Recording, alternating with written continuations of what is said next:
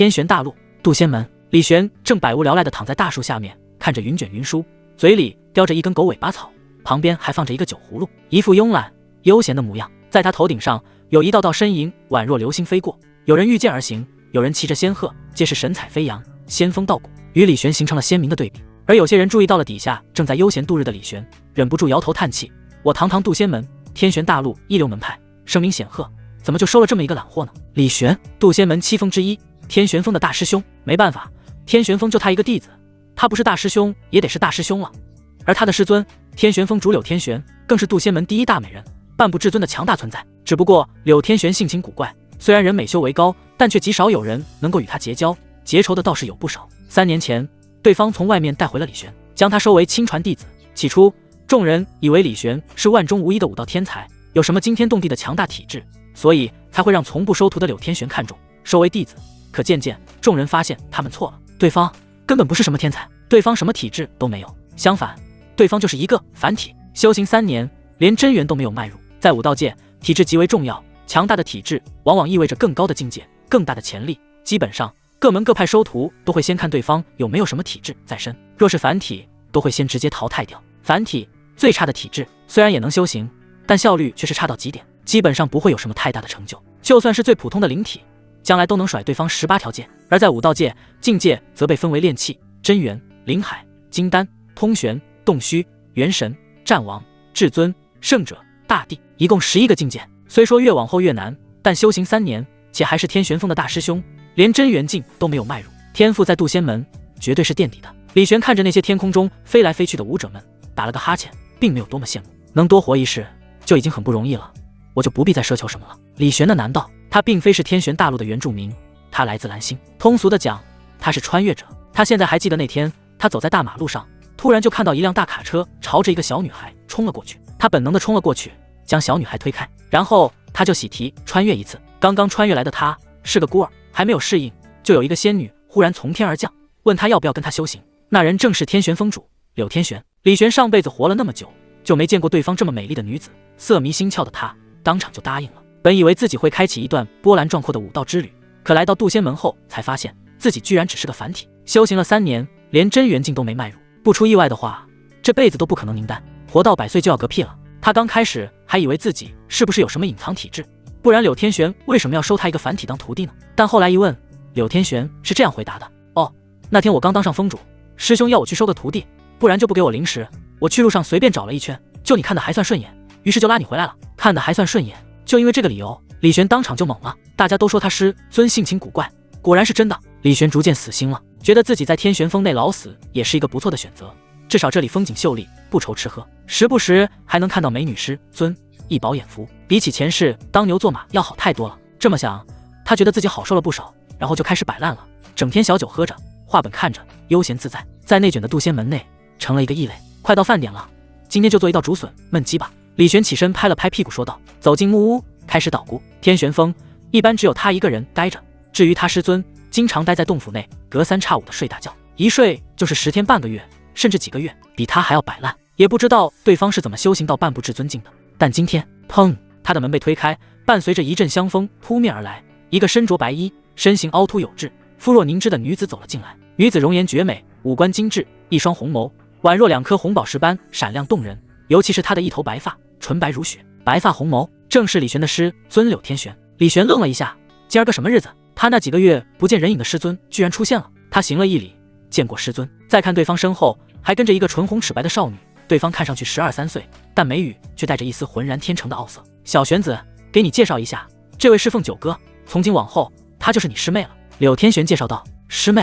我居然有师妹了？而凤九哥看了一眼李玄，眼中逐渐露出一丝轻蔑，嘴角更是勾起一个嘲讽的笑容。李玄嘴角抽搐了一下，他被一个小屁孩小看了，他怒了，他一定要对方好看。对了，你师妹已晋级真元境界，你有空可以请教一下她是怎么修行的。柳天玄说道。真元境，这修为比他还要高。算了算了，作为师兄要有容人之心，就不跟这个小屁孩一般见识了。叮，检测到宿主有师妹，最强大师兄系统开启。李玄微微一愣，然后脸色一喜，系统穿越者金大腿。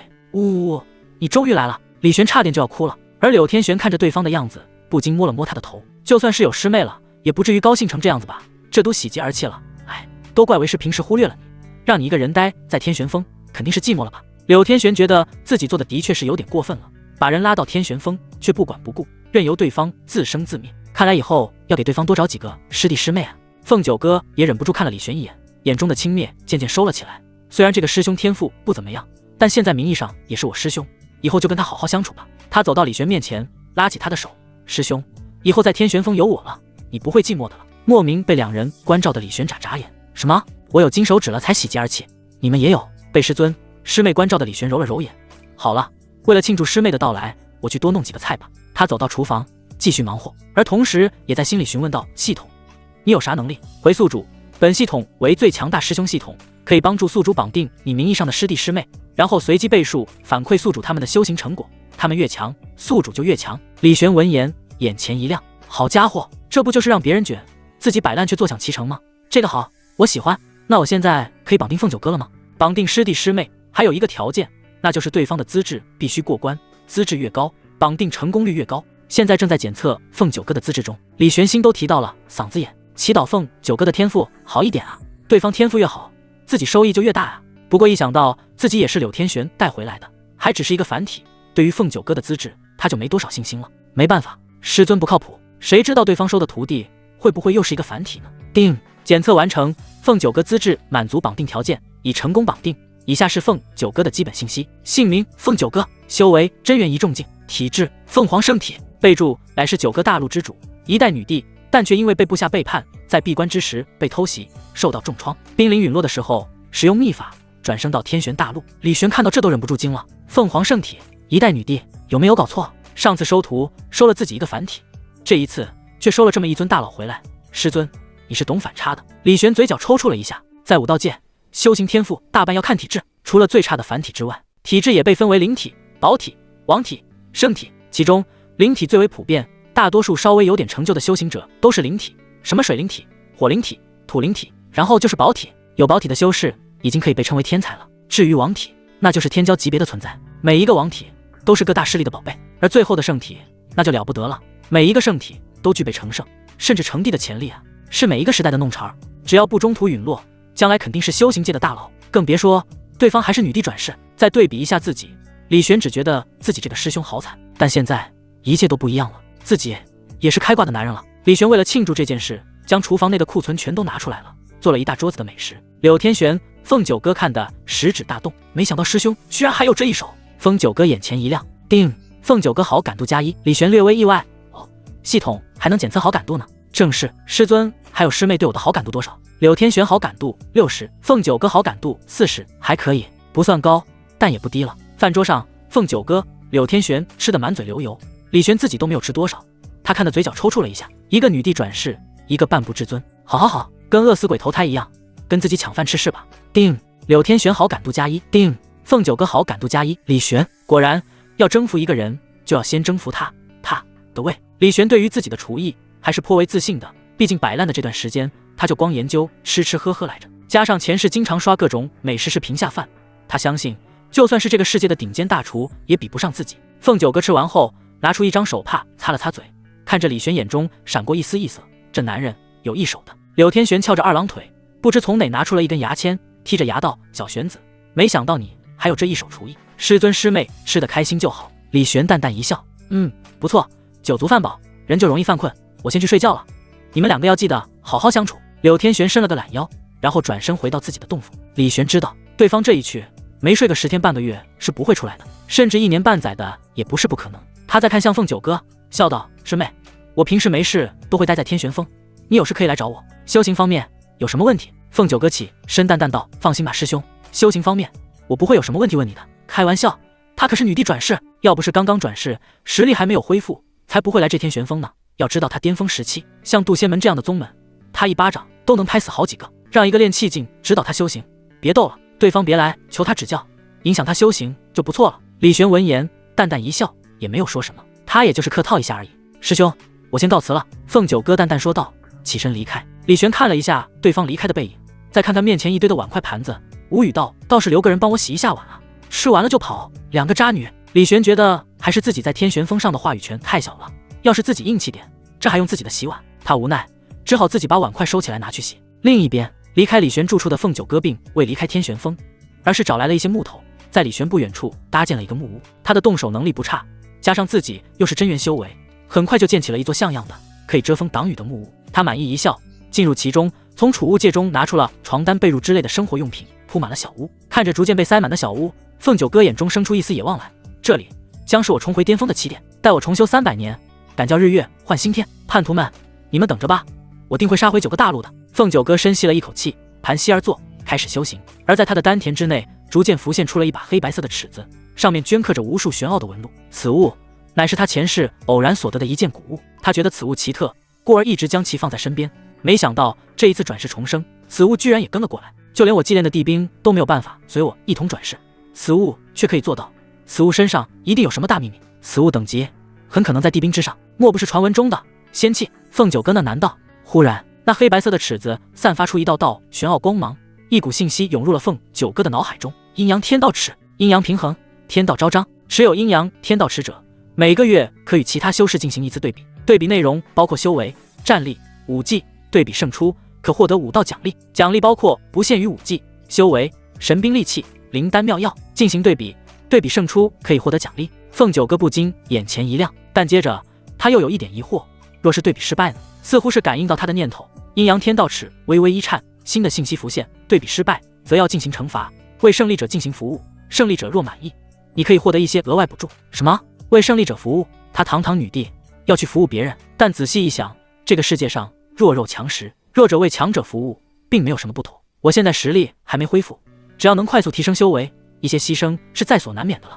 这阴阳天道尺玄奥无比，定然是一件仙器，若是能好好把握的话，我或许不用300年时间就可以恢复到前世修为了。凤九哥深吸了一口气，眼中带着一丝期待。来吧，让我看看第一个对比的对象究竟是谁。阴阳天道尺所选定的第一个对比对象为天玄峰大师兄李玄。第一次对比将在1个月后开始，在对比胜出之前，对比对象不会改变。阴阳天道尺又给了凤九哥一些信息。凤九哥闻言眼前一亮，李玄，我那个练气境的废材大师兄，这一把不就妥了吗？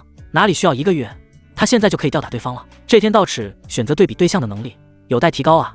李玄他怎么可能与我相提并论呢？他是凡体，我乃是凤凰圣体，他乃是一介凡夫俗子，除了长得帅一点，做饭好吃一点之外，哪一点比得上我这个转世女帝？天道尺啊，天道尺，你要给我送奖励就直说嘛，何须如此大费周章呢？凤九哥摇头笑道，他觉得自己已经是胜券在握，他已经在期待1个月后究竟会是什么奖励了。先修行吧。凤九哥深吸了一口气，开始修行。他现在修行的乃是一门名为渡仙诀地功法，这是渡仙门中最普遍地功法，一共分为7层，每上一层就能提升1个境界的修为。换句话说，渡仙诀到了第7层就能达到了元神境界，这个境界在渡仙门已经能够担任长老了。更上一层的战王，在整个天玄大陆都算得上强者，渡仙门内也没有多少。而凤九哥之所以修行这门功法，倒不是因为他没有更高级地功法了，主要是因为他现在乃是渡仙门的武者，不修行这门功法说不过去。要是暴露其他功法，容易让人怀疑他是其他门派派来的奸细。而且他最强大地功法，也就是他前世所创造出来的地经，需要达到圣者境才能修行。现在的他距离圣者境还有108000里，既然暂时无法修行地经，那他修行其他功法也没有多少差别，都是暂时用来提升修为境界的。再者说了，渡仙诀也不差，放在天玄大陆也算是一等一的了。先修行渡仙诀，等到了元神境，再改换其他功法修行到圣者，然后再修行我最强的地境。凤九哥都打算好了，他相信有阴阳天道尺的帮助，自己用不了多少时间就能完成目标，于是开始斗志满满的修行。他盘膝而坐，体内真元运转，四周灵气开始朝着他汇聚而去，使得他的修为开始提升，而圣体之姿在这一刻也被发挥出来了。他吸收灵气的效率是其他修行渡仙诀的武者的10倍不止，恐怖无比。天玄峰，柳天玄的洞府内，堂堂半步至尊柳天玄正呈大字形躺在床上睡觉，鼻子甚至还在冒泡。忽然他感应到了什么，鼻涕泡破开，他迷迷糊糊地睁开眼，看了一眼凤九哥的木屋，眼中流露出一丝异色的难道凤凰圣体的确有几分门道。接着他又看了一眼李玄的木屋，对方洗完碗后此刻也躺在床上睡大觉，旁边的酒葫芦已经滴酒不剩，对方明显是喝完酒才睡的。他打了个哈欠，这摆烂的程度像我。然后他蒙上被子继续呼噜睡大觉。整个天玄峰只剩下凤九哥一个人在内卷修行。翌日天蒙蒙亮，凤九哥结束了一夜的修行，而短短一夜，他的修为又有了进步，从真元1重境界直接提升到了真元2重。至尊之下，每一个境界又被细分为9重。一般武者从真元1重修行到2重，飞树越苦修是做不到的，但凤九哥只用了1夜，凤凰之体的强大可见一斑。凤九哥对于自己这一次的修行还算满意，就我这进步速度，1月之后的对比，李玄怎么跟我比？他对自己信心十足，一想到李玄要成为自己晋级的踏脚石，他不禁有些同情了。不管怎么说，也是我现在名义上的师兄，虽然天赋差了点，但一手厨艺还是不错的。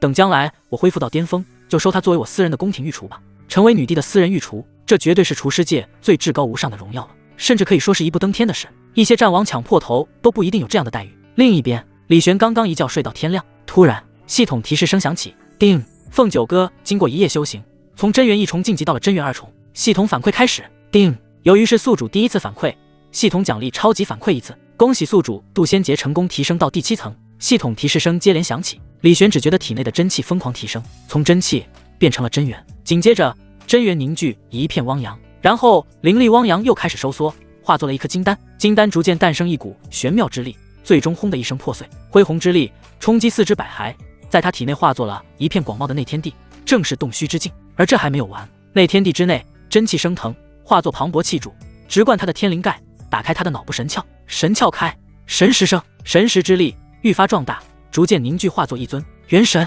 从炼气到真元，然后一路攀升，灵海、金丹、通玄、洞虚，直达元神之境。整个过程李玄都是处于猛圈状态的，有没有搞错？对方才只是从真元1重提升到真元2重而已，你就把我从炼气境直接提升到了元神境，一下子就跨越了6个大境界，疯了吧？李玄看着脑海中的元神，眨了眨眼，这就成元神境界了，未免也太梦幻了吧？自己就睡了一觉而已啊！但接着他的嘴角忍不住咧起，就叉叉腰大笑了。系统牛批，我喜欢。李玄感受着体内的力量，无比兴奋。只不过他现在刚刚晋级元神，对于这股力量还不熟悉，若真的让他面对元神高手，肯定是打不过的。但这又如何？再菜的元神，那也是元神啊，在整个渡仙门绝对是长老级别的。据他所知，渡仙门的真传弟子中还没有一个达到元神境界，最多也就只是洞虚境罢了。而自己一下子就成了元神，放在渡仙门年轻一代，绝对是第一人。自己这个天玄峰大师兄，这下子也算是名副其实。他走出木屋，看着蓝天白云，心情前所未有的美好。再看看同样走出屋子与自己对视的凤九哥，他看着对方越看越顺眼。师妹早上好。师妹好啊。没有师妹，自己哪来的修为啊？想到这，他决定中午做一顿好吃的，好好的犒劳一下辛苦修行了1夜的师妹。师妹中午想吃什么？师兄下山买菜给你做啊。凤九哥闻言眼前一亮，对于李玄的手艺他还是认可的，但他还是有一些矜持在的，没有表现得太过兴奋。师兄随便做就行，我都可以。好。对了，昨晚住的可还适应？尚可，虽然比不上自己前世住的地宫，但今非昔比，他也只能将就一下，没办法，挑3拣4的。那就好。李玄微微一笑，看着凤九哥，越看越觉得对方太可爱。那师兄先去买菜了，你好好修行。说完他就走了。看着李玄离去的背影，凤九哥摇了摇头，他还不知道自己即将成为我晋级的垫脚石吧？罢了，看在他对我还不错的份上，将来再给他一世富贵吧。李玄吹得口哨下山买菜，走在路上，他突然想起来，自己现在可是元神境界的大高手了，可以飞的了，根本不用走路下山。但就在他即将起飞的时候，天上传来一个尖锐的惨叫声，然后一只鸡从天而降落在他脚边。仔细看，那只鸡身上布满血痕，加上从天而降摔在地上，已经直接嗝屁了。这是天降食材。李玄眨了眨眼，忽然一道剑气朝着他飞来。这剑气不算强，但若是之前的李玄，肯定要被打得狼狈不堪，甚至受伤。可现在李玄完全不在乎，随手拍了一下，啪的一声，那剑气当场消散。好脆的剑气！李玄看了下自己洁白的手掌，觉得自己现在好强。而不远处，2道身影走了过来，他们看着李玄，不禁诧异。走在前面的一个青年说道：“没想到一个凡体居然可以挡下我的剑气，让人意外。”李玄看着这2人，好奇道：“你们谁呀？”哼，李玄，你不认识我了吗？那你可还记得3年前跪在天玄峰外的那个少年？那青年冷笑道。李玄思索了一下，3年前，我想起来了，3年前好像有个傻子跪在天玄峰前，想求我师尊收他为徒，但最后连我师尊面都没见到，晕倒在山脚下。柳天玄乃是渡仙门的顶尖强者，半步至尊，长得又漂亮，白发红眸，不知道是多少人的梦中情人，想要拜入他门下的人太多了。他就记得3年前有个少年跪在天玄峰山脚下，求柳天玄收他为徒，但可惜柳天玄却看也不看一眼，在洞府内呼呼大睡，一睡就是大半个月。李玄好心去提醒那少年，让对方去其他地方拜师，不曾想被对方骂了一顿。你一个凡体都可以拜柳长老为师，我凭什么就不可以？柳长老一定是在考验我的诚意，你别来影响我拜师，能够继承柳长老衣钵的只有我，你一个凡体算什么东西？李玄也就没有再去理会对方。后来对方跪了3天3夜，直接就晕过去了。再后来他就听说对方拜入了渡仙门7脉之一的金云峰，然后就再也没有对方消息。李玄也没有去理会，他连对方名字都不记得了。没想到今天会再见到对方。这3年来我一直在金云峰修行，如今我已是真元9重，距离灵海境也只有半步之遥。没想到今天出来打猎会遇到你，李玄，出剑吧。青年对李玄说道。而李玄摊开手，你看我身上哪里有剑？哼，身为天玄峰唯一的弟子，你身上居然连一枚储物戒都没有吗？真丢人！青年冷哼道。李玄耸了耸肩，是啊，我师尊很抠的，幸好你当初没有拜入天玄峰，不然还不一定能修行到这境界。另外，我天玄峰现在除了我，还多了一个师妹。他倒是没说假话。柳天玄这人就很奇怪，徒弟收了又不教，一副任其自生自灭的样子。要是对方真拜入天玄峰，只怕还真不一定能修行到这地步。可惜他这话在青年听来就是嘲讽。你看，我师尊又收了一个徒弟，但就是不收你。好好好，我张白今天就让你知道我的厉害。青年张白低喝一声，直接一剑朝李玄刺了过去。这一剑凌厉刚猛，剑锋上还缠绕着一道道火焰。李玄看出来了，这是渡仙门的剑法。至于那火焰，则是因为这个张白乃是火灵体，火焰席卷，热浪逼人，这一剑足以秒杀10个之前的李玄了。可惜张白来错时候了，他要早1天来，或许还可以教训一下李玄。至于现在，只见李玄随意的伸出2根手指，轻描淡写的夹住那把剑，淡淡道：太菜了。他微微用力，真元涌出，那把剑铿锵一声，直接被夹断。而真元倒冲之下，张白被直接击飞出去，一口血吐出，直接就晕了过去。李玄见状，将断剑随手扔到地上，一不小心好像用力过猛了呢。他刚刚晋级元神，对于自己的力量还没办法随心所欲的操控，他已经尽力控制了，但没想到还是一下子就把对方打了个半死。你旁边的青年看着李玄，吓得脸色惨白。你居然一直在扮猪吃老虎，你根本不是什么凡体，哪有凡体这么厉害的？我的确是凡体啊，但谁告诉你凡体就不能比灵体强的了？李玄淡淡一笑的说道。接着他看了一眼吐血晕厥的张白，将地上的鸡捡了起来。这灵羽鸡我拿走了，拜拜。灵羽鸡乃是一种灵兽，对武者来说有滋补效果，拿这鸡炖汤肯定能促进凤九哥的修行效率，而对方修行效果越好，自己越强。好师妹啊，千万不要辜负师兄的一片苦心啊！李玄暗自想到，然后又下山买了些炖汤用的食材。而那青年扛走张白后，将事情原委说给别人听，一时间李玄扮猪吃老虎的事在渡仙门传开了。有人不相信一个凡体怎么扮猪吃老虎，也有人好奇一个凡体怎么打败张白的。总之，原本快被人遗忘的李玄再度被人记起，而对于这些，李玄一点也不在意。回到天玄峰，他开始给凤九哥煲汤。很快，一锅香喷喷的鸡汤出锅，鸡汤上泛着油花，漂浮着枸杞、红枣以及人参等配料，香气扑鼻，滋补十足。凤九哥喝了一口，双眼都忍不住放光。这是灵羽鸡，就算是最普通的灵羽鸡，也有堪比炼气巅峰的实力。他为了给我打这只鸡，肯定吃了不少苦头吧？凤九哥看着李玄，暗自想到。定，凤九哥的好感度加1。李玄愣了一下，好家伙，这好感度又提升了。这小师妹的好感度也太容易刷了吧？才请她吃了2顿饭而已。想到这，他不禁有些担心。师妹啊，答应师兄，以后别人请你吃饭，你不要随便去啊。这被人骗了都不知道。凤九哥眨了眨眼，啥意思？他淡淡道：不是谁请我吃饭，我都会去的。上一世那些圣者要请他吃饭，他都要看心情的。一锅鸡汤喝完，凤九哥只觉得体内涌出一股热流，脸色绯红的样子让他看上去更可爱了。再看李玄，对方也喝了不少，可却是一副神色如常的样子，这让凤九哥有些疑惑，自己喝了这么多鸡汤，都需要运功消化才行，他怎么一点事都没有？我明白了，他天生凡体，资质太差，甚至都吸收消化不了鸡汤的效果，只能任由其白白浪费。想到这，他看着李玄的眼神更多了几分同情。一般的凡体是不会这样的，只有差到极致的凡体才会这样。这样的凡体一般都被称为百漏之体，顾名思义，就是身体就像是一个千疮百孔的筛子，任何灵气进入都会漏出来，难以炼化。就算是拿再好的丹药喂养也没有任何用。师妹，你先去修行吧。李玄看着满脸绯红的凤九哥，虽然想多看几眼这么可爱的师妹，但他还是觉得先让凤九哥去修行比较好，不然灵气在体内憋得太久会炸的。自己资质这么差，还这么关心我的修行，这个师兄还挺温柔的，人帅心善，厨艺好，难得。定，凤九哥的好感度加1。李玄更担心了，这小师妹也太容易对别人产生好感了吧？将来要是遇到什么坏人，只怕容易遭到啊！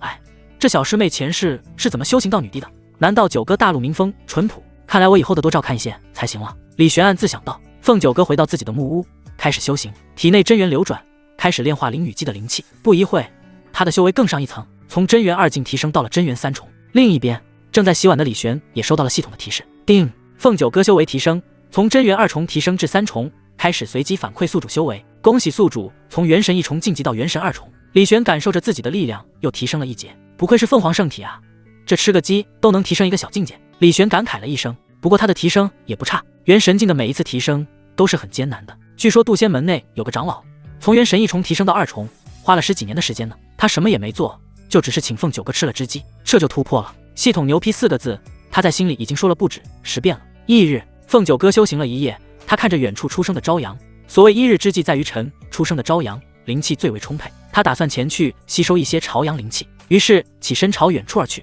他离开前看了一眼李玄所在的屋子，隐约听到里面传来的鼾声，眉头微微一皱，还真是懈怠。可又想到对方的体质，他又叹了口气。或许他曾经也努力过，不甘心过，但最终却发现自己的体质不适合修行，这才养成了如今摆烂的性子吧。罢了，随他去吧，这么无忧无虑的过一生也好。想到这，他不再理会，下了山。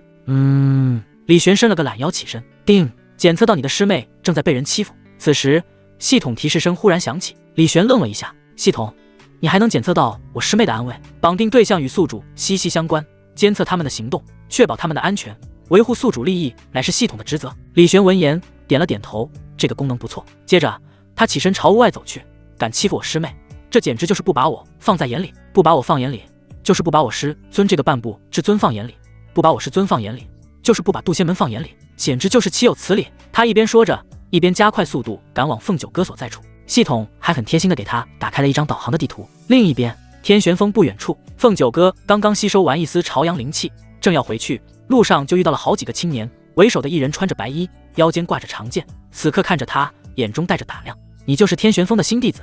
正是。凤九哥微微颔首。天玄峰主3年前收了一个凡体为弟子，此事在渡仙门内引起轩然大波，如今他又收了一个弟子，我倒是想看看你跟那李玄有什么区别。那白衣青年淡淡说道，将手搭在长剑之上。你出剑吧。凤九哥深吸了一口气，他看着对方，能够明显感觉出来对方的修为是真元9重，在如今的自己之上，对方明显就是来欺负他的。凤九哥有些疑惑，自己刚来渡仙门没有2天，知道自己的人应该少之又少，而且自己也没有得罪什么人才对，为什么对方会知道自己，而且还对自己抱有敌意呢？他疑惑，但他却不是怕事之人，既然对方都找上门来了，那自己就算不是对手也绝不会后退，无非就是拔剑一战。他将手伸向自己的腰间，然后突然反应过来，自己似乎连一把兵器都没有。靠，这天玄峰太抠了，这柳天玄收他这么一个凤凰圣体当徒弟，也不知道给点资源，最不济给把剑啊，啥也不给，啥也不叫，还好意思当人师尊？自己拜柳天玄为师，是不是走错路了？就在他怀疑自己选择的时候，那白衣青年也看出他没兵器，嘲讽道，连把剑都没有，还当什么武者？谁说武者就要用剑？我用这双手也行。凤九哥摆开架势，做出了一个类似咏春的拳架。青年愈发不屑了，没有兵器，修为也不如自己，这一战不管怎么看都是自己赢定了。而凤九哥倒觉得自己不是没有胜算，自己一旦开启凤凰圣体，对方就算修为高于自己，他也能取胜，到时候无非就是太过引人注目了。就在青年即将出剑的时候，不远处一个声音遥遥传来，谁敢欺负我师妹？一道身影冲了上来，挡在了凤九哥面前，正是李玄。而看到他，白衣青年冷漠一笑，李玄，你终于出现了，听说你在玩扮猪吃老虎啊？李玄看到对方道，你是静云峰的人？渡仙门7脉除了天玄峰1脉外，其他6脉的人数都不少，李玄也知道其中一些人物。眼前这个青年，他曾在7脉会武的时候见过，乃是金云峰的一个师兄。不错，我正是金云峰。王哲，你打伤了张白师弟，我今天就是来为他讨回场子的。既然是冲着我来，那为何要为难我师妹？那就怪她是你师妹了。而且我也想看看柳峰主新收的弟子是不是又是什么凡体。王正冷笑道。李玄闻言皱着眉头，你一个真元9重，居然为难我师妹一个初入真元的武者，不觉得太过分了吗？弱肉强食，自古以来皆是如此，有什么过分的？不过现在你既然出现了，那就由你带他一战吧。凤九哥闻言越过李玄，说道，你既然向我挑战了，就无需再找我师兄，我陪你打便是。他堂堂女帝转世，可不需要一个凡体护在自己身前。而李玄看着身形虽然瘦弱，但却依然挡在自己面前的凤九哥，不由得欣慰，还是自己师妹心疼自己。师妹放心，他一个真元境界，我还不放眼里。李玄淡淡笑道。凤九哥愣了一下，不是，你一个凡体，这个时候还口嗨什么呀？你修为不才，只是练……等等。凤九哥忽然发现一个大问题，自己前2天还可以看出李玄的修为是练气境，可现在怎么看不出来了？对方修为进步了？不对啊，就算是修为进步了，自己也不应该感知到丝毫波动啊，这到底是怎么一回事？凤九哥觉得不对劲，很不对劲。哼，你们2个一起上吧，王正看着李玄二人，持剑而立，傲然说道。他身后的几个青年也都忍不住夸赞，不愧是王师兄，就是有气魄，不错，以一敌二，厉害。那是王师兄身怀上品灵体，可是咱们金云峰数一数二的天才呢。凡体、灵体、宝体、王体、圣体，5道界的5等体质，除了凡体之外，其他4种体质又细分为下品、中品以及上品3等。上品灵体乃是最好的灵体，在渡仙门的却算一个小天才了。听得几人的夸耀，王正脸上的得意之色愈浓了，而李玄脸上露出一丝古怪。好家伙，你让一个元神还有一个女帝转世一起上，牛批！我敬你是一条汉子，你们不动手，那就我来了。王正冷声说道，率先出手攻向李玄二人，但却见李玄站在原地，屈指一弹，一道真元打出，砰！王正手中的长剑直接断裂，整个人飞出了几百米，接连撞断了7、8棵大树才停下。他躺在地上，骨头都不知道断了几根。一时间全场寂静，连凤九哥都忍不住瞪大了双眼。一招打败真元9重，李玄的修为绝对不是什么炼气境界，他至少是灵海境，他居然一直在扮猪吃老虎，而且还是在他这个女帝的眼皮子底下。想到这，他嘴角忍不住微微抽搐。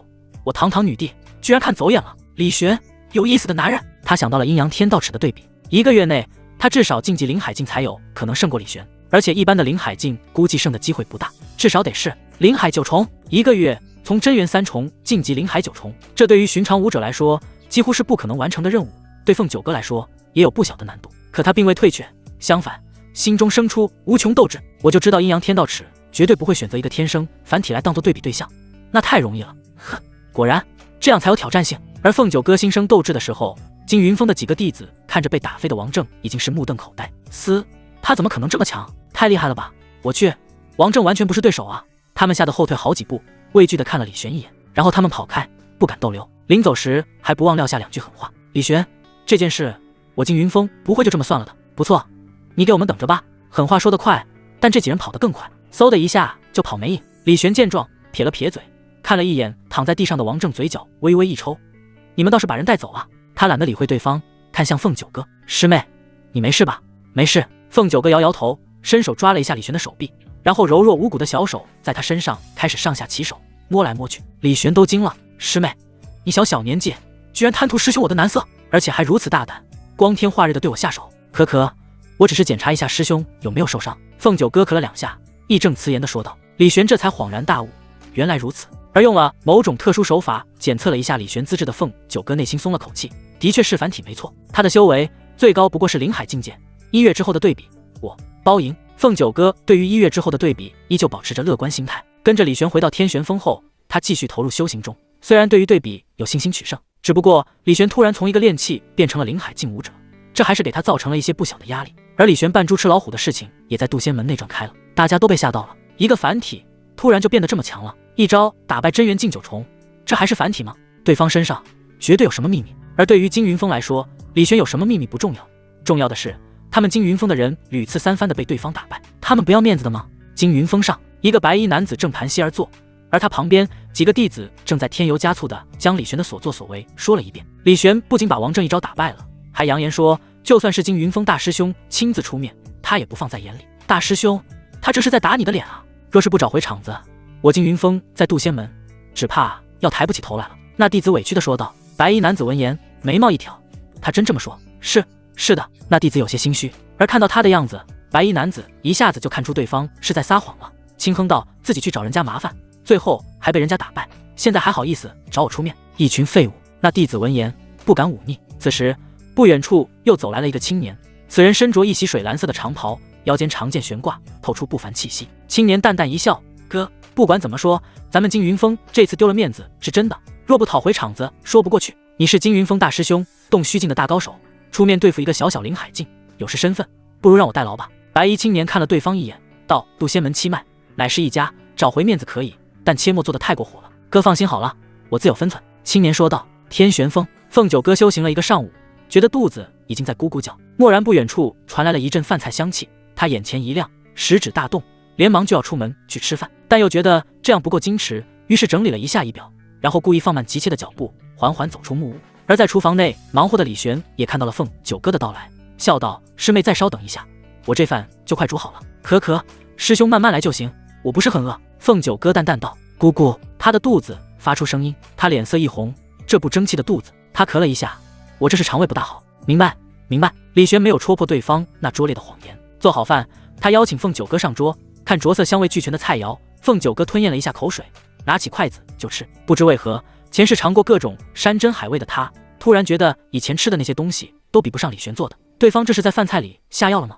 让自己都上瘾了。凤九哥一边想着，筷子却是没有停下。作为女帝，她吃得很优雅，一点也没有狼吞虎咽的感觉。可桌上的饭菜却是风卷残云般的被快速消灭掉。李玄都惊了，对方是怎么做到干饭这么快的同时还如此优雅的？只能说不愧是女帝，吃个饭都这么不同凡响。很快，4菜1汤加上一大锅米饭被两人吃完，其中大半都是进了凤九哥的肚子。凤九哥的肚子都大了一圈了，某种意义上，对方也算是被搞大了肚子。吃完饭，凤九哥并没有跟前面几次一样离开，而是起身帮李玄收拾碗筷。李玄见状，眼前一亮，终于有人帮忙一起分担家务了。小师妹没算白疼啊。但接着厨房内传来了一阵乒乓响，他连忙进去一看，只见灶台上的碗筷盘子已经碎了一地。凤九哥正一脸慌张地看着自己，然后强装镇定说道：手滑了。他蹲下身子要去捡碎片，李玄过去帮忙，无奈地说道：师妹，你先去休息吧，还是让我来吧。对方再来几次，他这厨房估计就要不保了。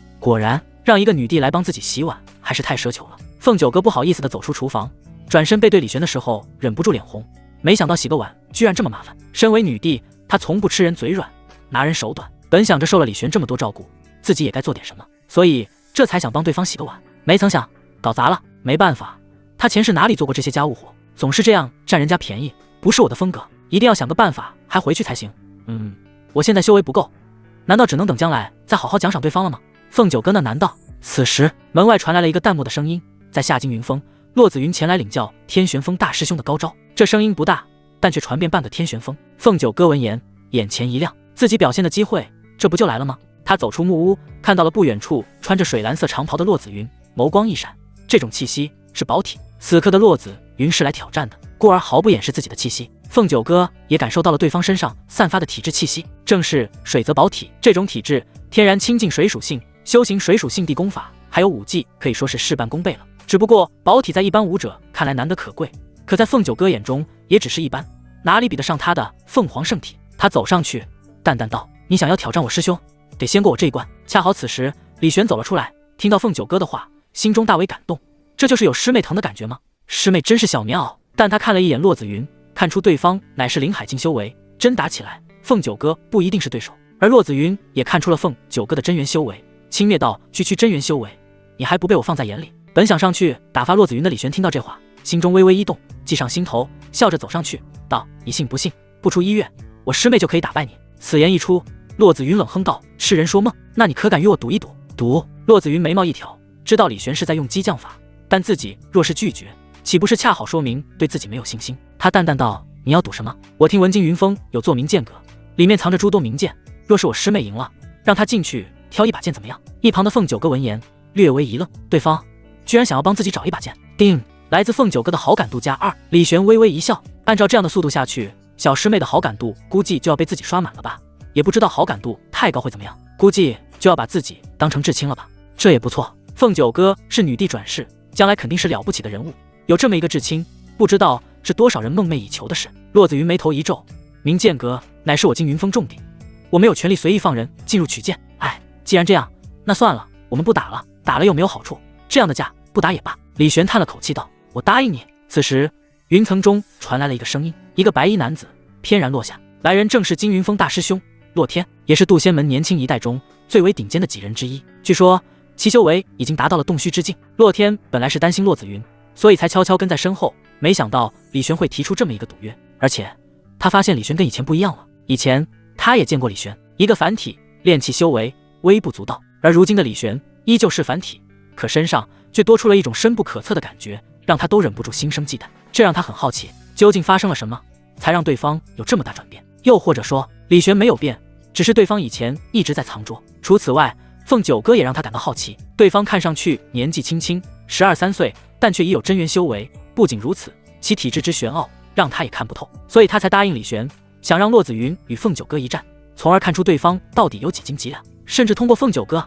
来试探李玄。我是金云峰的大师兄，若你这个师妹真的能赢了紫云，我可以做主，让她进入明剑阁选一把剑。洛天淡淡说道。李玄闻言，嘴角微微上扬，一言为定。不过我只给你们半个月时间，半个月后，你这个师妹若赢不了紫云，我要你上我金云峰向张白、王正道歉。洛天淡淡说道，提出自己的要求，本就是他们的错，为何要我师兄道歉？凤九哥不满地说道。但李玄摆了摆手，没事，我答应了。既然如此，半个月后，渡仙擂台上见了。渡仙擂台，顾名思义就是渡仙门的比武擂台，很多人切磋比试，又或者解决私人恩怨，都会去擂台。说完，洛天就带着洛紫云离开。凤九哥看着他们的背影，皱着眉头，师兄，你为什么要答应他们这么无理的要求？哼，师妹，在渡仙门，一切资源都是要靠实力还有天赋来争取的。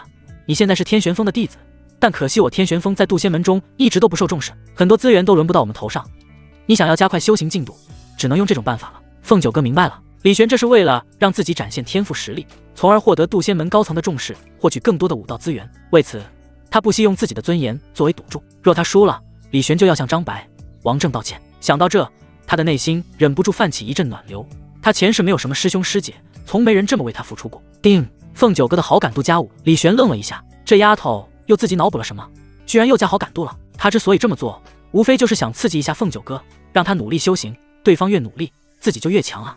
至于道歉，开什么玩笑？他像是那种会去道歉的人吗？到时候凤九哥要真的输了，自己直接爆发出元神境的修为，他道歉，张白、王正也得受得起才行。师兄放心，我定不会让你失望的。凤九哥说道。他决定在半个月一定要提升到可以打败洛紫云的程度，至少要保住师兄的尊严。自己已经受了对方这么多的关照，绝不能再让对方为了自己丢了尊严。李玄摸了摸他的脑袋，好，师兄相信你。凤九哥愣住了，他堂堂女帝居然被人摸头了。他脸一红，刚想大骂一声放肆，可看到李玄脸上的笑容后，放肆二字又硬生生的憋了回去。哼，看在你为我着想的份上，就饶你一次。接下来的时间，凤九哥开始努力修行，一天12个时辰，他恨不得掰开用。而作为凤凰圣体，他一旦开始内卷，那是相当恐怖。他的修为几乎是一天一个样，而与此对应的是李玄的修为也在不断提升。丁，凤九哥经过一夜努力，修为从真元3重提升到了真元4重，修为随机反馈中，恭喜宿主修为晋级元神4重。丁，凤九哥经过一夜努力，从真元4重晋级真元5重，修为随机反馈中，宿主修为晋级元神5重。丁，凤九哥经过一天一夜的努力，从真元5重晋级到真元7重，修为随机反馈中，宿主修为晋级元神7重。凤九哥修为一天一个样，李玄的修为也是一天一个样，他都快乐疯了。而看着修为不断提升，几乎是不眠不休内卷的凤九哥，李玄除了感慨外，又有些心疼。好师妹这么内卷，自己这么躺着被带飞，实在是太对不起对方了，多做点吃的犒劳一下对方吧。李玄下山去买菜，而经过一片山脉的时候，他看到不远处传来一阵扑鼻的药材香气，仔细一看，不远处的山崖上居然长着一株散发着氤氲之气的灵芝。好东西，这东西拿来煲汤的话，师妹喝完修为肯定能大涨的。李玄微微一笑，他身影一闪来到山崖，伸手朝灵芝抓去，但旁边却有一头巨大的蟒蛇冲了出来，朝他撕咬而去。李玄见状，随手拍出一掌，蟒蛇被直接拍落山崖，摔在地上，死不瞑目。李玄没管，这蟒蛇身上的煞气极重，不知道吃了多少人，杀了也算是为民除害。摘下灵芝，他哼着小曲回到家，然后将灵芝拿来煲鸡汤。而吃晚饭的时候，凤九哥看着鸡汤内的灵芝，一眼就看出这是一株不俗的药材，而这样的药材往往都有实力高强的妖兽守护。就算李玄是灵海境武者，为了得到这株灵芝，想必也要耗费不少气力吧。他已经脑补出李玄为了得到灵芝，与妖兽经历了一场血战的画面，而对方如此辛辛苦苦采摘来的灵芝，就这么给自己煲汤喝了。凤九哥内心大为震动，看着笑意盈盈，催着自己快些喝汤的李玄，不由得呢喃：师兄，你为什么对我这么好？丁，凤九哥的好感度加10。李玄听到这个提示声一愣，我去，按照这个速度下去，用不了几天就能把凤九哥的好感度刷满的吧？这个丫头也太容易感动了吧？说什么女帝，原来也只是一个缺爱的小丫头啊！李玄看着凤九哥，不由得感慨地想到。他摸了摸对方的头发，你是我师妹，我不对你好，对谁好呢？师兄，你放心吧，等我将来强大起来了，我绝不会让任何人欺负你。你想要什么，我就给你什么。凤九哥深吸了一口气说道，这是来自女帝的承诺。而李玄愣了，然后笑道，那好，我等你变强，你变得越强，我才能越强，卷起来吧，好师妹。凤九哥喝完鸡汤后，继续去修行了。他很努力，时间一晃，半个月的时间很快就过去了。而短短半个月的时间，凤九哥直接晋级到真元9重境界，距离灵海境界也只有一步之遥。虽然还没有晋级灵海，但凤九哥对于接下来的战斗却充满了信心。我现在虽然还没有达到灵海境，但我有凤凰圣体，越境战斗完全不是问题。很快，李玄带着凤九哥来到了渡仙门的擂台。今天是约战的日子，渡仙门很多人都听说了此战，都无比好奇都赶过来观战了。只不过他们对于凤九哥能不能取胜没有信心，不过是短短半个月的功夫，就想要抗衡一个临海境武者，这基本不可能。擂台下的一个青年淡淡道，他正是惊云峰的张白。半个月过去，他的伤势已经好了。他看着李玄，冷笑了一声：“李玄，我在惊云峰等着你来向我磕头赔罪。”他也是知道赌约内容的。王正也站在他旁边，死死盯着李玄：“我也一样等着你。”李玄打了个哈欠：“那你们估计这辈子都等不到了。”哼，真以为你身边那个丫头可以跟洛师兄相提并论吗？别开玩笑了。张白冷哼道。李玄没有跟对方争辩，一切让事实来说话。不一会，天上有2道身影从天而降，正是洛天还有洛子云。其中洛子云落在擂台上，腰挎长剑，淡漠注视着凤九哥：“丫头，上来吧，我下手会尽量轻点的。”凤九哥身形一跃，来到了擂台上。他看着洛子云，淡漠道：“胜负尚未可知。”呵，来，让我见见你这半个月有何进步。洛子云道。凤九哥也不含糊，直接爆发出自己的修为波动。真元9重。洛子云瞳孔一缩，半个月前对方还是真元2、3重的样子，现在直接变成真元9重了，这怎么可能？他有些震惊，忍不住倒吸了一口冷气。洛天也是眸光一闪，此女的确不俗。凤九哥朝着洛子云出手了，他没有动用兵刃，但双掌拍出，掌劲层层叠叠，无比惊人。这是上品武技叠浪掌。洛子云看出了对方的掌法，武技分为下、中、上、极、至尊法、圣人法。其中至尊法顾名思义就是至尊方能完全发挥的法门，极其罕见。一般来说，上品武技已经是大多数武者所能接触到的最好的武技了。在渡仙门，上品武技也不过几十种，叠浪掌便是其中之一。叠浪掌我也会。洛子云同样施展出叠浪掌，这是一门蕴含水属性的武技，而他的体质正好是水泽宝体。施展的瞬间，四周水汽流转，水浪翻涌，隐隐发出呼啸之声。砰！双掌相击，凤九哥被击退数步。洛子云得意一笑：“我承认，短短半个月，你的进步的确是惊人，但你始终还没有晋级临海境。这一战赢的人只会是我。”他大笑着，身上的水汽氤氲，然后他缓缓拔出腰间长剑，瞬间水流剑气从他剑锋上倾泻而出。水泽宝体开，他的气息瞬间提升，四周水汽流转。丫头，开启你的体质，让我见识一下吧。凤九哥知道自己境界不如洛子云，想要赢对方，只有开启体质这一条路，所以他也不再犹豫。你想要见识一下我的体质，我成全你。话语落，只见他身上忽有一道道火光摇曳，四周空气变得灼热起来，四周的水汽也因为这火焰而被蒸发。在他身后，一头燃烧着赤红烈火的凤凰腾空而起，尖锐的凤鸣之声响彻云霄，方圆百里之内，无数飞禽纷纷朝着凤九哥的方向尖叫不已。正是凤凰鸣，万鸟巢。不仅是飞禽，在场众人皆是感觉自身身体微微颤抖了起来，他们的体质竟是在本能的畏惧，这是圣体对于其他体质的压制，就好像上位者对于下位者的威压。渡仙门内，一个个长老感应到凤凰圣体的波动，纷纷看向凤九哥的方向，内心震撼不已，万体共鸣。这是圣体出世，那凤凰异象是传闻中的凤凰圣体。我渡仙门出现了一个圣体，是谁？长老们坐不住了，甚至是渡仙门的门主也没办法保持冷静，他们纷纷朝着凤九哥的所在飞去。而擂台上，洛子云已经被展现出凤凰圣体的凤九哥给吓懵了，太恐怖了！在圣体面前，他的水泽宝体威能根本无法发挥，正不受控制的颤抖着。就算他的修为高于凤九哥，也无济于事，毕竟他也才高出对方一个境界罢了。而对方的凤凰圣体比他的宝体高出2个层次，宝体之后是王体，王体之后才是圣体啊！圣体别说放在渡仙门，放在整个天玄大陆，那都是相当罕见的存在啊！他的对手居然是一尊圣体。洛子云欲哭无泪，而洛天除了震惊，再看向一脸淡然的李玄，恍然大悟，难怪他有如此自信了。一尊圣体，换做他也有信心拿下赌约。他知道洛子云输了，在凤九哥展现出凤凰圣体的瞬间，就已经输得一塌糊涂。擂台上，凤九哥周身燃烧着凤凰之火，随手一拳打出，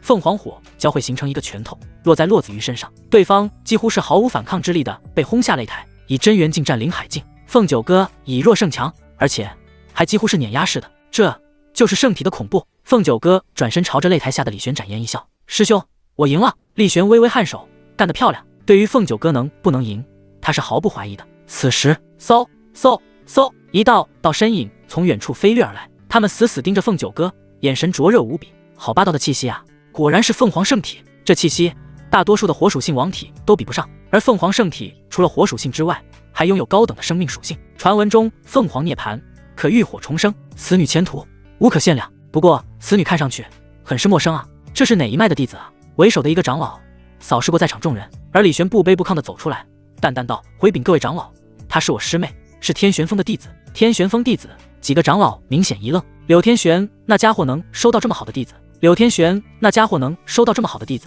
几个长老听到凤九哥乃是天玄峰的弟子后，当即蒙圈了。其中一个长老更是忍不住摇头叹气，浪费，实在是太浪费了。这么好的苗子怎么能留在天玄峰？柳天玄那个家伙是实力强，但是他不管事啊，把这么好的苗子他哪里？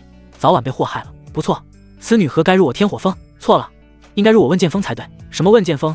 他乃是凤凰圣体，乃是火属性，就应该入我天火峰。只有我们才最适合培养他。哼，我玄天峰乃是七脉之首，他就应该入我玄天峰，未来他才能成为我渡仙门的中流砥柱。入我天火峰，入我玄天峰。靠，你们要打架是吧？几个长老开始吵起来了。底下的弟子们看得震惊，这些人可都是高高在上的长老们啊，可现在却为了凤九哥如此不顾形象。圣体的魅力有多大，可见一斑。就在众人吵闹的时候，李玄站出来了，道：各位长老，师妹已经是我天玄峰的人了，你们这般要收她为弟子，只怕我师尊会不答应啊。此言一出，几个长老刷刷地看向李玄，他们不由得皱眉。柳天玄的确是个麻烦，对方实力强大无比，号称半步至尊，而且这还是几年前的修为，现在对方达到什么样的境界，具体是什么样的实力，并没有人真正知道。但他们虽然忌惮柳天玄，可是李玄这么说出来，还是让他们感到有些脸上无光。其中一个长老轻哼一声道：我们在这里商量，你一个小弟子有什么资格插话？他身上渐渐散发出一股浓烈的威压，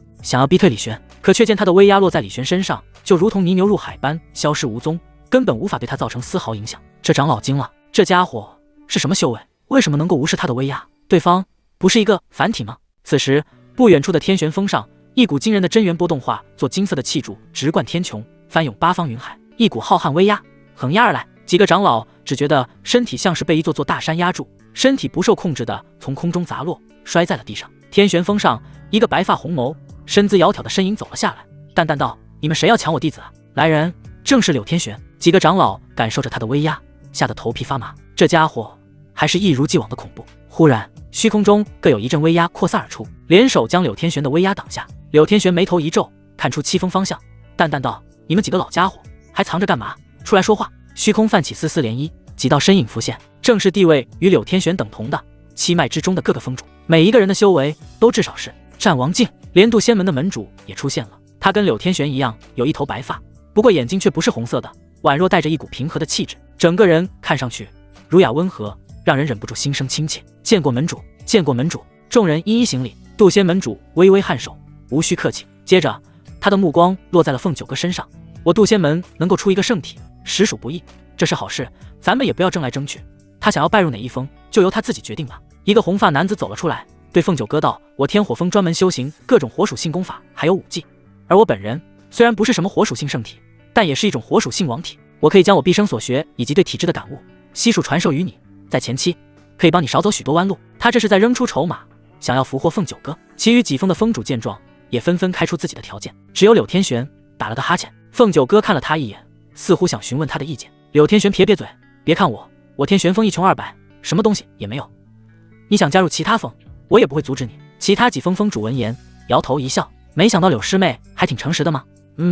天玄峰至今还没有垮，真是个奇迹。他们只觉得这一波稳了，天玄峰根本没有条件留得住一个圣体。凤九哥又看向了李玄，李玄朝他微笑：不管师妹你作何选择，天玄峰的大门一直都会为你而开的。我明白了。凤九哥深吸了一口气：我选择留在天玄峰。众人闻言一愣：什么？小姑娘，你可不要感情用事啊，这可是关于你一辈子的大事啊，想清楚了再回答才好。天玄峰要资源没资源，怎么能培养你呢？凤九哥道：天玄峰的确没有什么资源，但我在天玄峰的这段时间过得很好，师兄也待我很好，无论发生什么我都不会离开的。他想得很清楚，他的确需要资源修行，但是他留在天玄峰就不代表没有资源了。别忘了，他还有阴阳天道尺这件宝物，只要他在对比中胜过李玄，还怕没有资源？除此外，李玄这段时间让他感受到了温暖，一想到自己一旦离开天玄峰，将来可能要与对方分道扬镳，他的内心就有种压抑感，所以他选择遵从自己的内心，留在天玄峰修行。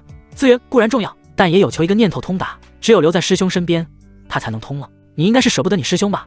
这样，我可以把李玄一起收入我天火峰，让你们作伴。天火峰主说道。放在以前，他是看不起一个凡体的，但现在为了收凤九哥为徒，多收一个凡体也算不了。可他话刚说出口，旁边就传来了一阵寒气。柳天玄看着他，轻哼道：抢我一个徒弟就算了，现在还想把我2个徒弟一起抢了？死红毛，我给你脸了吗？天火风主闻言，我这是为了圣体好。好个屁，说了让他自己选，他现在就想留在我天玄峰，你还纠缠不休，当我好欺负是不是？柳天玄身上气息爆发，真元之力引发天地灵气震动，大道轰鸣，天穹上云海翻涌，万千雷霆犹如狰狞巨兽，随时可能降下，骇人威势，使得众人忍不住色变。渡仙门主连忙说道：“师妹息怒，师弟也是为了圣体着想。既然圣体想要留在天玄峰，那我们自然会遵从他的意愿了。此后就劳烦你多多操心了。”柳天玄收敛了气息，轻哼一声：“这还差不多。”争抢圣体的风波渐渐平息，柳天玄带着李玄、凤九哥回到了天玄峰。一回去，柳天玄就忍不住哈哈大笑：“好好好，咱们天玄峰这一次也终于威风一把了。有了圣体，以后我找师兄要灵石也更有底气。而且就算凤九哥没有拜入其他峰，以后分配资源的时候，师兄肯定也会想到这圣体，多给我们天玄峰一些东西。”看着眉开眼笑的柳天玄，李玄忍不住嘴角抽搐了一下。刚才在人前表现出一副无所谓的样子，现在回到自己家就这么得意了。而且看起来他以后得了灵石，估计也会自己拿去花天酒地，分给他们2个弟子的说不定没多少。这女人真谢。柳天玄看着凤九哥，越看越满意。很好，你先自己找个地方修行去。然后他看向李玄，眼中带着一丝玩味，淡淡道：“李玄，你跟我去洞府一趟。”去师尊洞府？李玄愣了一下，这还是第一次呢。师尊的洞府也不知道是什么样的，他忍不住好奇，跟着柳天玄、李玄来到对方的洞府，跟他想象中的不大一样。这洞府不大，里面陈设简单，只有一个衣柜、一张桌子、几幅字画，最显眼的则是一张粉色的大床。或许是因为柳天玄经常待在洞府的原因，这里的气息沾染上了柳天玄的味道，清香淡雅，很好闻。一回到洞府，柳天玄就躺到床上，伸了个懒腰，那窈窕婀娜的曲线在李玄面前一展无余。最让李玄心悸的是，对方那修长笔直的玉腿，那估计比他的命都长。柳天玄拍了拍旁边空着的床，巧笑嫣然道：“要上来坐一坐吗？”这是在色诱他吗？我去，这谁受得了啊？李玄差点按捺不住，但一想到柳天玄今天忽然一反常态，肯定是有问题的，他不敢乱来。师尊说笑了，我站在就好了。别啊，站着多累啊。柳天玄说道，接着拂袖一挥，一条袖带飞出，缠在李玄腰上，然后一拉，李玄顿时不受控制地朝那粉色大床扑去。突如其来的袭击让他有些反应不及，下意识地伸手想要抓住什么稳住身形，然后他就软软的 Q 弹的。李玄看着被自己按在身下的柳天玄，顿时懵住了。更猛的是，他的手正抓在对方的胸上。柳天玄表情淡漠，抓够了吗？李玄连忙起身，弟子冒犯了，心里却是在想着，明明就是你自己先动手的，这能怪我吗？当然，这话要说出口，他今晚估计出不了洞府了。看你的反应，哪里像是元神境的修士了？柳天玄淡淡说道，一语道破李玄的修为。李玄一惊，不愧是师尊，一下子就看穿了他如今的修为，原来对方刚才真的是在试探他。师尊慧眼如炬，什么也瞒不过师尊呢。李玄感慨道，说吧，你怎么修行到元神境的？柳天玄刚开始发现李玄修为的时候，怀疑对方是不是被夺舍了，可他用神识检查了一番，发现对方并没有任何被夺舍的迹象，灵魂还是之前的那一个。至于对方是不是用某种秘法隐藏，能够在他眼皮子底下夺舍自己弟子，并隐藏自己灵魂波动的人，还没有出生呢。就算是大帝也不行，一切都是按师尊教的修行。我什么时候教你了？柳天玄眨了眨眼。李玄嘴角抽搐了一下，你还知道自己没教我啊？柳天玄也反应过来自己这个师尊当的有些不尽责，咳了2声，朝李玄招了招手，过来。李玄乖巧地走过去，看到他这模样，柳天玄表示很满意。接着他伸手在李玄身上上下其手，摸来摸去，甚至连某些秘密部位都不放过。李玄倒吸了一口冷气，师尊的手好软。摸完后，柳天玄摸着下巴，感觉古怪，还是凡体啊？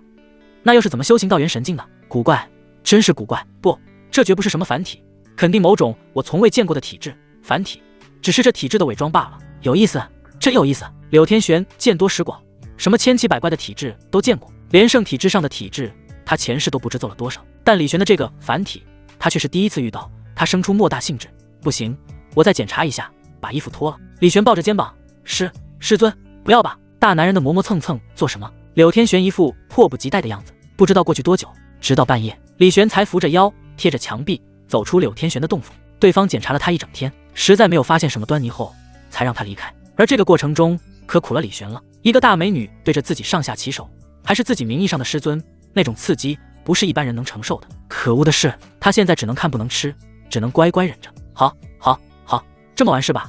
等我以后修为高了，肯定要把你按在床上打屁股。李玄暗自想到。洞府内，柳天玄看着李玄离去的背影，若有所思。从未见过的神奇体质吗？真有意思，不知道以后还会不会有什么奇特变化。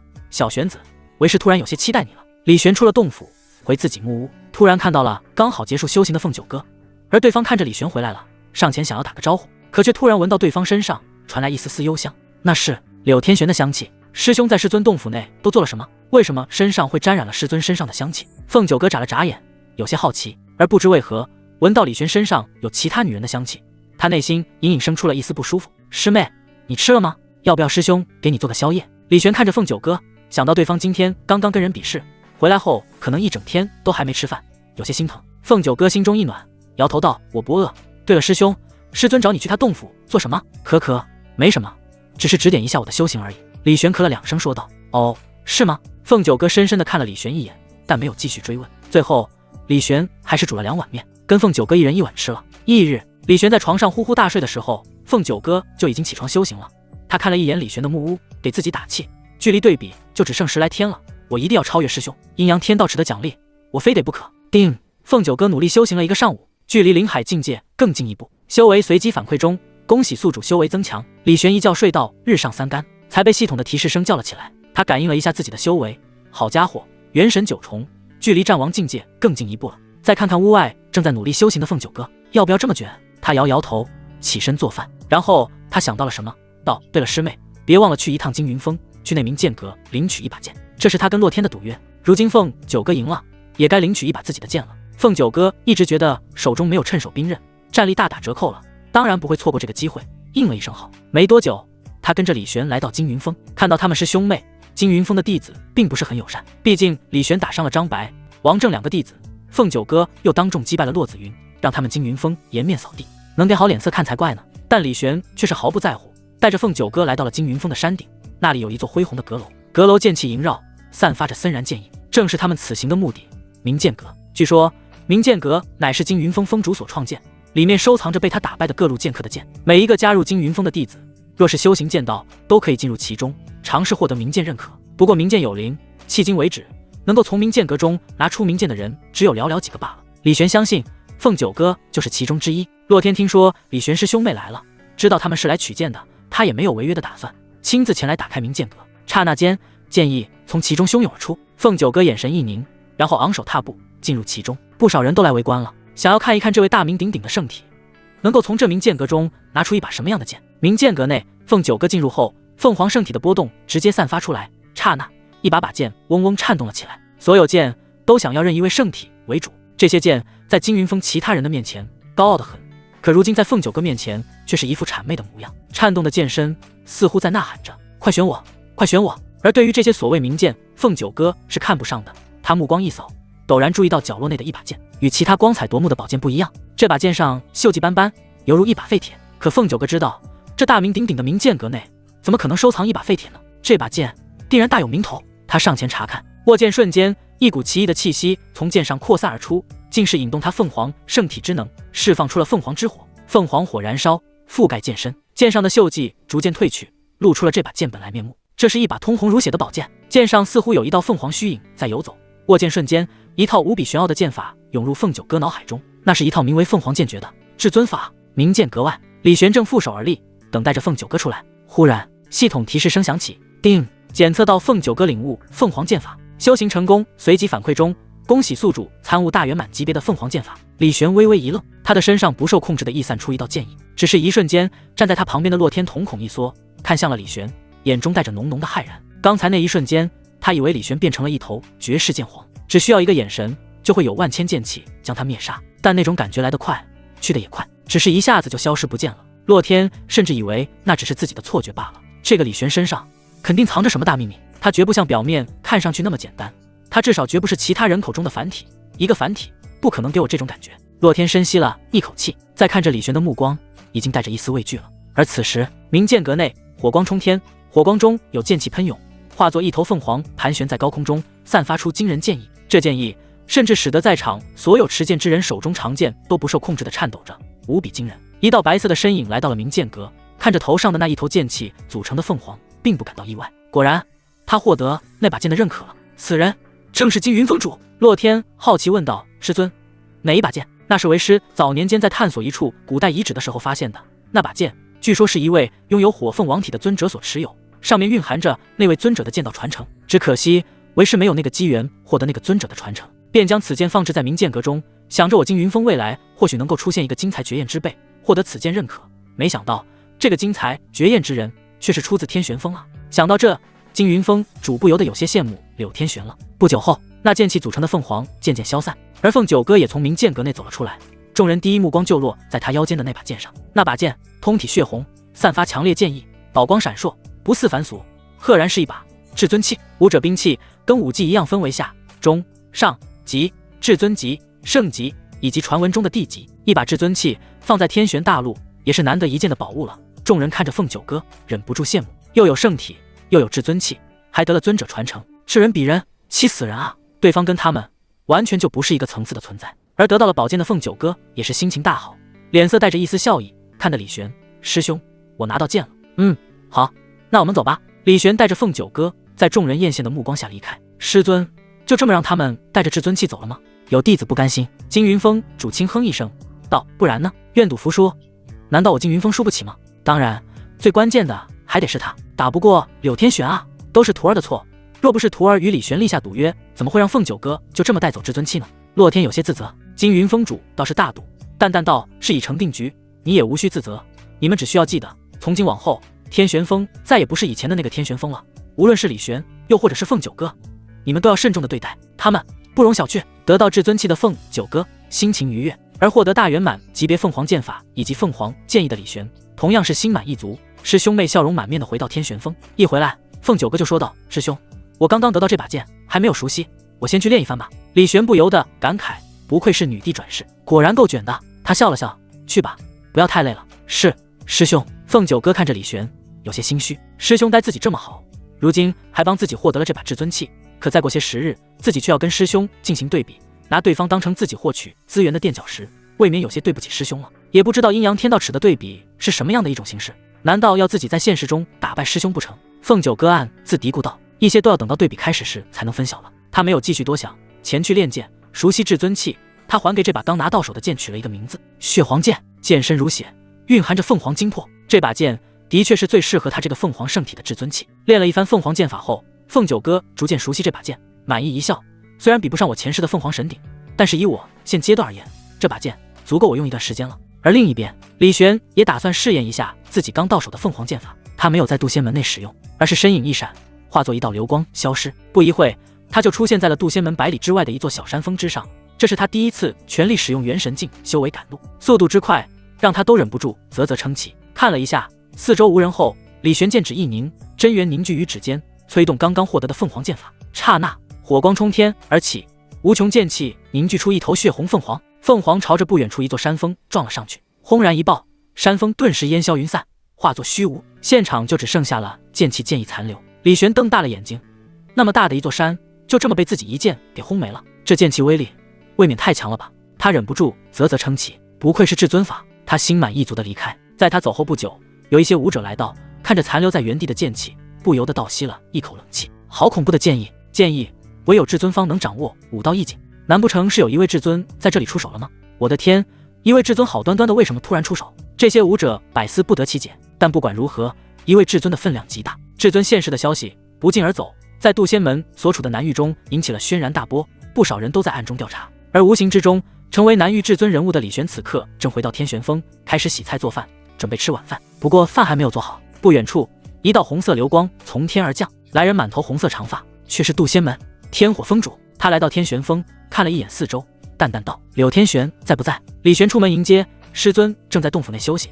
天火师叔要是有事找他，我可以去叫。不用了，我来也不是找他的，他现在估计在呼噜睡大觉吧。天火峰主轻哼一声，对于柳天玄的秉性也有几分了解。李玄嘴角微微抽搐了一下，没有否认，问道：“不是来找师尊的，那不知师叔造访有何贵干？”“我此行前来是来找凤九哥的。”李玄立即戒备起来了，这家伙不会是贼心不死，还想收凤九哥为徒吧？放心，我不会强行带他离开的，我只是来送他一些东西。”天火峰主说道。拂袖一挥，顿时地上凭空多出了一些灵果，每一颗都朱红如血，散发着一阵阵灼热气息。这是火灵果，对于火属性体质的武者来说，有着固本培元的效果，对凤九哥有好处的。这礼物太贵重了，这些东西在我天火峰的药园内遍地都是。天火峰主淡淡道。李玄嘴角抽搐了一下，我靠，遍地都是，你们天火峰这么富有的吗？再看看自己这光秃秃的天玄峰。李玄欲哭无泪，果然，就他天玄峰是山穷水尽。我知道凤九哥是因为你这个师兄才想要留在天玄峰的，这是他的选择，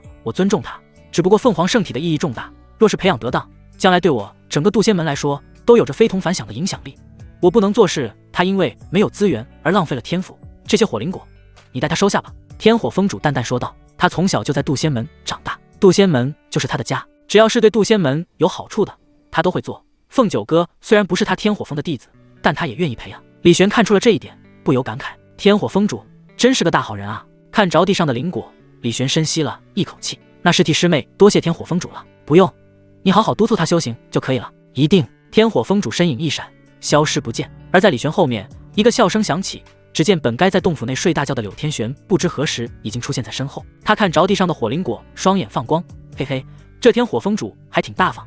这火灵果一颗可以换好几百块灵石，一颗就足够我换一壶十里飘香级别的美酒了。李玄见状，连忙将灵果收了起来。师尊，这是天火峰主给师妹的，你不能拿。小玄子，别闹，这里这么多火灵果，我们悄悄拿几颗，凤九哥那丫头根本不会知道的，大不了换了酒，我跟你一人一半。柳天玄说道。李玄吞咽了一下口水，他的确有一段时间没有喝美酒了，但这是原则问题。他摇摇头，不行，小玄子，你胆子大了，都很忤逆师尊了。柳天玄凤眼一瞪，李玄死死护住火灵果。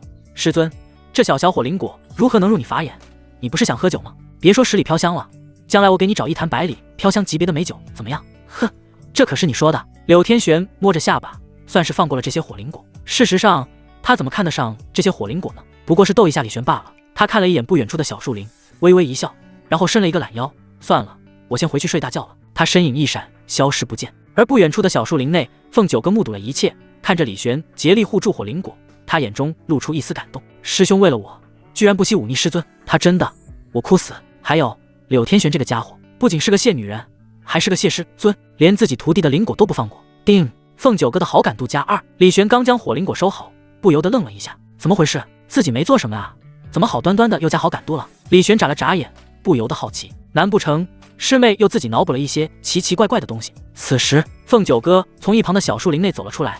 李玄见状，再联想到刚才的好感度提升，不是傻子的他立即反应过来了，小师妹居然一直在暗中偷窥。他佯装没有发现对方偷看的事，将火灵果都拿了出来，说道：师妹，你来的正好，这是天火师叔刚才带来给你的，说是可以帮助你固本培元。看着摆在面前的火灵果，凤九哥不禁感慨，师兄本来可以将这些东西当作是自己的送给我，反正我也没有见过天火峰主，可他却没有这么做，他实在是太正直了。谢师尊，他根本不配当师兄的师尊吗？看着如此正直的李玄，再想到刚才柳天玄想要私吞火灵果的事，凤九哥暗自决定，等他恢复了，一定要带师兄离开这里，远离那个谢女人。多谢师兄。凤九哥收下火灵果，有了这些东西，他完全可以在3天之内突破灵海境界。耶！凤九哥服用了一颗火灵果，运转渡仙诀，逐渐将自身真元凝聚出灵海，很快就凝聚出2/10的灵海。他看着剩下的火灵果，信心满满，继续修行。一连3天，凤九哥终于将所有灵果炼化完，修为一举突破真元，晋级灵海。而就在他晋级灵海的时候，另一边正在呼噜大睡的李玄也接到了系统的提示声。叮！凤九哥修为成功，突破灵海境界，随即奖励宿主纯阳圣体。李玄有些迷糊地睁开双眼，接着他感受到体内涌出一股纯阳之力，流转周身百骸，本来只是凡体的他，直接变成了圣体。李玄蒙圈了，怎么回事？不是修为反馈吗？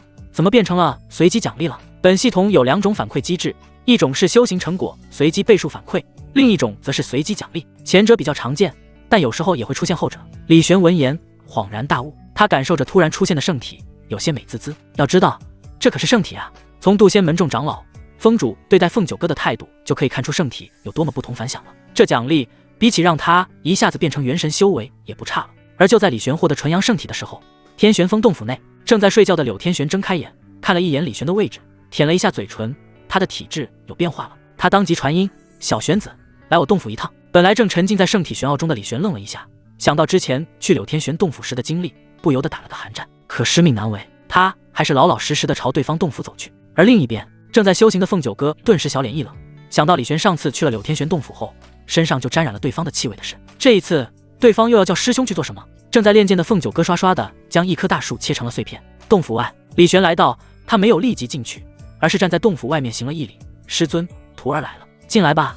还处在外面做什么？看了一眼洞府，李玄咬咬牙，直接走了进去。而柳天玄看着体质有了变化的李玄，眼中带着一丝好奇，来，把衣服脱了吧。李玄倒吸了一口冷气，这么直接的吗？师尊，这不大好吧？别逼，我亲自动手哦。柳天玄巧笑嫣然道。李玄欲哭无泪，脱掉了上衣。幸好柳天玄没有让他全部脱光。接着柳天玄开始检查，跟上去一样，先用神识检查，然后再用手亲自摸骨。一番检测后，柳天玄啧啧称奇，本来只是凡体，但现在却直接变成了纯阳圣体。你这体质可真是神奇，但纯阳圣体或许也不是你这体质的真正本质，很跟之前的凡体一样，不过是一种外在表现。但让人惊奇的是，纯阳圣体有的功能，你这体质也都有。柳天玄对于李玄的体质越来越好奇了，但李玄自己知道，这根本不是什么体质的锅，这是系统奖励的。要说真有什么体质，那就也只是系统体质了。小玄子啊，以后在外行走，多多注意安全啊。柳天玄说道。李玄一愣，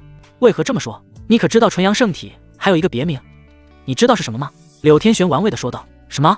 炉鼎体质？李玄吞咽了一下口水，不会是我想的那个炉鼎，就是你想的那个。柳天玄玩味道，纯阳圣体对于诸多女性武者来说可是无比罕见的炉鼎，若是能够与其结合，不仅可以自身脱胎换骨，资质提升，而且还有大幅度突破境界。这还没完，若是能够经常与纯阳圣体双修的话，将来还有很大可能成圣成帝。对于一些女魔女妖来说，小玄子，你现在可是一剑足以让他们流哈喇子的肥肉啊。说完，他自己舔了一下嘴唇，都说肥水不流外人田，小玄子，与其便宜别人，你不如给了师尊吧。李玄吓得后退2步，哪怕他知道柳天玄大概率是在开玩笑，可一想到柳天玄的今世修为，若是跟他双修，自己就算有纯阳圣体，只怕也会被其成人干的吧。看到李玄被吓到的样子，柳天玄有些不满了，他凑上去，那精致的面容在李玄面前放大，尤其是那双红色的魅惑眸子，更是死死凝视着他。小玄子，你这么怕为师吗？为师也不差啊。他吐气如兰地说道，尤其是胸前软肉，更是直接压在李玄的胸上，那惊人弹性让李玄都有种心猿意马的感觉。他连忙正色道，吾儿对师尊只有敬重，不敢胡思乱想，而且师尊神功盖世，正气凛然，想必绝不会用这种旁门左道的办法来提升修为的。我知道师尊只是在试探我，请师尊放心，我受师尊教导，绝对不会被外面的妖艳贱货勾住的。我啥时候教导过你了？柳天玄眨了眨眼，看着变得大义凛然的李玄，笑得花枝乱颤。呵呵，好，小玄子，你果然没有辜负师尊教导。既然这样，你先离开吧。是。李玄立即离开洞府，生怕晚一步就会被柳天玄吃干抹净。出了洞府，他摸了一把额头上的虚汗，呼，每次来师尊这里都是一次不小的考验啊。离开柳天玄的洞府后，李玄又遇到了修行刚回来的凤九哥，对方假装漫不经心地看了一眼李玄，然后凑过去嗅了2下，眉头忍不住一皱，果然师兄身上又沾染了那个谢师尊的气味，到底是去做什么，身上才会沾染对方的气味啊？凤九哥有些吃味，问道，师兄，师尊又叫你去他洞府做什么了？难不成又指点你修行了？李玄看着凤九哥，沉吟了一下，回答道，对不起师妹，其实我有件事情骗了你。凤九哥内心咯噔了一下，骗了我？难道你跟师尊不是师徒，是道侣？又或者你跟师尊在玩师徒恋？凤九哥内心浮想联翩，不然他实在是想不明白，为什么李玄每次去柳天玄的洞府后都会沾染对方气息，那明显是极其亲密的接触后才可能沾染的。师兄，你什么意思？凤九哥一想到那种可能，内心不知为什么就有些不舒服，但他还是强行让自己冷静下来。李玄说道，其实我不是凡体。不是凡体？凤九哥愣了一下，不对啊，他亲自检查过李玄的体质的，对方就是凡体，不可能出错。而且这跟谢师尊有什么关系呢？对，我其实有某种奇特的体质，这种体质从未出现过，虽然看起来像是凡体，但实际上不是。我之所以去师尊的洞府，其实就是师尊为我检查。原来如此，那检查出什么了？我的体质最近好像又出现了一些变化。师兄，不如让我帮你检查一下吧。凤九哥说道。李玄愣了一下，啥？你也要缠我身子？还未等李玄答应，凤九哥就直接凑过去上手了，一双小手李玄身上摸来摸去，上下其手，跟柳天玄给他的感觉完全不一样。毕竟柳天玄再怎么说也是一个成熟妩媚的大姐姐，那双手柔软中带着些许霸道，而现在的凤九哥只是一个12、13岁的小丫头，她的手柔柔的，白白嫩嫩的，检查的时候还因为不够高，要李玄蹲下身子配合呢。李玄觉得好笑，而柳天玄都检查不出什么，更别说凤九哥了，他也乐意配合一下。很快凤九哥就检查完了，他愣在了原地，看着李玄的眼神有了些变化。这是传闻中的炉鼎圣体？李玄翻了个白眼，是纯阳圣体？不是，之前还只是凡体，怎么突然就变成了炉鼎圣体了呢？这不正常啊！凤九哥百思不得其解。不过值得庆幸的是，他检查的时候发现李玄的元阳还在，纯阳圣体还是完整的。换句话说，柳天玄还没有对李玄下手。但一想到柳天玄的性格以及纯阳圣体的特征，他那松的心又瞬间紧绷了起来。不行，虽然柳天玄现在还没有下手，但这可是纯阳圣体，是对无数女子来说就是超级大补啊！谁能保证柳天玄不会哪天兽性大发了呢？前世他就听说过9个大陆出现了一个纯阳圣体，只不过那家伙还没有成长起来，就被一个女性至尊给抓住，关在自己的闺房里，足足关了300年。当被人救出来时，那纯阳圣体都瘦得皮包骨了，一见到女人就跟看到鬼一样，吓得绕道。关键是那个女性至尊一直以来都是以正派光明、清心寡欲的形象示人，没人想到她会做出这种事，可见纯阳圣体对女修的诱惑有多大了。连清心寡欲的正派仙子都把持不住，更不用说柳天玄这个谢师尊了。不行，我得趁着柳天玄还没有对师兄下手前尽快成长起来，然后带师兄远离这里。另外，我有凤凰圣体，若是能够与纯阳圣体双修的话。凤九哥想到了什么，忍不住舔了一下嘴唇，但一想到李玄对他的好，他忍不住甩了甩脑袋。可恶，纯阳圣体的诱惑力真大，我居然也对师兄起了歹心。不过要是两情相悦的话也不是不行吧。对了，师兄，你这纯阳圣体什么时候发现的？凤九哥想到了什么问道。今天早上。那在这之前你一直都是凡体？是啊，你这体质可真奇怪。凤九哥解开疑惑的同时也松了口气，师兄是今天早上才变成纯阳圣体的，那修为应该没什么变化，再过几天的对比，自己还是很有优势的。翌日，凤九哥早早的起床修行，他看了一眼还在睡大觉的李玄，微微颔首。就算是有了纯阳圣体，师兄这懒怠的性子也不是一时半会可以改变的，这样也好，至少短时间内追不上我。这个月的对比，我一定能够拿下。凤九哥淡淡一笑，充满自信。日子一天又一天过去，凤九哥的修为也在不断提升，甚至可以用1日千里来形容。很快就来到了对比的这一天，而如今的他已是灵海4重境界。就修为而言，我现在是灵海4重，可我的战斗力甚至可以比你金丹境，就是不知道阴阳天道尺的对比是怎么样的一种形式，需不需要我向师兄发起挑战？凤九哥呢喃道。蓦然，他脑海中传来了一个声音。对比开始，下一秒，他只觉得自己的意识被拉入了一个金色的空间内，只见这空间中横亘着一把巨大的尺子，这尺子一半为黑，一半为白，更镌刻着无数玄奥符文。而他如今正站在尺子的黑色区域内，而在白色的那一端，一道身影渐渐凝聚，却是李玄。凤九哥明白了，原来如此，这对比不需要我本人向师兄挑战，而是由阴阳天道尺凝聚出师兄的幻影，只要我赢过这个幻影，就可以获得天道尺奖励。不愧是仙宝，果然不同凡响。本次对比内容为战力，宿主只要打败对比对象，便可以获得10斤先天灵液。先天灵液，凤九哥双眼放光。先天灵液乃是一种极品宝物，可以帮助武者洗精伐髓，提升修为，对战王之下的武者来说有巨大帮助，一滴都可以让一个炼气1重晋级到炼气9重，更别说10斤了。这10斤先天灵液绝对够我凝聚金丹了。凤九哥呢喃道。他看向李玄的幻影，微微一笑，身影一闪，凤凰圣体开启，周身凤凰火燃烧，朝着李玄打去。哪怕对方只是天道尺凝聚出来的一个幻影，他还是在心里默念了一声：师兄，对不住了。凤九哥朝着李玄扑了上去，周身凤凰火燃烧，恐怖的气息弥漫。他知道李玄至少也是灵海境的武者，故而他一出手就是全力，一点也不敢怠慢。凤凰火即将落在李玄身上的时候，轰！李玄身上陡然爆发出一股惊天动地的恐怖气息，霸道至极的威能汹涌而出，凤凰火被轻易撕碎。李玄来到凤九哥面前，手掌轻轻落下，几乎是没有丝毫反抗之力，凤九哥就被当场爆头，意识回归肉身。凤九哥的额头上瞬间落下豆大的汗珠，他吞咽了一下口水，难以相信，我居然一招就落败了，有没有搞错？师兄的实力居然这么恐怖，他绝对不是灵海境，甚至不是金丹境，有可能是通玄，这么大的境界差距，我比个毛线啊！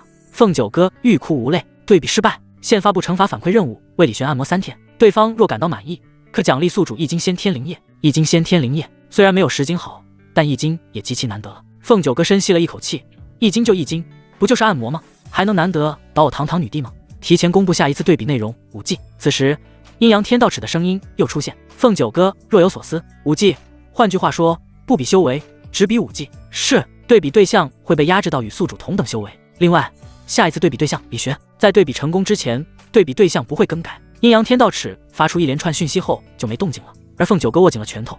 这一次我之所以会输，是因为我的修为不如师兄，这是没办法的事，毕竟我才刚开始修行没多久，师兄则是修行好些年呢。而且他的体质特殊，外表看起来像是凡体，但却不是，他以前一定一直都在扮猪吃老虎。但是若是同等境界的话，论对武技的理解，我绝对不可能输，毕竟我可是女帝转世，眼界、阅历还有经验都绝不是现在的师兄比得上的。对比失败的凤九哥没有因此而气馁，相反的，对下一次对比有了期待。决定一定要一雪前耻。这般想着，他来到了李璇的屋子，看着还在睡觉的李璇，他直接爬上了床，坐在对方背上。李璇睁开眼，看着坐在自己身上的凤九哥，他瞪大了眼睛：“师妹，你要做什么？”“师兄，这段时间有劳你照料了，你辛苦了，我无以为报，只能把你按摩了。”说着，他扭了一下手腕。李璇愣住了：“师妹，你这是搞哪一出啊？大早上的，你别吓师兄啊！师兄，你就老老实实躺好，让师妹好好服侍一下你吧。”凤九哥说道，开始给李璇按摩。他堂堂女帝，前世从来没有做过这种事，但没吃过猪肉，还没见过猪跑。以前有的是婢女帮他按摩，他享受多了，自然也会知道该怎么做。他的手压在李璇的背上，开始用力揉搓了起来。李璇倒吸了一口冷气：“师妹，你揉面团呢？啊，不是这么按的吗？太大力了。”“哦。”凤九哥减小力道：“太轻了。”“凤九哥，到底是轻了还是重了呀？”“你按到我骨头了啊！对不起师兄。”一番捣鼓，一个时辰后，浑身酸软的李璇起床了，他有些欲哭无泪。凤九哥与其说是帮他按摩了一个时辰，倒不如说是折磨了他一个时辰。本来他腰不疼腿不酸的，现在却是腰酸背痛。凤九哥期待地看着李璇：“师兄，我怎么样？”“哼哼，他堂堂女帝，还从来没有帮人按摩过，李璇是第一个，就冲这一点，也敢感到荣幸了吧，师兄？”李璇嘴角抽搐了一下，不忍心打击对方，竖起大拇指说道：“不错，不错。”凤九哥微微一笑：“我就知道。”李璇满意度0。阴阳天道尺突然给了他一个提示，凤九哥上扬的嘴角立即僵硬住了。满意度居然是0，有没有搞错？我的手法真的有这么不堪吗？我就不信了，区一个按摩还能难得倒我？凤九哥深吸了一口气，对李璇说道：“师兄，我明天再来帮你按摩，一定会按到你满意为止。”说完他就转身离开了。他打算下山找个按摩小妹或者买书学习一下。李璇愣了一下：“还要来？”“不是，师妹，我很满意啊。”翌日，凤九哥又找到了李璇，又趁着他睡觉的时间爬到他背上，手里还拿着一本按摩的书看着。李璇睁开眼，知道躲不掉了，他深吸了一口气：“来吧，师妹，我受得住。”凤九哥有些不满了：“师兄，你怎么看起来一副上刑场的样子？我这次不一样了。”说完，他按照书上教的继续给李璇按了起来。“咦，好像真有点感觉了。”李璇愣了一下，不知道是昨天受的苦太大，他感觉凤九哥今天按得居然还不错。“师兄，力道怎么样？”“还好，可以再稍微大力一点。”“大力一点吗？我试试。”“太大力了，稍微控制一下。还有，你的手稍微往上一点，别老是按我骨头。”凤九哥听着李璇的要求，嘴角抽搐：“好家伙，本女帝给你按摩，你还这么多要求？算了，为了奖励，我忍。”又是一个时辰过去，凤九哥起身期待地看着李璇：“师兄，这一次感觉怎么样？”“不错不错，比昨天好多了。没想到师妹学按摩居然这么快，简直就是先天按摩圣体。”李璇竖起大拇指夸奖道。李璇满意度70。什么？才70？凤九哥有些不服输，他是一个追求完美的人，就算70的满意度也可以拿到奖励，但他还是想要让李璇100%的满意。“师兄，我明天再来。”“还来？”李璇愣了一下，对方怎么执着给他按摩的吗？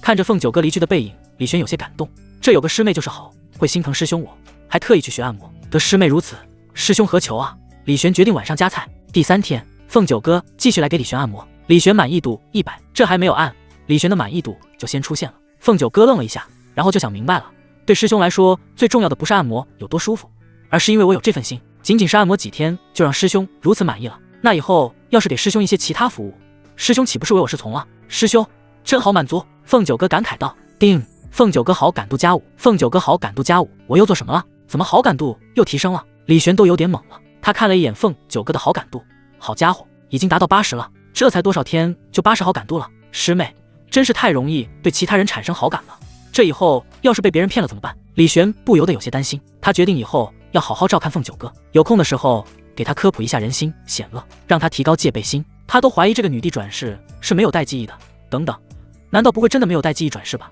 如果是这样，那就一切说得通了。李璇恍然大悟。而给李璇按完摩后，凤九哥就离开了。回到自己住处后，他心念一动，手中顿时多出一个瓶子，瓶子里装着的正是易经先天灵液。有了这易经灵液，我绝对可以在短时间内晋级到灵海9重，凝聚金丹也不是不可能。凤九哥暗自想到，他拿起灵液自己灌了一口，然后开始炼化，顿时他的修为开始节节攀升。翌日他就突破到了灵海5重境。另一边，叮，凤九哥修为突破灵海5重，修为随机倍数反馈中，恭喜宿主修为提升到战王境。战王境，这在整个渡仙门都是屈指可数的境界，只有7脉的封主才可能是这样的境界。可李璇什么都没有做，只是躺着睡大觉，全靠凤九哥在那里修行，他就是被带飞到战王境了。这要是传出去，不知道要吓死多少人。李璇也不由得感慨，开挂了就是不一样啊，牛批牛批！修为突破到战王境界，李璇看了一眼柳天玄的洞府后，暗自给凤九哥加油打气。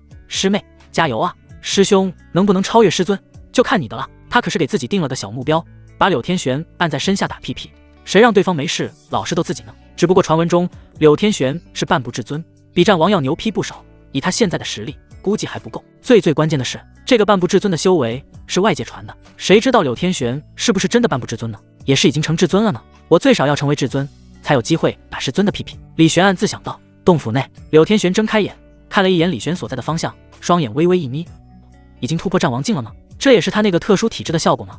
真是有意思。其他人若是见到李玄这么年轻的战王境界，估计会被吓到，但柳天玄只是觉得有点意思而已。他越来越期待李玄的成长了，或许有朝一日，他可以帮我打回上界，把那个家伙按在地上摩擦。柳天玄摸着下巴想到。咚咚咚，这一日，渡仙门的主峰传来了一个钟声。正在睡觉的李玄醒来，听到了这个声音，忍不住眨了眨眼。咦，已经到了这个时间了吗？凤九哥也听到了钟声，有些好奇的来找李玄询问。李玄淡淡笑道：我渡仙门虽然不搞狼性竞争那一套，只不过为了让弟子保持上进心，每隔1年都会举行一次7脉会武，而在会武中拔得头彩的人将可以获得宗门赏赐，比如玄冰、丹药、武学等等。原来如此，凤九哥恍然大悟，对于这一套他并不陌生，9个大陆上的宗门也经常这么搞，看来不管哪个大陆，武道规则都差不多的。师兄，你参加过7脉会武吗？凤九哥好奇问道。没有。李玄摇摇头，他以前就是一个凡体，参加什么7脉会武啊？故而以前叫7脉会武，实际上根本没天玄峰什么事。毕竟以前天玄峰就他一个弟子小玄子，这一次7脉会武你去参加吧。此时柳天玄的声音从洞府中传了出来。李玄愣了一下，啊，以前柳天玄可不会让他去参加什么会武，现在怎么突然变了？以前你性子懒怠，为师也不强求你为我天玄峰争光，但现在不一样了，你有师妹了，不得为你师妹以身作则吗？柳天玄淡淡解释道。李玄闻言朝着洞府方向拱手一拜，是，他觉得有几分道理。在渡仙门，很多修行资源都要靠自己去争取的，这7脉会武就是一个机会，若是能在其中获得好成绩，获得资源，他再拿回来送给凤九哥修行，然后凤九哥修为提升，又反馈到他的身上，这不是一举两得了吗？简直完美啊！李玄都忍不住给自己的机智点了个赞。师兄，你要参加7脉会武，那我也要参加。凤九哥在一旁说道。一来他想借助这一次7脉会武检查一下自己的实力，二来他也想在渡仙门大放光彩，争取更多的修行资源。当然了，天玄峰现在就他们2个弟子，都说上阵父子兵，这师兄都去参加了，他做师妹的当然也不能闲着。李玄看着斗志高昂的凤九哥，微微一笑。好，2人很快就去了主峰报名参加7脉会武。而看到李玄来，不少人都小声议论了起来。快看，是李玄，他怎么也来参加7脉会武了？奇了，没想到他也会来。以往几次7脉会武，天玄峰都没有来参加，但这一次却是师兄妹一起上，这让众人生出了一些期待。他们倒想看看对方在7脉会武能翻出什么风浪。7脉会武可不简单，参加的人除了外门内门弟子外，真传弟子也会参加。是啊，那些真传弟子实力可不容小觑，尤其是渡仙门风云榜上的那几人，最差的也是通玄。渡仙门有一张风云榜，榜上都是渡仙门年轻1辈的高手，比如金云峰的洛天便是渡仙门风云榜第7。很快，李玄、凤九哥报名参加7脉会武的事传开，很多人都知道凤九哥乃是圣体，都想会一会他。2天后，7脉会武正式开始，无数弟子齐聚7脉之首的玄天峰，而在峰顶，一座高大的擂台耸立，上面有各种各样的符文，可保证擂台的坚固，以及观战者不会被战斗波动波及。嗖嗖嗖，天空中一道道身影飞掠而来，他们没有落到地面上与众人一起站着，而是漂浮在半空中，有人踩着云，有人踏着剑，有人骑着仙鹤，每一个人都是风采卓绝，有人身上甚至散发着道道灿烂夺目的真元之光，宛若仙人凌尘，正是渡仙门风云榜上的那些真传弟子们。众人看到他们，不由得惊叹连连。快看，那是问剑锋大师姐剑缥缈。传闻中，问剑锋大师姐本是一个孤儿，后来被问剑锋峰主收养，带回渡仙门，在8岁那年觉醒了缥缈剑王体。是啊，从那以后，他就以剑缥缈为名，是要问鼎剑道巅峰，乃是渡仙门风云榜第2，仅次于玄天峰大师兄君寒之下。没想到他来参加这次7脉会武了，听说他已突破元神，凝聚出了剑道元神，想要与君寒师兄一较高下，真是让人期待。他今年还不足100岁吧，这年纪就已经凝聚了元神，真是不可思议。正常，这就是王体的强大之处了。众人议论纷纷，看着头顶上的几个真传弟子，尤其是看着那身着白衣、气质飘渺的剑缥缈，以及一袭紫袍、周身有金莲涌动、祥瑞千条的玄天峰大师兄君还很是激动。在这2人面前，其他真传弟子仿佛都沦为了陪衬。李玄在人群中也看了这2人一眼，啧啧称奇，这2人都是不足100岁就凝聚了元神，天资过人，堪称是渡仙门未来的中流砥柱。果然不凡啊！一旁的凤九哥撇了撇嘴，在他看来，这两人固然不凡，但如何比得上师兄？师兄才是真正的未来。且不说师兄，他有凤凰圣体，早晚有一日可以超越这些人。蓦然，天空中的君寒还有剑缥缈垂下目光，落在凤九哥的身上，眼中流露出一丝异色。此女就是凤凰圣体，圣体罕见，此女将来必成渡仙门大能。在此之前，与他打好交道，没有坏处。两人暗自想到，接着身影翩然落下，来到了凤九哥面前。君寒淡淡一笑，在下玄天峰君寒，见过凤师妹。凤师妹，我叫剑缥缈，有空的话常来我问剑锋坐坐。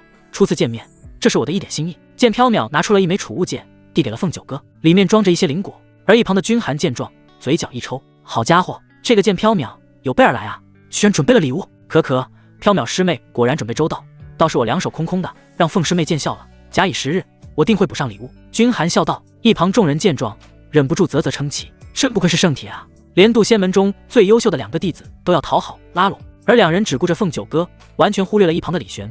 毕竟在他们的印象中，对方还是那个凡体。倒是凤九哥拿着储物戒，看向了一旁的李玄，似乎在询问要不要收下。李玄淡淡一笑，还不谢谢师姐。多谢师姐。得到李玄的同意后，凤九哥这才收下储物戒。君寒、剑缥缈两人这才注意到李玄，他们有些诧异。虽然凤九哥现在年纪还小，但毕竟是圣体，圣体有种与生俱来的傲骨，岂会轻易屈居于人下？可凤九哥却是一副对李玄言听计从的样子。两人多看了李玄一眼，依旧没有太在乎。在他们看来，凤九哥年纪还小，可能被李玄忽悠了，才会对对方言听计从。等对方再长大一些，自然就会明白，他们是兄妹，根本不是一个世界的人。圣体与凡体差距太大了。李玄师弟，待会七脉会武，还请多多指教了。君寒朝李玄微微一笑道。此言一出，四周众人不由得摇头嗤笑。君寒师兄实在是太客气了。是啊，李玄他一个凡体，怎么配跟君寒师兄交手呢？根本就不是一个层次的。我听说这李玄擅长扮猪吃虎，金云峰已经有好几个人在他手中吃亏了呢。哼，扮猪吃虎又如何？不管他藏着多少力量，都无法改变凡体的事实，怎可能与君寒师兄相比？这倒也是。虽然这些日子李玄在渡仙门渐渐有了些名气，只是众人对于他的印象不是一时半会就能改变的。更不用说君寒可是渡仙门风云榜第一名，是渡仙门年轻一代中所有人的偶像啊！李玄怎么可能与对方比？很快，七脉会武开始，大家开始抽签选择对手。凤九哥抽中了一个内门弟子，对方修为不差，乃是灵海九重境界，距离名单也只有一步之遥。这种境界比凤九哥要高出不少，但有圣体在的凤九哥丝毫不怂。师兄，你抽到谁了？凤九哥好奇地看着李玄，只见他上面的签赫然写着金云峰、洛天，风云榜第7，洞虚境界的大高手。凤九哥小嘴微张，我去，这也太倒霉了吧！现场弟子上千，洞虚境的武者就那么几个，这么巧就让李玄给抽中了，这其中不会有黑幕吧？而一些人也注意到了李玄手中的签，众人不由笑出声。我去，这家伙的运气的确够差。是啊，洞虚境的武者就那么几个，居然被他给抽中了，这家伙怕是要一轮跪了。几个真传弟子聚在一块，其中一人看着洛天淡淡一笑道：真羡慕你洛天，居然被李玄抽到了，以你的实力不用出手，凭借威势都能将其击败吧？洛天淡淡道：不要小瞧他了。他回想起最近几次跟李玄的会面，他完全看不出对方的修为，对方藏得很深。哼，一个凡体而已，瞧你认真的样。那青年笑道：七脉会武开始了，一个个弟子上擂台比武，格展威风。李玄还是第一次参加这种大型比武，在擂台下看得津津有味的，时不时的拿起酒葫芦灌了2口，以武入酒，别有风味。轮到凤九哥的时候，他朝李玄淡淡一笑，然后自信地跳上擂台，圣体出手，自然吸引了众人的注意。所有人看着他，好奇圣体威能。而他的对手那个灵海9重的武者，虽然修为比凤九哥高，却也不敢有丝毫大意。他低喝一声，体质之力爆发，手中一把重剑斩出，威势沉重无比，更夹杂着飞扬的沙尘，正是灵体中的土灵体，这是诸多灵体中极为普遍的一种。凤九哥不慌不忙，连圣体都没用，直接用身法闪过攻击，然后长剑出鞘，凤凰剑诀施展，这是至尊法，威力很强。即便凤九哥的修为不足以将其威能完全发挥，但也可以轻易打败一个灵海9重了。没几个回合，那对手就被轻易打下擂台。而主持人微微一笑，不错，胜者天玄峰凤九哥。下一场，天玄峰李玄对阵金云峰洛天。下一场，天玄峰李玄对金云峰洛天。主持人的声音响起，然后众人的目光刷刷地落在李玄的身上，有不少人脸上带着幸灾乐祸，尤其是金云峰的人，他们前段时间可是在李玄身上吃了不少亏，现在都想看对方出丑。洛天师兄，好好教训他，是时候让他知道我金云峰的厉害了。洛天师兄，不要跟他客气。凤九哥眉头一皱，看着李玄内心也有些忐忑。他虽然知道李玄的修为不止灵海境，可是对方即将面对的对手可是一个洞虚境的存在啊，李玄藏着的力量可以与洞虚境抗衡吗？他不禁有些没底。倒是李玄一副老神在在的样子，好像即将跟洞虚一战的人不是他一样。他朝着擂台走去，朝凤九哥露出一个安心的笑容。放心吧，师兄会没事的。他踏上擂台，脑海中浮现出以往的经历。凡体，只因为他是凡体，所以大家都看不起他吗？既然如此，那就不装了，摊牌了。想到这，他身上陡然有一股灼热霸道的气息宣泄而出，整个人好似化作一轮大日，身上更是有金色的火焰在燃烧着，正是纯阳圣体之力。所有本来在嘲笑李玄的人全都懵住了，怎么回事？这股灼热霸道的气息，这不是凡体啊，对方是什么鬼？而有人意识到了什么，语气颤抖地说道：金色的火焰，生化大日，还有这种精纯到极致的阳气，这是传闻中的纯阳圣体啊！众人闻言倒吸了一口冷气。圣体，又是一个圣体？什么？李玄不是凡体，而是圣体？这3年他一直都在欺瞒我们。天啊，纯阳圣体，传闻中的炉鼎圣体，好家伙，难怪他要藏着掖着了。这体质要是过早让人发现，不得让那些妖女魔女给掳走了。纯阳圣体，咕噜，好想要！有女性武者看着李玄，忍不住吞咽了一下口水。那磅礴精纯的阳气让他们忍不住骚动，再加上李玄本人长得就俊逸，更让他们有种按捺不住的冲动。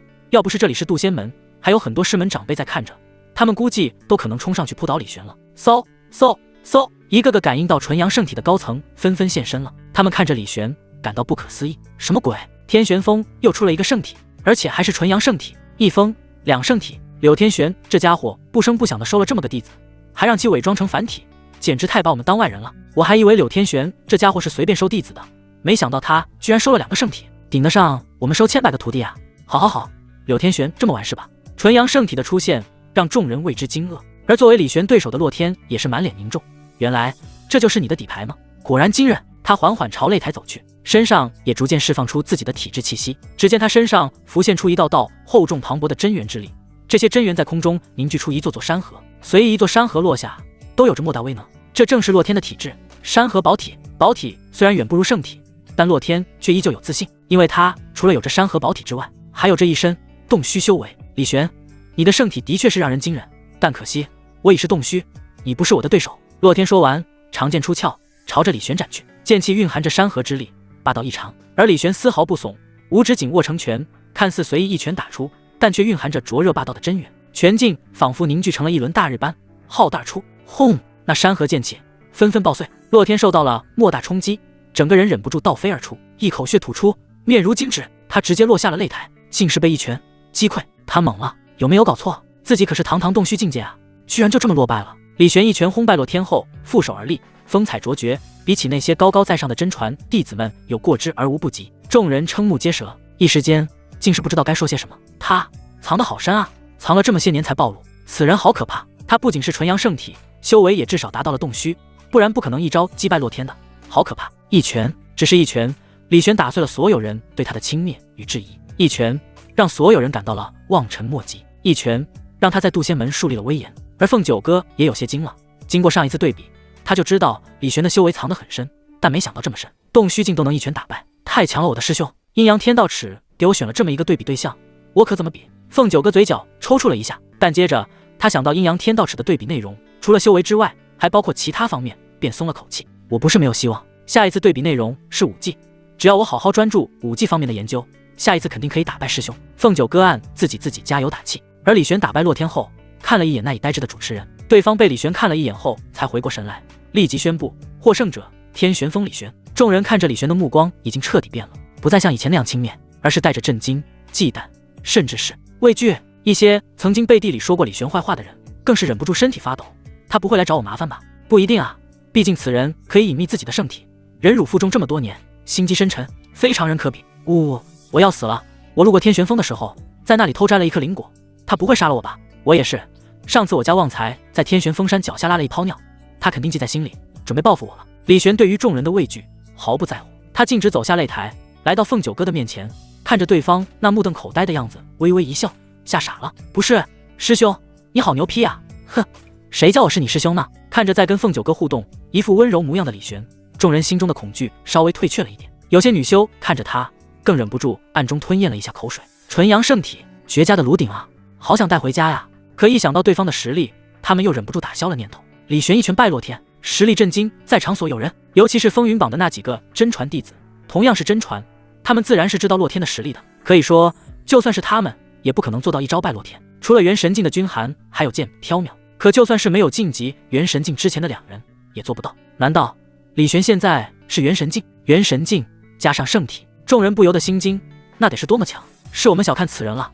没想到此人不声不响的，居然成长到这种地步。君寒深吸了一口气道，他感觉自己风云榜第1的位置受到严峻的挑战。此人是圣体，而且在短短3年内就修行到这种地步，他的天赋已然超越了我们所有人。剑缥缈也不无感慨地说道，单单是圣体2个字就已经可以说明很多问题了，更不用说李玄被柳天玄收为徒弟才3年时间，短短3年就修行到这程度，不单单是圣体这么简单。七脉会武继续，很快凤九哥再度上场，而这一次他的运气就不大好了，遇到的对手乃是一个金丹境的存在，修为比他高出一个大境界。凤九哥在战斗中开启了凤凰圣体，这才将对手击败。他之后又轮到了李玄上场，而他的对手乃是一个通玄境界的内门弟子，在渡仙门内颇有名气。看到是李玄，对方二话不说，直接我认输，我可没有兴趣找虐。他投降的极为干脆，连动虚境的洛天都被一招击败了，何况是他呢？只不过不是所有人都相信李玄的实力。下一场，李玄再度上台比武时，遇到的便是一个不相信他修为的武者。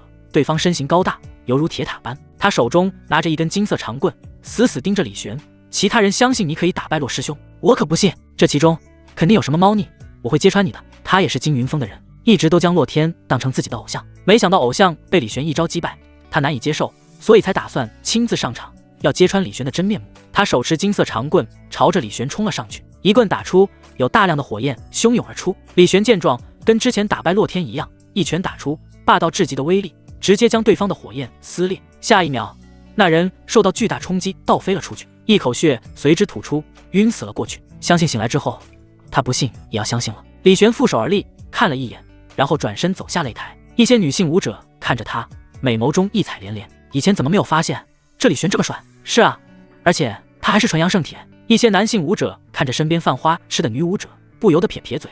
以前人家伪装成凡体，你们怎么会去注意对方呢？现在觉得人家帅了，真现实。这话一出口，顿时受到一些小仙女的口诛笔伐。难道你不觉得李玄帅吗？哼，我看你就是嫉妒人家李玄有纯阳圣体。七脉会武继续，而由于参与这一次会武的高手实在是太多，凤九哥虽然是圣体，但毕竟修行时间尚短，只是临海境止步于第4轮，输给了一个通玄境界的武者。众人连忙安慰他，凤师妹无需太难过，你年纪轻轻可以走到第4轮已经是非常不容易了。是啊，境界差距太大，这也是没办法的事。以你的天赋实力，假以时日，肯定可以在七脉会武上夺魁的，不急于一时。其他同样落败的弟子们看着被围在中间安慰的凤九哥，不由得嘴角抽搐了一下。圣体的待遇就是不一样啊，他们落败无人问津，圣体落败一大堆人上去关心慰问，人与人之间还能不能多点公平啊？被众人安慰的凤九哥神色淡然，对于自己输了，他并没有感到难过。临海境输给通玄境，这太正常了，要是赢了才有鬼。只是他看向李玄，上前假装难过，师兄，我输了。李玄摸了摸他的脑袋，柔声道，无需伤心，胜败乃是兵家常事，你已经做得很好了。这是小师妹第一次输给别人。李玄觉得自己要给予鼓励，免得打击对方对修行的热情。对方要不热情了，不卷了，他还怎么提升？感受着李玄的大手在自己头上摸来摸去，凤九哥脸上不禁露出笑容。果然，师兄超温柔的。其他人看着自己怎么安慰都无济于事，李玄随便说2句就笑了的凤九哥有些不平衡。好家伙，这个凤凰圣体居然还是一个师兄控不成，真是兄妹情深啊！是啊，我也好想有个这么可爱的师妹啊。你是想要有个这么可爱的师妹吗？你是想要给圣体师妹吧？我都不好意思戳穿你。擂台上，主持人看了一眼下一场比赛的名单，双眼微微一眯，公布道：下一场，玄天峰君寒对天玄峰李玄。此言一出，众人哗然。君寒，渡仙门风云榜第1，李玄，突然崛起的圣体新秀，这2人一决，看头十足。众人都想知道谁才是渡仙门年轻一代中的第1，这一场肯定很精彩。啧，有好戏看了。君寒师兄修行数十年，如今已是元神境，而李玄虽然是圣体，但毕竟只修行了3年，虽然修为也强，但我还是觉得君寒师兄的胜算比较大。话的确是这么说，但谁能保证不会出什么意外呢？之前不同样没人觉得李玄能赢洛天，众人议论纷纷。而半空中的君寒负手而立，居高临下的看着李玄，淡淡笑道：师弟，还请多多指点了。李玄没有说什么，只是默默地走上擂台。他正在考虑着要怎么打败君寒。对方虽然是元神境界，但比起他还是差了一些。他可是战王，他若全力出手打败对方，不用几招，还是说保留一些实力当做底牌呢？李玄思索的时候，君寒已经来到了擂台上，身上真元涌动，一出手，虚空中画出各种各样的元素，金、木、水、火、土5行元素之力流转，化作一个巨大轮盘。这正是君寒的体质，五行王体，掌控5行之力的体质。5行之力在君寒周身流转，化作一个巨大轮盘。那轮盘之上散发着滔滔光华，千条祥瑞，一股无与伦比的威势从其中散发而出，使得整个擂台都嗡嗡震动。紧接着，君寒抬手朝着李玄抓去，这一击使得虚空泛起涟漪，5行之力交织，化作一只巨大手掌。这正是接近至尊法的极品武技5行大手印，乃是渡仙门最顶尖的武技之一，而且与君寒这个5行王体相得益彰，爆发出来的威力更强大。君寒知道李玄实力很不简单，比起表面看上去的要更加深不可测，于是他一出手并没有试探，一出手就是绝招。而看着席卷而来的5行之力大手，李玄神色漠然，身上真元力量涌动，无比精纯的纯阳之力化作金色火焰狂燃而出，所到之处虚空都被烧得扭曲。轰！那5行之力形成的手掌被火焰硬生生烧成灰烬。纯阳圣体被誉为炉鼎体质，但这不代表这体质只有炉鼎的效果，相反，纯阳圣体之威非常强大。纯阳之火乃是火中之王，一火克5行。君寒被霸道的火焰之力震退数步，他瞳孔微微颤抖地看着李玄，能够将纯阳之火发挥到这种程度，你果然也达到了元神境界，你藏得好深。众人哗然，李玄不是大家以为的洞虚，乃是元神。众人倒吸一口冷气，对方加入渡仙门才几年时间啊，这就修行到元神境界了，要不要这么夸张啊？要知道，被誉为风云榜第1、第2的君寒，剑缥缈，拥有王体，但也是修行了数十年才到元神境的呀。李玄何德何能，这么快就抵达元神境了？就凭他是圣体吗？李玄不仅是元神境，而且还是圣体。本来以为这一战是君寒师兄赢，现在看来不好说啊。5行王体虽强，但终究比不上圣体啊。是啊，君寒在擂台上也知道自己的胜算可能不高，但身为风云榜第1，他还想再挣扎一下。只见他抬手向天，我行之力交汇，席卷风云，背后那巨大轮盘也随之动了，逐渐朝李玄冲击而去。体质神通5行大轮盘。体质神通就是根据自己的体质所钻研开发出来的一种能力，与武技有些许区别。武技任何武者都能用，而体质神通只有拥有相对应的体质才能用，而且就算是同一种体质，但因人而异，钻研开发出来的体质神通也可能有所区别。这神通威力可称上品。有长老们看到君寒用的体质神通，不禁赞叹。体质神通有强有弱，大概分为下品、中品、上品、顶尖、绝世5种。君寒所用的5行大轮盘已经达到上品水准。一般来说，只有至尊才有机会根据自身体质钻研开发出这种神通，但君寒却凭借元神修为开发出来了。换句话说，君寒不死，将来有很大概率成为至尊。而看着那轰来的轮盘，李玄神色平静地抬手打出，没有用任何华丽的招数，只是单纯的真元爆发，凝聚出一团纯阳之火，朝着那5行轮盘炸去。轰！轮盘破碎，5行之力溃散，君寒受到莫大冲击，整个人倒飞出去，摔下擂台。众人见状，不由得有些沉默。这是碾压，毫无疑问的碾压。双方的差距实在是太大，不仅仅是体质上的，还有修为上的，根本就不是一个级别的。体质为王，武道为尊，啧，有一个好体质真的胜过一切啊！对方才修行几年就有这实力了，我们一辈子只怕也赶不上。一些体质不怎么样的武者看着李玄，不由得羡慕嫉妒，就连拥有上乘体质的真传们也沉默了。王体、圣体一字之差，但差别真的就这么巨大吗？太夸张了吧！打败君寒后，李玄脸上并没有欣喜之色，对他来说，打败君寒跟打败其他弟子没有什么差别，他依旧是慢悠悠地走下擂台。而所有人看着他，心中全都明白，对方的地位完全不一样了。风云榜第1换人了。接下来七脉会武继续，但几乎没有任何悬念，李玄取得了这一次七脉会武的魁首，与他对上的武者要么被他一招击败，要么干脆投降认输。李玄成为了这一次七脉会武最大的黑马。会武结束后，主持人亲自为李玄颁发奖品。本次七脉会武的奖品乃是一颗极品丹药，此丹药名唤一金洗髓丹，顾名思义，可以一金洗髓，强壮肉身，提升真元。一颗丹药可比常人10年苦修。主持人拿着一个玉瓶说道，而众人看着那绿色的玉瓶，不由得羡慕。李玄微笑地接过瓶子，看着里面的丹药，有些期待。有了这丹药，师妹的修为能进步得更快了吧？七脉会武结束，李玄跟众人告辞，带着凤九哥返回天玄峰。但一起回去的，除了他，还有凤九哥，还有七脉的峰主。他们都想要找柳天玄问个明白。一个凤九哥就算了，现在好端端的又冒出了一个纯阳圣体李玄，你天玄峰究竟还藏着多少秘密？但柳天玄对于众峰主的追问并不以为意，他走出洞府，淡淡说道：“李玄的体质你们是知道的，要是他不隐藏的话，早就不知道被哪个妖女魔女掳走了。”众人闻言，觉得好像也有几分道理，但他们还是有些不满。这么大的事，为什么不早说？难道我们还会害他不成？都是同门，这点信任都没有。一个白衣女子说道。她看向不远处的李玄，舔了舔嘴唇，那模样一点说服力都没有。柳天玄翻了个白眼，擦擦你的口水吧。可，老实说，师姐，你有没有？哼，没有。柳天玄直接否认。众人也没有再追问，毕竟他们看得出李玄的纯阳之火极其旺盛，威能强悍至极。而纯阳圣体有一个特性，只要拥有者一直保持元阳之力不懈，纯阳之火的威力就越强。从李玄的纯阳之火威力上，他们就可以看出李玄依旧是完璧之身。师妹啊，你一连收了2个徒弟，都是圣体，你是怎么做到的？教教我们呗。有风主看着柳天玄问道。1个徒弟是圣体，这是运气；2个徒弟都是圣体，这就是慧眼识珠啊。可，这个好说，那我就简单说2句。首先，这个收徒弟呢，要讲究缘分，你碰到了，那就是有缘，对方愿意拜你为师，这就是分。缘分，缺一不可。我能收2个圣体，也是缘分。柳天玄侃侃而谈，众人听了一会，然后忍不住嘴角抽搐了一下。对方讲了一堆，但他们却只听出了2个字：运气。什么狗屁缘分，分明就是走了狗屎运。众人心里吐槽道。再看看李玄、凤九哥，他们还是忍不住羡慕。为什么他们就收不到这么好的徒弟啊？李玄将最新获得的1斤洗髓丹交给了凤九哥，淡淡一笑道：这丹药对你的修行有好处，你好好使用。凤九哥看着手中的丹药，不由得疑了：师兄居然把气脉会武的奖品给我了。再联想到对方这些年来从未参加过什么气脉会武，为什么这一次就要去参加呢？难道只是因为师尊有命吗？不是的，对方是因为有他这么一个师妹了呀。对方知道这奖励对他大有帮助，所以才去参加会武的呀。一想到，凤九哥心里忍不住涌出一阵暖流。师兄为了我付出太多了，师兄，这1斤洗髓丹我们1人1半。凤九哥看着手中的丹药，拿出宝剑，将其劈成了2半，将其中半颗给了李玄。李玄本想拒绝，但看着凤九哥那坚定的目光，他还是将其收下了。好，将半颗丹药收好，李玄就去做饭了。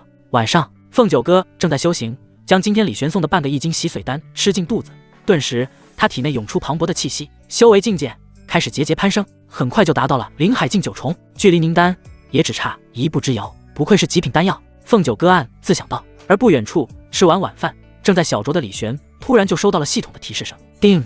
凤九哥服用1斤洗髓丹，修为突破灵海9重境界，随即奖励宿主谪仙之气。谪仙之气是什么玩意？李玄愣了一下，下一秒他感觉自己的身体有了一些变化，但哪里出了变化又有些说不上来。不经意间，他看了一眼镜子里的自己，我靠，这人是谁？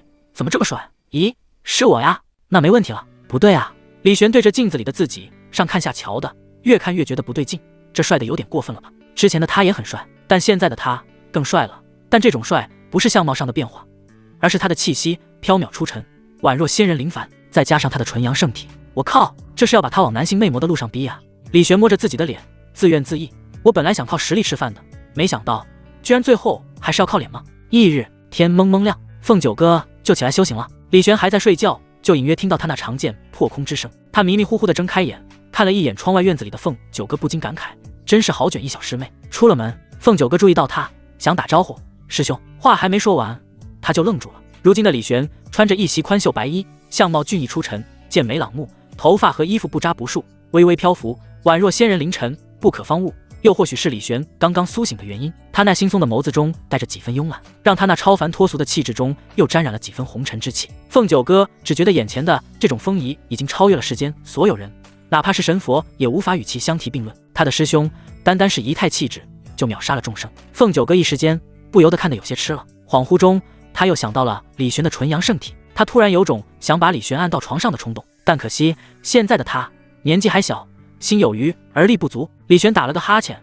朝凤九哥走去，伸手摸了摸他的头，这么早就起来练功，真勤奋。凤九哥感受着那摸着自己头的手，只觉得李玄身上传来一阵阵清新淡雅之气，又或许是现在的李玄显得太过于魅惑，让他忍不住脸色一红。李玄没怎么注意，打着哈欠伸了个懒腰去洗漱，然后就进厨房做早饭了。凤九哥没心思练功了，走到厨房，看着挽起袖子开始做饭的李玄，只觉得天上仙人入了凡尘，而且还在为他做饭，让他有种在做梦般的虚幻感。叮！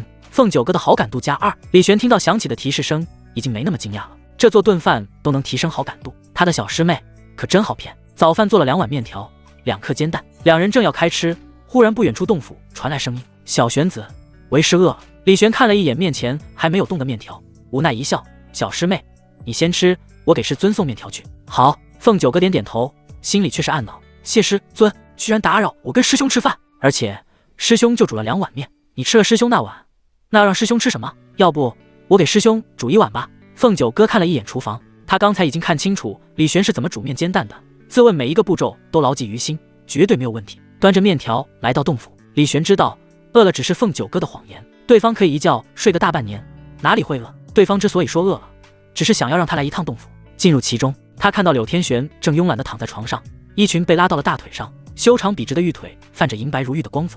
李玄对这些早已经见怪不怪，坐怀不乱了，将面条放到桌上。师尊，面条来了，先放那吧，我给你检查一下身体。柳天玄看着李玄，无比好奇，这才多少天的功夫，对方身上的气息又有了变化，这股谪仙气质飘渺出尘，就算是他以前见过的那些红尘仙也比不上。可李玄呢？不过一个战王，那些红尘仙一巴掌都可以拍死几百个，对方哪来的这等气质？简直绝了！听到又要检查身体，李玄嘴角微微抽搐。果然，但都说一回生，二回熟，这都已经第3回了。他将上衣脱掉，站在原地，面无表情，一副任君采摘的模样，看得柳天玄舔着红唇，一副食指大动的模样。看着戚柳天那副随时可能上来将自己扑倒的样子，李玄已经不像之前那么手足无措了。之前是因为他修为不够，害怕被柳天玄扑上来吸成人干，但现在不一样了，他可是战王哎，就算对方是半步至尊又怎么样？半步至尊说到底也还在战王的范畴吗？大家都是一样的境界，你还能把我吸成人干？来吧，上我吧，我倒想看看谁把谁吸成干。李玄心里还隐隐有些期待，虽然打不过对方，但他有自信在其他地方让柳天玄嗷嗷求饶。但很可惜，柳天玄并没有扑上去，他跟以前一样检查了一下李玄的身体，发现他的体质依旧是纯阳圣体。至于这谪仙气质，就好像凭空出现的一样。他太好奇了，好奇到想把李玄给切片研究，但最后还是放弃了这个念头。要知道，这可是自己宝贵的徒儿，就这么一个，不能乱来，还是继续静观其变吧。好了，你先下去吧。柳天玄摆了摆手，而李玄眼中闪过一丝失望，这你都能忍得住，行不行啊？柳天玄，是，师尊。他恭敬地行了一礼，然后转身离开。而看着他离去的背影，柳天玄摸着下巴，玩味的一笑。这小玄子好像有些期待我对他做什么的样子。啧，或许用双修的方式可以更了解他的体质变化，但可惜现在的小玄子你还是太菜了。他伸了个懒腰，看了一眼桌上的面条，上前拿起筷子吸溜了2口。咦，味道不错吗？出了洞府，李玄回到自己的小木屋，而饭桌上，凤九哥正坐在椅子上，瘦瘦小小的身子正襟危坐，一副乖巧等他回来的样子。李玄的心情不由得变得愉悦，果然，比起难以把控的师尊，还是乖巧可人的师妹比较让人舒心。他走上前，却发现饭桌上多出了一碗东西，这玩意除去颜色不一样外，李玄很想用一坨来形容。而凤九哥看到他回来了，将面前那一碗白色的东西推过去。师兄，你回来了，这是我给你煮的面。李玄沉默了，你管这坨叫面？凤九哥也许是想要让这碗面看起来好看一些，还在上面撒了一些碧绿的葱花，但这无论如何也掩饰不了这一坨不，这碗面的那别致的样子。李玄嘴角扯出了一个笑容，多谢师妹，但师兄我不饿。不，师兄，你把自己那碗面给师尊，现在肯定饿了，你快尝尝，我都是照着你的步骤做的。凤九哥期待地看着李玄，照着我的步骤。李玄第一次感觉到自己的厨艺受到了侮辱，但看了一眼满怀期待的师妹，李玄咬咬牙，我吃。他颤颤巍巍地拿起筷子想要夹面条，却发现这些面条都成一坨了，根本夹不起来。他深吸了一口气，将碗端起来，将面扒拉进嘴里。他几乎是囫囵吞枣般将面条吃进肚子。凤九哥在一旁看着，无比开心。师兄吃得真开心。师兄，你慢点吃，我下次还给你做。可，李玄差点被噎死，他连忙道：师妹，大可不必，你还是好好修行吧，答应我，不要再进厨房了。师兄，这是怕我累着吗？真温柔啊。师兄放心好了，我不怕累的，但我怕死啊。李玄欲哭无泪，含泪解决完这坨面后，李玄又灌了一葫芦酒。被酷的好家伙，他估计凤九哥至少下了8勺盐，就这还好意思说按着他步骤来。数日后，渡仙门风云榜更新，李玄当之无愧地成为了风云榜第1名的存在。这并不值得意外，大家都觉得理所应当。君寒这样的5行王体都被轻易打败了，成为风云榜第1，不是理所当然的事情吗？然后在风云榜发布后，关于李玄的传闻越来越多。你们见过李玄师兄了吗？我昨天见到了，我直呼好家伙，简直帅爆了呀！我以前居然没发现李玄师兄竟有仙人之姿。是啊，昨天见到李玄师兄，我脑海中突然就出现了一句话：陌上人如玉，公子世无双，说的就是李玄师兄啊！不愧是风云榜第1的存在。你们以前可不是这么说的，让以前的我们见鬼去吧！以前的我们跟现在的我们有什么关系？而就在李玄成为渡仙门风云人物的时候，在渡仙门所位于的东周，也有一件不小的事情发生了。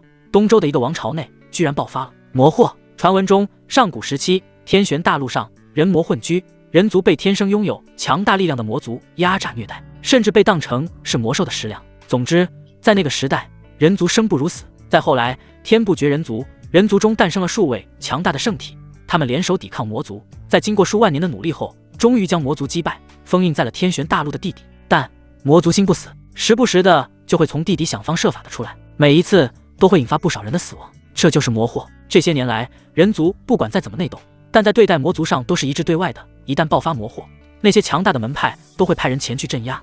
而渡仙门作为东周顶尖的门派，对于这一次魔祸，当然不可能坐视不管了。经过一番商量，他们打算派李玄前去镇压魔祸。只想混吃等死摆烂的李玄得到这个消息后，不由得愣了一下。魔祸？为什么是我去？你现在是风云榜第一，是渡仙门的门面，你不去谁去呢？渡仙门主笑眯眯地看着李玄，一旁的凤九哥听到魔祸二字也忍不住皱眉。魔族乃是人族的心腹大患，我被武者理应出手镇压。师兄，门主，这次魔祸我也要去。在九个大陆也时常有魔族作乱的事情发生，凤九哥甚至还亲手杀过几个魔圣呢。当然，在他看来，这一次的魔祸不可能出现魔圣那种级别的存在，毕竟整个天玄大陆都没有几个圣者，要真是出现魔圣，整个大陆都要为之震动。渡仙门不可能只派李玄前去。听到凤九哥的话，李玄看向他眨了眨眼，小师妹居然如此正气凛然，不愧是前世能当女帝的料。渡仙门主也忍不住抚掌了笑，好，年纪轻轻便有如此胆魄，假以时日，你二人不仅是我渡仙门的中流砥柱，也是整个人族的中流砥柱。话都说到这份上了，不去不行了。而且他也对于魔族挺好奇的，也不知道都长什么样，有没有魅魔。魔祸爆发，整个东周的武道门派自然不能坐视。一时间，东周各大门派都派出了精英弟子，前往那个爆发魔祸的王朝，其名为洛王朝。东周王朝有数百之多，洛王朝不过是其中之一。在数百王朝中，虽然不算弱，但也不是顶尖，却因为这一次魔祸，成为了整个东周瞩目的地方。各大门派精英悉数前往，据说连东周三大圣地之一的缥缈圣地都派人了。渡仙门山门前，李玄带着凤九哥师兄妹两人开始前往洛王朝。而在他们之前，君寒、洛天等人已经先前往了，尤其是洛天，更是在魔祸爆发的时候就第一时间赶往洛王朝，因为那里是他的故乡。洛王朝一座镇子上，一群百姓正躲在一个宅院内，不敢出门。而在镇子街道上，有大量的魔兽正在肆虐。这些魔兽的长相各异，有红眼睛的恶犬，长着角的蜥蜴，但不管是什么魔兽，身上都散发着黑乎乎的魔气，生怕别人不知道他们是魔兽一样。而这些魔兽中，为首的一个魔族穿着黑色长袍，相貌俊逸，看上去与正常人类没什么样子，但他的额头上则是长着一根独角。他那红色的眸子看着宅院，眼中露出一丝嗜血。他让魔兽们不断冲向宅院，可却被一堵金色的壁障给挡了下来。仔细看，这壁障内隐约有大量金色的佛门经文环绕。宅院内，两个身着袈裟的僧人正盘膝而坐，口中念诵着经文。这结界正是他们的杰作。讨厌的秃驴，你们的经文结界挡不了多久。独角的魔族冷笑道。他让魔兽们不断的攻击结界，消耗僧人的真元。渐渐的，那经文结界的光芒越来越暗淡。噗！其中一个僧人更是忍不住吐出一口血。宅院内的人见状，不由得脸色大变。大师，不好了，大师吐血了。大师为了撑住这个结界，消耗太多力量了。众人忧心忡忡，有这个结界在，他们才能免受魔祸。一旦这个结界消失，等待他们的将只有成为魔兽食物这一条路。看了一眼那吐血的僧人，旁边的白衣僧人见状叹了口气，事到如今，只能主动出击了。他看向那为首的魔族，猜测只要杀了对方，其他魔兽自然就会退走了。于是他心念一动，身上散发出一阵阵金色华光，在他身后浮现出一尊庄严的金色佛陀虚影，正手持降魔杵，朝着那魔族击打而去。那魔族眸光一凝，是金刚宝体。金刚宝体乃是一种佛门体质，拥有这种宝体的人，天生适合修行佛门武学。那魔族不敢大意，取出一把巨大的斧头，朝着那降魔杵挥舞而去。双方轰的一声爆发剧烈碰撞，空气爆开，地面凹陷了下去，四周屋子倒塌了十几栋。这实力不下于通玄境了。那魔族双眼微微一眯，拥有金刚宝体，又有通玄修为，你在金刚寺内应该属于天才一流了。杀了你，金刚寺想必会很心痛吧？金刚寺，东周一流门派之一，也是享誉东周的佛门寺庙。那为首魔族身上逐渐散发出滔滔魔气，威势之霸道逐渐盖过了白衣僧人的金刚宝体气息。白衣僧人脸色微变，这是通玄境的魔族。通玄境放在东周之中已经算是高手，是大多数年轻一辈武者都难以抵挡的存在。白衣僧人虽然也算是天才，但距离通玄还有半步距离，而这半步足以让他送命了。看了一眼身后的百姓们，白衣僧人无奈叹气，小僧无能，诛杀不了此魔。轰！伴随着魔族巨大斧头落下，整个经文结界轰然崩溃。巨大力量冲击之下，宅院四周形成一片废墟。大量的魔兽在没有结界阻挡后，流着哈喇子，双眼嗜血地朝着宅院内的百姓扑了上去。就在这些魔兽们即将饱餐一顿的时候，天空中突然有一把鲜红如血的宝剑落下，宝剑不偏不倚，插在宅院门口前，一股凛冽剑气扩散而出，一头头魔兽眨眼便被绞杀成了一团团血雾。天空中一道身影降下，他一袭红衣，身形看起来瘦小，但身上却是散发着威严，一身红色的凤凰火燃烧，使四周魔兽望而却步。魔物，受死！凤九哥看着眼前诸多魔物，冷漠地说道。他抬手甩出一道凤凰火，火焰落在那些魔物身上，眨眼间就将其烧成灰烬。而看到凤凰火的威力，那独角魔族双眼一凝，这种气息居然是一个人族圣体，他不由得惊了。这可是人族圣体啊，相当于魔族当中的皇族啊！若是能够杀了一个人族圣体，绝对是大功一件。最关键的是，这个人族圣体的修为才灵海境界，以他通玄的修为，那岂不是能轻松拿下？想到这，他激动难耐，当即出手。人族圣体，受死吧！独角魔族手持巨斧朝着凤九哥砍下，这一招威势刚猛霸道，仿佛能劈开一座山，远远超过凤九哥修为的力量将其锁定。一般来说，灵海境面对这攻击可以说十死无生。当凤九哥不是一般人，他有办法逃脱，可他没有，因为他不是一个人。就在那霸道的斧头即将砍在他身上的时候，一只大手突然从他旁边伸了出来，轻松抓住那落下的巨斧。正是李玄。师妹，面对这种级别的魔物，你也敢出手，真是胆气十足啊！李玄淡淡笑道。凤九哥被李玄夸赞，不由得嘴角上扬。他相信李玄肯定是知道自己为什么敢出手，因为有他这个师兄兜底嘛。可他还是夸他了，只能说待在师兄身边真是情绪价值拉满了。而凤九哥是高兴了，那独角魔族却是被吓得不轻。好家伙，这个家伙是谁？怎么出现的？为什么我没察觉？他整个人都是猛的。但李玄没有跟他客气，微微一笑，五指陡然用力一握，咔嚓一声，那巨大斧头直接化作碎片。接着李玄一巴掌扇出，砰！那独角魔族只觉得一股自己无法抵御的力量汹涌而来，整个人不受控制的倒飞而出，然后身体在空中承受余力冲击，不断裂开，砰的一声炸成一团血雾。砰！只是一招，那独角魔族连反应都反应不过来，直接就被拍成了碎片，死得不能再死。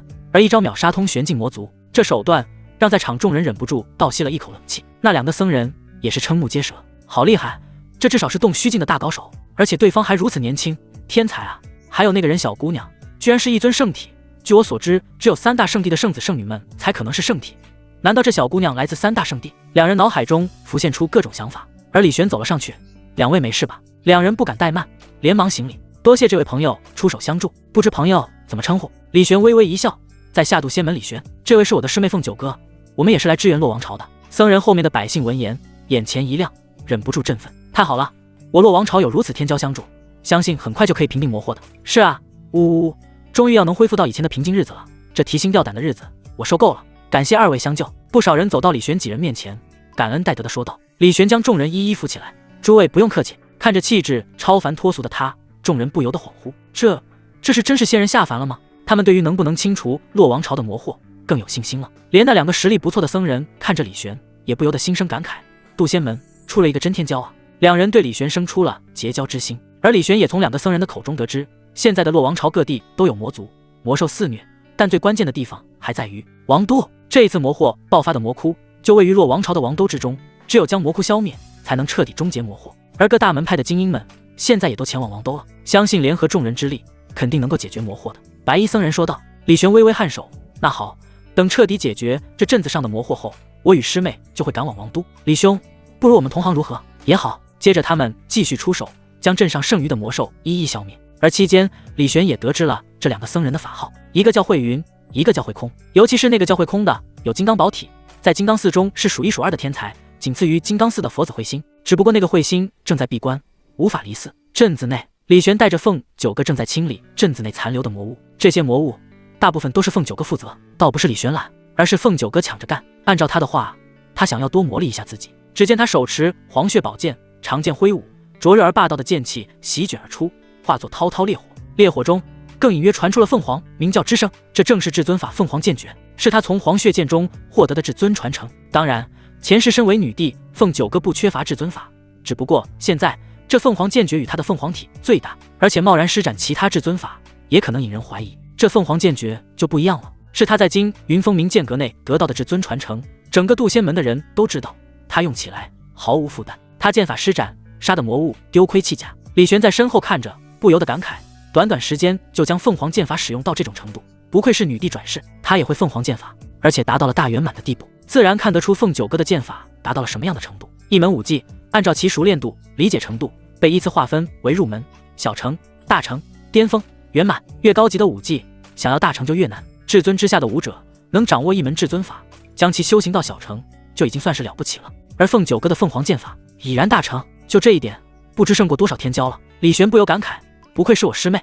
半天后，阵内魔物被清理得一干二净，时间也来到了傍晚。几人打算在这里休整一夜，第二天前往王都。镇明了为表达感谢，给他们送上了不少吃食。轰！蓦然，镇子的上空突然传来了一声惊雷，皎洁的月色随即便被一股阴暗的魔气所笼罩。慧空两个僧人看着那阴暗魔气，不由觉得心头沉甸甸的，好惊人的魔气啊！这至少是洞虚境之上的魔族，没想到居然有这种级别的魔族出现。慧空两人心中不禁生出一丝绝望感了，他们两人差这魔族太多了。轰！又是一道惊雷，雷霆降下，化作一个浑身散发着霸道魔气的魔族。他冷眼看着众人，就是你们害死了我的手下，既然如此，那就给我偿命来吧。就在他要出手的时候，李玄没跟他客气，直接一巴掌拍出，掌心之中纯阳之火熊熊燃烧，至阳至刚的纯阳之火正是魔族克星，加上李玄的修为已经达到了战王级别，这个魔族连反应的机会都没有，直接被一巴掌拍成了灰烬，被烧得一点魔气都没有留下。本来感到绝望的慧空两人看到这一幕，瞠目结舌，又是一招秒杀了。他们觉得对于李玄的评价至少得再上一个层次，这绝对不是洞虚境，这至少是元神境啊！如此年轻的元神，此人在渡仙门中肯定是那种极为顶尖的真传弟子，未来可能成为一phương之主的那种。而且对方使用的火焰，如果我没看错的话，李兄你用的是纯阳之火。慧空吞咽了一下口水，问道。正是。李玄微微颔首，倒也没有隐瞒，反正渡仙门有很多人都知道了，早晚有一天他有纯阳圣体的事会传遍整个东周的，瞒着也没有意思，不如坦荡一点。嘶！慧空倒吸了一口冷气，纯阳圣体加上凤九哥的凤凰圣体，渡仙门居然出了2个圣体，就算是圣地也不一定有2个圣体啊！他们仿佛看到东周即将出现第4个圣地了。夜，几人在客栈内休息，而凤九哥却没有睡觉，因为今天是他与师兄进行第2次对比的时候。这一次对比的内容乃是武技，而我的凤凰剑法已经达到大成，甚至接近巅峰水准，我一定能赢。凤九哥信心满满，他没怎么见过李玄修行，不，他是从没见过李玄修行过任何一种武技，对方的武技水准肯定比不上他。开始对比，凤九哥盘膝而坐，心中默念了一声，下一秒他出现在了一片白茫茫的空间之内，而在他的面前，巨大的阴阳天道尺横亘其中，一黑一白流转着玄奥韵味。而凤九哥缓缓走到天道尺的一端，而在他的对面，一道身影凝聚而出，正是李玄的虚影。定。第2次对比内容为武技，双方修为皆被压制在炼气境界，而且不得动用体质、玄冰、神通等手段，只能使用武技。宿主若获胜，可获得元神宝花1朵。元神宝花，这是一种极品灵药，一旦服用，可以让武者提前诞生神识，甚至是生出元神。而武者一旦提前拥有元神，战力先不少，在晋级元神境之前，修行将1日千里，突飞猛进。凤九哥有自信，若自己获得这元神宝花，他甚至可以在1年之内晋级元神，3年之内成就战王，5年之内成为至尊，不出100年就能恢复巅峰修为，杀回9个大陆。这元神宝花，我势在必得。师兄得罪了。凤九哥说道，持剑朝着李玄攻去，一出手就是凤凰剑法，剑气交织，化作一头凤凰虚影。却见李玄持剑一挡，铿锵一声，竟是将他的剑格挡住了。凤九哥再度变招，眨眼间他出了13剑，但全被挡下，而且李玄还是站在原地，一步也没有退。他都惊了，什么？师兄居然有这样的剑法造诣？不是，我从来没有见过师兄练过武技，他甚至连剑都没有摸过，他哪来这等剑法？不仅如此，他还隐约从李玄的剑法上感受到一丝熟悉的气息。等等，这不是他的凤凰剑法吗？他更震惊了，一连10几剑全被李玄挡下。而他错愕之时，李玄已然反击，只见他长剑在手，气凝剑锋，一剑击出，凤九哥被击退10几步。他震惊之时不敢有丝毫大意，当即施展凤凰剑法中最强的一招凤舞九天。他纵身而起，剑气爆发，化作一头燃烧着火焰的凤凰虚影。再见李玄做出了一样的动作，同样纵身而起，剑气凝成凤凰虚影。不仅如此，他凝聚出的这头凤凰比起凤九哥的更加栩栩如生，而且其中还有凛冽剑意弥漫。剑意，居然是剑意！凤九哥瞳孔微微一缩，只有将至尊法修行到圆满，才可能领悟出意境，因为只有至尊才能掌握意境。而李玄不是至尊，却将一门至尊法修行到了圆满，成功掌握了剑意，这是连他现在也办不到的事啊！2头凤凰虚影正面冲击在一块，却见凤九哥的凤凰一碰就散，他被李玄的剑气正面击中，整个人飞出了天道尺。对比失败，凤九哥意识出了阴阳天道尺，整个人都懵的。为什么师兄从来没有练过剑，却有如此高明的剑法修为，而且还掌握了剑意？而且他会的还是我的凤凰剑法，这到底是怎么一回事？凤九哥是真懵了，他以为自己已经够了解师兄了，可现在看来，自己知道的师兄也许只是冰山一角。我的好师兄，你还有多少我不知道的惊喜？凤九哥那难道发布惩罚反馈任务，连续3天给李玄晚安吻，任务完成可获得元神宝花的花瓣。元神宝花的花瓣虽然比不上一整株的元神宝花，但也算不错了。就算不能让凤九哥提前凝聚元神，但也能诞生神识，在晋级元神境前对他大有裨益。但更关键的是，这个惩罚任务让凤九哥不由得脸色一红。晚安吻，阴阳天道尺居然要让他去亲李玄，上次是按摩，这次是给晚安吻，这阴阳天道尺难不成想要让我把师兄发展成未来道侣吗？这是惩罚，这分明就是奖励嘛！凤九哥对于这个惩罚居然不是很抗拒，可关键是自己要怎么亲师兄呢？他看着镜子里不过12、13岁模样的自己，顿时有了主意。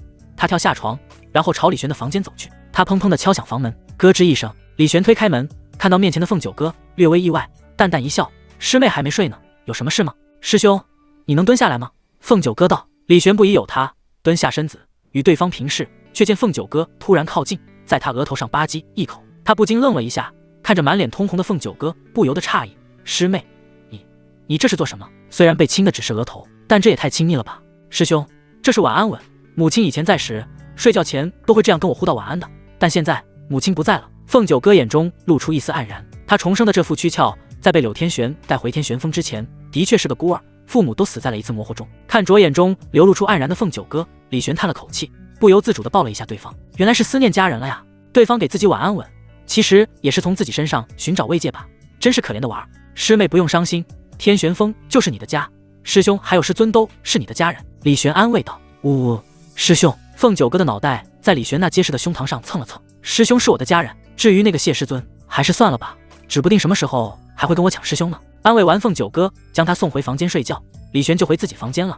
翌日天蒙蒙亮，几人就起床洗漱，然后在镇民们的目送下前往王都。一路上他们经过了不少村庄城镇，遇到了诸多魔兽魔族，他们自然不会做事，将其一一消灭，这其中又花了几天功夫。而在这个过程中，凤九哥表现勇猛，在斩妖除魔上比他们几个大男人还要尽心尽力。不过表现勇猛的小师妹，一到了晚上，在李玄面前就又变得乖巧粘人，睡觉前都要给李玄一个晚安吻。被接连亲了好几天的李玄，虽然疑惑对方怎么突然变得这么粘人，但也没有太在意，只当是对方因为魔惑而想起了去世的父母，从他身上寻找慰藉而已。很快，几人就来到了洛王都。一到这里，他们就看到了王都上空那由魔气组成的仿佛挥之不去的阴霾，好浓烈的魔气啊！这王都之内只怕有大魔啊！慧空深吸了一口气，所谓大魔，就是仅次于魔王之下的存在，换算成人族修为，至少得是元神境。而且从王都这浓烈的魔气上看，这王都内的大魔只怕不止1个2个，很是惊人了。这是怎么回事？各门各派的精英应该早就来到这里了，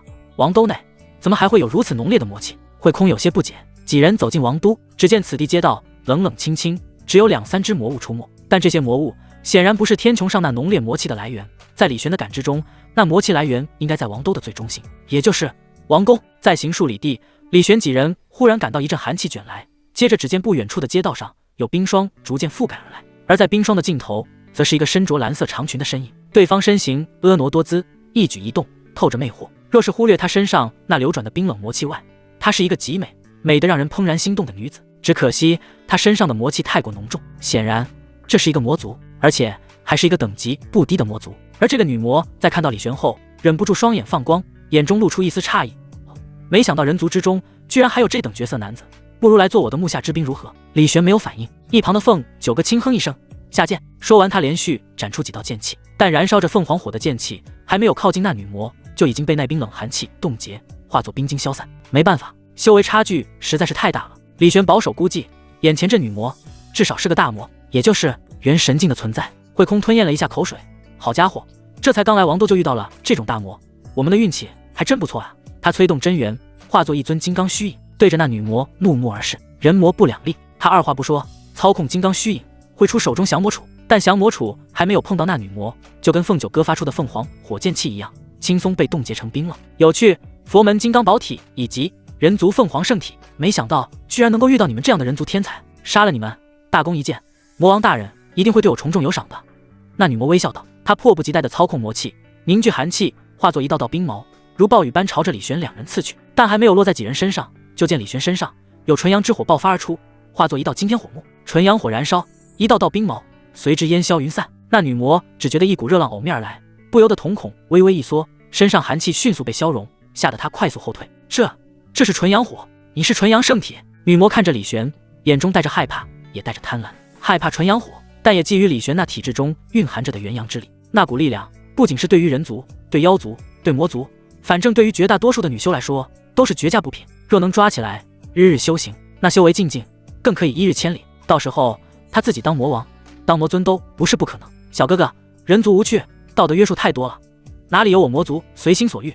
你不如跟我走吧，我保证你有享受不完的荣华富贵以及快乐。女魔说道。说到快乐二字时，她舔了一下红唇，语气中带着魅惑之意，让人忍不住心神摇曳。慧空两个僧人都觉得面红耳赤，忍不住口诵佛经，镇定心神。而李玄看着眼前的女魔，好奇问道：“你是魅魔吗？”女魔微微一愣，道：“我不是魅魔，若是小哥哥喜欢魅魔的话，我也可以帮你找几个魅魔来服侍你哦。”李玄摇摇头，不是魅魔都这么会魅惑人，那要是魅魔的话，那还了得。女魔一时有些拿不准李玄到底是不是真的被自己魅惑到了，但下一秒他就知道了。只见李玄抬起手，下一秒一股熊熊燃烧的纯阳之火在他掌心中轰然爆发了。纯阳之火仿佛焚尽一切，朝着那女魔汹涌而去，没有丝毫怜香惜玉之意。那女魔只觉得热浪扑面而来，身上的寒气被快速的消融，很久没有感受过热的她被烫得惨叫连连。啊呀呀呀！惨叫中，对方被烧成了灰烬。凤九哥在一旁轻哼一声，只觉得痛快，就这贱货也想勾引师兄，不知死活。接着他想到李玄刚才说的话，魅魔，难道师兄对魅魔感兴趣？传闻中魅魔乃是魔中色魁，无论男女都有着极为惊人的魅力，对异性的吸引力无比强烈。魅魔中的顶尖存在，甚至可以不动用一兵一卒，仅用个人魅力就可以征服一个王朝。凤九哥前世就遇到过一个魅魔，修为不高，只是魔王级，但却让大量的至尊心甘情愿为他卖命。想到这，凤九哥心中生出一丝不舒服，他拉了拉李玄的袖子，说道：“师兄，我以后长大后肯定比那什么魅魔要好看。”李玄微微一愣，这小师妹怎么会突然说这个？哦，难道是担心她会被魅魔抢走？李玄轻笑着摸了摸她的头发，那是肯定的，我的小师妹以后肯定是整个天玄大陆最好看的。事实上，他好奇魅魔，也只是听说过不少关于这种魔族的传说，并不是说有多么喜欢，单纯的好奇能够让男人神魂颠倒的魔族长什么样。击杀那女魔后，几人继续朝王都深处走去，在半路上，他们遇到了一支队伍正在围攻魔族，其中为首的一人正在与一个大魔打得不可开交，魔气还有真元不断激荡开来，四周虚空接连震荡，一条条街道都被两人的战斗波动给撕裂。而李玄一下子就认出了这些人，正是渡仙门中的君寒、洛天等真传弟子。尤其是君寒，他正在与一尊大魔交手，那大魔身上魔气沸腾，仿佛化作了熔浆流淌开来。君寒催动五行王体才能与其抗衡，好强大的魔族，其修为估计接近元神7重甚至8重了。君寒暗自心惊，要知道他也就是元神境2重，若不是有五行王体，估计现在就已经落败了。五行大手印，五行轮盘，君寒接连出手，五行之力发挥到了极致，极品武技、体质神通全都用上了，不断攻向那身上流淌着熔浆的恐怖大魔。但对方嘿嘿一笑，身上的熔浆如火山爆发般喷涌而出，轰然中，五行之力被这恐怖熔岩烧成了灰烬，君寒也被震退了好几步，身上的白衣都被烧得焦黑了。那熔浆大魔嘿嘿笑道：“有意思，能够跟我纠缠这么久，不愧是人族中的王体，杀了你，这王都之中的反抗势力少了一个高手，我看他们拿什么来抵挡我赤魔大军。”熔浆大魔说完，抬手爆发魔气，熔浆在空中交汇，形成一条大龙，要朝着君寒撕咬而去。这一招的威势非常强大，就算是君寒也感受到了一股浓浓的压迫感。可就在此时，一团金灿灿的火焰从天而降，轰！那熔浆大龙被火焰覆盖，然后竟是被烧没了。熔浆被火焰烧没了，这奇特的一幕让在场众人都忍不住揉了揉眼睛。这是什么火焰？疑惑时，他们感受到了一股熟悉的气息。只见一人从街道尽头缓缓走来，他一袭白衣，如雪般纤尘不染，一头黑发如瀑，随意披在肩上，剑眉朗目，嘴角带着一抹若有若无的笑容。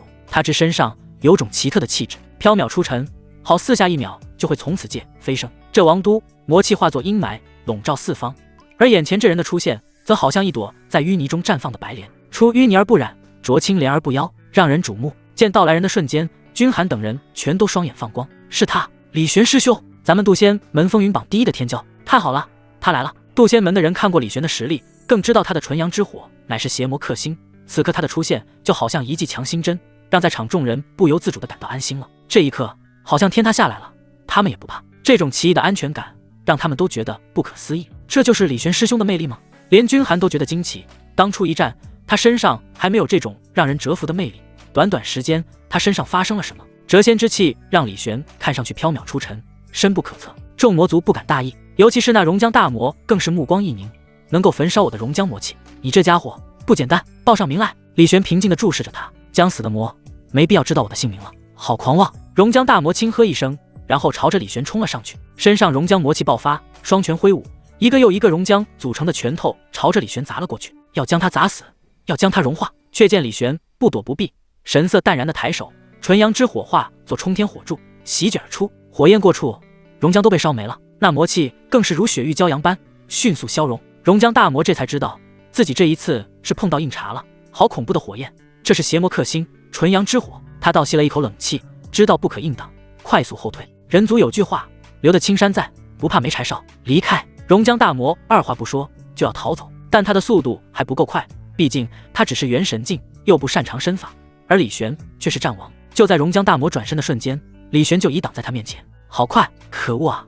给我滚开！熔浆大魔感受到死亡威胁，立即将自身魔气爆发到了极致，催动毕生修为，化作最强一拳——熔天焚山拳。轰！恐怖拳头流淌着熔浆，好似一座火山砸出，空气都被炽烈的高温烧得扭曲。众人感觉身体内的水分都要因为这一拳而蒸发。却见李玄不躲不避，看着这轰来的拳头，轻描淡写的抬起手，同样一拳打了出去。拳头包裹在金灿灿的纯阳之火中，这一拳平平无奇，没有动用任何玄奥的招数，但却是极为刚猛霸道的一击。砰！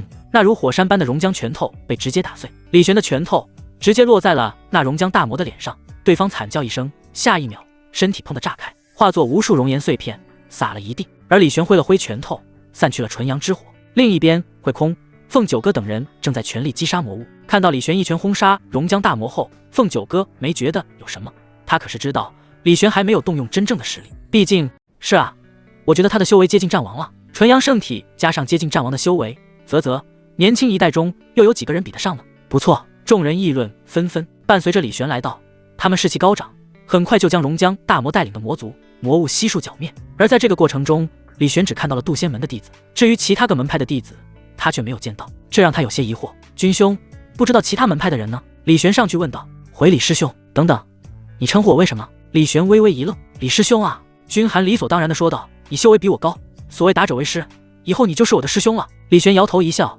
也不再纠结这个称呼。说起来，君寒比他早加入渡仙门几十年呢，现在却叫他师兄，真是奇妙。李玄觉得自己需要一点时间来适应一下，而接着君寒也将王都内的一些情况简单说明了一下。李玄听完，心头不禁生出一些火气。洛王朝此次出现魔祸，各门各派派人前来这支援，而为了接待这些人，洛王朝好吃好喝的招待。但让人愤怒的是，这些来这里支援的门派弟子们，拿了洛王朝的好处之后，却迟迟没有动手。一直以来，在动手的只有渡仙门的人，因为洛天就是洛王朝出去的人，所以此次返回乃是为了帮助故乡度过苦难。君寒等人全力以赴，也有一部分原因是看在与洛天同门的份上，可是他们出手了，其他人却是在作弊上官，这是众人最不能忍受的一点。铁剑宗、神龙门、天寿派这些门派弟子来到洛王朝后收了好处，可如今却是待在阮玉文香阁中逍遥快活，迟迟不肯出手，太让人愤怒了。我去找他们理论，他们却百般推诿，尤其是那个什么缥缈圣地的圣子，更是让人恼火至极。这一切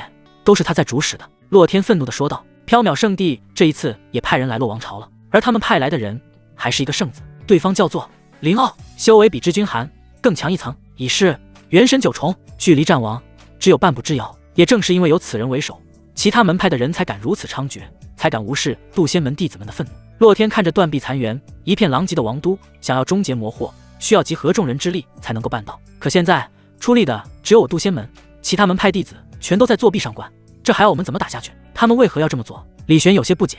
一旁的君寒叹了口气，我倒是猜出了一些。为什么？他们想要威望。威望？对，洛王朝越绝望，魔祸的波及范围越广，他们将其铲除之后获得的威望就越大。而在他们看来，现在魔祸的影响还不够大，他们想要让魔祸彻底波及整个洛王朝，甚至波及洛王朝之外的王朝。到那时候，他们再出手，力挽狂澜，那时候获得的威望将远远大于现在。君寒缓缓说道。李玄听完，瞬间明白了，这就好比一个人生了病，如果只是感冒发烧，你帮他治好了，他会感激你，但却不会太感激，因为感冒发烧，就算不管，可能睡个几天就好了。可若是什么危及生命的重病，你在他奄奄一息的时候把他治好了，那对方肯定是对你感恩戴德呀。而在林傲等人看来，现在的洛王朝魔祸还只是感冒发烧阶段，这时将魔祸铲除，能获得多少感激？等魔祸发展壮大，达到一定程度，影响整个洛王朝生死存亡，甚至周遭王朝存亡的时候再出手，那洛王朝还有其他王朝对他们还不得感恩戴德？他们要什么，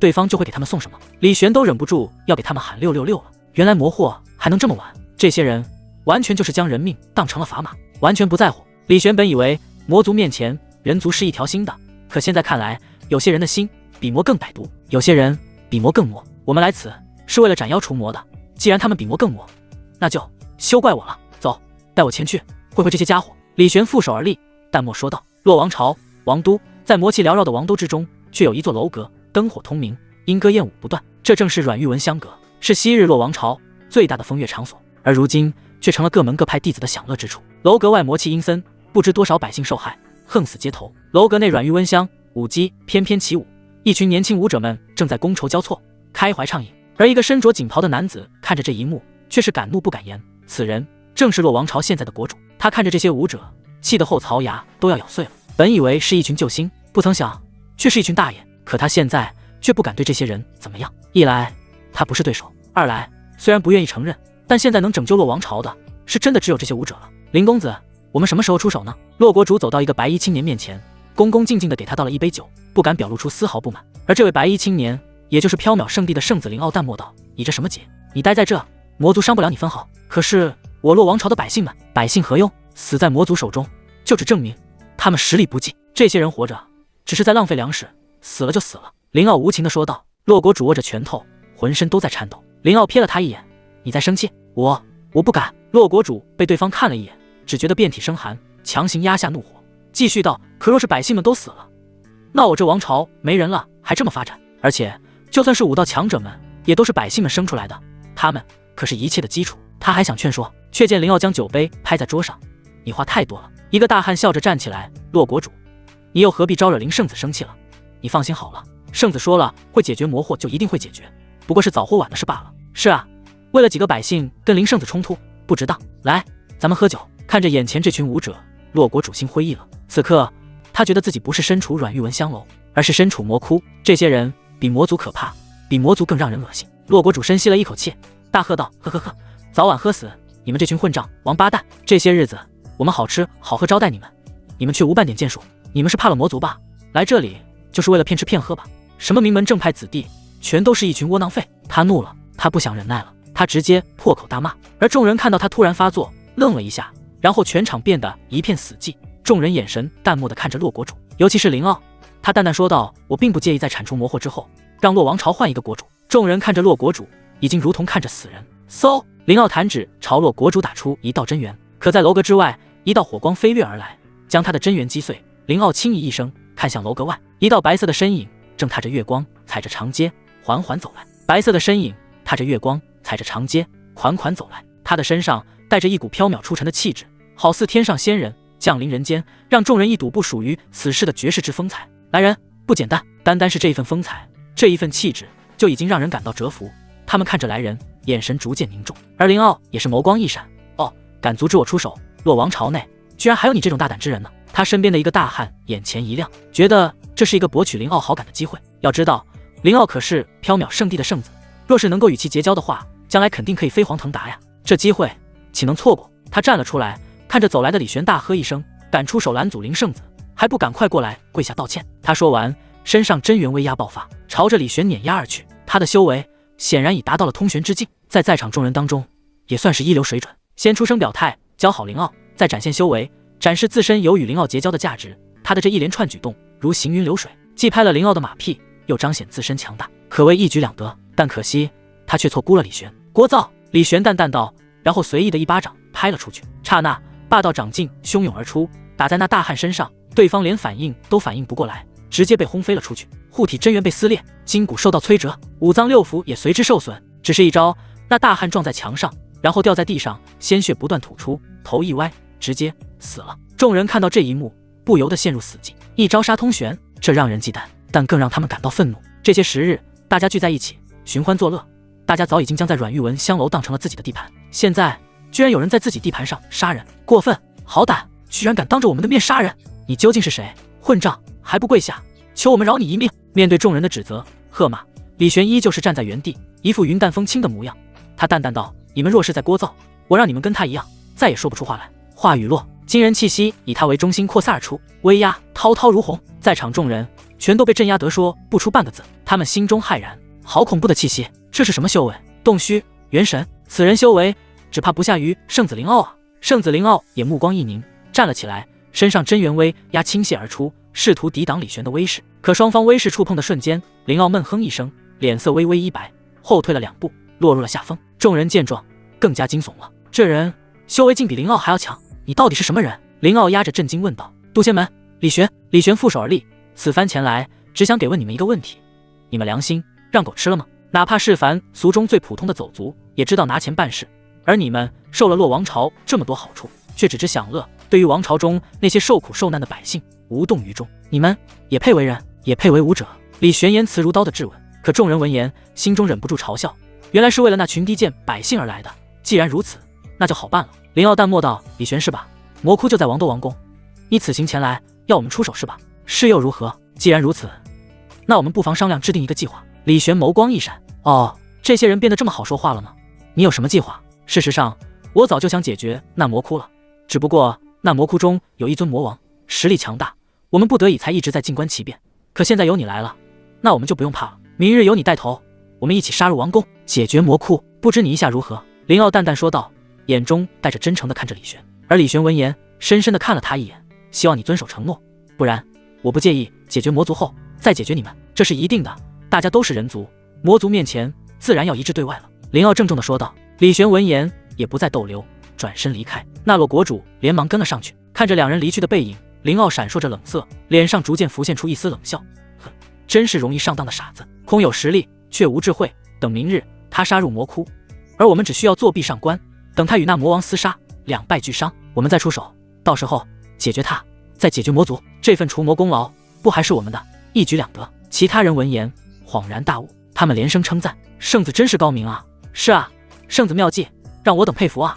就是没有想到这渡仙门内居然能出这等天骄呢，实力之强，让人惊叹。”林傲的目光也渐渐沉了下去，他本人也是一个不可多得的天骄，但面对李玄的时候却落在了下风，这让他非常不舒服。而这也是他想杀李玄的主要原因，不仅是因为对方冒犯了自己，更重要的是他不想看到有别人比自己优秀。出了楼阁，洛国主追上了李玄，表达了自己的感谢：“多谢李公子救命之恩，举手之劳而已，国主无需客气。”“哎，李公子，虽然我知道你想要联合众人之力解决魔惑，可是我直言，我这段时间一直待在这些人的身边，自问已经看透了他们的真面目。这些人并非是真心实意来救洛王朝的，尤其是那个林傲，就是一个伪君子，你要小心他在背后捅刀子。”李玄微微颔首：“多谢国主提醒，我自会小心。”事实上，他也没有把希望寄托在这些人身上，只是洛王朝的魔惑不能再拖下去了，每拖一日就有数以万计的黎民百姓死去啊！洛天、君寒等人找到了李玄，询问了一番，得知明天将要对魔窟发起总攻后，众人内心不由得有些激动。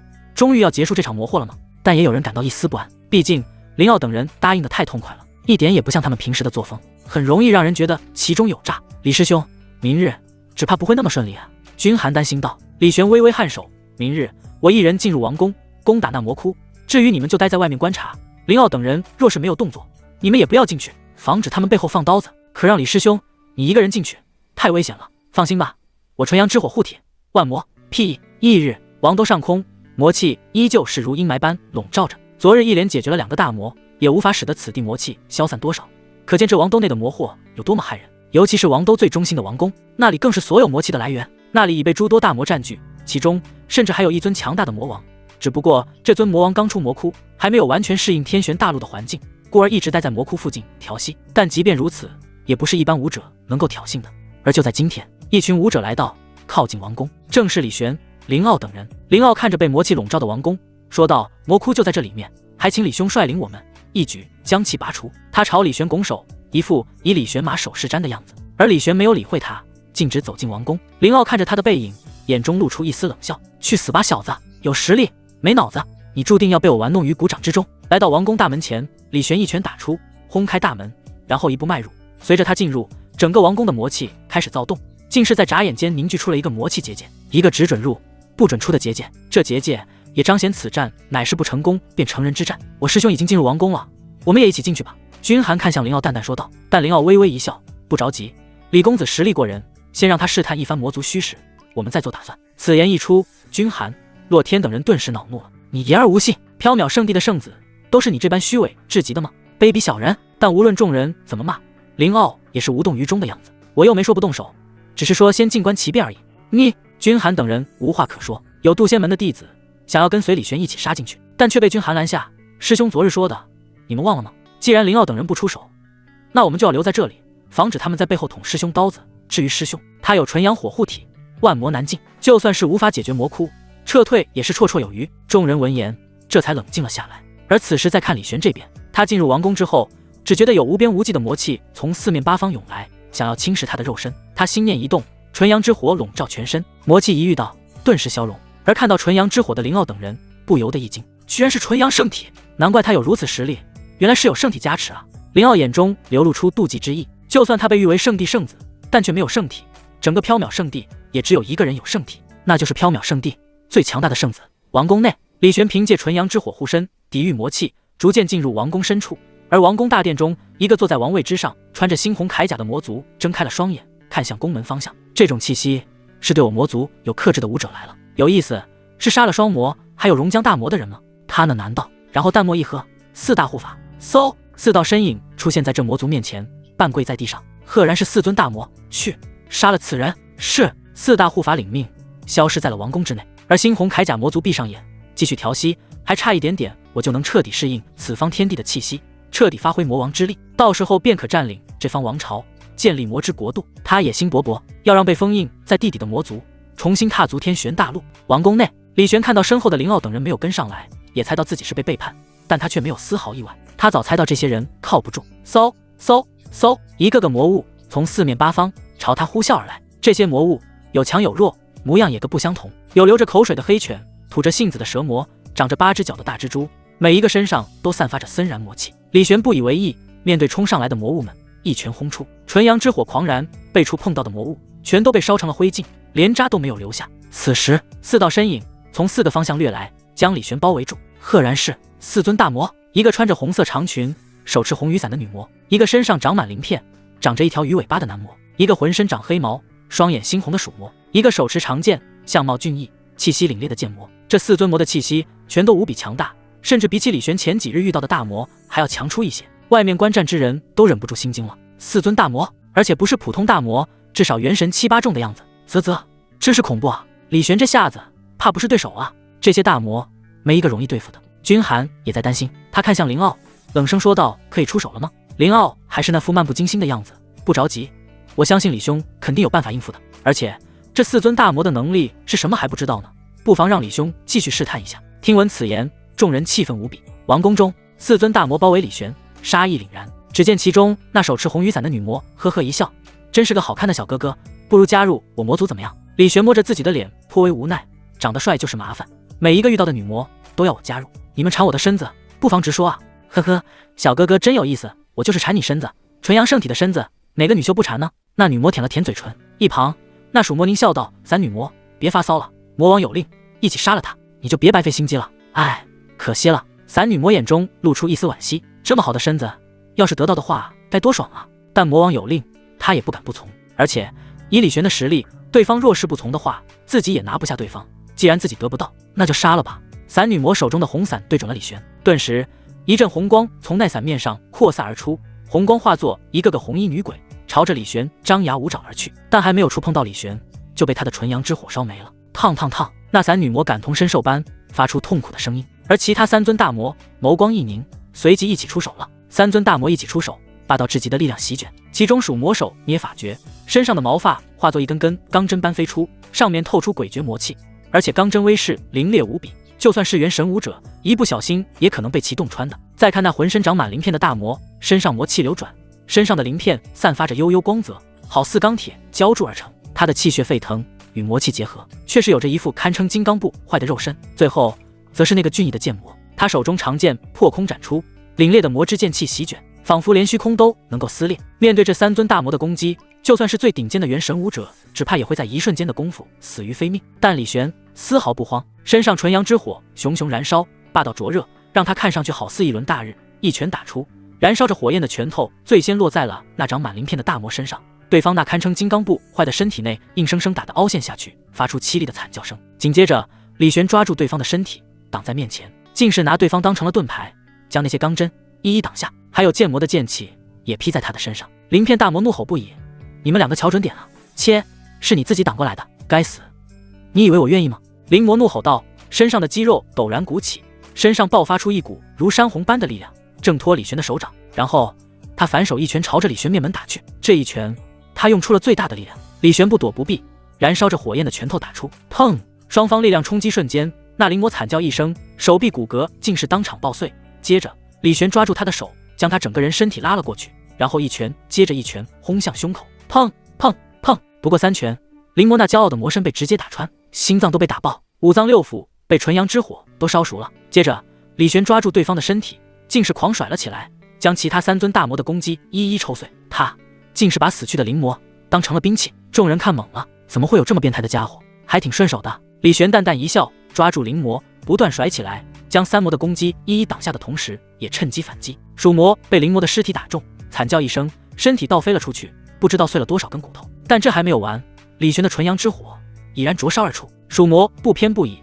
被纯阳之火直接打中，身体哗啦一下直接被点燃。惨叫声中，他在地上不断打滚，企图扑灭纯阳火，但却没有丝毫用处。纯阳火持续燃烧，那魔气就好像是他的燃料，魔气不绝，纯阳火就不灭。最终，那鼠魔被烧成了一截焦炭，死的不能再死。4尊大魔围攻李玄，但现在连李玄的一根毫毛都没有伤到，他们自己反倒是死伤惨重，这让他们心悸胆颤。散女魔吞咽了一下口水，忍不住后退2步：“我们退吧。”可那剑魔紧握着手中长剑，退了，魔王大人也不会放过我们的。这一战，我们不能退。他低喝一声，作为4尊大魔中最强大的存在，他将魔气悉数灌入手中的长剑中，顿时漆黑的魔剑爆发，滔滔剑气。嗖，他身影一闪，来到李玄面前，全力一剑劈出，却见李玄抬手一抓，铿锵一声，纯阳之火凝聚成一层罡气，保护着李玄的手掌，让他硬生生地抓住那斩来的魔剑。什么？剑魔瞳孔一缩，不可能，这种力量就算是纯阳圣体，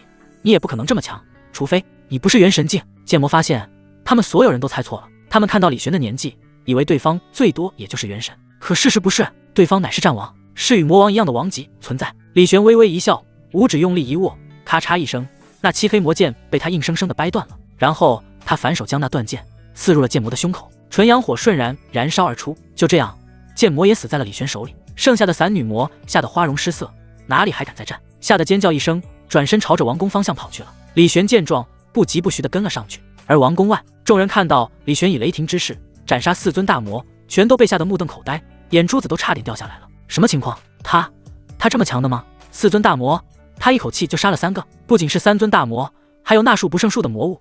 天啊，这个家伙怎么如此可怕？渡仙门居然培养出了这种天骄，那些与灵奥为伍的武者们内心隐隐有点后悔了。与李玄这种级别的天骄作对，到底是对是错呀？还有，若李玄真的单枪匹马挑了整个魔窟，那他们又要怎么办？李玄肯定会反过来对付他们的呀！该死！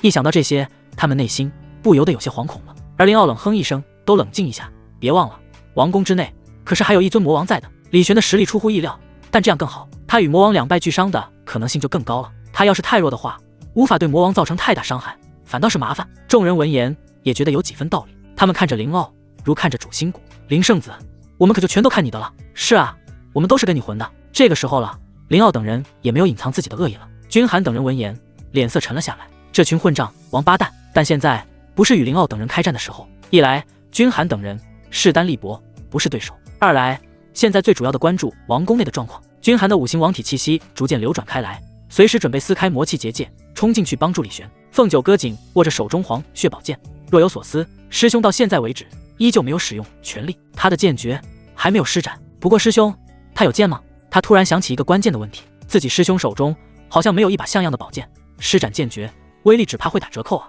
王宫内，散女魔狼狈地冲了进来，魔王大人救命啊！救命啊！那个人族他杀进来了。穿着猩红铠甲的魔王睁开双眼，死死看向王宫之外。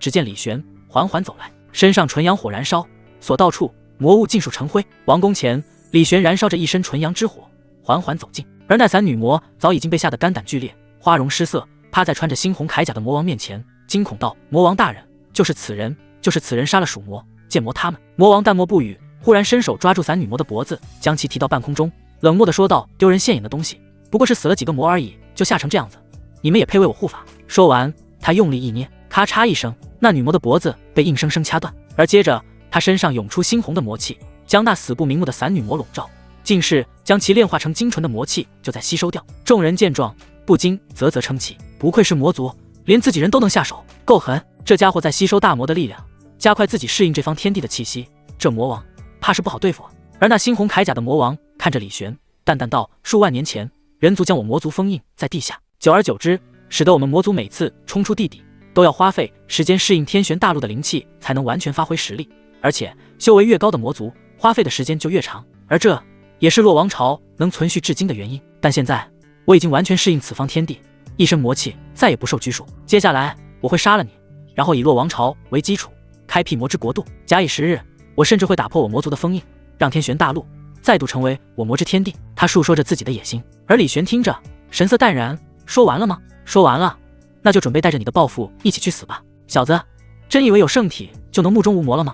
让你见一见我赤血魔王真正的实力。话语落，赤血魔王身上的猩红铠甲散发着红光，一股冰冷的杀气充斥天地，四周更有无数亡魂呼啸。每个高级魔族都有独属于自己的魔道神通，而我的神通正是名为赤血操术。忽然，李玄感应到身后传来了一阵破空声响，只见那些被他杀死的魔族，其尸体爆开，血液化作万千血色箭矢，朝着他激射而去。赤血操术，操控血液的魔道神通吗？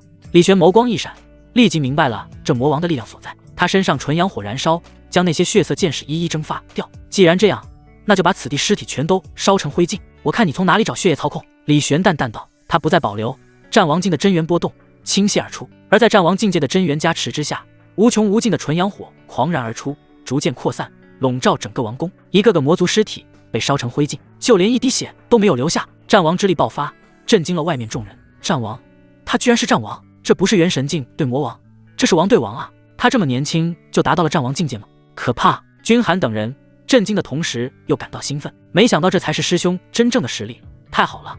战王修为加上纯阳圣体，对付一个魔王还不是轻而易举？哈哈，我渡仙门有师兄，苍天保佑啊！而再看林傲的脸色跟吃了苍蝇一样，靠，这家伙居然是战王境界，失算了！他心中愈发妒忌了。而王宫内感受到李玄的战王气息，那魔王的脸色不由得一白，这家伙居然有这等实力，该死！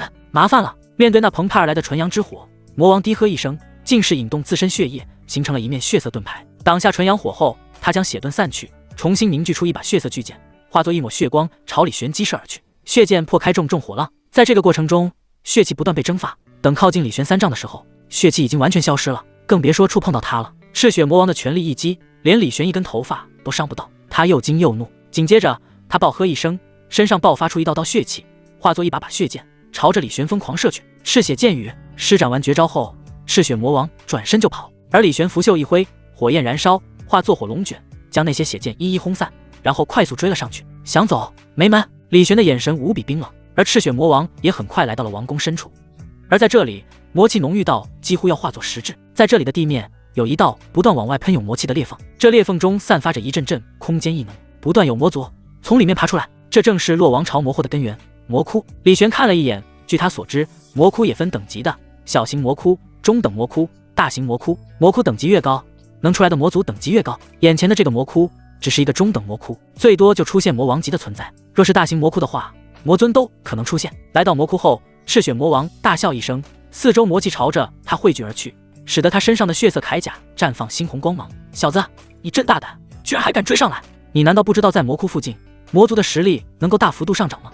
你受死吧！赤血魔王大笑道。只见他催动魔气，四周低级魔族、魔物的身体不断爆开，身上血液迸溅而出，朝赤血魔王汇聚，逐渐在他身后形成一头威武霸道的血色蛟龙。血龙咆哮，威势震慑八方，整个王宫不断裂开。而李玄见状，双眼微微一眯，身上的纯阳火疯狂燃烧，体内真元也随之催动到极致。魔气结界之外，凤九哥见状，忽然将手中黄血剑扔了出去。师兄，接剑！黄血剑落在魔气结界之上，被格挡住。君寒见状，积蓄已久的真元之力爆发，化作一个五行轮盘，狠狠地砸在那魔气结界之上。结界出现了一道裂痕，黄血剑随之飞了进去，来到了李玄面前。握剑瞬间，李玄身上的纯阳之火与上面的凤凰火巧妙地结合在一起，化作一股破魔天火。李玄心有所感，长剑举起，滔滔不绝的剑意弥漫而出，正是凤凰剑诀。赤血魔王见状，倒吸了一口冷气：“剑意，你居然还领悟了剑意？怎么会这样？”李玄手握黄血剑，凤凰火与纯阳火结合，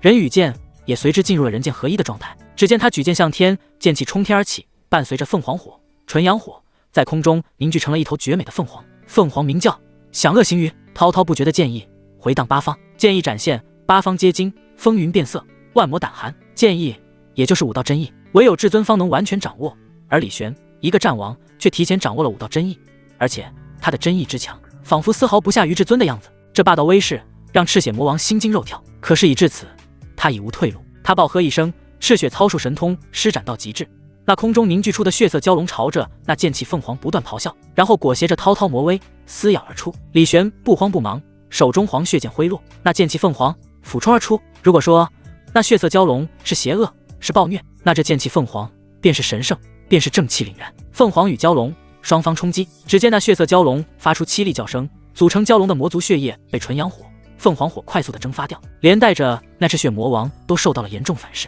他惨叫不已，受到火焰冲击，身上那件猩红铠甲上逐渐出现了一道道裂痕，轰的一声破碎。李玄当然不会放过这个机会，乘胜追击，来到对方面前，一剑刺出。对方还想要反抗，但却没有任何用处，剑气凌厉，蕴含纯阳之火，直接洞穿了他的胸口，然后从那伤口上纯阳火扩散而出，笼罩他的全身。最终一代魔王被烧成了飞灰。李玄再看向那魔窟，目光淡漠无比，举起手中之剑，再次施展出了凤凰剑诀。璀璨夺目的剑气凤凰再度浮现，轰在那魔窟身上，一个个魔族被烧成灰烬，魔窟开始崩溃瓦解，然后消失不见，只剩下一道残存着魔气的地表裂缝。李玄再看向那魔气结界，一剑朝天空斩去，剑气化作一道冲天火柱，撕裂魔气结界。不仅如此，剑气在击碎魔气结界后去势不止，落在天穹上炸开，刹那间灼热剑气一扫阴霾。只见浩气破空，王都重见天日，阳光挥洒，落在狼藉的王宫内，落在战后的李玄身上。他持剑而立，白衣如旧，在阳光笼罩下，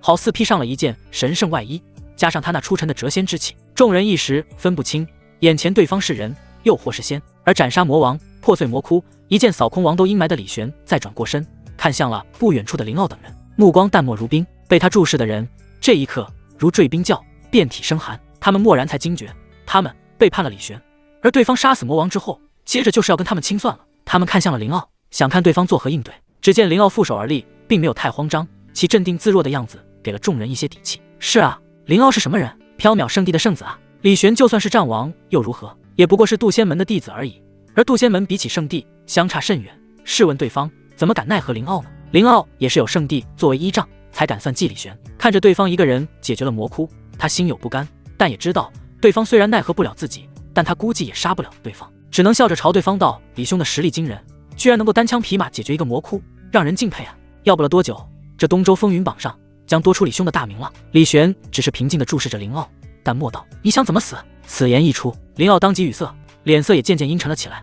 我可是缥缈圣地的圣子，不仅如此，诸斗门派的精锐弟子都在这里，你难道还能把我们全都杀了不成？他一句话把所有人拉下水，形成一股大势，要镇压李玄，让对方放弃报复。而众人眉头一皱，虽然知道林傲在拉自己等人一起下水，但也没有反驳。毕竟这件事虽是林傲主使，可他们也算是帮凶，脱不了干系的。关键是，一个是缥缈圣地的圣子，一个虽是战王，但却只是渡仙门的弟子，地位相差甚远。他们当然要选择站在林傲身边了。出来混是要讲背景的。有人冷笑道。不少人逐渐站在林傲身边，为他助威。君寒等渡仙门弟子看到这一幕，愤慨无比。你们这群卑鄙小人，混账！我从未见过你们这么无耻的人，你们这样也好意思自称名门正派？与愤慨的师弟师妹们不一样，李玄的神色依旧平静如初。他看着林傲身后众人，淡淡道：“事实上，除了林傲之外，我也不想放过你们。所谓除恶务尽，魔窟已灭，但你们比魔更魔，更该死。”话语落，李玄举起了黄血宝剑，真元灌入其中，只见剑气凤凰再度凝聚而成。感受着那滔滔卷来的剑气，林傲等人不由得慌了。对方居然真的要杀他们，一点也不管他们身后的背景，不管缥缈圣地。李玄，你想清楚了，你这剑落下，跟你一起陪葬的可是整个渡仙门啊！林傲大吼一声，想要借此吓退李玄。而李玄的确犹豫了一瞬，蓦然他脑海中响起了一个熟悉的声音：“小玄子，随心而动，一切有为师。”是柳天玄。他的声音怎么会突然出现在自己脑海？李玄略微意外，但是他选择相信对方，也选择遵从自己的内心。一剑挥下，滔滔剑气夹杂着纯阳之火，焚烧一切。林傲大吼一声，全力一挡，身上散发浓烈的元神气息。可是他与李玄终究是差得太远了，他的真元臂杖瞬间炸裂，火焰焚烧了一切罪恶，更将林傲以及他身后的一众武者全部笼罩。啊呀呀！李玄，我缥缈圣地不会放过你的，我铁剑门也不会，我死了做鬼也不会放过你的！惨叫声不绝于耳，但最终渐渐停歇，只剩下一些残留的灰烬。李玄将黄血剑还给了凤九哥，摸了摸对方的头：“小师妹，师兄刚才的样子很可怕吗？”凤九哥摇摇头：“不可怕，我觉得很酷，杀伐果断，干脆利落，一点也不拖泥带水。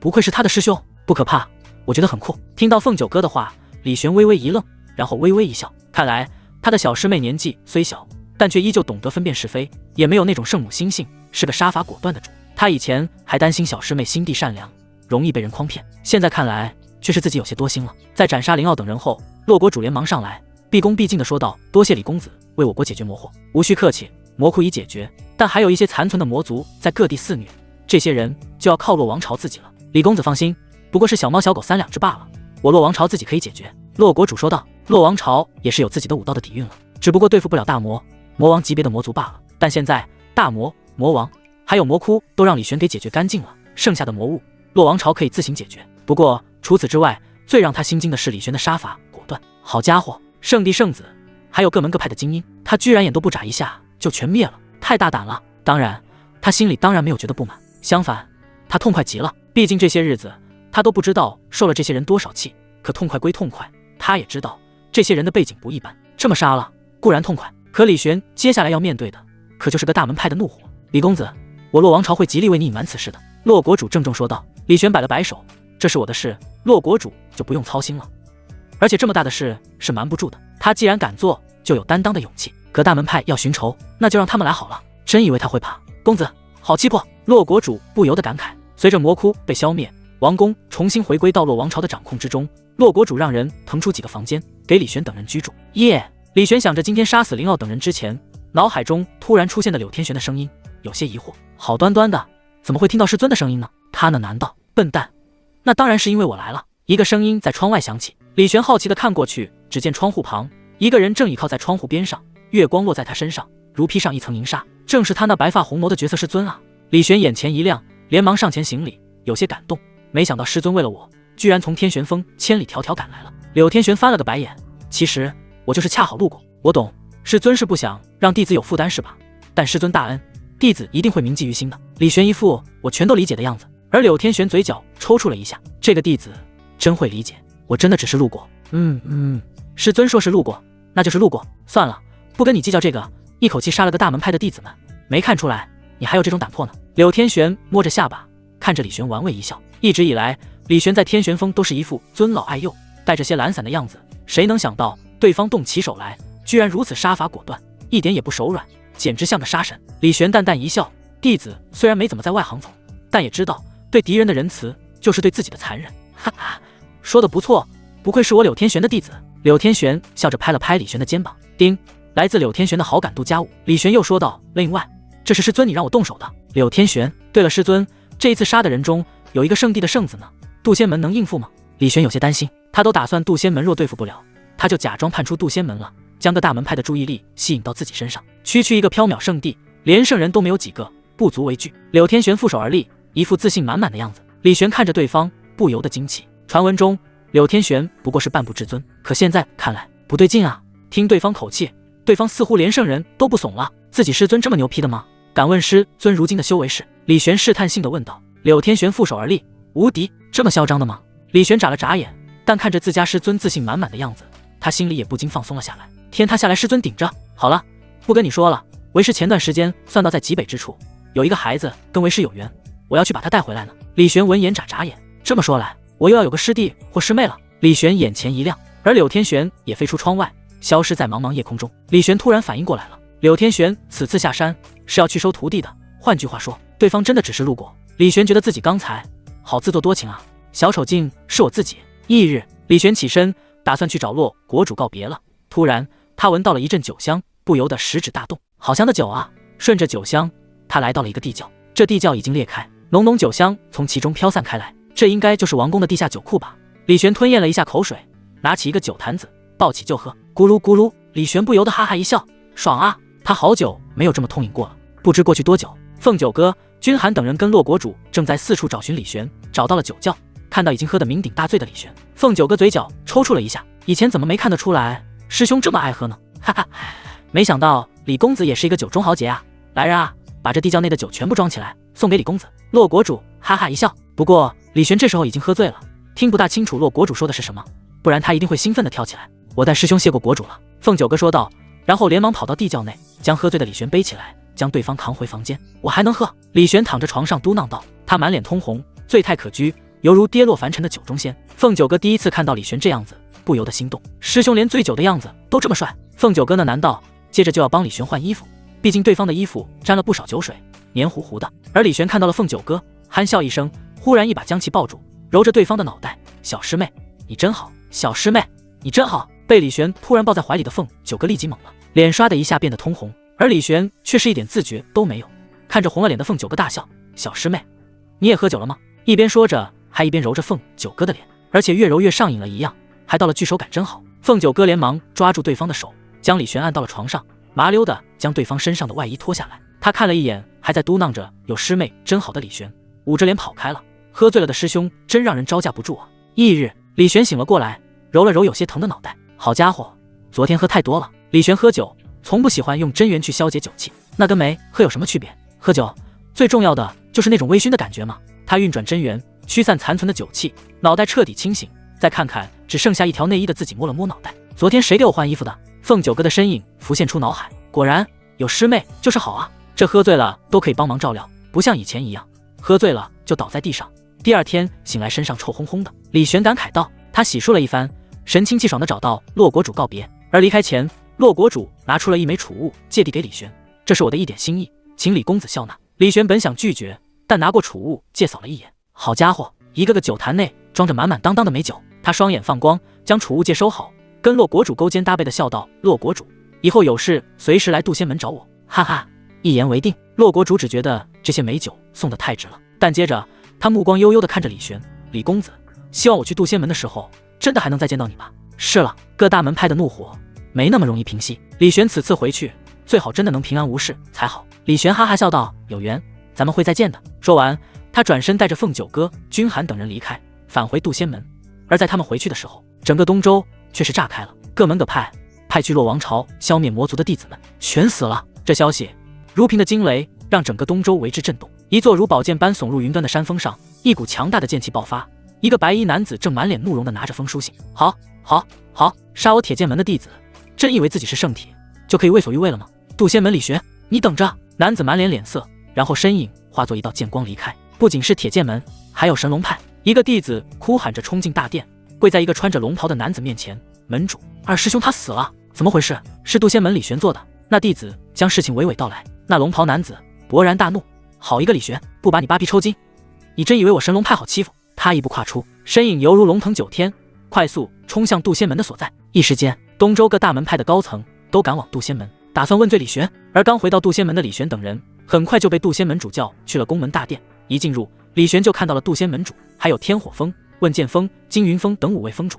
他们脸上带着肃穆之色，看着李玄。李玄，听闻你杀了缥缈圣地的圣子灵傲以及其他的大门派的弟子，可有此事？渡仙门主淡淡道。李玄微微颔首，是的。此言一出，众人哗然，一股股强大威势爆发，锁定李玄。他们没想到对方第一次下山就闹出这么大的事。李玄，你可知道你做了什么？你这是将我渡仙门置于危险之中啊！众人呵斥，而李玄平静地接受完众人的呵斥。渡仙门主深深地看了李玄一眼，我知道你不是滥杀无辜之人，说吧，到底是怎么一回事？李玄立即将事情经过娓娓道来。众人闻言面面相觑。天火峰主猛地一拍桌子，杀得好！几人白了他一眼。天火峰主眉头一皱，置落王朝百姓不顾，又背信弃义，这些小人难道不该杀吗？该杀，只是这一杀也给我渡仙门引来灾难啊！问剑峰主摇头叹了口气，你怕是？天火峰主轻哼道。问剑峰主秀眉一挑，怕个毛！但各大门派若是联手打来，我渡仙门怕是要死伤不少了。渡仙门无贪生怕死之辈，不怕死，但不代表要白白送死。我觉得现在该想办法平息各大门派的怒火。有什么好平息的？又没杀错，倒是他们交出这样的弟子，他们才该以死谢罪。几个峰主争执不下，李玄起身道：门主，诸位峰主，事已至此，我李玄绝不会置身事外，大不了诸位将我交出去便是。砰！杜仙门主一掌拍在桌上，整张桌子都炸开了。说什么混账话呢？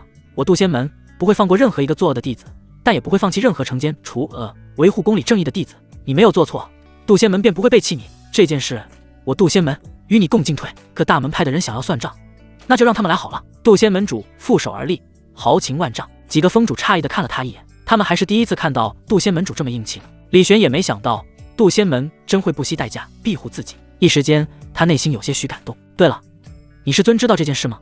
杜仙门主问道。李玄微微颔首，师尊知道。那没事了，你先回去吧。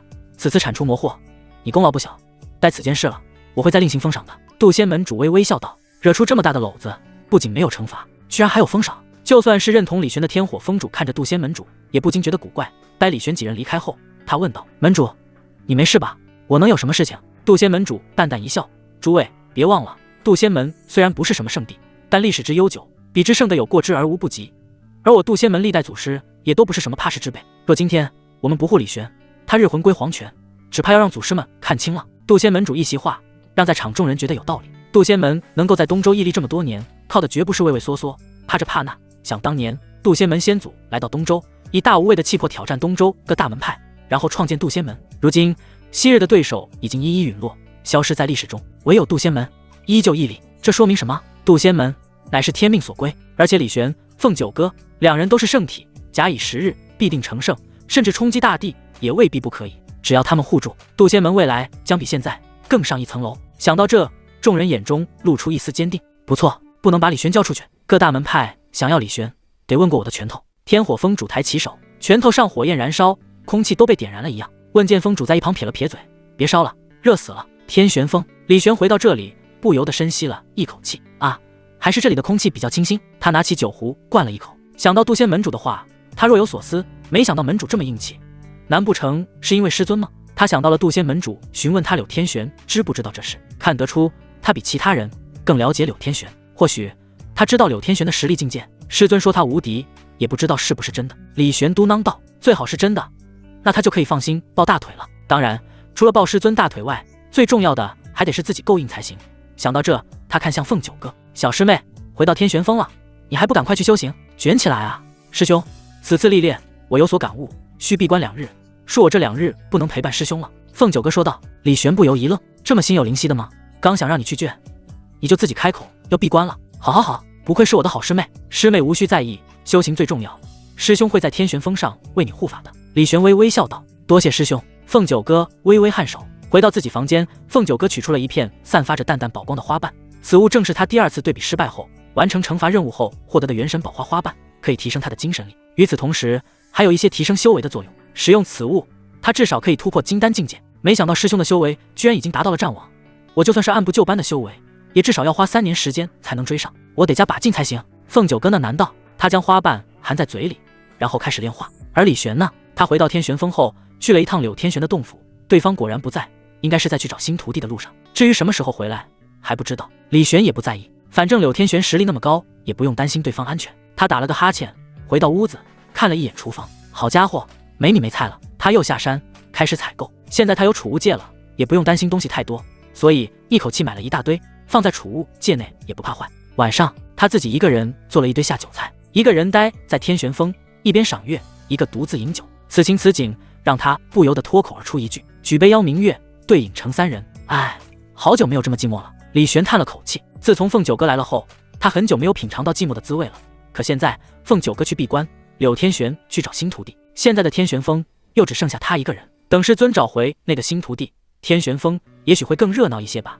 希望新徒弟不是那么难以相处。李玄暗自想到，内心有些期待。翌日，杜仙门外的天穹之上，一团团强大的气势爆发，一道道身影裹挟着怒火问罪而来。这些人正是东周各大门派的高层，有铁剑门，有神龙派，有五行教，每一个都是东周响当当的人物。这些来问罪的更全都是顶尖的战王。为首的一人一袭白衣，背负长剑，身上剑气席卷数百里，引动天地万剑齐鸣，无比惊人。其修为赫然达到了半步至尊。此人正是铁剑门门主，东周最顶尖的剑修之一齐天云。杜仙门主，出来见我。齐天云高声喝道，声如滚雷，震动百里。整个杜仙门的人全都听得一清二楚。齐天云旁边一个穿金色龙袍的男子冷哼道，那里需要跟他们客气，先给他们一个下马威再说。话语落，他一拳轰出，轰！虚空炸开，金色的拳劲竟是化作了一头金色巨龙，撕咬而出，狂暴之威撼天动地，直接撞向玄天峰。蓦然，玄天峰上一道白色的真元之力飞出，引动四方云气，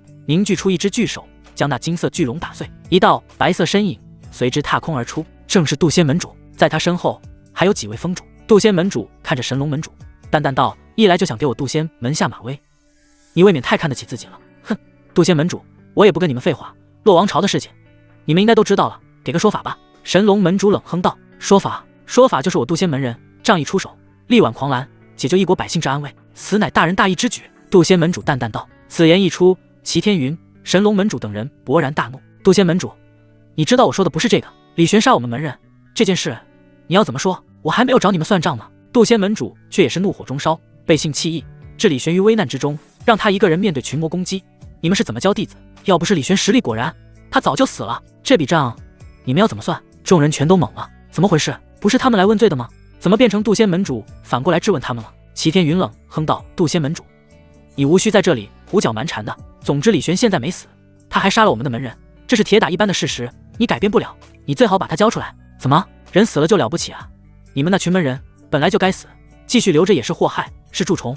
李玄帮你们提前清理门户，没让你们谢他就不错了。”渡仙门主撇了撇嘴，他身后的几人看得有些懵，以前怎么不知道门主居然这么能说会道？各大门派的人几乎要被气疯了。我们的人被杀了，还要我们感谢李玄这个凶手，有没有搞错？齐天云气的嘴角抽搐，他深吸了一口气，压下内心火气，冷声道：“如此说来，渡仙门主你是打算死保李玄了，就不怕渡仙门基业一夕覆灭吗？”渡仙门主双眼一眯：“你在威胁我？不是威胁，只是在说一个事实。”“哼，是吗？那我只有一句话相送。”渡仙门主缓缓举手，要开战，那就放马过来。在他身后，几个峰主的身上一起爆发出了强大的真元波动，还有他们身后那一个个内门弟子、真传弟子也纷纷拔剑拔刀，刀剑之气直贯天穹。铁剑门主见状，腰间那把铁剑嗡的一颤，骤然出鞘，被他握住的瞬间，剑气冲天，盖压十方。既然如此，那我就请教诸位高招了。除了他，神龙门主、五行教主，一个个在东周上赫赫有名的大派之主，也是都爆发出强大的真元还有体质波动。一时间，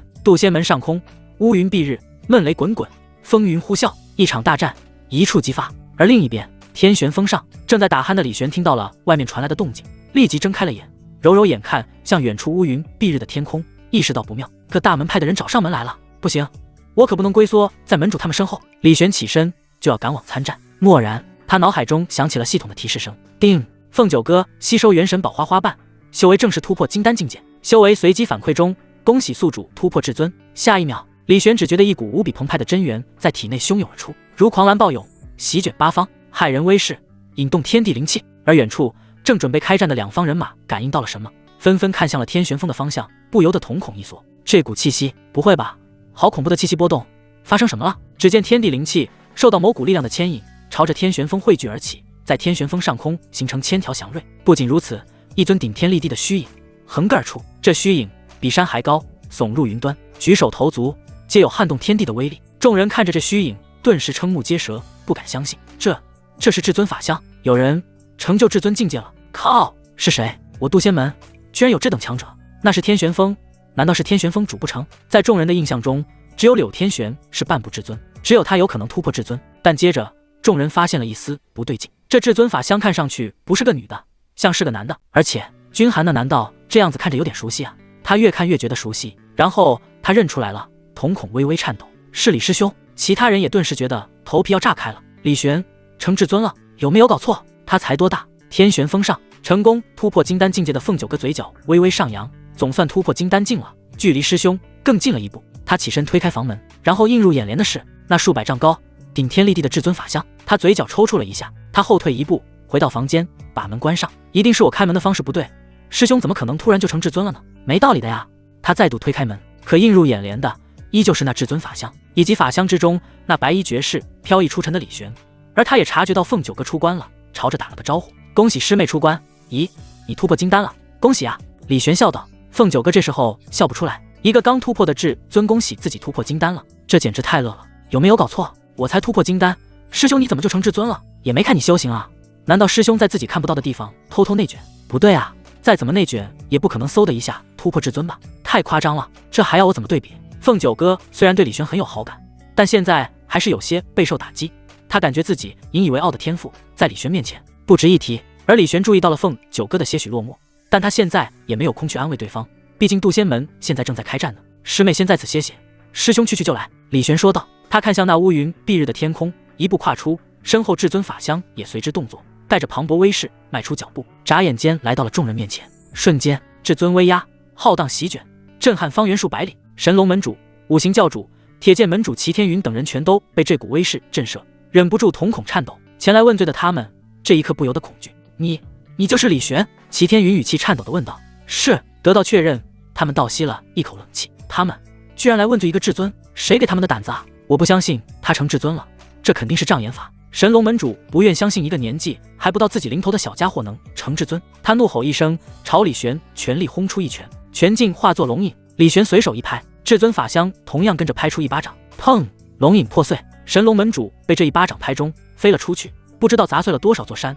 再看他，已是倒在废墟中，当场暴毙。这一巴掌的威力让众人不相信也得相信。就是你们来问罪我的？李玄淡淡问道。没有一个人敢站出来回答，他们全都看向了齐天云。前来问罪的人当中，就他的实力最高啊。李玄也看向了他，这位东周顶尖剑修，此刻只觉得压力好大，身体都紧绷了起来，额头上满是汗水。在东周，至尊屈指可数，基本上只有3大圣地才有，而修为达到至尊境，已经初步具备横行一周的资本了，不是他这样的剑修能比的。大家都说他是半步至尊，可是只要他这半步没有迈出去，与真正的至尊一比，跟其他战王境没有什么区别。回答我，你是来问罪我的吗？李玄看着齐天云，重复了一遍刚才的问题。渡仙门主等人看着齐天云，脸上带着玩味。小老弟，你刚才不是很能吗？怎么现在说不出话来了？面对李玄的质问，齐天云一时说不出话，至尊威势让他肝胆俱颤。而就在此时，天穹之上乌云翻涌，一股同样霸道的威势从天而降，朝着李玄席卷而去。李玄双眼微微一眯，哦，也是一个至尊。他身上气息流转，两股至尊威势轰在一起，一时间好似地动山摇，四周虚空疯狂震颤。而虚空中，一个骑着仙鹤的老者缓缓而来，他白发白眉，身骑仙鹤，看上去仙风道骨，身上散发出来的威势却丝毫不下于李玄。显然他就是那个出手的至尊。他平静地看着李玄，眼中露出一丝诧异，然后淡淡说道：交友年纪轻轻就成为至尊，天赋卓绝，只可惜行事太过乖张了。要知道东周不止你一个至尊，你又是谁呢？李玄淡淡问道。缥缈圣地10大长老之一罗天傲。老者罗天傲淡淡说道。李玄恍然大悟，原来是缥缈圣地的人啊，我就说葛大门派都来了，你们缥缈圣地怎么可能没来呢？接着他笑了笑，你说我行事乖张，是又如何？那我乖张，那又如何？李玄淡淡说道。都成尊了，就没必要客客气气了，反正这些人都是来找茬的。而罗天傲脸色微变，轻哼一声，然后一指朝着李玄点出，只见真元汇聚，凝成一根巨大指引，横亘而出，正是缥缈圣地的极品武技仙人指。但面对这一指，李玄不躲不闪，一拳打出，看似平平无奇的一拳，却好似大日横空般轰碎了那道指劲，落在了罗天傲身上。罗天傲坐下的仙鹤直接被烧的羽毛都没了，他更是从仙鹤上掉下来，好不容易才稳住身形，站在云层上，气急败坏地看着李玄。好歹刚成尊就敢对我出手，再给你一些时日成长，这东周岂不是要多了一个绝世魔头？今天我非得为民除害。说完，他取出了一把剑，身后缓缓浮现出一尊至尊法相。众人闻言不禁嘘声一片。我靠，这老家伙好无耻啊，明明是他先动手的，现在反倒变成是师兄的不是了。这家伙是至尊，真是丢了至尊的脸。缥缈圣地的人一个比一个差劲啊。李玄也忍不住撇了撇嘴，面对对方施展出来的至尊法相，他丝毫不怂，身后至尊法相开始有纯阳之火燃烧。虽然他才刚刚晋级至尊，但别忘了他可是纯阳圣体，这等体质晋级至尊，战力肯定比一般至尊要强。就在两人即将交锋的时候，天穹之上云层翻涌，一只由云气凝聚而成的脚丫子轰然落下，踩在了罗天傲的至尊法相之上。那威势赫赫，看起来霸道绝伦的法相被硬生生的踩成了碎片。众人倒吸了一口冷气，好家伙，这又是哪位猛人啊？众人看向云层，但见一抹倩影逐渐浮现，那人白发红眸，身段婀娜多姿，身形高挑，正是柳天玄。除了渡仙门主外，其他人都不禁震惊，是柳天玄？怎么回事？不是说柳峰主只是半步至尊吗？可是谁家半步至尊可以一脚踩碎至尊法相啊？天玄峰有2个至尊，我需要静一静。天啊，原来渡仙门这么猛的吗？我们居然来找他们问罪，我们来找死吗？看着突然出现的柳天玄，那罗天傲不由得心悸，一脚踩碎他的至尊法相，这绝不是一般至尊能够做到的。渡仙门中居然有如此恐怖的存在。而柳天玄也随之开口，淡漠道：我徒弟杀了你缥缈圣地的圣子，这是事实，而且是我让杀的，你们缥缈圣地要问罪，可以啊，但让你们老祖亲自前来，就你一个小小至尊，还不够格。说完，他又是一巴掌拍了出去，风起云涌。只见那一巴掌化作一股磅礴掌力，罗天傲根本没有丝毫抵抗的力量，轻易便被拍飞了出去。转眼间就不知道飞出了多少里，不见踪影。接着只剩下齐天云等人。见识了李玄、柳天玄的实力后，这些人哪里还敢问罪？尤其是齐天云，连忙道：“李公子杀得好。事实上，我那几个弟子平日欺男霸女，无恶不作，我早就想要清理门户了。这一次李公子出手，反倒是帮了我们一个忙，我们感激不尽。”齐天云立即开了一个180度的转变，其他人闻言也连忙附和：“不错不错，我那逆徒死有余辜，哎，我碍于师徒情分，一直不好对其下手。李公子能够帮忙解决，我还要感谢你呢。”“是啊，多谢李公子。”本来前来问罪的众人，此时全都变成了感激。李玄看着这些人，脸上露出一个嘲讽的笑容，而柳天玄则是来到他的面前，对众人道：“既然是来感谢我徒弟的，那岂能没有表示呢？”柳峰主说的是。齐天云连忙将腰间铁剑取了下来，脸上带着明显的肉疼之色。此剑名为寒星古剑，乃是一把少有的极品玄兵，赠予李公子，当作是谢礼了。这把剑跟了他许多年，可现在为了保命，他也不得不舍弃了。而其他几个人也都有样学样，立即拿出自己储物剑内各种宝物，没有宝物的只能用灵石代替，没有灵石的更只好写欠条了。李公子，这颗碧灵果乃是难得一见的上品宝药，就当作是我给你的谢礼了。李公子，这是10万灵石，还请你笑纳。李公子，这本神龙剑法希望你别嫌弃。不一会，李玄面前就多出了一堆东西。李玄还想收起来，但柳天玄快了一步，拂袖一挥，将东西收起来。还算你们有点诚意。那个，我们可以离开了吗？齐天云忐忑地问道。柳天玄则是看向李玄：“小玄子，你做决定吧。”“诸位请吧。”李玄淡淡说道。众人如蒙大赦，赶紧离开，生怕慢了一步，李玄就会反悔。而杜仙门主等人凑了上去，看着李玄，眼中带着惊叹，带着感慨，带着不敢相信。“李玄，你真成至尊了？”天火峰主问道。李玄点点头。众人得到肯定答复后，还是震惊。好家伙，他们修行了这么久，连至尊的边都没有碰到。李玄倒好，不声不响的就成至尊了。柳天玄看着李玄，眼中露出一丝满意，这么快就成为至尊了，不错不错，不愧是我的徒弟。对于李玄在这么短的时间内成为至尊，柳天玄实际上并不感到意外，毕竟对方的体质特殊，就算是他也看不透。这么快成为至尊，很稀奇吗？他以前还见过生下来就是至尊的怪胎呢。虽然成为至尊了，但不可骄傲。需要知道，至尊也有强弱之分，与其他境界1到9重不同。至尊境被划分为至尊境、大尊境、玄尊境、帝尊境、天尊境，还有无上天尊境。你现在的修为才刚刚迈入至尊，要走的路还长着呢。柳天玄拍了拍李玄的肩膀说道，然后他补充了一句：“若你3年之内能够成为无上天尊，那勉强可以骄傲一下。”其他人闻言差点喷血，什么鬼？3年修行到至尊境就很离谱了，3年要从普通至尊修行到无上天尊境，这可能吗？要知道，无数武者穷尽一生也难以晋级至尊，就算是侥幸晋级了，也难以再进一步。就算是那些王体天骄，要晋级至尊，也要花费极大心血，然后在晋级后成为顶尖至尊，更是可能要花上几百上千年的光阴才可能达到。柳天玄却要李玄在3年内做到其他天骄几百上千年才可能做到的事，这已经不是离谱能形容的了，这根本就是在刁难人家嘛。李玄闻言也忍不住露出一丝苦笑，没想到师尊对我的要求这么高，我尽力吧。看来得想办法让师妹再内卷一些了。师妹啊，师兄我能不能成为无上天尊，就看你的了。天旋风上，凤九哥打了个喷嚏，眸光一闪，有人在想我是师兄吗？不久后，李玄、柳天玄一起回到了天旋峰，凤九哥连忙迎了上去，见过师兄，恭喜师兄晋级至尊境。接着他看了一眼柳天玄，眸光闪烁了一下。他本来也跟其他人以为对方是半步至尊，可现在看来，什么半步至尊全都是假的。这家伙藏得比师兄还深，修为之高，只怕已在至尊之上了。圣者，整个东周已知的圣者也就那么几位而已，一语可定亿万人之生死。这个谢师尊会是那种层次的存在吗？哟，晋级金丹境了，不错，虽比不上你师兄，但也胜过世间许多庸才了。柳天玄看着凤九哥，摸着下巴说道，目光悠悠，似乎将对方整个人都看透了。在他面前，凤九哥有种什么秘密都藏不住的感觉，这让他有点不舒服。而柳天玄打了个哈欠，对李玄道，对了，小玄子，你去一趟东周大周王朝，把你师妹带回来。李玄愣了一下，他这才想起来，柳天玄此次下山是去收新徒弟的。新徒弟呢？我本来是去找你那师妹的，只不过半路上感应到缥缈圣地的人动了，所以才折返回来。换句话说，是你影响我的行程，所以你代替我去把你那师妹接回来。柳天玄给自己偷懒找了一个借口。李玄也没有戳破，问道，我那个师妹不知道叫什么名字，长什么样子，具体在哪里？她这是叫什么？我不知道，我只知道她是个女的，就在大周王朝内。柳天玄说道。李玄闻言，嘴角抽搐了一下。好家伙，师尊，你知不知道大周王朝有多大呀？你连个名字都不知道，让我怎么找？大海捞针啊？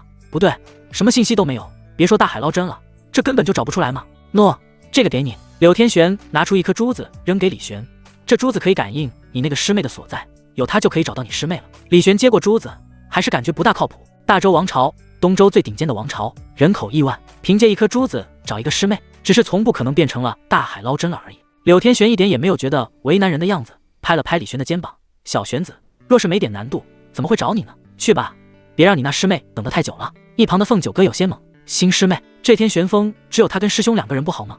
为什么还要再来一个师妹？谢师尊，难道我跟师兄2个人还满足不了你吗？难道2个圣体你还不看在眼里吗？可恶！想到天玄风可能要多一个师妹，这个师妹可能还会跟自己分享师兄的宠爱，这就让他有些不爽了。可这是柳天玄的要求，他这个徒弟根本拒绝不了。就算拒绝，他小金丹能做什么呢？只会适得其反，让师兄还有柳天玄觉得他是在无理取闹，甚至可能还会招来师兄的反感，得不偿失。师兄，我陪你一起去找新师妹吧。凤九哥忽然开口说道。大周王朝位于东周极北之地，距离这里有一段不短的距离，与其让李玄一个人去找那新师妹，然后2人一起返回，路上朝夕相处，增进感情，他决定还不如自己跟师兄一起，一来防止那新师妹近水楼台先得月，二来还可以增加与师兄的独处时间，增进感情，一举两得，简直完美。而李玄闻言倒是不反对，他看向柳天玄，对方打了个哈欠，就当作是去历练也行，去吧，他也没拒绝。哦耶！凤九哥内心欢呼，看着柳天玄就这么毫无防备的让自己跟师兄前往大周王朝，一路独处，凤九哥暗自得意，给我等着吧，谢师尊，我很快就会取代你在师兄心目中的地位。他知道柳天玄跟李玄生活的时间比自己长，自己在李玄心目中的地位是比不上柳天玄的，他要做的就是增加跟李玄相处的时间，这是一个水磨功夫，需要慢慢磨，他相信只要自己慢慢磨，铁杵也能磨成针。很快，李玄准备收拾一下东西，第2日就出发去大周。而就当晚，柳天玄忽然找他去洞府，李玄有些忐忑，又去洞府，不会又要折磨我吧？李玄暗自想到，怀揣着忐忑的心来到柳天玄的洞府，进去后发现对方正躺在床上，看到他来了才坐起来。今天叫你来，主要是想问你一件事。什么事？你用什么兵器？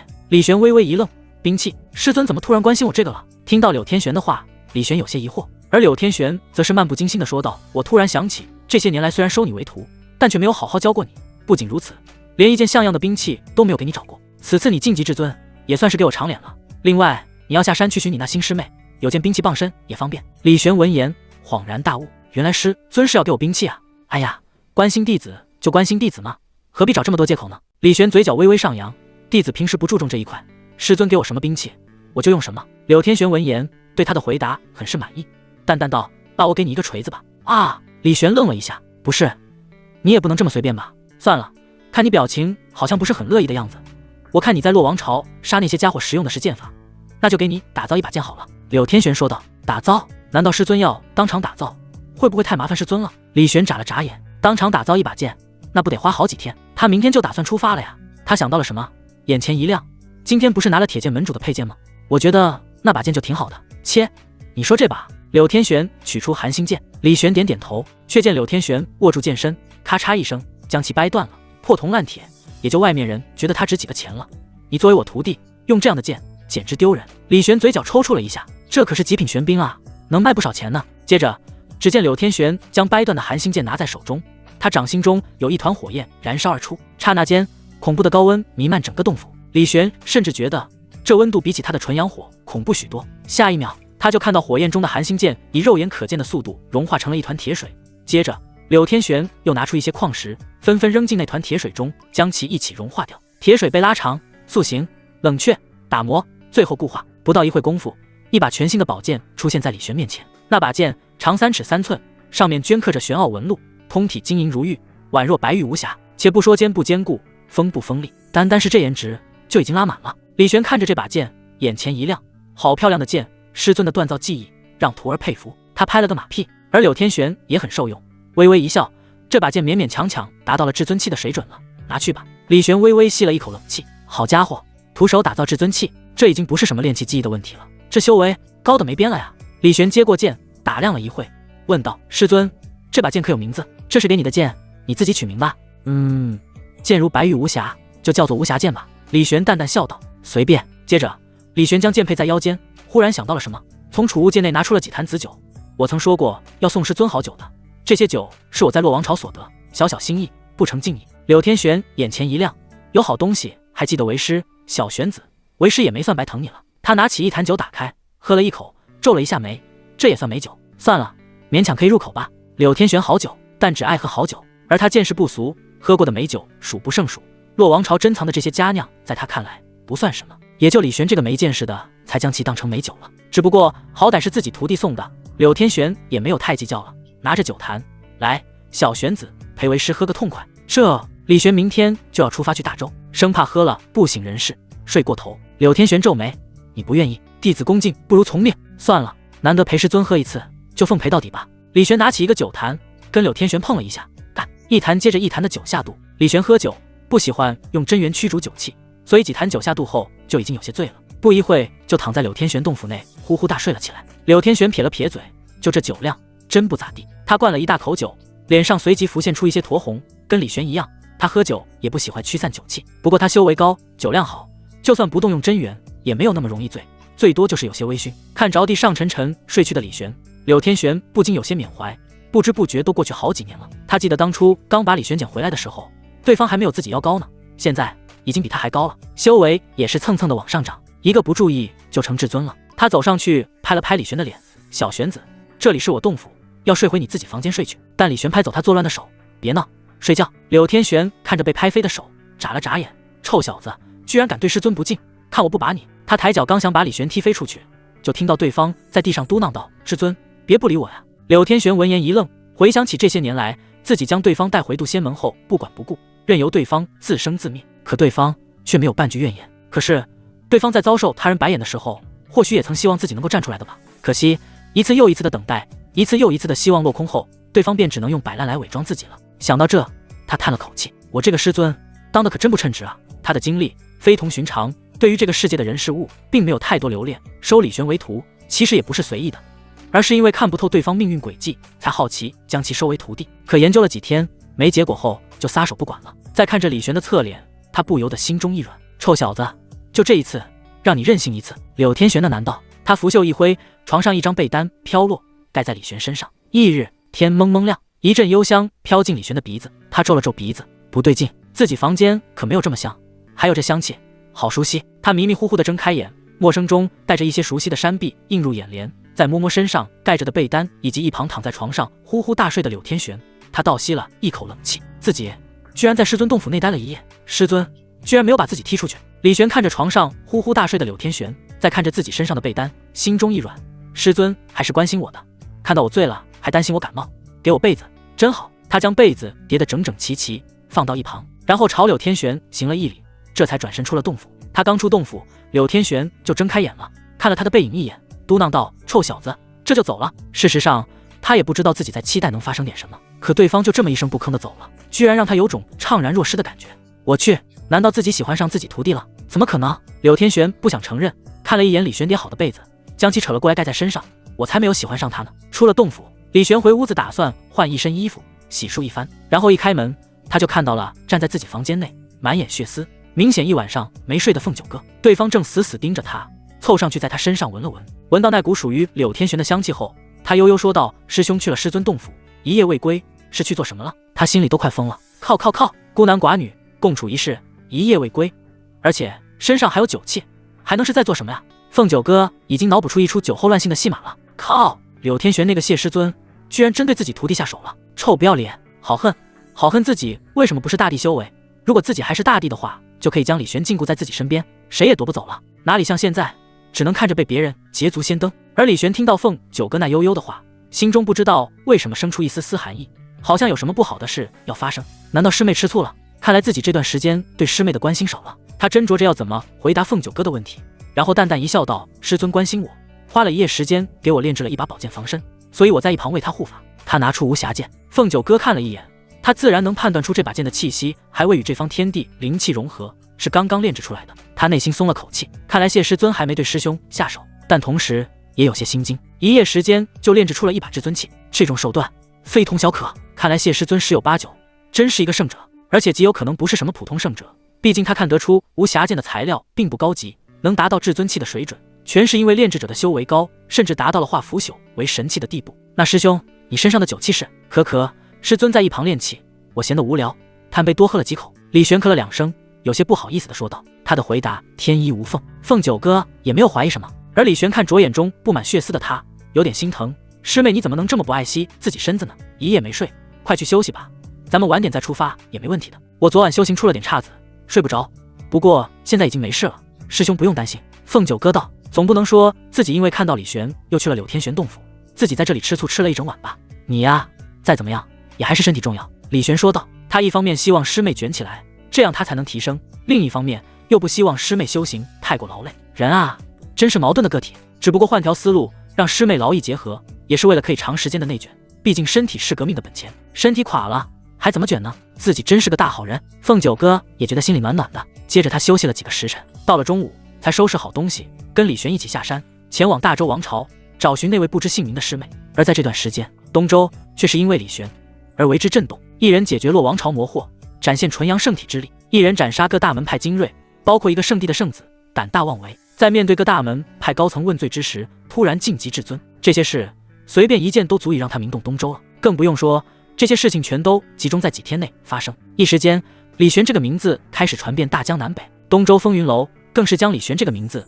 列入了天骄风云榜内，成为了天骄风云榜中的榜首。好家伙，这榜首一出，更是将李玄推到了风口浪尖，之前名声不显，如今直接强势登顶天骄风云榜榜首，哪个天骄受得了啊？不少天骄全都扬言要与李玄一较高低，尤其是缥缈圣地的最强圣子凌云，更是公开向李玄宣战，并向渡仙门送去了战书，想要与他一战。但可惜这时候的李玄已经去大周了，他的战书自然得不到李玄的回应。不过柳天玄一觉醒来就看到渡仙门主来找，对方手里还拿着一封金光闪闪的战书。柳天玄愣了一下，师兄，你脑子进水了吗？要向我挑战？10个渡仙门主都不够他一巴掌拍的。渡仙门主淡淡一笑，这不是我的战书，这是缥缈圣地圣子给李玄的战书。李玄呢？他去大周了。去哪干嘛？我给他找了一个新师妹，让他去接一下。接着他一把拿过战书看了几眼，然后掌心中冒出火焰，将其烧得一干二净。他打了个哈欠，缥缈圣地贼心不死啊，还想要害小玄子吗？那些高层先不说，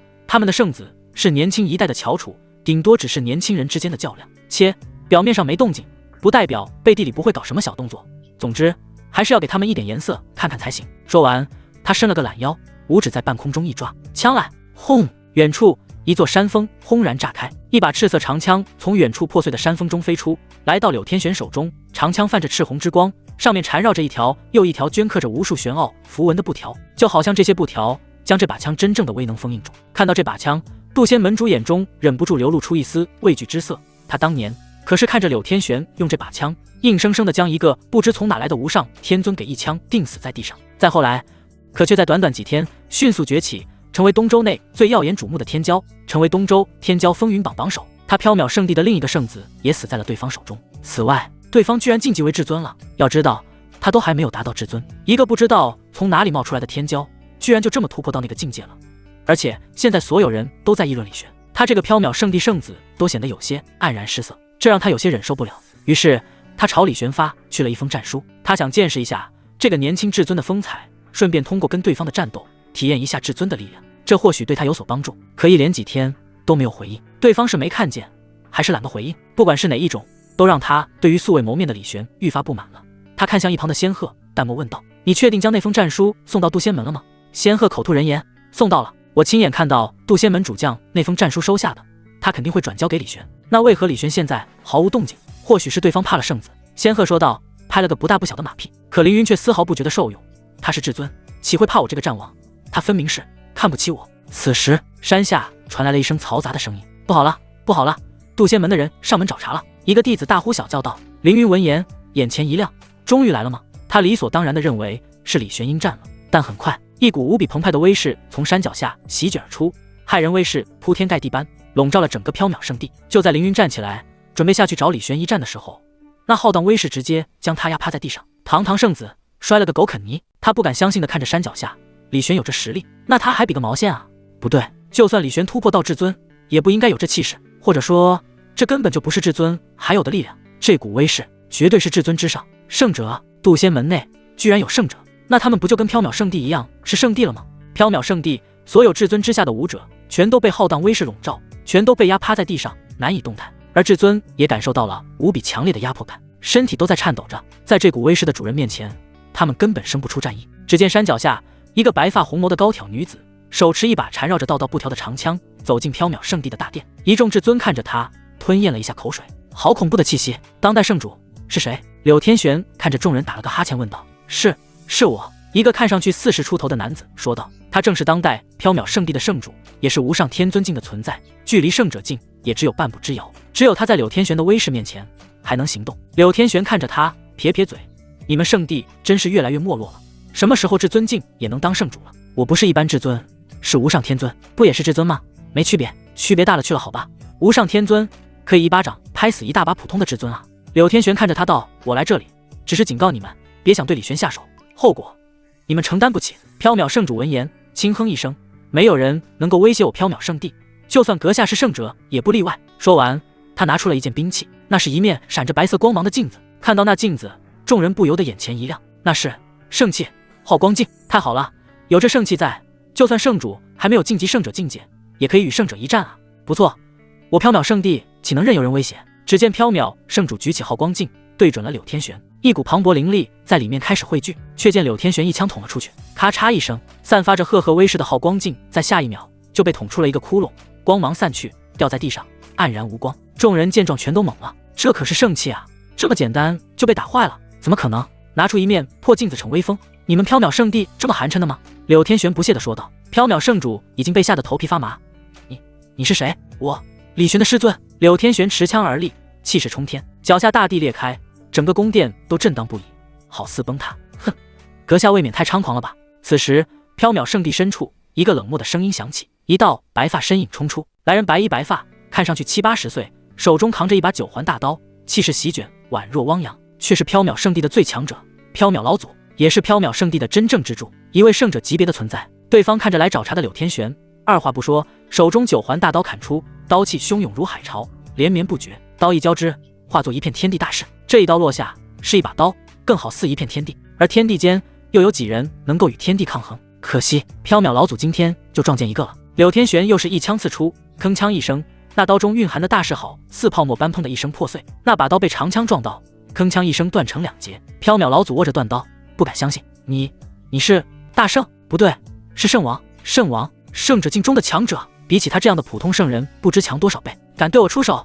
你很大胆。柳天玄持枪淡漠道，就要将缥缈老祖一枪捅死，可却见这位大名鼎鼎的老祖扔掉断刀，扑通一声跪在柳天玄面前，姑奶奶饶命，我缥缈圣地从今往后愿意听从姑奶奶调遣，上刀山下火海，在所不辞。柳天玄愣了一下，好家伙，这求饶的比他的枪还快的吗？看着突然跪在地上的缥缈老祖，柳天玄那要刺出去的长枪又收了回来，而缥缈老祖松了口气，好家伙，幸好自己跪得快，不然小命就不保了。他混迹于世，靠的就是2个字，从心。从心而动，方能明哲保身。姑奶奶，我缥缈圣地怎么说也是东周3大圣地之一，以后我们听你调遣，你有什么不方便做的事，都可以让我们去做。缥缈老祖继续说道。柳天玄看着外表7老80的缥缈老祖喊自己姑奶奶，不由得撇嘴，但也没有说什么。毕竟若算上他前世的年龄，别说当对方姑奶奶，就算当对方姑奶奶的姑奶奶的姑奶奶都绰绰有余。我不需要你们给我做什么，我的要求只有一个，以后遇到李玄都给我把姿态放低一点，他是我徒弟，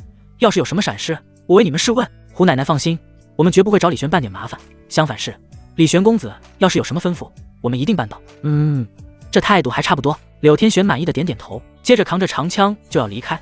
忽然他想到什么，停下脚步问道，你们这有零食吗？给我一点。有。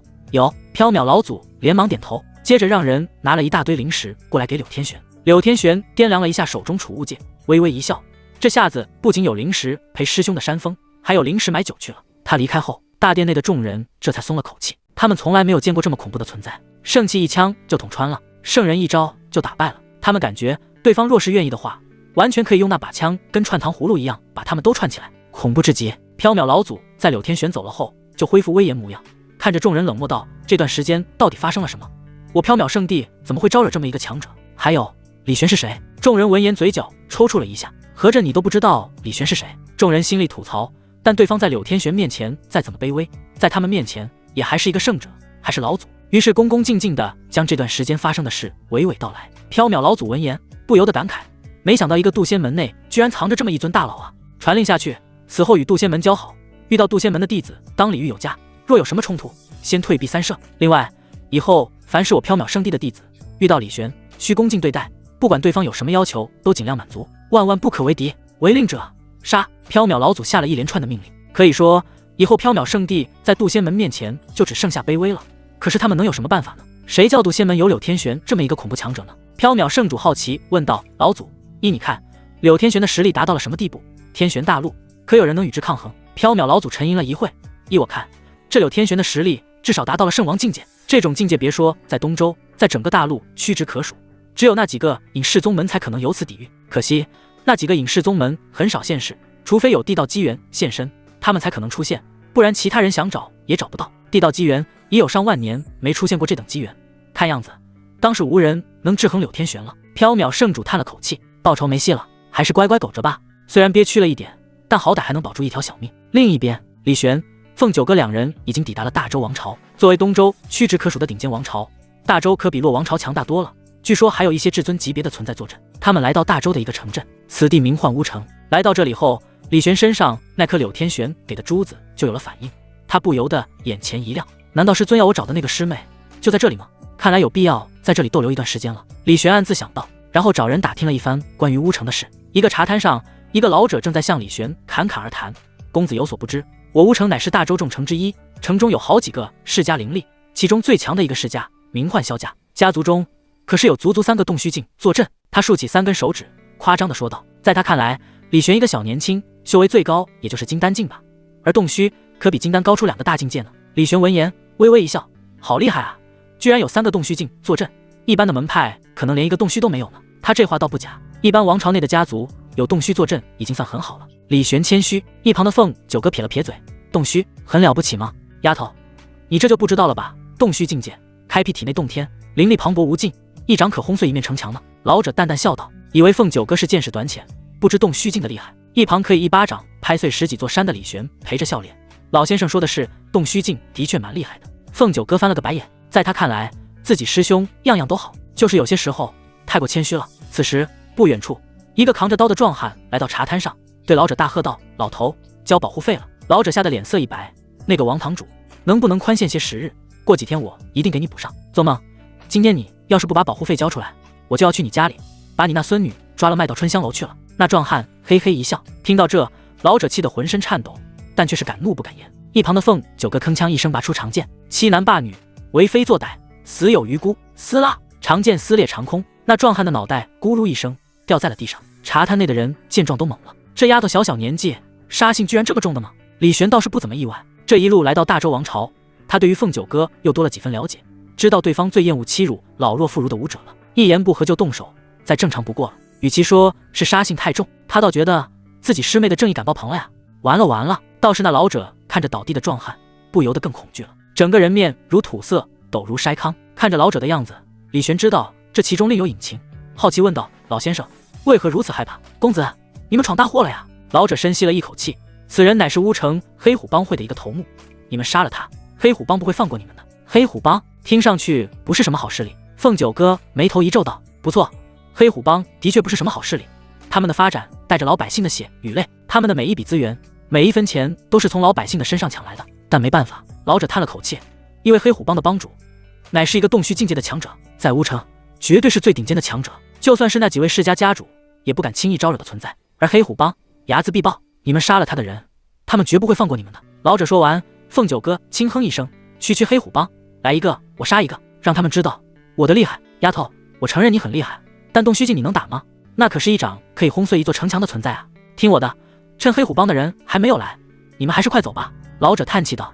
而李玄哪里可能离开？柳天玄给的珠子在这座城池内有反应，他的那个新师妹就在这座城，他岂能因为一个黑虎帮离开？我们走了，黑虎帮肯定会为难老先生的，我们岂能让老先生受我们牵连呢？这样，老先生可知道那黑虎帮的总舵在哪里呢？李玄问道。怎么，你这后生还想杀上门去吗？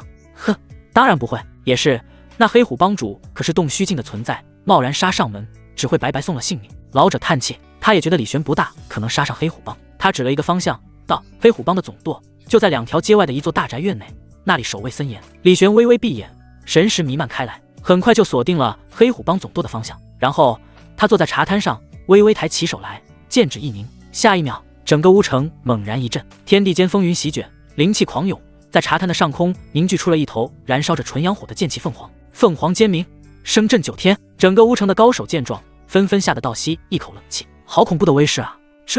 这是哪个强者来我乌城了呢？如此威势，至少是战王吧？太恐怖了！我乌城连元神境都没有，居然来了一尊战王，此人为何来此？众人议论纷纷，看着天穹的剑气凤凰，瞠目结舌。而黑虎帮总舵作为乌城数1数2的高手，黑虎帮主自然也察觉到了剑气凤凰的存在，不由得有些心惊。好强大的威势！立即传令下去，所有黑虎帮的人最近收敛点，遇到陌生人不要随意出手，不要随意挑衅，谁知道会不会一不小心就招惹到这尊大能呢？可突然，黑虎帮主旁边的一个小弟有些惊恐道：“帮主，那凤凰好像朝我们方向来了。”黑虎帮主瞳孔一缩，看向那剑气凤凰，只见凤凰振翅，裹挟着燎原烈火，朝着黑虎帮总舵飞驰而来，威势之强将整个黑虎帮都锁定了。黑虎帮主不敢相信，怎么回事？我黑虎帮什么时候得罪这么一尊大能了？不！他连声尖叫，全力打出一拳，意图阻止剑气凤凰落下，可是没有丝毫卵用。剑气凤凰落在黑虎帮总舵上，轰然炸开，无边烈火汹涌而出，整个总舵被夷为平地。黑虎帮内的帮众无一幸存，全部灰飞烟灭。茶摊上，李玄收起手指头，淡淡的喝了一口茶，而茶摊老者看着那飞去的凤凰，再看着远处轰然爆发的冲天火柱以及滚滚浓烟，早已吓得瘫坐在地上。接着街道外就传来了百姓的惊呼声：“黑虎帮被灭了！黑虎帮被灭了！太好了！黑虎帮终于灭了，我们苦日子到头了！哈哈，这是天谴啊！连老天爷都看不下去黑虎帮的所作所为了。”有百姓更是喜极而泣，而茶摊老者还有茶摊内的其他人全都惊恐地看向坐在原地平静喝茶的李玄，不敢相信发生了什么。人在茶摊坐，一指就灭掉了2条街外的黑虎帮。他的确没有杀上门去，因为小小一个黑虎帮根本不值得他亲自前去，哪怕相隔100里也能轻易一指灭杀，更别说只有这2条街的距离。茶摊老者吞咽了一下口水，看着李玄，又惊恐又兴奋。他知道自己今天遇到大能了，一想到自己刚才还在对方面前吹嘘动虚多厉害，他脸色不由一白。对方不会不高兴吧？扑通，他直接跪了下来。小老儿有眼不识泰山，冲撞了仙人，还请仙人恕罪，李玄拂袖一挥，一股柔力将对方拖了起来。老先生没什么冲撞我的，不必客气。接着他拿出2个铜板放在桌上，这是茶钱。说完，他起身就要带着凤九哥离开。老者连忙问道：“敢问仙人高姓大名，在下渡仙门李玄。”李玄淡淡一笑，带着凤九哥渐行渐远，不一会就消失在街角尽头。而茶摊老者才回过神来，看着桌子上的铜板，眼前一亮，将其收起来。这可是仙人给的铜板啊，我一定要拿回去，好好的供奉起来。老板，你这铜板卖给我吧，我花10两金子。一个青年站起来说道。旁边一个商贾也站起来，区10两金子就想购买仙人留下来的铜板，可笑，我出100两金子。茶摊老者有些懵了，100两金子够他10辈子吃喝不愁的了，就为了买1枚铜板。犹豫再三，他将其中1枚铜板卖给了商贾，但剩下的1枚却是说什么也不肯再卖了。众人无奈叹气，也不敢硬抢，毕竟李玄的手段他们见识过了。再说了，就只是1枚铜板而已，之所以有人肯花100两金子买，一是因为这是李玄留下的，二则是买的人不差钱。现在众人无比的后悔，早知道是这么一位仙人，我刚才就应该上去抱大腿，求他收我为徒的。唉，谁能猜得到呢？毕竟那位仙人看起来那么年轻，谁知道居然一指灭了黑虎帮。我早就知道此人不同凡响了，一般人举手投足之间能有那种超凡脱俗的气质吗？别马后炮了，也不知道还能不能再见到仙人。李玄一指灭杀黑虎帮，惊天动地的实力使得整个乌城都陷入了前所未有的震动当中，所有人都被吓傻了。这是哪个大能来乌城炸鱼来了？所有世家帮派全都胆战心惊，生怕一个不小心就成为那位大能的下一个目标，生怕天空突然再出现一头凤凰朝自己家飞来，那可就太吓人了。有人去黑虎帮总都查看过，那叫一个惨啊！所有东西都被烧成灰烬，连一块骨头都没剩。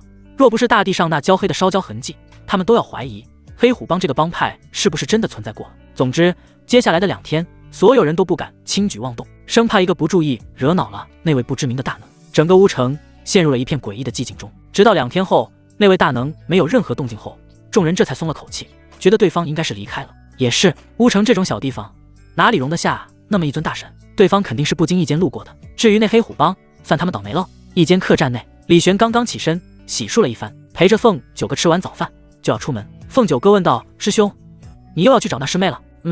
师尊给的珠子有反应，对方一定在这座城池内，只要我们好好找，肯定找得到。这都找了2天，要不我们回去就跟师尊没有找到吧？凤九哥试探性地问道。事实上，他才不想多一个师妹呢。李玄笑着敲了一下他的脑袋，师尊交代的事，岂能如此敷衍了事？这才找了2日而已。你要嫌累了，就在客栈内休息，我去找便可以了。不累不累，跟着师兄怎么会累呢？凤九哥淡淡笑道。他也是倒不大可能说服李玄，只是随口那么一说。2人又出门了。这2日，他们找了乌城的南区、北区，今天打算找东区。在街道上逛了大半日，忽然在经过一家宅邸时，皇天不负苦心人，李玄手中的珠子微微一颤，产生了一股热流，紧接着朝着宅邸飞了进去。李玄眼前一亮，也跟着珠子进入宅邸。萧家，乌城3大世家之一，而今日是萧家族人检测修为的日子，一众萧家族人正聚在一起，议论纷纷。你们说，这一次考核第1名会是谁？还能是谁？肯定是咱们萧家第一天才，大小姐萧景玉了。我听说她已经快突破金丹境了。啧，真是天才啊！人群中，一个身着锦衣的少女负手而立，眉宇间带着一丝丝傲然。此人正是萧家第一天才萧景玉，年仅15，就已有接近金丹修为。这天赋，别说放在萧家了，就算放在整个大周，也是屈指可数的。年少成名，天赋绝伦，这也养成了萧景玉恃才傲物的性子。他自认为天底下没有几个人比得上自己。这一次检测修为，他也只是来走个过场，反正第1名还会是他，他只需要站在台上接受众人的赞扬就可以了。不一会，检测开始。只见萧家长老取出一块石碑，这正是萧家用来检测族人修为的宝物，能够根据族人们的真元强弱显示出修为。检测开始，第一个，萧飞。一个青年走到石碑面前，打出一拳，砰！石碑一震，发出微光，上面随之显露出一行字：炼气7重。长老看了一眼，面无表情。萧飞，炼气7重，比起上一次进步了1重，可喜可贺。那青年松了口气，然后朝长老行了一礼，退下。一个个萧家弟子逐渐上去检测修为。萧景玉站在人群中，抱着肩膀，不为所动。在他看来，这些人不过都是自己的陪衬罢了。他叹了口气，看着众人，眼中带着一丝悲悯。你们啊，不管多么的努力，最后的光芒都要被我掩盖。跟我生在同一个时代，是你们的不幸啊！不远处，一颗珠子居然飞了进来，珠子后面跟着李玄、凤九哥。他们站在屋檐上，目光扫过全场。待听到长老喊出萧某某炼气几重时，他不禁微微一愣。这既是赶好强，这不是废材流开局吗？难道师尊要我找的新师妹是废材流主角？李玄脸上露出一丝古怪之色，他摇摇头，不再理会。他看向珠子，只见那珠子嗖的一下化作一道流光，在萧家众人都没察觉的情况下，飞进一个少女体内。李玄看向那少女，眸光一闪，看来她就是我的新师妹了。灵海9重，天赋还不错嘛。下一个，萧景玉。长老高声说道。刷刷刷，众人的目光朝着萧景玉望去。李玄也好奇地看着这个新师妹。萧景玉这个名字还蛮好听的。听到李玄夸赞新师妹，凤九哥撇了撇嘴，再仔细看那萧景玉，与自己对比了一番。靠，这家伙吃什么长大的？这才几岁，居然就这么大了。凤九哥低头看了一下自己的平板，再看了一下萧景玉那恢宏的峰峦，顿时有些不是滋味。哼，我现在还在成长，将来未必会输。他安慰了一下自己。而萧景玉此时已经在众人期待的目光中，走到那石碑面前，先朝长老行了一礼。长老微微一笑，景玉放轻松。我很轻松。萧景玉淡淡道。现在全场成绩最好的也就是灵海境1重，他这个接近金丹的灵海9重，能不轻松吗？他似乎已经看到台下众人那艳羡、嫉妒、震惊的眼神了。开始吧。长老笑道，也有些期待。萧景玉抬手一拳打向石碑，砰！石碑不为所动。众人愣了一下，长老也有些惊讶，然后笑道：景玉，你在跟我们开玩笑对吧？没想到你还如此幽默。萧景玉尴尬一笑，然后再打出一拳，石碑依旧不为所动。长老眉头微微一皱，好了，景玉，别闹。萧景玉深吸了一口气，低喝一声，一拳打在石碑之上，砰的一声，他疼的眼泪都快掉出来了。可石碑仍然屁事没有。萧景玉懵了，我真元呢？我辛辛苦苦10几年修行出来的真元呢？而屋檐上的李玄脸上也露出一丝古怪，在他的感知中，就在萧景玉运动真元的瞬间，那颗飞进对方体内的珠子几乎是瞬间就将其真元吸干了。李玄有些疑惑，师尊给的这颗珠子到底是什么名堂？他在搞什么鬼？怎么回事？萧景玉为什么打不动石碑？他在跟我们开玩笑吗？不大像啊，你看他额头上汗水都出来了。众人议论纷纷，有人疑惑，也有人眼前一亮，内心涌出一阵窃喜。萧景玉就像是一座大山，压在他们的头上，让他们无法动弹。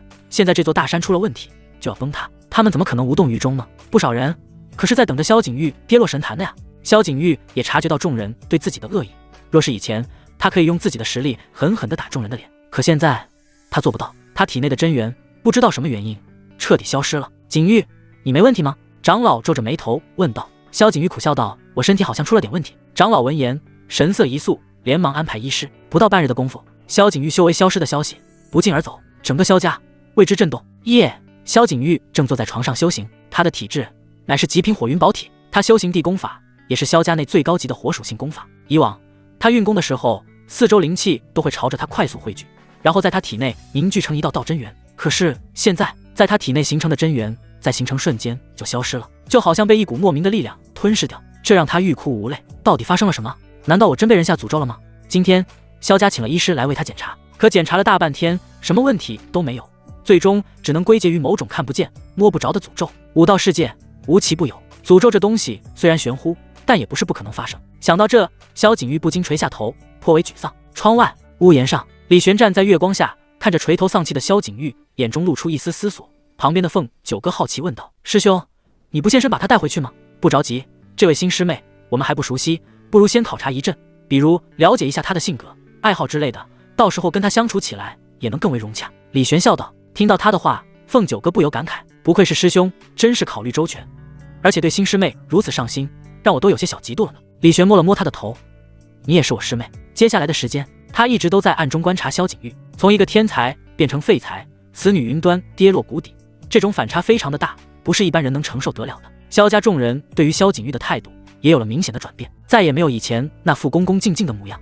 甚至还经常在背地里讨论嘲讽，说他平日理性高气傲，让某一个路过的高人看不顺眼，下了诅咒，甚至还有人说他做了什么伤天害理的事情，所以才会让老天爷降下这种惩罚。刚开始只是在背地里说着，可随着时间推移，萧景玉迟迟没有恢复，这种嘲讽就搬到明面上，不加掩饰。这些人的每一句话都跟刀子似的扎入萧景玉的心里，短短1个月，他就品尝了人情冷暖，人心险恶。可李玄却发现，这位新师妹并没有因此而放弃自己，她每一天夜里都会坚持修行，即便是毫无结果，也没有丝毫放弃的念头。而对于那些嘲讽自己的人，他也没有理会。可一旦那些人太过分，欺上门，他也会还以颜色。有时候就算是被打得遍体鳞伤，他也会不服输地挥出自己的拳头，事后回到自己的房间，自己上药疗伤，就好似一头孤狼，默默舔舐着自己的伤口。最难能可贵的是，即便世道对他不公，他也没有放弃心中的那一份良善。他曾看到对方在街道上看到孤苦无依的乞儿，会将自己的午饭钱分出一半给对方。坚韧倔强，敢于对不公发起反抗，但心中又藏着一份柔软。李玄对于这个新师妹很是满意，但他满意了，凤九哥确实有点吃醋了。靠，师兄对于这新师妹很满意的样子，再这么下去，我以后岂不会可能会被取代？凤九哥心中生出一份危机感。萧家院子内，几个萧家子弟看着刚回来的萧景玉走了上去。哟，这不是咱们的大天才萧景玉小姐吗？怎么今天不去练武场练功了？估计是怕丢人现眼吧。哈哈，人家景玉可是天才，怎么会怕丢人现眼？你们这话从而说起啊！几人一唱一和，话里话外全是嘲讽。萧景玉眉头一皱，不打算理会。可这几人却是不依不饶，甚至隐隐还想要动手。屋檐上陪李玄一起暗中观察的凤九哥坐不住了，你们这几个家伙要欺负不能换个时间点吗？现在这个时间，师兄跟我都在看着呢，你们越是欺负萧景玉，师兄就越联系对方啊！混账东西！凤九哥看着眼中开始泛起疼惜之情的李玄，有些坐不住了，运转真元，隔空打出几道劲气，砰砰砰！那几个人只觉得脑袋一痛，然后就鼓起了大包。他们惊恐地看向四周，是谁？混账！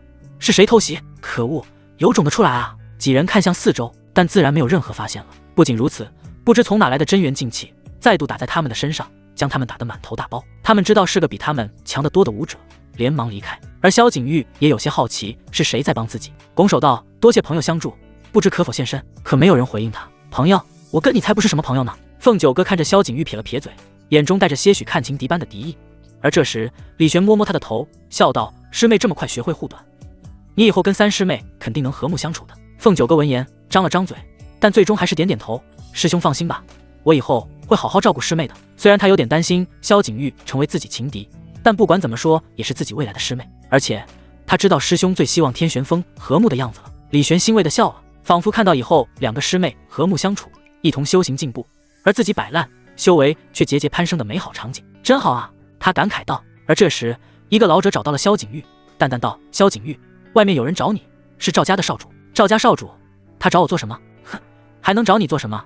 你与他有婚约在身，如今你已不是昔日的天才，而是一个连一丝真元都没有的废材，你说他能找你做什么？当然是退婚了。老者嗤笑道。而屋檐上的李玄闻言，嘴角抽搐了一下。好家伙，天才变废材，现在又来了一个退婚，要素齐全了呀！他100%确定自己这个新师妹非同小可呀。听闻赵家少爷前来找自己，萧景玉内心隐隐有所猜测了，但听到是来退婚的，还是忍不住皱了一下眉头。事实上，他跟这个赵家少爷从未见过面，对对方自然也没有什么感情。只不过对方如今大张旗鼓的来萧家退婚，这不仅是打自己的脸，也是在打自己父亲的脸，未免太过分了吧？树到猢狲散，墙到众人推啊！萧景玉呢？难道这些日子他已经深刻的明白了这个道理？萧家大堂上，一个身着华丽紫色长袍，腰间挂着玉坠，风神俊朗的男子，正手持摇扇，坐在一张太师椅上。萧家的一些婢女乃至一些族女小姐看着那男子，不由得芳心悸动，小声议论着：此人就是赵家少爷赵子敬。是啊，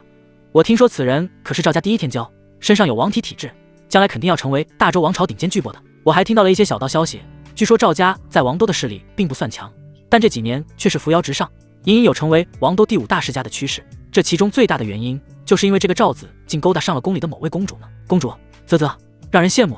她这一次是来退婚的吧？是啊，当初赵家还没有搬离乌城的时候，跟咱们萧家乃是至交，两家家主还定下了娃娃亲。只可惜物是人非，赵家飞黄腾达，看不上我们了。大堂内，萧家家主听到众人的话后，脸色微变，肃静。众人闻言连忙闭嘴。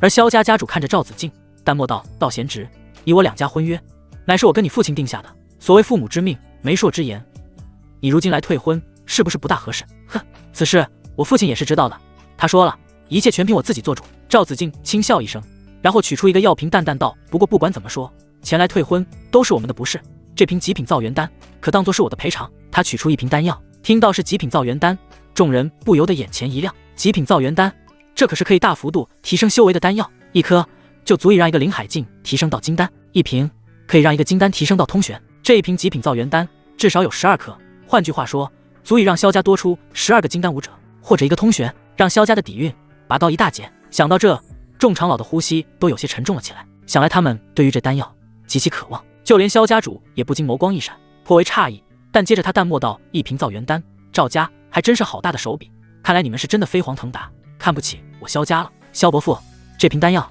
你还是收下吧。赵子敬淡淡道。但萧家主却不为所动，若是他现在收下丹药，那就是让自己的女儿颜面尽失了，相当于把自己女儿的尊严卖了出去。只是他不收，其他长老却是迫不及待了。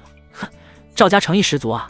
既然如此，我们萧家就却之不恭了，收下这丹药了。赵贤侄年轻有为，前途无量啊！有长老迫不及待的要去拿丹药，但这时萧家主身上的气息爆发，我看谁敢不经过我的同意拿着丹药？他要维护自己女儿的尊严。可众长老们看着他，却是眉头一皱。家主，为了萧景玉，你要断送萧家前程吗？这可是我萧家腾飞的机会。萧龙，萧家不是你一个人的萧家，我们长老也是有权利为萧家做决定的。一个长老更是毫不客气地说道：萧龙，萧景玉现在是什么情况，你自己最清楚了。若他天赋修为还在的话，倒也配得上赵公子。可现在他天赋尽散，已经沦为废物，还有什么资格成为赵公子的良配？与其死缠烂打，不如好聚好散，收下丹药。听到这，萧龙更加愤怒了。他维护自己女儿的尊严，居然被人曲解成了死缠烂打。为了一瓶极品造元丹，这些长老居然敢公然反抗他这个家主。想到这，他眼神一冷，只见他身上气息爆发，更上一层，洞虚威压，浩荡威压，镇压诸位长老。诸位莫不是忘了，我才是萧家家主。感受到对方的洞虚气息，在场长老脸色微变。洞虚境，萧家最强的武力，也是萧龙能当家主的原因。可这时，赵子敬身边的一个老妪站了出来，区区一个洞虚一众，也想在老婆子我面前放肆。老妪的气息爆发，赫然是比萧龙更强大的洞虚境，从威势上一下子就压制过了萧龙。萧龙脸色一沉，阁下是谁？老婆子我不过是宫里服侍公主的婆婆罢了，此次听公主吩咐，前来帮赵公子退婚。老妪淡漠道。此言一出，众人脸色大变。宫里的人没想到这件事居然牵扯到了王宫，传闻没有错，赵子敬真的勾搭上了宫里的一个公主，难怪这些年来赵家跟平步青云似的。好，没想到连宫里的人都如此的不讲道理。萧龙的脸色阴沉，又有些悲哀，但听到他的话，那老妪目光阴冷，议论宫里人，你这是想要找死对吧？说完，他抬手一掌拍出，萧龙双手一挡，但还是被震退了好几步。就在老妪打算继续出手的时候，门外传来一个冷喝声：住手！是萧景玉。他走进大堂，看着赵子敬，淡淡道：你想要退婚可以，从今往后我萧景玉与你再无半点瓜葛，但我要告诉你，30年河东，30年河西，莫欺少女穷。今天不是你来退婚，而是我不嫁，总有一日，今日羞辱我定100倍奉还。萧景玉一字一句铿锵有力地说道。屋檐上，李玄听到对方的话，嘴角抽搐了一下，果然是废材刘主角，这名言张口就来啊！他一旁的凤九哥眼中却是流露出一丝赞赏，不错不错，虽然天赋不怎么样，但这份心性值得表扬。他对于萧景玉这个新师妹生出了一份认同。而李玄看着大堂内的老妪赵子敬等人，也知道差不多该是自己现身的时候了。果然，在听到萧景玉的话后，赵子敬眼神一冷，恼羞成怒道：“就凭你一个废物，也配这么跟我说话？就凭你一个废物，也配跟我说这种话？”赵子敬有些恼羞成怒了，想他何等风流人物，在王都他也是声名显赫之辈了，更别说在这个小小乌城。可没想到，一个萧景玉，一个被自己退婚的废物，居然敢当着众人的面驳斥自己，还说什么30年河东河西的，莫欺少女穷，我还就欺了。怎么着吧，萧景玉，你修为尽失，沦为废物，别说30年，就是给你300年，你也追不上我。而我赵子敬坐拥王体，又得公主青睐，飞黄腾达，假以时日，定是大周栋梁。你有什么资格跟我说这话？如果我愿意，我现在就可以一掌毙了你，我相信没人敢说什么。赵子敬冷漠地说道。他的话虽然霸道，但却是在理。现在的赵子敬乃是公主青睐之人，而位于王都的赵家底蕴更不知道胜过如今的萧家多少倍。别的不说，就单单赵子敬身边那个老妪，现在就有覆灭整个萧家的能力了。萧景玉拿什么跟他们斗？所有人看着萧景玉，眼中带着淡淡的嘲讽。30年河东，30年河西，哼，也不看看自己现在是什么处境，他也配说这种豪言壮语？天才总是骄傲的，就算是陨落的天才，那好歹曾经也是天才，难怪会说出这种话。只可惜他今日要为自己的任性付出代价，真以为说了这种话，赵子敬就会放过他了？就算是不死，只怕也要脱层皮了。众人戏谑地看着萧景玉，本为同族，可他们现在却没有丝毫怜悯，有的只是幸灾乐祸，人心险恶，不外如是。而赵子敬凝视着萧景玉身上的气息爆发，赫然是金丹境界。他冷眼看着萧景玉，淡淡道：“我再问你一遍，凭什么跟我说这种话？”金丹威势落在萧景玉身上，压得他有种窒息感。金丹，这是他全盛时期都没有达到的境界，更别说如今的他修为尽失，形同废人。他紧握着拳头，满心不甘，但却难以反驳。现在的他没有资本，不管怎么说，即便是说的天花乱坠，也没人相信。就凭他是我杜仙门天玄峰的弟子，就凭他是我的师妹。一个声音响起，紧接着一道身影缓缓走进大堂。他一袭白衣如雪，纤尘不染；他墨发如破，超尘拔俗。他从阳光下缓缓走进大堂，可在众人看来，却好似从一幅画里走出来的谪仙人般。如果说赵子敬已经是俊逸不凡了，可是他在来人面前却平庸的可怕，不仅是相貌上的，更是那种气质上的巨大差距。一个似仙，一个则是凡俗，根本没得比。来人正是李玄，他一出现，所有人的目光就都被他所吸引。而在听说他的来历后，更是有些惊讶。杜仙门，这不是东周的大门派吗？是啊，杜仙门据说是仅次于3大圣地之下的门派，比起咱们大周王朝也不遑多让。东周很大，但杜仙门的名气也不小。只不过这些人还不知道前段时间几大门派去杜仙门找茬铩羽而归的消息，不然他们会更惊讶。这位公子如何称呼？萧龙最先反应过来，好奇问道。在下杜仙门李玄，今天前来主要是为了接萧景玉萧姑娘前往杜仙门天玄峰拜师的。李玄淡淡一笑道：“拜师？可我未曾听说吗？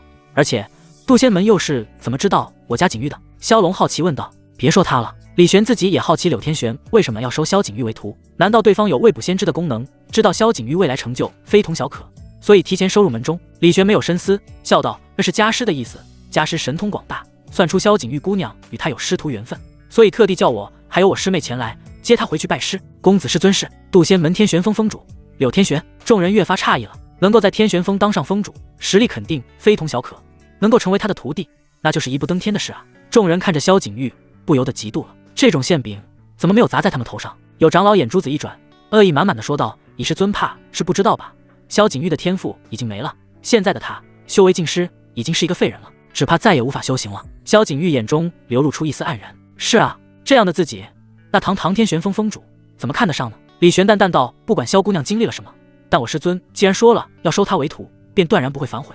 另外，萧景玉是我师妹，如我师妹，该罚。”说完，他轻描淡写的看了那长老一眼，刹那，那长老只觉得一股巨大的力量冲击而来，身为通玄境的他，居然是毫无还手之力的倒飞而出，直接撞在柱子上，一口血吐出，脸色唰的一下变得惨白。他惊恐的看着李玄，完全不知道发生了什么事，一个眼神，仅仅是一个眼神，就将自己重创了。这是什么修为，什么手段？如我师妹，我本该杀你，但念在你是我师妹长辈的份上，我饶你小命，再有下次，定将你挫骨扬灰。李玄负手而立说道，语气中听不出丝毫的杀意，但众人内心却是忍不住感到一阵阵寒意。所有人看着他，眼中露出畏惧之色。而李玄教训完那萧家长老后，就看向了赵子敬还有他身边的老妪，现在轮到你们了。老妪脸色一变，连忙站出来道：公子，我们是大周长地基的人，还请你给长地基几分薄面如何？长地基3个字一出，众人脸色大变。大周长地基，这在大周乃至在整个东周都算得上如雷贯耳了，因为那是东周天骄风云榜上排名第7的人物，据说修为距离至尊也差不了多少，可以说人家一巴掌就可以拍灭萧家了。长地基，没想到赵子敬背后的公主居然是大名鼎鼎的长地基，这下真的完了。长地基若是要灭萧家，轻而易举啊！赵子敬这家伙何德何能，让长地基看中了。而现任风云榜榜首的李玄听闻老妪的背景，神色平静道：长地基算什么东西？长地基算什么东西？李玄平静地开口说道，一句话让全场一片死寂，尤其是那老妪更是气得面容煞白，浑身颤抖。你居然敢侮辱长地基！你可知道，在这大周，就算是陛下面对长地基也要礼遇3分，你侮辱长地基，就是在跟我整个大周为敌。就算你是渡仙门的人，你想过后果吗？老妪声色俱厉地说道。而李玄站在原地，依旧是一副平静的样子。与大周为敌，那又能如何呢？侮辱长地基，与大周为敌，这些在他看来都是无关紧要的事情。而老妪闻言，瞳孔一缩，身上洞虚境气息完全爆发了。他真元流转，取出了一把宝剑。我不管你是谁，侮辱长地基，公然对大周不敬，你都要付出代价。嗖，宝剑刺出，好似白虹贯刃。这一剑的威势，整个萧家几乎无人可挡。可这一剑还未靠近李玄，就被他面前的一层护体气罩给挡了下来，根本难以寸进分毫。对我不敬，你也要付出代价。李玄淡漠道。他自问自己脾气还不错，一般来说，只要不是太冒犯他，他都不会太放在心上。渡仙门的人都说他谦逊有礼呢，可这个老妪的行为已经彻底得罪他了。所谓至尊不可辱，辱者必死。他眼神一凝，一股无形的真元扩散而出。老妪只觉得身体仿佛被一只无形的大手抓住般，根本无力抵抗接下来的力量。轰！老妪连惨叫声都来不及发出，身体就轰然爆开，化作漫天血雾。而这些血雾落在李玄面前，被一层真元隔绝住。他依旧是一袭白衣如雪的干净模样，但一旁的赵子敬却已经被吓懵了。老妪是长地基派来的，其实力多强，他最清楚了。可就是这么一个远在自己之上的高手，连李玄的衣角都没有碰到，就被李玄一个眼神瞪爆炸了。有没有搞错？这是什么能力？什么修为？元神？战王？太可怕了！老妪的血溅到他脸上，他来不及擦，他想要离开，可这一动却是双脚发软的瘫坐在地上。切，原来是个软脚虾。李玄旁边的凤九哥嗤笑一声，满脸不屑。而萧家的其他几个长老满脸汗颜，因为别说赵子敬了，就算李玄不是针对他们，可他们见识对方的手段后，此刻也是双脚有些发抖的。看着颤抖的赵子敬，李玄神色平静，然后转身看向了萧景玉，淡淡笑道：萧师妹，此人你想怎么处理？是杀是放，全由你做主。至于后果，我帮你承担。我帮你承担。短短5个字，却是说进了萧景玉的心坎里了。这段时间，他从一个天才变成了废材，饱受白眼。除了他父亲外，没有人安慰过他。他不管做什么，都变得小心翼翼，因为他知道现在的他今非昔比，一旦行差踏错的话，他没有能力去处理问题，更会连累父亲。他怎么也没有想到，在这种情况下，居然还有人对他说出我帮你承担这样的字眼，多么动人的话呀！萧景玉心中一暖，他看了一眼赵子敬，摇摇头，放他离开吧。从今往后，我与他再没有半点瓜葛。杀了赵子敬，一时痛快了，可后果呢？赵家底蕴不凡，赵子敬背后更是长地基，杀了他势必会得罪对方。虽然他没有见过长地基，可从种种传闻来看，对方非同小可。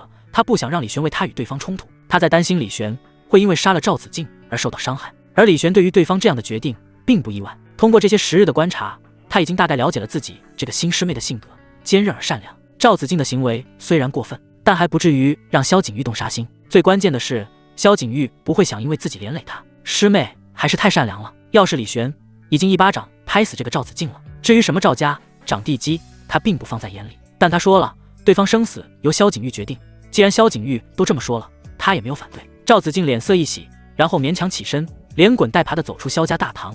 他眼中露出一丝恨意。李玄、萧景玉，你们等着，等我回去禀报长地基，一定请他出手对付你们。萧家大堂内只剩下李玄几人，萧家的长老们面面相觑，看着萧景玉，眼神变得有些复杂。本以为对方从天才变成废材，地位一落千丈，可没想到突然冒出了一个渡仙门，要收对方为徒。靠，这家伙运气真好。也有一些长老的心思已经活络起来了，要是靠萧景玉与渡仙门搭上线，那也不差呀。想到这些人对李玄、凤九哥开始眉开眼笑。两位远道而来，应该辛苦了吧？是啊，我这就让人为2位准备厢房，家主还不让人备宴，款待2位。萧龙回过神来，让人下去安排。同时让萧景玉好好接待李玄两人。而看着李玄，萧景玉行了一礼：“李公子，你是我师妹，应该叫我师兄才是。”李玄微微一笑，然后给他介绍旁边的凤九哥：“这位是凤九哥，虽然年纪比你小1岁，但却是比你先入门的，所以你还要喊他一声二师姐。”凤九哥负手而立，下巴微微上扬，那模样已经很明显了，就差说来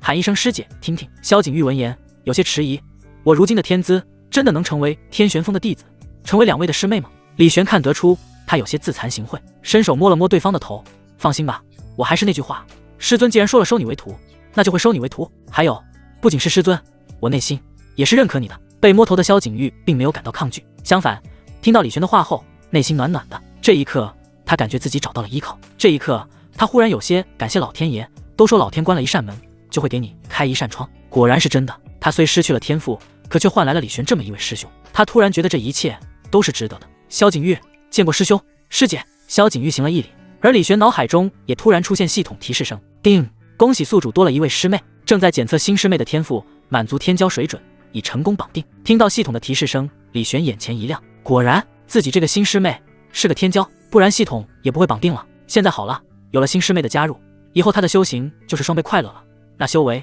还不得蹭蹭往上涨，完美。接着他开始查看自己这位新师妹的信息。萧景玉出生乌城萧家，由于天赋出众，自小养成了一副骄傲的性格，但在经历了天赋丧失事件后，他的性格变得沉稳，同时比之以往更加坚韧。他之体内有一神秘珠子，此物乃是一件不可多得的仙宝，蕴含一份无与伦比的强大传承。另外，此女前世与柳天玄似有一些关系。看到系统的介绍后，李玄略微诧异，其他的他都明白，可是最后一点他就有点疑惑了。萧景玉的前世与柳天玄有什么关系吗？他突然想起柳天玄让自己来找萧景玉的时候，曾经说过这一世之类的字眼，他那时就应该清楚萧景玉前世与柳天玄是有关系的，不然以对方的性格，怎会大老远的派自己来收对方为徒呢？还有那颗神秘的珠子，居然是一件仙宝，好家伙，这可是仙宝啊！他只知道玄冰有至尊气、圣气、地冰，仙宝是什么他都没听说过，听起来像是比地冰还要高级的样子，还蕴含着一份强大传承。这珠子是柳天玄给他的，对方肯定此物来历，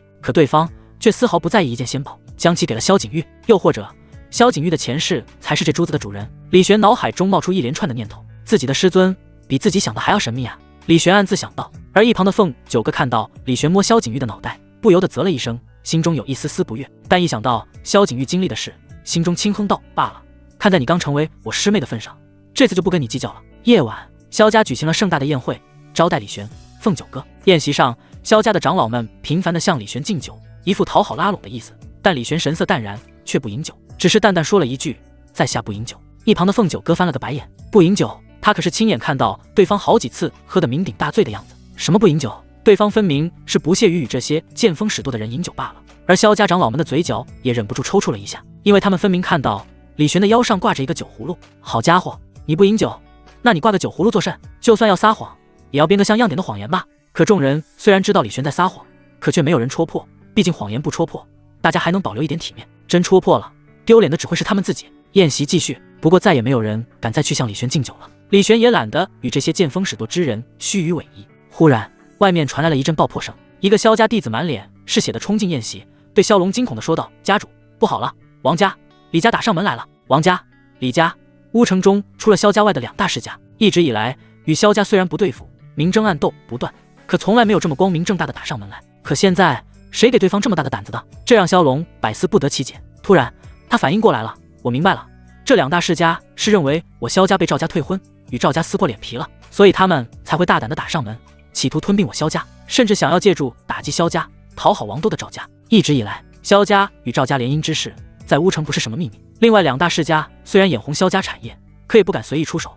可今天他们得到了消息，赵子竟带人前来萧家退婚了，而且临走的时候身上还带着血迹。显然对方在萧家有了一些不愉快的经历，甚至可以说是与萧家彻底撕破脸了。这就给了王家、李家一个机会。萧家大门外，王、李两大世家联手，一同进逼萧家。为了这一次行动能够成功，两大世家的家主都亲自带队了。他们走在最前面，身披戎装，威风凛凛。他们看着萧家大门，目光火热。今夜过后，萧家就是我们的了，哈哈！我们说好的了，萧家产业一人一半。放心，我还不至于食言。不管是王家、李家，他们都没有独自吞并萧家的能耐，所以只能联手了。很快，萧家大门内，萧龙带着一众长老走了出来。看着两家联军的时候，他们脸色微微一变，没想到王家、李家居然倾巢而出了。天啊，加上两家家主，一共有5个洞虚境，他们这一次可真的是下血本了。他们就真这么想吞并我萧家吗？这群混账！萧家众人脸色阴沉无比，而反观两大世家之主，则是一副春风得意的模样。萧龙，你萧家与王都赵家已经解除了婚约，没有了赵家做靠山，我们有何惧之？今天便是你萧家覆灭的时候了。王家家主大笑道，他一步跨出，来到萧龙面前，一刀劈了出去。萧龙自然也不甘示弱，一掌拍出，掌与刀冲击碰撞瞬间，双方各自震退。另一个李家家主大笑一声，也随之冲出，道：王家主，我助你一臂之力。他手中拿着一把长棍，与王家家主合作，攻向萧龙。双方配合之下，实力陡然提升数倍，萧龙不敌，被直接压制住，看上去已险象环生。萧景玉脸色微变，父亲，他想要上去帮忙，但奈何现在修为尽失，根本无可奈何。此时他想到了什么，转身看向了李玄，眼中流露出一丝求助。李玄见状，当然不会放弃这个在师妹面前刷好感度的机会了，淡淡笑道：一切交给师兄吧。只见他剑指一凝，剑气冲天而起，化作一头灿然夺目的剑气凤凰。凤凰鸣叫，火光照亮夜空，当即亮如白昼。而两大世家的人看到这剑气凤凰后，全都被吓得脸色煞白，浑身直打哆嗦。他们见过这凤凰，当初便是这剑气凤凰直接灭掉了整个黑虎帮，那强大的实力不下于任何一个世家的黑虎帮，在这剑气凤凰面前，连一丝反抗的能力都没有。黑虎帮被灭的那几日，乌城各大世家人心惶惶，生怕剑气凤凰再出现。可1个多月过去了，剑气凤凰再无影踪。他们本以为事情已经结束，只是某个过路的大能经过，看不顺眼黑虎帮，将其灭了，跟他们没有关系。可谁能想到，就在今夜，曾让整个乌城武者惶惶度日的剑气凤凰再次出现了。剑气凤凰再现，在夜空中盘旋，滔滔剑气势如烈火燎原，势不可挡。王家、李家的人看到这剑气凤凰后，全都被吓蒙圈了，一个个脸色煞白，不敢相信，是这凤凰，又是这凤凰，可恶，为什么会这样？这剑气凤凰为什么会再度出现？那个大能不是已经离开了吗？不对，那位大能正待在萧家内。王家、李家家主想到了什么，瞳孔一锁，他们二话不说，转身就跑。面对这等力量，我们根本毫无反抗之力。该死，萧家不是得罪了赵家吗？怎么还会有这么一尊大能帮助他们？两大家主吓得六神无主，他们拼命的想要逃，但可惜晚了一步。那剑气凤凰从天而降，落在了两大家主以及他们带来的家族子弟身上。刹那间，汹涌的火光席卷而出，犹如火凤降世，焚尽一切。火焰剑气所到之处，一切成灰。什么金丹，什么通玄，什么洞虚，在这一剑面前，全都是平等的，全都要死。火焰横空，夜空如白昼。当一切烟消云散后，两大世家的人已全都没了，只有空气中那残留的温度在述说着刚才的那一幕是真实的。萧家众人久久无法回神。不知过去多久，萧龙转身看向李玄，吞咽了一下口水道：1个多月前，是李公子灭了黑虎帮。李玄思索了一下，我的确是出手灭了一个欺男霸女的帮派，应该就是你口中的黑虎帮了。众人倒吸了一口冷气，大能居然就在我身边。他们啧啧称奇。而萧景玉走到李玄面前，行了一礼，多谢师兄出手相助。定，萧景玉的好感度加20，啧，一口气就加了20的好感度，看来自己没有白出手呢。李玄微微一笑，你是我师妹，我帮你是理所当然的事，又何须言谢呢？以后不准这么客套了。是，师兄。萧景玉内心一暖。接着，萧家带人开始反攻王家、李家。由于这两大世家的精锐倾巢而出，却被李玄一剑扫灭，所以剩下的人根本不是萧家的对手。很快的，两大世家的人几乎全灭，萧家顺理成章的成为乌城第一世家了。萧龙这几天都有些懵懵的，萧家成为乌城第一世家，一直都是他的梦想，可现在这实现的也太容易了吧？他也明白，萧家能做到这一步，全都是靠李玄。对方一剑奠定了萧家在乌城的地位。他若有所思，渡仙门乃是东周大门派，而景玉能够被李公子的师尊看中，收为徒弟，乃是他的福气。只不过他的天赋消失，却是一个隐患。要是去了渡仙门，李公子的师尊看到景玉没有了天赋，不想收他为徒了怎么办？希望之后的失望更让人难以接受。不行，我得想个办法帮助景玉恢复天赋才行。几天后，萧龙收到了一则消息，喜出望外，找到了萧景玉，说道：景玉，好消息啊！传闻中的神医华英来到了大周王朝，正在王都，他一定有帮助治疗你的病。是的，在萧龙看来，萧景玉的天赋消失或许不是诅咒，而是一种怪病。乌城的医生们看不出来，只是水准不够。但这个华英非同小可，乃是东周鼎鼎大名的神医，对方肯定能够治好萧景玉的。萧景玉闻言也不禁眼前一亮，若是能够恢复天赋再去渡仙门的话，那肯定是好的呀。在见识了李玄的实力后，他都觉得自己没有资格当对方师妹了。他想追上对方，想要成为跟对方相匹配的师妹，而这一切的前提就是他恢复天赋。很快，他将这个消息告诉了李玄，而李玄听完后，若有所思地说道：“神医华阴，去见见，倒也并非不可。他此次来大周，就是为了带萧景玉回渡仙门，但柳天玄又没有规定什么时候回去。既然如此，那在大周游玩一段时间，带萧景玉去见见那华阴也是可以的。虽然他觉得萧景玉的天赋并没有消失，只是因为那颗珠子才导致修行的真源消失，真正的根源还是在柳天玄身上。可去见见这位传闻中活死人肉白骨的神医，有病没病看一看，跟对方要几副强身健体的方子也成的。于是第二日，李玄、萧景玉奉九哥三人出发，前往大周王都。王都距离乌城倒也不是很远，李玄如今更是至尊，带着两女一起飞都不是问题。第二天就抵达王都了。一来到王都，三人就不由得感慨，不愧是一国之首都，热闹非凡，胜过乌城数10倍。而且街道上还有不少实力高强的武者，感觉扔一块板砖下去都能砸到不少金丹、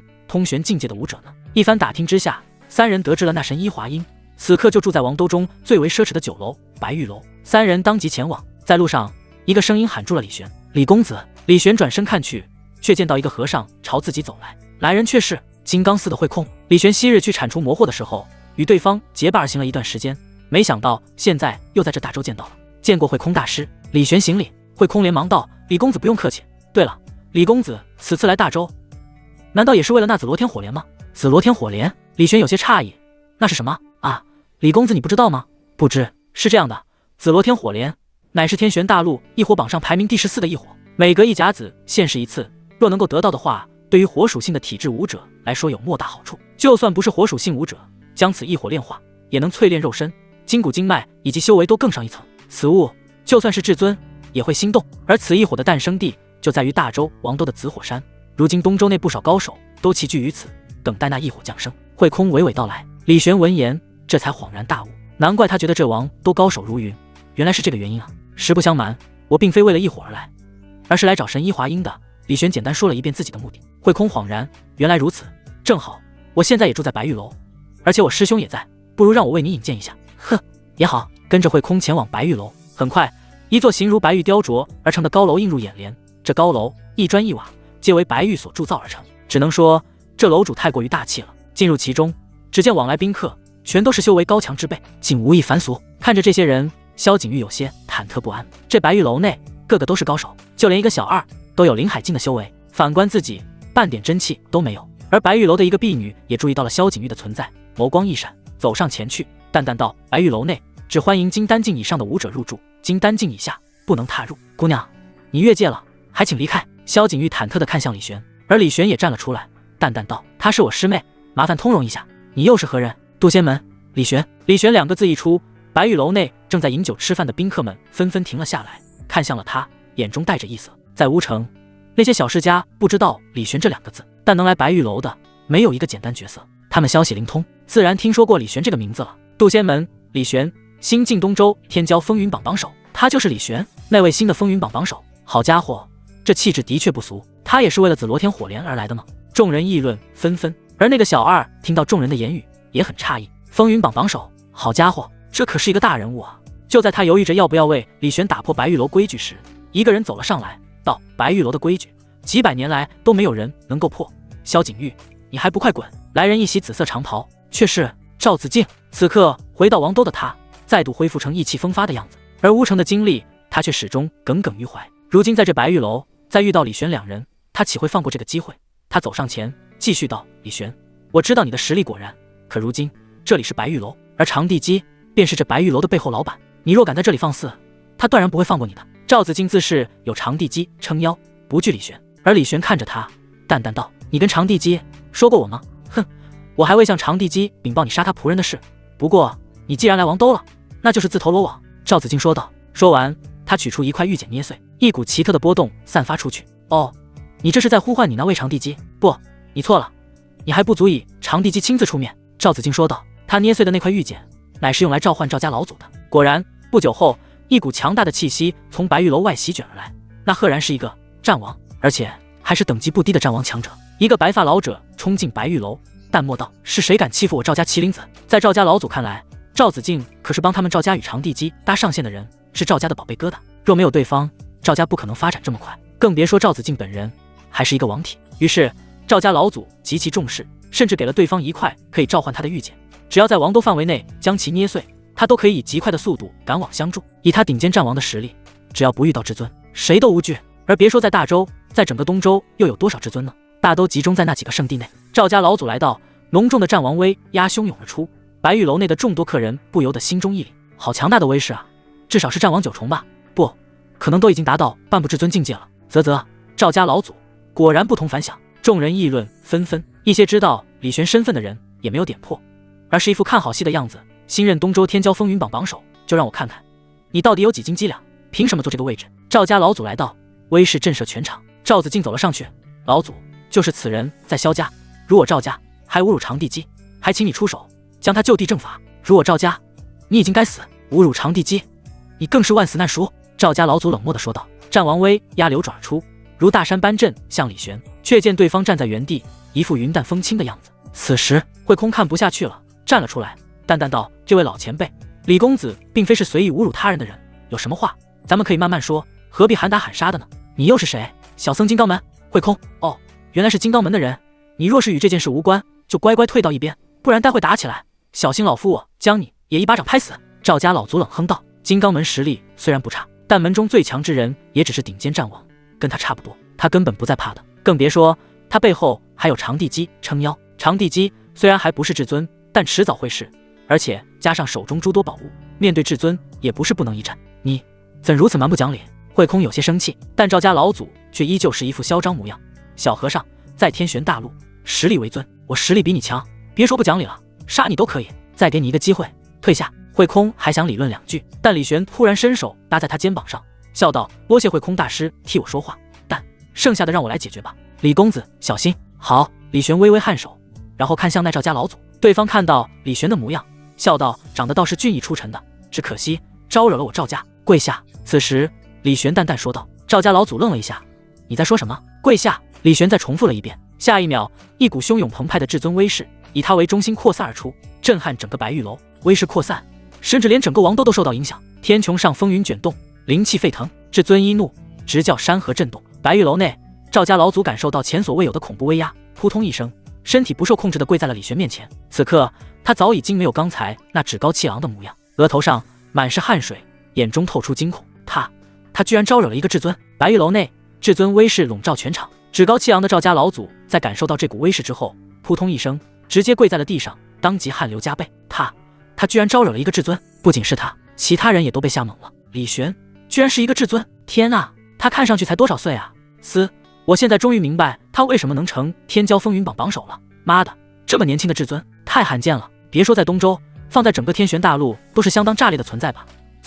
赵家要玩完了，就算是长地基也保不住他们了。众人惊叹道。李玄后面的萧景玉也有些错愕，他知道师兄的实力很强，一指可以灭黑虎帮，一剑可秒杀2大世家，可是他压根就没往至尊方面想啊。毕竟在整个大周也没听说谁是至尊啊。大周当今皇帝还有长地基，也只是半步至尊。李玄的至尊修为足以横扫大周了，而他居然成了一个至尊的师妹。天啊，幸福来得太快，就像龙卷风，让他不知所措。而再看赵子敬已经吓得面如土色，瘫软在地上，裤裆下还有液体流出，发出一阵骚气。对方居然是被当场吓尿了。这位朋友，还请息怒。此时一个娇媚的女声从不远处传来，只见伴随着满天花瓣降下一道婀娜身影踏空而来。众人看到来人，眼中露出异色，是长地基。大周长地基，东周天骄风云榜第7。李玄也看了那长地基一眼，对方长得很美，顾盼生姿，最关键的是对方举手投足间都带着一丝魅惑之意，好似随时都在挑逗着男性舞者。这是天生媚骨。凤九哥看了长地基一眼，眉头微微一蹙。天生媚骨乃是一种圣体体质，这种体质不仅可以让持有者一举一动都带着魅惑之意，而且在双修之道上有着出众的天赋。拥有媚骨的武者一般走的都是采补修行之路，女的采阳补阴，男人采阴补阳。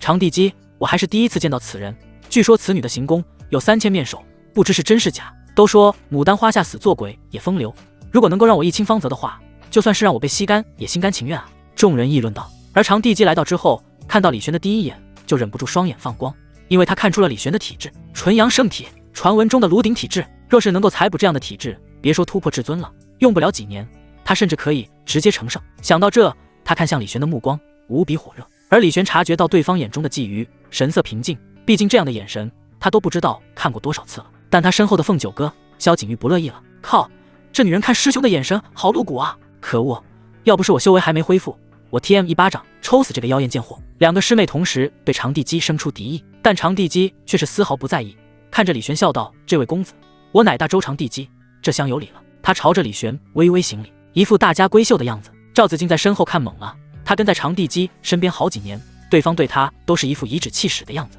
从来没有这么有礼过。别人都觉得他勾搭上了长地基，羡慕他，可只有他知道，他不过是长地基3000面首中的一个罢了。虽然拥有王体，在3000面首中比较出色，但再怎么出色，也不过是一个面首，一个玩物。可现在长地基面对李玄，完全不是面对玩物时该有的态度，那目光，那态度，那举止，完全将李玄当成了一件稀世珍宝啊！这不禁让赵子敬心生妒忌。可李玄对于长地基的态度丝毫不以为意。长地基是吧？你的人冒犯了我，你说该怎么解决呢？李玄平静地说道。长地基看了一眼赵家老祖赵子敬，拂袖一挥，啪，两人脸上顿时多出了一个巴掌印。长地基淡淡一笑，这么做公子可还满意？赵子敬两人感觉屈辱，但却不敢说半个字。一个是扶持他们赵家青云直上的长地基，一个是他们招惹不起的至尊，不管哪一个都不是他们能够招惹得起的，我很不满意。李玄淡漠说道，身上的至尊威势更浓重了一分。长地基闻言不由得一惊，这还不满意？那对方还想要怎么做？不知公子想要怎么处置？至尊不可辱，辱者死。李玄淡淡道。他抬起手掌，微微往下一压，天地灵气随之沸腾，化作一只巨大手掌落在了赵家老祖身上。对方全力一挡，但却没用，巨大的力量让他开始吐血，身体骨骼咯吱作响，似乎要爆碎。他朝长地基大声道：“长地基，救我！”长地基脸上露出一丝迟疑，赵家是他好不容易扶持起来的势力，若是这么做使对方覆灭，未免让这几年的努力付之东流了。可若是出手，那就是与李玄这个至尊为敌。权衡利弊之下，他选择袖手旁观。而赵家老祖见状也不禁绝望了，大喊道：“长地基，你这个人尽可夫的贱人！”他刚说完，身体就被李玄一掌拍成了碎片。而他最后说的话也让长地基为之恼怒，他冷眼扫了一下赵子敬，淡漠道：“冲撞本地基的贵客，赵家罪不容诛。赵子敬，你去死吧！”他一指徐徐点出：“不要啊！”赵子敬大喊一声，但依旧没有任何用，额头上多出了一个血洞，当场暴毙。一指杀了自己面首的长地基朝着李玄淡淡一笑：“不知贵客大驾光临，本地基有失远迎，今晚我在水云小筑设宴，还请贵客赏脸前来。”“不必了，再下来王都有事要办，长地基的好意我心领了。”李玄淡淡说道，直接拒绝。长地基愣了一下，这么多年以来还是第一次有人拒绝他，而且还拒绝得如此干脆。再联想到对方刚才霸气杀死赵家老祖的手段，他不由得芳心悸动，真是一个霸气的男人，只有这样的男人才真正配得上我长地基。长地基看着李玄的目光愈发火热，我一定要得到你。他心里暗自发誓。被李玄直接拒绝的长地基并没有感到愤怒，他淡淡一笑，既然李公子都这么说了，那我也不好强求，不过我相信你总有一天会亲自来见我的。他的语气带着浓浓的自信，然后转身离开。他身影婀娜，连离开的背影都让人浮想联翩。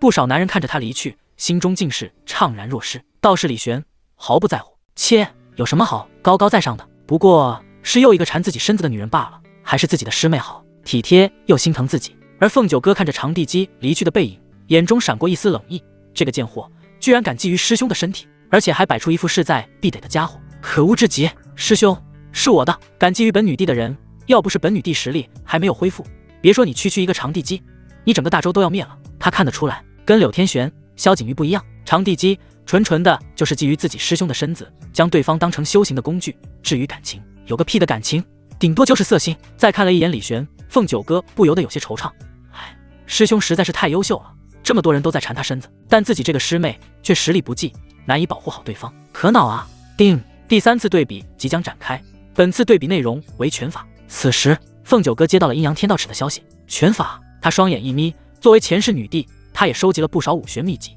这其中当然包括一些拳法了。可问题是，比拳法的话，自己比得上师兄吗？他上前拉了拉李玄的衣袖，眨眼问道：“师兄，你会拳法吗？”李玄不禁一愣，拳法？好端端的，师妹怎么会问这个呢？难道师妹想学拳法？李玄有些苦恼说道：“说起来，我并未学过什么拳法，在拳法上没有什么造诣。师妹若是想学的话，等过几日回天玄峰，我帮你问问师尊。”凤九哥眼前一亮，师兄不会拳法，完美，太好了，这一次对比，自己铁定能赢。而一旁的慧空则是上前道：“说起来，我金刚门倒是有一套金刚伏魔拳法，若是姑娘感兴趣的话，我可以传给你啊。这会不会不大好？”李玄说道：“毕竟这是其他门派的功夫。”哼，金刚伏魔拳法在我金刚门算不上是什么高深武学，若是姑娘喜欢，我完全可以传授的。慧空笑道：“开玩笑，用一门拳法教好一个至尊，这买卖太划算了。慧空都这么说了，那李玄只好笑纳了。而接着他看向那店小二，淡淡笑道：“麻烦给我开3间上房，这一次应该没问题了吧？”“没问题，没问题。”小二的头摇得跟拨浪鼓一样。开玩笑，谁敢对一个至尊说不啊？没看到他们白玉楼的幕后老板常地基都对李玄一副客客气气的样子吗？不客气的赵家老祖，现在连一句权势都没有了呀！想到这，小二连忙给李玄几人安排上房。与此同时，李玄也询问了一下那华英的下落，得知对方的确是住在白玉楼，但却极少回来，大多时候都去给那些权贵会诊了。毕竟对方可是东周赫赫有名的神医，如今好不容易来一趟大周王都，王都内的那些权贵当然要好好拉拢一番了，不管有病没病，隔3差5的就请人上门。李玄得知这个情况，打算在白玉楼内住几天，一来等那个华英回来，二来则是等那紫罗天火莲现世，凑凑热闹。而夜晚，慧空也给他引荐了一下他的师兄，金刚门第一天教慧心。见到对方的第一眼，李玄就知道对方非同小可，年纪轻轻，一身佛光流转，宛若罗汉降世，其修为之高，竟是达到了战王境界，在东周年轻一代中，怎么也排得上号了。见到李玄后，慧心也是惊诧，他见过形形色色的天骄，但也是第一次见到李玄这样的，那超尘拔俗的气质，不知道的还以为对方是什么仙人呢。天骄风云榜榜首，果然名不虚传。慧心感慨地说道：“哼，慧心大师客气了。”两人结交聊了一会天，颇有种煮酒论英雄的趋势。只可惜慧心是僧人，不喝酒。而在房间内，凤九哥则是拿出慧空给的那本金刚伏魔拳看了起来，不一会他就将其扔到一旁，撇了撇嘴说道：“这种低级武学根本入不了我的眼，以他的见识，至少得是至尊法才看得上。只不过贸然多出一种至尊法，只怕会惹人怀疑，到时候师兄问起来不好应付。有了，我可以以这金刚伏魔拳为基础，融合其他几门拳法，创造出一门至尊拳法。到时候师兄问起来，我就说是自己悟出来的。我真是机智。”凤九哥眼前一亮，接着他在脑海中搜索想要的拳法，很快就锁定了其中几门至尊拳法，将其拆解，然后分别融入了金刚伏魔拳法之中。以他女帝境的武学见识，要做到这一点并不难。他轻哼道：“小小一门金刚伏魔拳，能够融合几门至尊拳法，这可是你的荣幸。”一夜过后，原来只是普通5级的金刚伏魔拳，直接提升了好几个等级，成为了不可多得的至尊拳法。凤九哥迫不及待地修行起来，这一次我一定要在对比中赢过师兄，获得最丰厚的奖励。凤九哥暗自想到，他双拳挥舞，打出一道道拳印，身后似有金刚罗汉，若隐若现。而就在凤九哥修行拳法的时候，另一个屋子内，萧景玉也在努力修行，吸收炼化灵气。可惜了一会，他体内的真气还是空空如也，那些被他转化掉的灵气，全都被他体内的某种东西吸走了。我体内到底是个什么情况？那神医华英真的能够治好我吗？萧景玉有些不确定。砰！此时楼下传来一阵拳尽破空的声音，只见凤九哥一拳打出，虚空震动，威势霸道，显然是将一门高级拳法修行入门的征兆。萧景玉有些羡慕，师姐真是厉害。可凤九哥越厉害，他越惆怅，师兄师姐越优秀，他这个废材就越显得有些格格不入了。另一边，因为跟慧心聊了一晚上的李玄正在睡觉，突然就听到了系统提示声，叮！凤九哥经过一早上的修行，成功将至尊金刚伏魔拳修行入门，修行成果反馈中，恭喜宿主至尊金刚伏魔拳圆满。叮！萧景玉修行了一早上，一无所获，他修行的真气全都被体内的天火珠所吸走了，正陷入精神内耗中，请宿主想办法解决，给师妹加油打气。李玄迷迷糊糊地睁开眼，听到系统提示后，他有些疑惑，什么情况？金刚伏魔拳不是普通拳法吗？怎么变成至尊拳法了？难道是师妹天赋异禀，悟性出众，将这门普通拳法练成了至尊拳法？真是妖孽啊！李玄倒吸了一口冷气，直呼牛批。他知道世界上有一种天骄，有着化腐朽为神奇的力量，任何平凡武学到他们手里都能发挥出无与伦比的威力，甚至能够将其升级好几个档次。没想到自己的师妹就是这样悟性妖孽的天骄，师妹威武！李玄给凤九哥点了个赞，然后又想到了萧景玉的问题，觉得不能坐视不管，怎么能够精神内耗呢？说起来，源头还是在于师尊给的那颗珠子，天火珠到底是啥玩意啊？李玄摸着下巴，系统，你知道吗？知道啊。啊！李玄愣了一下，他本来就是随口问了一句，没想到系统居然真的知道。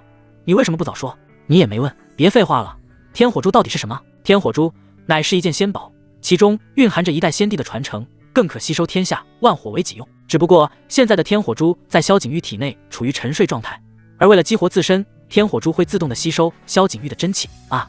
那他要吸多少？按照萧景玉的天赋资质看，至少要吸个10年。10年，黄花菜都凉了。有没有什么办法可以快速的激活天火珠？李玄问道。有，吸收一种异火之力，可提前激发天火珠。异火？李玄眼前一亮，现在不就有一种吗？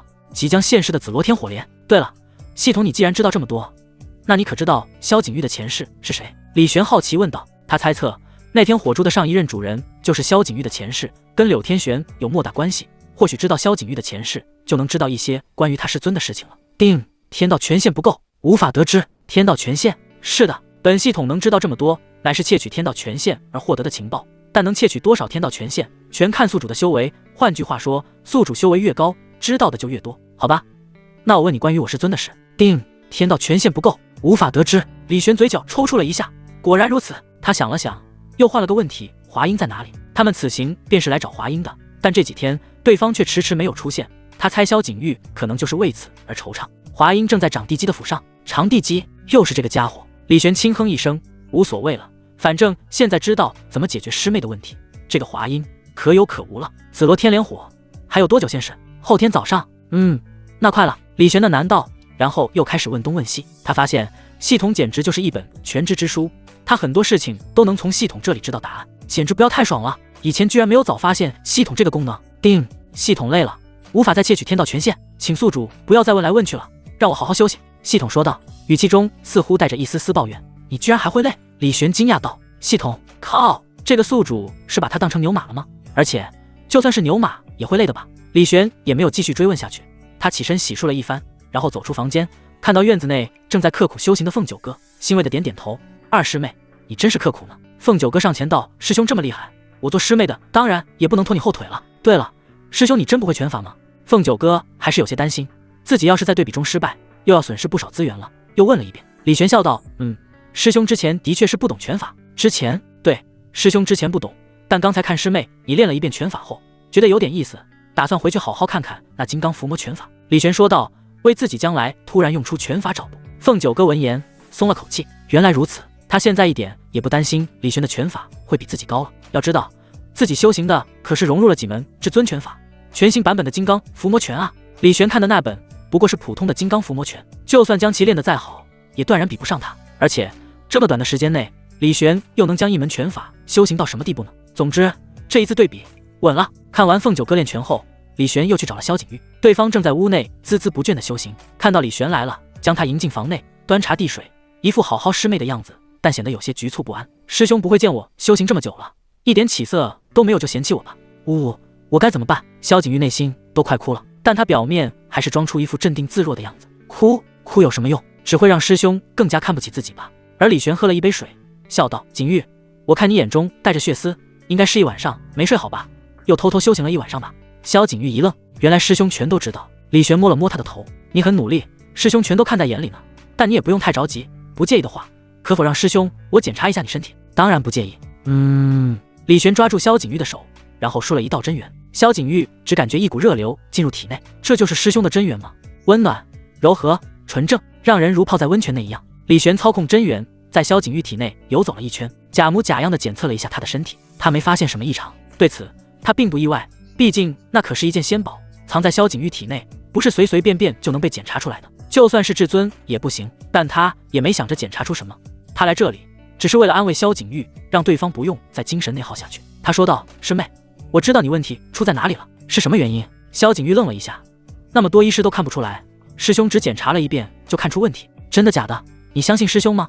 我相信。萧景玉点点头，没有什么犹豫，因为他现在除了相信也做不到其他什么了。好，既然如此，那这2天你就好好休息，先别修行了，后天师兄便为你解决身体的问题。听到李玄的话后，萧景玉眼前一亮，他选择相信对方，他隐隐有些期待后天的到来了。而下午，一个下人拿着一封邀请函来找他，李玄拿了看了一眼，是那个长地基发来的，上面写着神医华英就在长地基府上做客，说他如果想要医治萧景玉的话，就前往长地基府。李玄恍然大悟，这个长地基对他还真是贼心不死啊，居然还打听到他来王都就是为了华英而来，把华英请在长地基府上，让他前往。若是之前他可能还会去，可现在他已经知道怎么解决师妹的问题了。长地基狗都不见。他轻哼一声，掌心中纯阳火燃烧，哗啦一下，那邀请函被烧成了灰烬。那带着邀请函来的下人看到这一幕，瞪大了眼睛，什么鬼？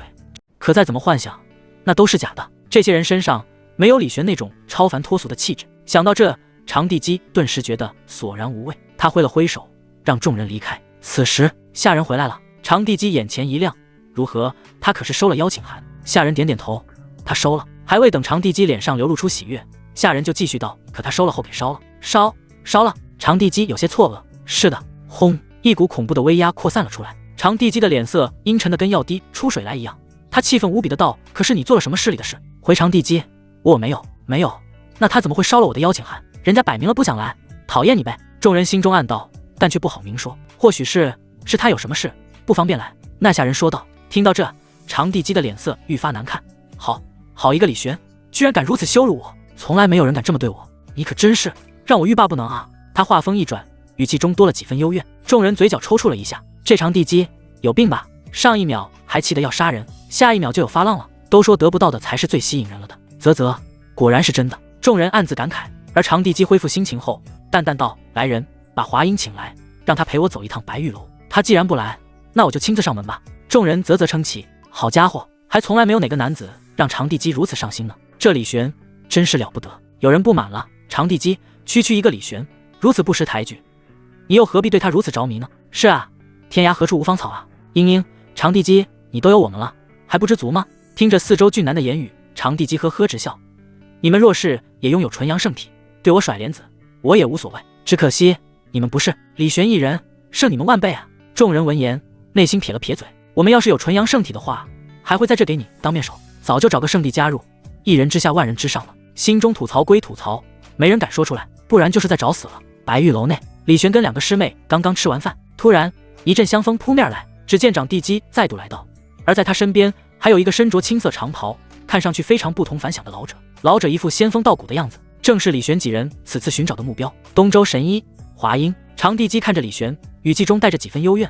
没想到李公子如此不给面子，我给你发邀请你都不来，我好心好意的想要介绍华神医给你认识，帮你解决你师妹的问题，没想到你竟如此薄情。不知道的还以为李玄做了什么对不起他的事。李玄平静的看着他，别演了，我对你没兴趣。哼，你对我没兴趣，那难道你对华神医也没有兴趣吗？要知道他可是能救你师妹，我师妹的问题我已经有办法解决了。李玄淡淡道。而长地基朝那华英使了个眼色，对方心领神会，看了一眼萧景玉，道：这位姑娘，如果我没有看错，你最近不管怎么修行都无济于事吧？体内的真气全都被一股莫名力量吸走，对吧？萧景玉闻言一惊，神医就是神医啊，一眼就看出他的症结所在。华英继续说道：如果我没有猜错，你这是中了蛊毒了，有人在你体内下蛊，此蛊名涣散功蛊，顾名思义就是可以散去你一身功力。不仅如此，若是不及时治疗的话，这蛊还会进一步蚕食你的生命力，让你香消玉殒。若是常人听到这话，早就吓得脸色苍白，甚至跪下来求华英救命了。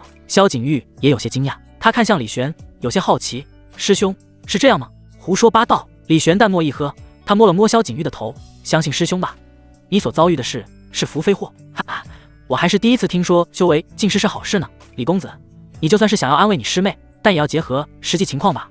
若再不治疗的话，你师妹就要香消玉殒了。华英摸着下巴微笑道。他又对萧景玉道：姑娘，如果你相信我，我可以现在就为你开个方子，暂时遏制住你体内蛊毒。萧景玉思索了一下下，然后道：不用了，我相信我师兄，他说会帮我解决，就会帮我的。华英愣了一下，姑娘，我可是名震东周的神医，你相信你师兄，却不相信我，这有什么问题吗？对他人来说，你是名震东周的神医，但对我来说，我与你无亲无故，而师兄却数次帮我，救我于危难之中，我当然更相信他了。萧景玉理所当然地说道。华英听得直摇头，愚蠢啊，愚蠢！华英看着萧景玉直摇头，自己可是东周神医，对方居然不相信自己，去相信一个小小的李玄，他李玄懂医术吗？不懂，简直愚不可及。而李玄看着眼前的华英，目光悠悠：你说我师妹被散功蛊寄生，你是怎么看出来的？老夫医术高明，一眼就能看出来。华英自傲地说道。是吗？那我明白了。你明白什么了？你就是一个庸医。李玄轻哼一声：我师妹无病无灾，你却说她中了什么散功蛊，胡说八道，岂有此理！他看了一眼长地基，他已经明白华英的所作所为很有可能就是对方在指使的，为的就是逼自己就范。若自己相信了对方的话，长地基就可以用这个做条件得到自己的人，逼自己跟他双修，真是太卑鄙了。当然这只是他的猜测，还没有什么实质性证据，但他觉得十有八九就是这样。而长地基也被李玄看得有些心虚，道：华神医乃是闻名遐迩的神医，怎会看错呢？他说我师妹不久后就会香消玉殒，可要是我师妹明日过后修为恢复，实力大涨，那该如何？这长地基看了一眼华英，华英淡淡道：可否让我为这位姑娘仔细检查一番？可以。华英走到萧景玉面前，为他把脉。而下一秒，萧景玉感觉手腕传来一点刺痛之意，好像有什么东西扎入自己体内。叮，你的师妹萧景玉正受人暗算，被放进了三公谷。系统提示声响起，李玄听到提示，勃然大怒，找死！他一步跨出，抓住华英的手，而另一边，他将一道针源输入萧景玉的体内。很快，由于散功谷刚刚进入萧景玉体内的原因，还没有深入，被他的纯阳真元给逼出来了。那是一只类似于瓢虫般的蛊虫，正被纯阳火笼罩着，想要挣扎，却怎么也飞不出。李玄的眼神冰冷无比，而华英下蛊行径被发现后，脸色唰的一下变得苍白如纸。李玄怒了，他万万没有想到，这个名动东周的神医居然如此的下作，用这种办法来算计他的师妹。对方早早备有散功蛊，估计就是想要把戏做全，把戏做真。等把散功蛊放进萧景玉体内，他说的自然就成了真的。想到这，李玄越来越气。好一个东周神医，医者仁心，都被狗吃了吗？李玄冷漠一喝，至尊威压弥漫开来。华英脸色苍白地看向长地基，长地基，救我！长地基拂袖一挥，怒道：好你一个华英，我本以为你是一代神医，没想到手段居然如此下作，在我大周境内做出这种下蛊害人之事。李公子，你把他交给我，我定会重重惩治他。李玄抬手一拍，磅礴掌劲落下，砰！华英抵挡不住，当场被轰成了碎片。李玄淡漠道：这种庸医留着何用？一掌拍死一代神医，众人看都心悸。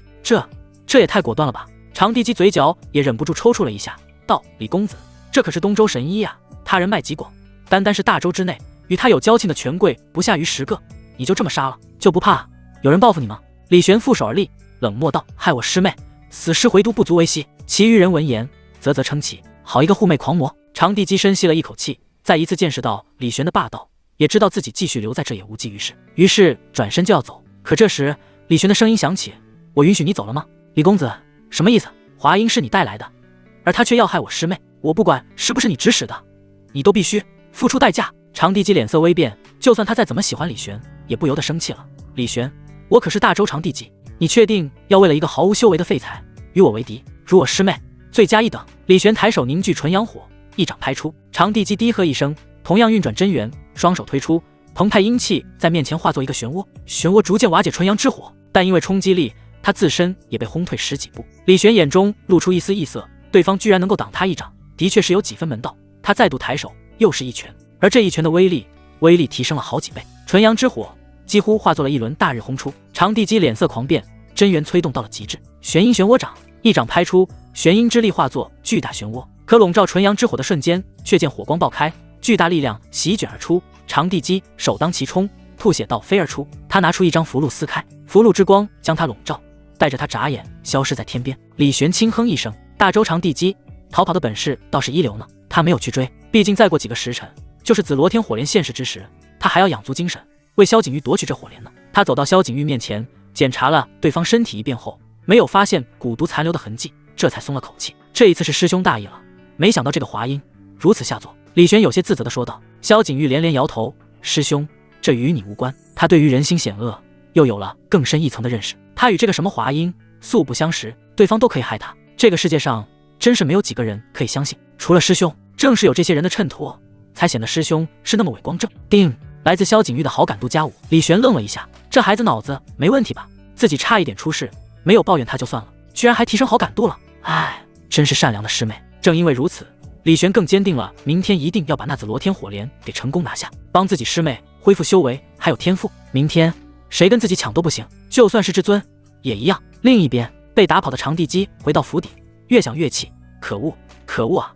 为了一个毫无修为的废物，居然如此对我。李玄，你这个不识好歹的东西，这笔仇我一定要报。可一想到李玄的实力，他又有些发怵，打不过，根本打不过，就算是喊上他父王也一样。他想到了什么，拿出一块玉简，是时候请师尊出手了。他乃是圣地老祖，定能助我。没有人知道，事实上长地基除了是大周的长地基之外，还有另外一个隐藏身份，那就是他是缥缈圣地老祖的亲传弟子。而缥缈圣地可是东周3大圣地之一，圣地老祖便是圣者存在，至尊在圣者面前根本不是对手。别说李玄了，就算是整个渡仙门在圣者面前都是弹指可灭。只要我让师尊出手，区区一个李玄，还不是手到擒来？长地基嘴角微微上扬，似乎已经看到李玄在下面承欢的羞恼模样。想到这，他不由得面色红润了起来。李玄，你给我等着吧！他将玉简捏碎，召唤圣者师尊。而另一边，李玄正在闭目养神，准备争夺紫罗天火莲。翌日，帝都的某个方向中，一道紫色的火光冲天而起，灼热的气息弥漫开来，笼罩八方。一道身影从王兜中飞出，朝着那火光方向冲去。大家来到了一座火山口，只见在这里熔浆翻滚，其中一朵紫色的火莲正在摇曳生姿，散发出阵阵灼热的灵气波动。不少火属性体质的武者看到这火莲，双眼放光，他们都不禁吞咽口水，露出渴望之色。这就是紫罗天火莲，异火榜上排名17的异火，只要能够将其炼化，我的火属性灵体定能威势大增，潜力暴涨，假以时日，晋级至尊。即便不是火属性体质，此物也有提升修为的妙用呢。你们都别跟我抢，这是我的！呵呵，你们这是在做梦，此物非我莫属，都给我滚！你们这些灵体宝体也配与我争锋？此时，一阵红色的火光照耀，一个身着红色铠甲的壮汉踏步而来，他身上散发出无比灼热的气息，四周火焰环绕，隐隐约约交织出一头龙形，宛若一尊火中巨兽。他的气息让一些火属性武者都有些心悸。这是火属性王体，火龙王体。火龙王体最强大的火属性王体之一，而且这种修为波动至少是元神。此人到底是谁？如果我没有猜错的话，此人应该就是大周的三皇子殿下，大周最顶尖的天骄。居然是他！想要在大周的地界跟他争夺这紫罗天火莲，估计不大可能了呀，根本抢不过。不试试怎么知道呢？有人看着那紫罗天火莲，不愿意放弃。嗖，数个元神境的武者冲了出来，朝着紫罗天火莲扑了上去。三皇子殿下见状，冷哼道：“不知死活！”他强势出手，一招一式都伴随着烈火狂燃，威势赫赫。但另外两人既然敢出手，当然也不是一般人，他们身上的体质波动爆发，紫色与蓝色的火焰卷出，却是另外两种火属性的极品宝体。其中一人手中拿着一把宝剑，剑气灼热凛冽，更夹杂着点点寒星，幻化出冰火两重天的力量。三皇子一时拿这两人不下，有些恼怒了，骤然冷喝一声，四周火焰汹涌，化作一条火龙席卷而出，火龙撕咬，震天撼地。这两人的体质本就不如这三皇子，一下子就被这爆发的火龙震退了出去，有个人还直接吐血了。但还有人趁着三人交手的时候趁机冲出，想要夺取紫罗天火莲。一时间围绕着此物展开了一场混战。而在此时，一道身影缓缓走来，他朝着紫罗天火莲靠近，身上并没有散发出多么强大的气息，可四周的熔浆却是自动朝两边退开。他的到来也吸引了众人的注意，想不注意都不行。一来对方的气质超凡脱俗，好似谪仙凌尘；二来此人他们见过，对方这几日在王都闹出不小的动静，接连镇杀了赵家老祖，还有东周神医华婴。三来人乃是风云榜榜首，不管是哪一点，都足以让他成为众人瞩目的焦点。来人正是李玄。李玄看着不远处火山口漂浮着的紫罗天火莲，嘴角微微上扬，终于现世了。他朝火山口走去，要为萧景玉夺得此物。但蓦然，那个三皇子低喝一声，一身霸道灼热的火焰真元爆发，一拳朝着他轰击而去。想夺羽异火，你得先问过我。面对轰击而来的灼热拳劲，李玄却是看也没有看一眼，轻描淡写的抬手一拍，拳劲崩碎。他依旧是一步步走向的火莲。三皇子见状，瞳孔微微一缩，这就是东周天骄风云榜榜首的实力吗？果然惊人。但还没有完，他低吼一声，将一身真元催动到极致，手心中浮现出一个火球，火球飞出，其中蕴含着的巨大威能，甚至足以对一个顶尖战王造成重创了。可李玄依旧是毫不在意，抬手抓住火球，五指微微用力，火球崩碎，化作灰烬。再敢拦我，要你小命！李玄淡漠地扫了那三皇子一眼，是吗？我不信。三皇子冷笑道，拍了拍手，四大金刚现身。只见他身后四个身着金色战甲的男子出现，每一个都有着战王修为，赫然是大周朝最顶尖的战力。给我拿下他！三皇子冷哼道，知道自己不是李玄的对手，将希望寄托在了四大金刚的身上。这四人是从大周数以万计的武者中精挑细选出来的存在，四人联手，纵然是至尊也未尝不能一战。四大金刚冲出，从四个方位将李玄包围，自寻死路，那就怨不得我了。李玄剑指一凝，连无暇剑都没有用，纯阳之火爆发，化作剑气凤凰展出，纯然的剑意加上炽烈的火焰，所到之处万物成灰。四大金刚还没碰到李玄，就被火焰烧得惨叫连连，身上的金色铠甲被烧成铁水，血肉被烧成灰烬。李玄一剑斩杀四个战王，强横实力让人啧舌。而接着李玄一道剑指朝着三皇子点去，剑气如流火，只需要一瞬就能贯穿对方的头颅。可在此时，一把拂尘扫出，将李玄的剑气挡下。一个白发老者出现在了三皇子身旁，他淡淡的说道，李公子，你杀心未免太大了，我说过他再出手要他小命，天作孽犹可存，自作孽不可活。李玄负手而立，看着老者，他能看得出来对方也是一个至尊。果然，作为异火榜上的异火，紫罗天火莲的价值之大，已经足以吸引这些至尊出面了。白发老者看着李玄淡淡一笑，既然如此，那老朽作为三皇子的师尊，就替他与你一战。李玄闻言，腰间无暇剑出鞘，三招内拜你。3招之内拜你。李玄话语落下，灼热霸道的剑意呼啸而出，纯阳之火在他身后燃烧，化作一头凤凰虚影，正是凤凰剑诀，逐渐提升到了极致。那手持拂尘的白发老者轻哼一声，好笑，老夫我纵横东周这么多年，从未见过像你如此狂妄自大的后辈，3招之内拜我，简直就是异想天开。虽然他知道李玄也是一个至尊，可至尊之间也有强弱，普通至尊、大尊、玄尊、帝尊、天尊、无上天尊，而他距离大尊之境也差不了多少。再看李玄，充其量也就是最近才晋级至尊境，拿什么跟他这个老牌至尊相提并论呢？想到这，他决定给李玄一点教训。只见他手中拂尘直接扫出，一道白光从拂尘中扫出，蕴含着不俗的威能，那力量之强，一般刚晋级的至尊都挡不住。但李玄不躲不避，手中长剑劈了出去，剑气化作滔滔纯阳火，好似焚尽一切。那白光被火焰冲散，老者手中的拂尘也被烧得光秃秃的。他倒吸了一口冷气，后退10几步，凝重地看着李玄。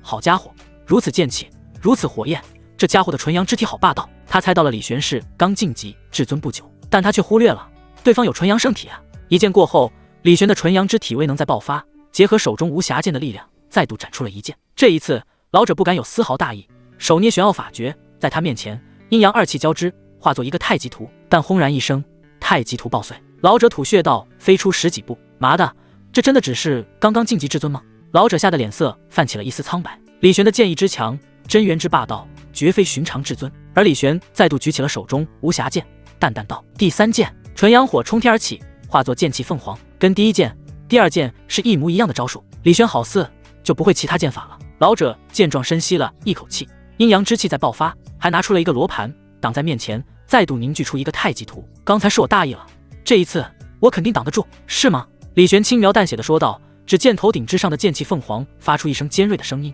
然后四周炎流朝着其汇聚。老者瞳孔一缩，猛地反应过来，不好，这里是诞生异火的火山口，充斥着大量火属性灵气，此人的纯阳之火可以吸收这火山口的力量，化为己用。武者交锋，除了修为外，还讲究一个属性。李玄的纯阳圣体乃是至阳属性，而火属性某种程度上来说也是至阳属性的分支，他当然可以化此地的火属性灵气为己用。得到属性加持后的剑气凤凰越发耀眼夺目，剑气滔滔朝着白发老者俯冲而去。白发老者尖叫一声，全力一挡，轰！太极图轰然破碎，恐怖至极的火焰剑气冲击着他的身体，几乎是在一瞬间就将他的身体烧得遍体鳞伤。霸道灼热的剑气更是在他体内乱窜，他的经脉、骨骼、血肉、内脏瞬间遭到重创。他一口血吐出，血中还带着火焰。第3剑之后，他已经没有丝毫再战的能力了。说3招拜你，就3招，1招也不多用。李玄淡淡说道，然后看向那三皇子，对方已经被吓傻了。要知道，这白发老者乃是他的授业恩师，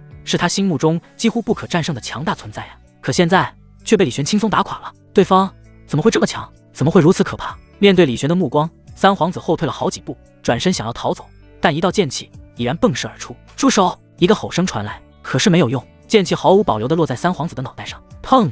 对方的脑袋直接炸开，死的不能再死。一道身影来到三皇子的尸体前，悲痛欲绝。我儿啊！来人穿着龙袍，看上去威势赫赫。李玄看着对方，若有所思。周皇帝，混账！李玄，你竟敢杀我儿！真的当我大周没人制衡你了吗？周皇帝大怒道。说完，他拔出了一把金色宝剑，宝剑上释放出了不俗的气息，赫然是一剑至尊气。他手持宝剑，朝着李玄杀了上去。替我儿偿命来！陛下，不要啊！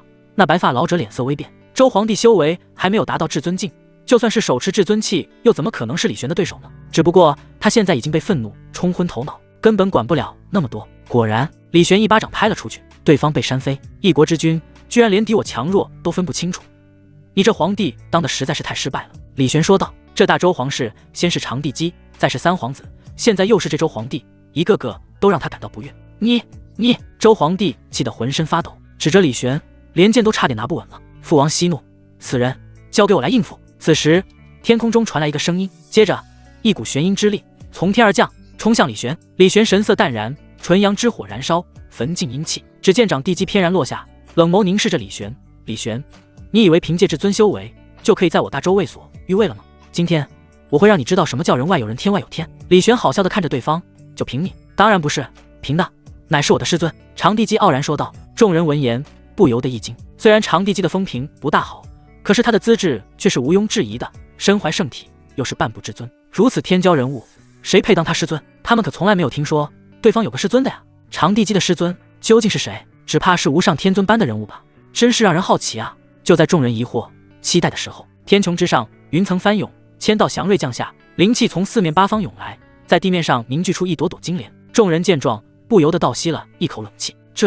这是地涌金莲异象，来者乃是一尊圣人！我的天，长地基的师尊居然是一尊圣人！圣人在东周罕见无比，圣人一出，几乎可以在整个东周横行无忌了。地涌金莲，圣人降临！突如其来的变故，使得在场众人无不瞠目结舌。一尊圣者，足以在东周横行无忌。众人猜测到长地基的师尊是一个很了不起的人，但也没想到居然会是一个圣者。不过一想到对方拥有圣体，有很大概率冲击圣人之境，有一个圣人当师尊也不足为奇了。何人敢欺负我徒儿？虚空之中传来一个宛若天威般的霸道声音，紧接着一道身影缓缓降下。来人一袭白色长袍，白发白眉，仙风道骨，威严满满。看到他的瞬间，一些修为不够的人全都不由自主地跪在地上，忍不住喊道：恭迎圣者！长地基负手而立，眼中流露出一丝自傲之色。这就是他的师尊，一尊圣者，整个东周之内鼎鼎大名的绝世人物，纵然是无上天尊也要俯首。何况李玄不过是一个普通的至尊，他背后的渡仙门比起圣地，更是如燕雀与苍鹰之间的差距，怎么比？没得比，知道吗？而李玄也感到了一丝诧异，没想到居然会来了一尊圣者，他心里也觉得有点麻烦了。毕竟圣者这种级别的人物不好对付啊。缥缈老祖看着李玄高高在上，淡漠道：就是你欺负我徒儿，小子，你报上名来！李玄还没有回答，一旁的长地基就抢答道：回禀师尊，此人乃是渡仙门的李玄，他倚仗着纯阳圣体，还有至尊修为，在我大周可谓是胡作非为，请师尊将其擒下，让我好好发落。他话刚说完，忽然就察觉到了一丝不对劲，他的师尊怎么突然不说话了？只见缥缈老祖的神色一僵，有些机械性的转头看向长地基，道：你说他叫什么名字？他叫李玄啊。师尊，怎么了？长地基有些疑惑。的确，李玄的实力的确很强，还是天骄风云榜榜首，但还不至于让自家师尊惊讶成这副模样吧？不仅是惊讶，也不知道是不是自己的错觉，他居然在自家师尊的身上看到了一丝恐惧的神情。不可能，自己师尊可是圣人啊，怎么可能有人能够让他恐惧了？更别说小小一个李玄了，这到底是怎么一回事？长地基脑袋懵懵的，有些疑惑。而缥缈老祖此刻看着李玄，脑海中不由得浮现出柳天玄的脸，还有对方手里的那杆枪。对方一枪捅破了圣气，对方一枪差点刺穿了自己。李玄不可怕，但对方的师尊可是个十足十的大恐怖啊！完了，对方前不久才来缥缈圣地警告自己，让自己别打对方徒弟主意，现在一转眼自己徒弟就招惹对方了。要不是看在长地基是圣体的份上，他现在都要一把掐死长地基的念头了。你这不是坑为师啊！而李玄看着缥缈老祖，思索着要怎么对付对方。可不管怎么看，自己跟圣者的差距实在是太大，怎么打都没有胜算罢了。既然如此，那就全力一搏吧，总好过束手就擒。李玄深吸了一口气，手持无暇剑，在下渡仙门李玄，今天一战圣人，请赐教。说完，他长剑就要刺出，却见缥缈老祖大喊一声：公子且慢！李玄愣了一下，公子刚才还不是一口一个小子的吗？现在怎么这么客气了？圣人有何说法吗？李公子，我刚才整理了一下事情经过，已经大致了解，这件事乃是我徒儿的不对。缥缈老祖神色一肃：公子你没有半点错误。李玄更纳闷了，对方怎么突然变得这么好说话了？一旁的长地基顿时急了：师尊，此人最大！闭嘴！缥缈老祖冷喝一声：你看你倚仗着自身是圣体就胡作非为，我都不好意思说你了，你这样还配当我徒弟吗？这一次也算你运气好，遇到了李公子。李公子教训你乃是为了让你长记性，是为了磨练你的道心，你非但不感谢，居然还想要让为师帮，简直就是在做梦。你给我向李公子赔礼道歉，然后跟我回缥缈圣地闭门思过，10年之内不得下山。缥缈老祖一席话说的众人愈发蒙圈了，这圣人居然如此深明大义，不愧是圣人啊！是啊，这份胸怀有谁可比？原来这就是圣人，我今天算是服了。只有少数人看出一些端倪，圣人好说话，圣人深明大义，不否认有这样的圣人存在，但这人绝不会是缥缈老祖。所谓上梁不正下梁歪，长地基那样子，他的师尊又会好到哪去呢？而且缥缈老祖出场的时候可很霸道，对方是在听到李玄的名字后才突然转变的。换句话说，李玄让这个圣人感到了害怕，他的身上肯定有什么不为人知的恐怖背景。想到这些人看着李玄的目光顿时变了，此人不只是天骄风云榜榜首这么简单啊！此人到底有何背景，竟让圣人畏惧？众人疑惑，众人不解，众人内心害怕。尤其是周皇帝，此刻已是面色苍白，毫无血色。而长地基也不是愚笨之人，看到自己师尊的行为后，立即猜到李玄背景很不简单。他低着头，不敢忤逆缥缈老祖。他甚至走到李玄面前，恭敬地说道：对不起了，是小女子一时糊涂，做了错事。对于他的赔罪，李玄毫不在乎。事实上，他也有点懵，什么情况？自己什么时候如此牛批了？连圣人都害怕自己？难道我是什么恐怖大势力的私生子？自己不知道？等等，莫不是自己师尊？李玄想到了柳天玄，要说他有什么背景，那就只有渡仙门，只有他那个深不可测的美女师尊了。他看了眼缥缈老祖，对方在自己师尊手中吃过亏，就是不知道对方对自己师尊忌惮到什么程度了。自己要是杀了他徒弟，对方会不会当场撕破脸？李玄不想太冒险，淡漠道：“既然如此，我杀了三皇子这事，他活该。”缥缈老祖说道。周皇帝在一旁哑口无言，无法反驳。那这紫罗天火莲，李公子想要，老夫这就为你取来。缥缈老祖说道，抬手一抓，那紫罗天火莲立即被他收到掌心中，根本没人敢跟他抢。而他则是拿着这异火走到李玄面前，献宝似的将异火递过去。李玄，众人，堂堂圣人，怎么现在看着像个狗腿子？李玄看着缥缈老祖递过来的紫罗天火莲，不由得沉默了一下。好家伙，对方看样子是真怕自己师尊啊。他将紫罗天火莲收下，然后淡淡道：“圣人好意，我就却之不恭了。我还有要事要处理，再见。”说完，他竟是头也不回的离开了。剩下的人看到他离去的背影，不由得感慨：这东周出了一条真妖孽啊！年纪轻轻就晋级至尊，其背景之恐怖，甚至连圣人都要忌惮3分。他们都不敢想象对方将来能够达到何种高度。他们仿佛看到了一尊巨擘正在崛起。李玄走后，长地基有些委屈地看向缥缈老祖：“师尊，我接下来该怎么做？跟我回缥缈圣地闭关修行。以你的资质，就算是不用双修之法，假以10日也能成就圣者之位。那李玄，至于他，你就别惦记了，他不是你能招惹的。没看到为师刚才在他面前都跟孙子一样吗？”缥缈老祖愤愤说道，差点就忍不住一巴掌打在长地基脸上。都是这坑货徒弟，才让他丢这么大脸。而长地基也知道自己不开眼，招惹了不得了的人，但他还是忍不住问道：“李玄背后究竟是何人？一个能够轻易铲平缥缈圣地的存在？”缥缈老祖悠悠地说道。听到这，长地基倒吸了一口冷气，他无法想象那是何等恐怖之人。另一边，李玄带着紫罗天火莲返回了白玉楼，而萧景玉、凤九哥早就在这里翘首以盼了。由于紫火山上高手如云，为了争夺异火，连至尊都可能出手，于是李玄并没有让2位师妹前往，而是让他们白玉楼内等他消息。这半日，他们2人等得心急，能不能带回紫罗天火莲，在他们心里不重要，关键是李玄要好好的回来才行。看到李玄安然无恙回来后，他们内心一松，然后一阵小跑上去：“师兄，你没事吧？”两女在李玄身上摸来摸去，似乎在查看他的伤势。两女的手在触摸李玄胸口的时候，意外的碰到了一起。他们对视了一眼，似有无形火花迸射。师姐，师妹，该不会再觊觎师兄吧？李玄无奈撇开2个师妹的手，我又没有缺胳膊少腿的，你们就不要担心了。接着他抬手之间，一朵紫色的火莲在他掌心中流转而出，正是他此行最大收获——紫罗天火莲。李玄微微一笑，对萧景玉道：“师妹，师兄曾说过今天会为你解决身上的问题，而关键就在于这一火，与这一火有关。”萧景玉眨了眨眼，不禁好奇。而李玄微微颔首：“你可相信师兄？”“自是相信。”“那你先闭上眼。”萧景玉没有犹豫，闭上了眼。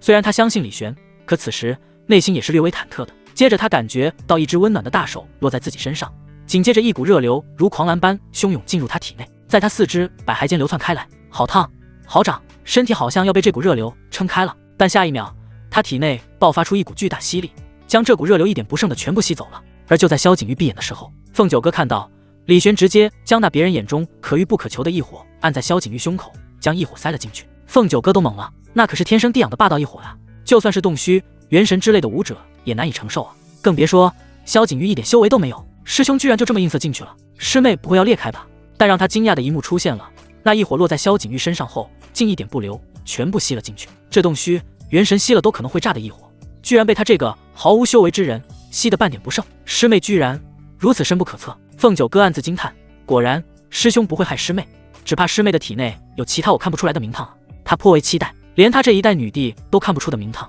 究竟是什么？而吸收了紫罗天火莲的萧景玉，下一秒直接晕了。李玄连忙将其抱住，查看了一下对方的身体，并无大碍后才松了口气。而一看着被李玄抱着的萧景玉，凤九哥咬了咬牙，然后手捂着头：“师兄，我好像也有点晕。”李玄愣了一下：“不是，你怎么也要晕啊？怎么了？或许是刚才的异火威力太强，我在旁边受到一点波及吧。”凤九哥有气无力地说道。接着他脚一软，朝着李玄的胸口靠去。李玄连忙将其扶住：“师妹，撑住啊！”他一手一个将2个师妹抱回房间。而一些人看到了，不由得暗骂一声：“禽兽！”萧景玉的意识在一片混沌之中漂流，他有些疑惑：这里是哪里？师兄呢？师姐呢？他漫无目的地漂流着。渐渐的，他眼前出现了一团亮光，在靠近时，他看到了一片火海，在那火海之中有各色各样的火焰，红色的、蓝色的、黄色的、金色的、黑色的。萧景玉从未想过火焰还能有这么多颜色。紧接着，他看到火海之中有一个女子，女子盘膝而坐，万火簇拥着她，却不能伤其分毫。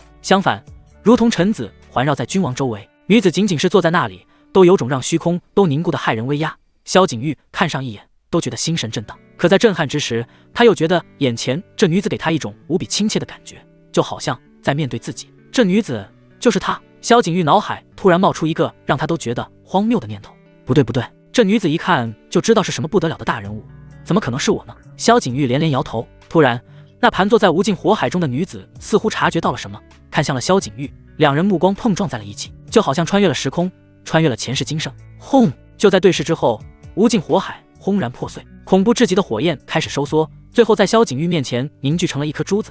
而萧景玉鬼是神刹的将手放上去，刹那大量的信息涌入脑海，其中还有一篇无比玄奥地功法，名唤万火焚天诀。床榻之上，萧景玉骤然睁开双眼，眼中流露出一丝恍然，原来如此，原来如此，原来如此。萧景玉从床榻上醒来，眸光中闪过一丝恍然，他现在已经完全明白，为什么自己的天赋会突然消失，为什么自己的修为会突然没了。这不是一场噩梦，一个诅咒，相反，这是一场天大的机缘。在他的体内，不知何时多出了一件名唤天火珠的宝物，此珠乃是由万火之精粹炼而成，威能强大，可控万火。此外，里面还蕴含着一种玄奥功法武技。只不过天火珠虽然认它为主，可却因为之前损耗了太多力量，无法激活，只能吸收它的真元，这也是他修为消失的原因。除非能为天火珠找到一种异火，用异火将其激发。而李玄就这么做了。萧景玉内心感动，师兄之前说过我一桩造化，而且他还知道怎么启动天火珠，显然他是知道天火珠的存在的。可是面对这么一件重宝的诱惑，师兄却能做到坐怀不乱，非但没有拿走我的重宝，还费尽千辛万苦为我将其激活。我这场造化不仅是天火珠给的，更是师兄给的，没有师兄就没有如今的我。师兄他太正直，太温柔了。这一刻，他对于李玄的好感度都快满了。另一边，李玄也收到了系统提示，叮，来自萧景玉的好感度加10。他眨了眨眼，再看萧景玉对自己的好感度，好家伙，98，这都快满值了呀！就算是亲生父母也不过如此了吧？看来三师妹她已经醒了，应该没什么大碍吧？李玄的难道？他神识扫了一下萧景玉的房间，对方正盘膝而坐，像是在运转某种功法。咦，可以修行了？看来天火珠已经成功被激活了。李玄脸上不由得流露出满意的笑容。好，能修行就好，那就为师兄贡献自己的一份力量吧。李玄有些期待，在两个师妹的帮助下，他能被带飞到什么程度呢？房间内，萧景玉盘膝而坐，根据脑海中那篇名唤万火焚天绝地功法运转真元。只见他体内的天火珠内释放出一道道残存的紫罗天火莲之力，游走4至百骸。虽然大部分的紫罗天火莲都拿来激活天火珠了，可即便是剩下的这些，也足够让他恢复往日修为。炼气境、真元境、灵海境，灵海收缩，他一步迈入金丹之境，不仅是恢复，更是超越了以往。萧景玉睁开眼，不由得感慨：好强大的万火焚天诀，好厉害的天火珠！这功法玄奥无比，修行者收服的异火越多，自身修为还有战力也就越强大。看来我以后要多多关注一下异火的下落了。修为恢复更胜往昔，他心情无比美妙。他紧握着拳头，现在的我也配得上是师兄的师妹了。假以时日，我甚至可以跟师兄并肩。师兄现在是至尊境，那我要在10年之内晋级至尊，不可能仅仅是至尊还不够，我要超越至尊，做那个可以保护师兄的人。有天火珠，有万火焚天诀，萧景玉的内心生出了前所未有的自信。另一个房间内，李玄正在打哈欠睡回笼觉，突然他体内涌现出一股无与伦比的磅礴真元。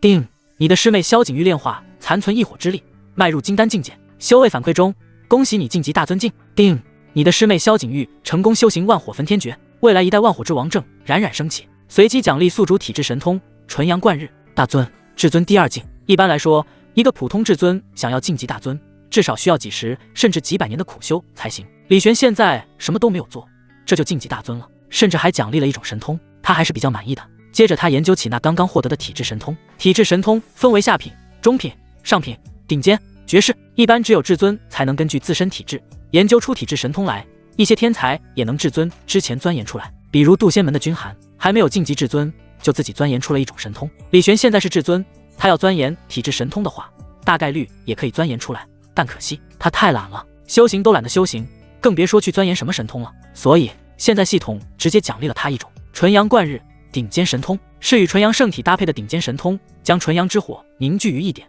然后打出威势可破千川，可贯日月。李玄对于这神通还是比较满意的，不错不错，有这神通，加上晋级的大尊修为，我也算有张底牌了。下午，李玄走出房间，伸了个懒腰，让店小二准备一下午饭，而2个师妹也陆续走出房间。在看到神采飞扬的萧景玉时，凤九哥愣了一下，然后倒吸了一口冷气。金丹，师妹居然晋级金丹了，发生什么事了？凤九哥面色古怪地看了一眼萧景玉，他承认紫罗天火莲的力量很强，别说金丹，就算是将一个人提升到战王境也很正常，可前提是那人得承受得住紫罗天火莲的威力。萧景玉之前一点修为都没有，不可能承受一火之力的，可现在却直接晋级金丹了，是因为他神秘的体质，还是说是对方跟自己一样身怀某种异宝？凤九哥更倾向于第二种，不敢再小看萧景玉，心中还生出了一些危机感。对方修为越高，师兄的目光就越会被吸引，自己在天玄峰的地位就越岌岌可危。不行，我也得加快修行才行了。凤九哥暗自想到，而萧景玉朝凤九哥行了一礼，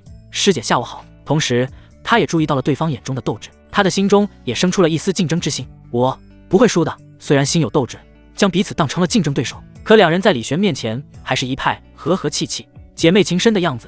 李玄见了不由得欣慰，2个师妹的年龄相仿，又都是不可多得的武道奇才，能够成为好姐妹也是理所当然的事情，真好。吃完午饭，李玄笑道：景玉，你如今的问题已经解决了，今天咱们就出发回天玄峰见师尊。师尊。想到那个素未谋面的师尊，萧景玉内心不禁有一些忐忑，对方会是个什么样的人呢？解决了萧景玉的问题后，李玄打算离开大洲了，这地方也没有什么吸引他的，留在这里也只是为了紫罗天火莲而已。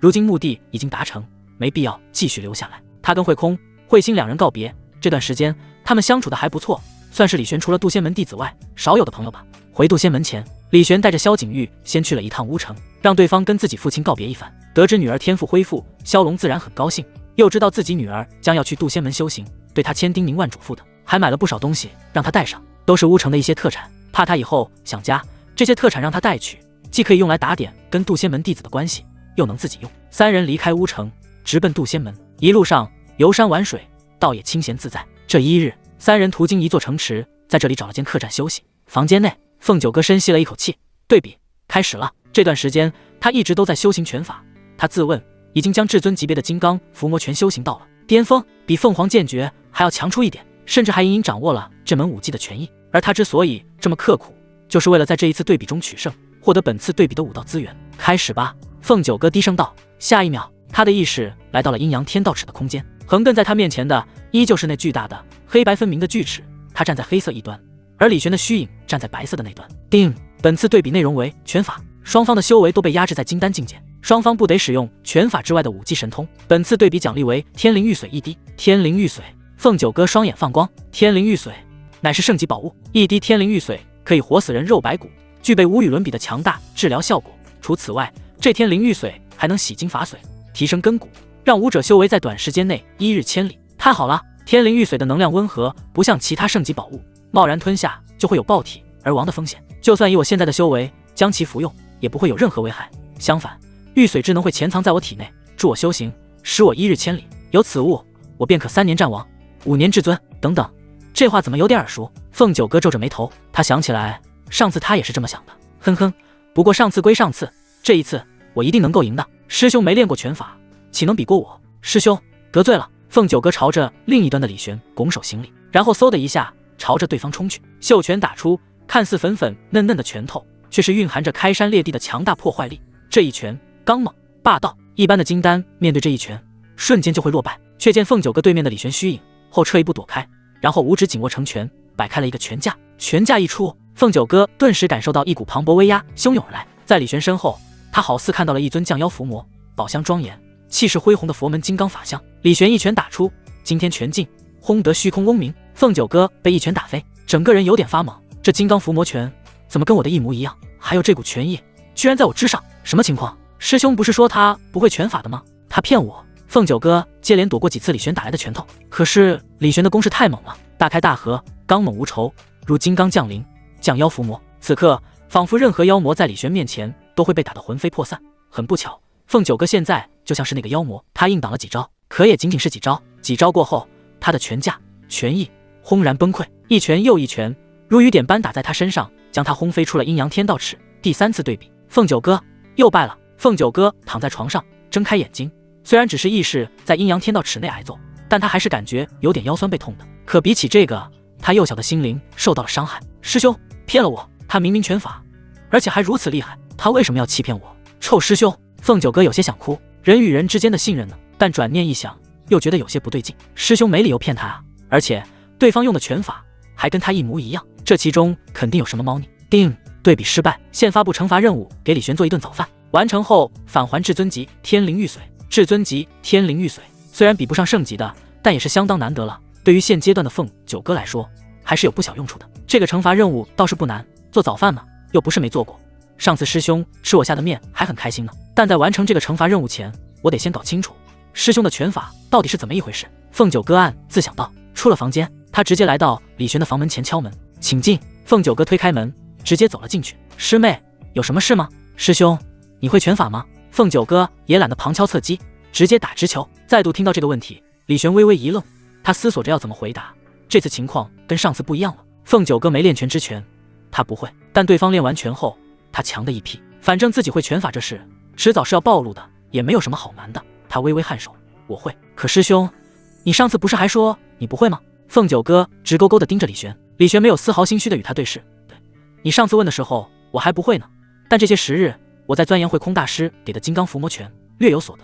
凤九哥看着李玄的双眼，都说眼睛是心灵的窗户，人的眼睛是不会撒谎骗人的。从李玄的眼睛中，凤九哥只看到了真诚还有温柔。他突然因为自己怀疑李玄而感到愧疚，但他还是有点疑惑，就只钻研那金刚伏魔拳。那拳法不过是普通武技，可他的金刚伏魔拳可是融合了好几门至尊法的史诗级加强版金刚伏魔拳啊，怎么可能输给原版的呢？李玄突然双手合十，师妹，师兄对不住你。怎么了？师兄之前偷偷看过你练这门拳法，感觉跟原版有点不一样，所以就偷学了。师兄偷看我练拳，然后偷学了。听到李玄的话，凤九哥不由得错愕，什么？仅仅是看了自己练拳，不懂其中真元运行路线，发力关键，就将自己这史诗级加强版的金刚伏魔拳修行到圆满境界，轻轻松松打败了自己这个拳法创始人。什么鬼？什么鬼？到底是什么鬼？凤九哥内心嚎叫了好几声，他从来没有见过如此不讲道理的天才。不，这不是天才，这是妖孽啊！他看着出尘拔俗、仙气飘飘的李玄，脑海中不由得浮现出一个大胆的想法：师兄他不会是仙人转世吧？不然他怎么可能有如此妖孽的天赋？凤九哥越想越觉得有可能，越想越觉得自己如果想要打败李玄，好像有点不切实际了。自己对比，该不会就这样一直输下去吧？不会吧？他堂堂女帝，不要面子的吗？凤九哥欲哭无泪。算了，至少还有惩罚任务，拿不了最好的，拿次一点的奖励也不错，总比什么也没有的好。凤九哥那难道？李玄有些听不清。师妹，你在说什么呢？没什么，我在想，师兄你想吃什么早饭？早饭？对，我想亲手给师兄你做早饭。李玄倒吸了一口冷气。师妹，你该不会因为师兄偷看你练拳，想要报复我吧？怎么会呢？师妹，我可是真心实意的。凤九哥眨了眨眼，有些疑惑李玄为什么会这么想。而李玄吞咽了一下口水，能不能算了？不行，快说，师兄你想吃什么早饭？看着无比认真的凤九哥，李玄知道这顿饭自己估计是躲不过去了。他道：你要不给我煮碗粥吧？煮粥算是最简单的了吧，不至于弄出什么幺蛾子吧？凤九哥闻言微微颔首，煮粥可以啊，那师兄你明天就等着看我手艺好了。看着雀跃着离开的凤九哥，李玄苦笑一声，忽然有种不大妙的预感。煮粥而已，不至于吧？翌日，客栈厨房，凤九哥来到，扔了几块银子，让厨师们先行离开，他要亲手为师兄煮一碗粥。看着砂锅内沸腾的米粥，凤九哥忽然觉得这粥太白净，太单调了，一点营养都没有。加点肉吧。凤九哥看了一眼旁边的猪肉，刷刷刷的切成肉糜，然后扔进白粥内。他觉得还是有点不大够，又将目光瞄准了旁边的螃蟹。螃蟹本来已经爬出蟹笼，想要逃走，可似乎察觉到了凤九哥的目光，顿时一动不动，假装是块石头。凤九哥轻哼一声，将其抓起来。螃蟹挥舞钳子夹住凤九哥的手指头。臭丫头，知道本螃蟹的厉害没？凤九哥手指头爆出一团凤凰火，螃蟹顿时红了，还冒着热气，被凤凰火烧死。这螃蟹可以瞑目了。凤九哥将螃蟹扔进粥里搅和搅和。对了，好像还要加盐。凤九哥拿过盐罐子，挖了一勺放进去。这么多食材，这一勺盐不知道够不够，再加一勺吧。哎呀，会不会有点多了？没事，盐多了就加水。咦，话说这水这么突然就剩这么一点了？加水加水。李玄起了一个大早，他伸了个懒腰走出房间，忽然闻到楼下传来一股奇特的味道，有点腥，有点咸，就好像在海边。他再往下面望去，只看到凤九哥此时正笑意盈盈地看着他。师兄起来了，快来喝粥。李玄顺着对方的目光，看到了他旁边的砂锅，里面的东西姑且说是粥吧，那粥已经粘稠得看不到一滴水，跟团泥巴似的。关键是他从那粥里看到了几只螃蟹，几条没去内脏的鱼，还有一把沾着几粒春泥的白菜。李玄好想转身回房间，可被凤九哥那期待的目光盯着，他不好转身回去。他勉强带着笑容走到楼下。二师妹，早啊！师兄，快来喝粥。二师妹，这粥有什么名堂啊？师兄，这可是我专门给你煮的，我给它取了一个霸气的名字，天上地下一锅粥。哦，怎么说？你看，这粥里有猪肉，有鸽子肉，还有鱼肉、螃蟹，天上飞的、地上跑的、水里游的全都有，天上地下尽在一锅粥之内。怎么样，是不是很霸道，很厉害？李玄吞咽了一下口水，这白菜，哦，荤素搭配，营养才能齐全，所以我出锅前扔了一把白菜，这白菜翠绿白嫩，新鲜着呢。的确很新鲜，毕竟都沾着春泥呢。师妹，我真的要喝吗？必须喝。师兄，你也不想浪费我的一番好意吧？这好意不要也罢。李玄嘴角抽搐道。就在他看着粥不知从何下嘴的时候，看到了不远处看热闹的小二掌柜，眼前一亮，诸位还没有吃早饭吧？不如也来尝一尝我师妹的手艺。几人吓了一跳，小伙子，看你长得这么好看，心怎如此歹毒？他们连忙摇头，我们吃过了。对，我们吃过了，就不喝了。这是公子师妹为你熬制的，公子你自己喝吧。凤九哥期待地看着李玄，师兄，快试试。他拿起里面的一只螃蟹，将壳打碎，开始吃蟹肉。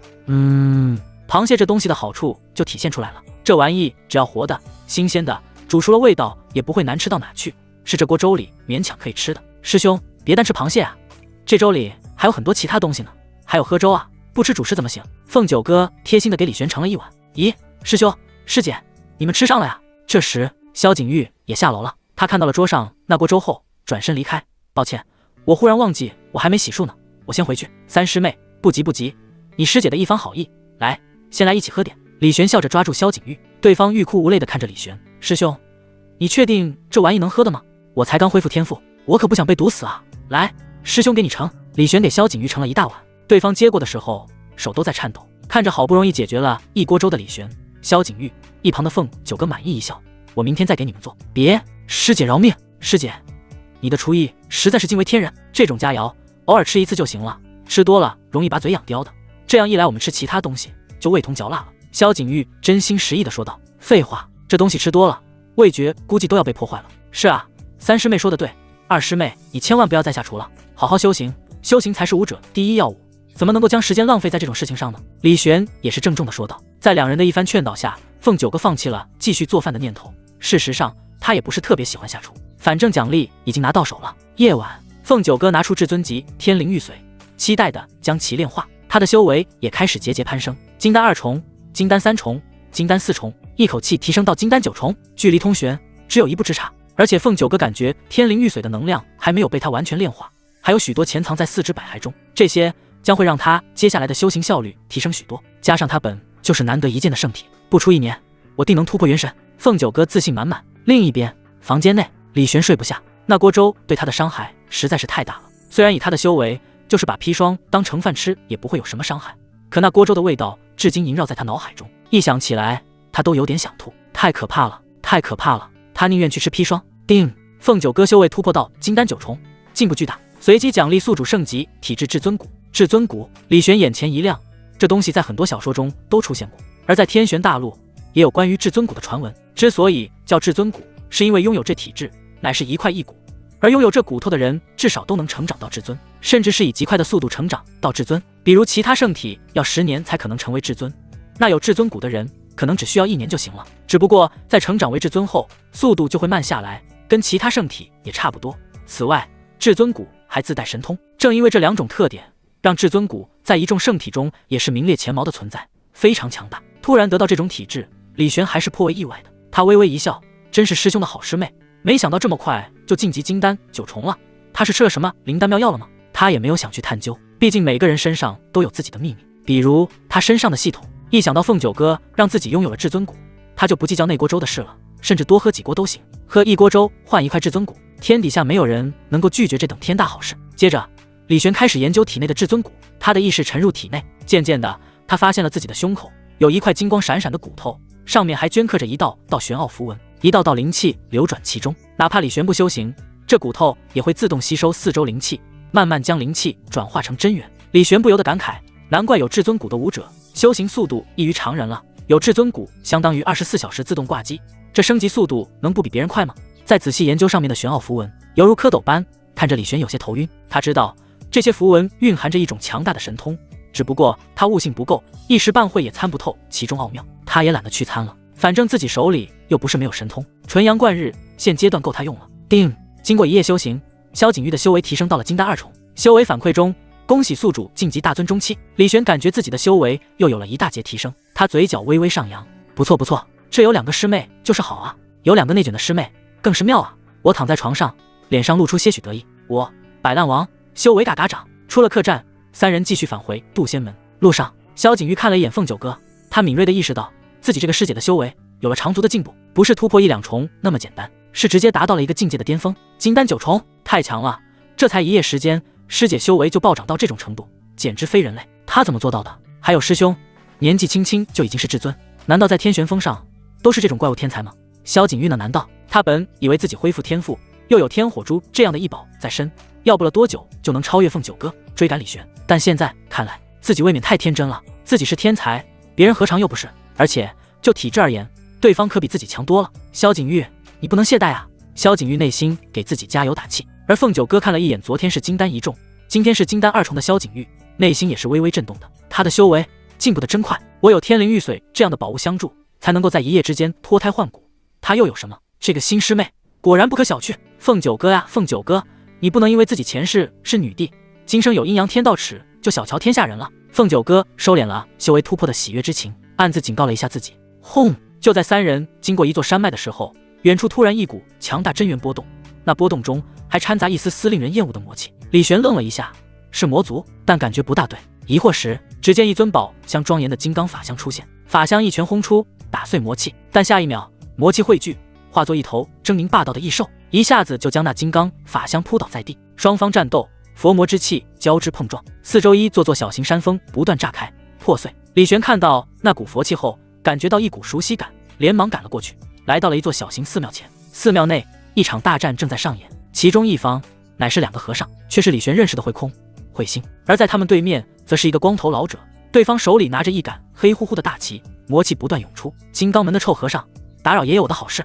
找死！那光头老者冷哼道。慧心双手合十，冷漠道：你为了炼制万魂幡，竟冒充佛门，欺骗百姓，实在可恶！我今天就要除了你这个祸害！那光头老者手持一杆黑色的大旗挥舞着，只见大旗中一个个亡魂飞了出去，张牙舞爪的朝着慧心、慧空2人飞了过去。2人脸上流露出一丝悲悯之意，他们诵念佛经，双拳挥舞，身后金刚法相流转，将一个个亡魂打碎，同时也朝着那光头老者攻击。但那老者手持万魂幡，气息比之前强了一大截，慧心、慧空2人根本不是对手，他们开始处于劣势，节节败退。哈哈，臭和尚，给我去死吧！光头老者大笑道。慧空、慧心2人全力抵挡，仍是险象环生。难道我们2个今日要命丧于此？难道真的要让这魔头继续祸害苍生吗？就在2人有些绝望的时候，他们身后一道白衣身影走了过来，对方的气息飘渺出尘，好似仙人下凡。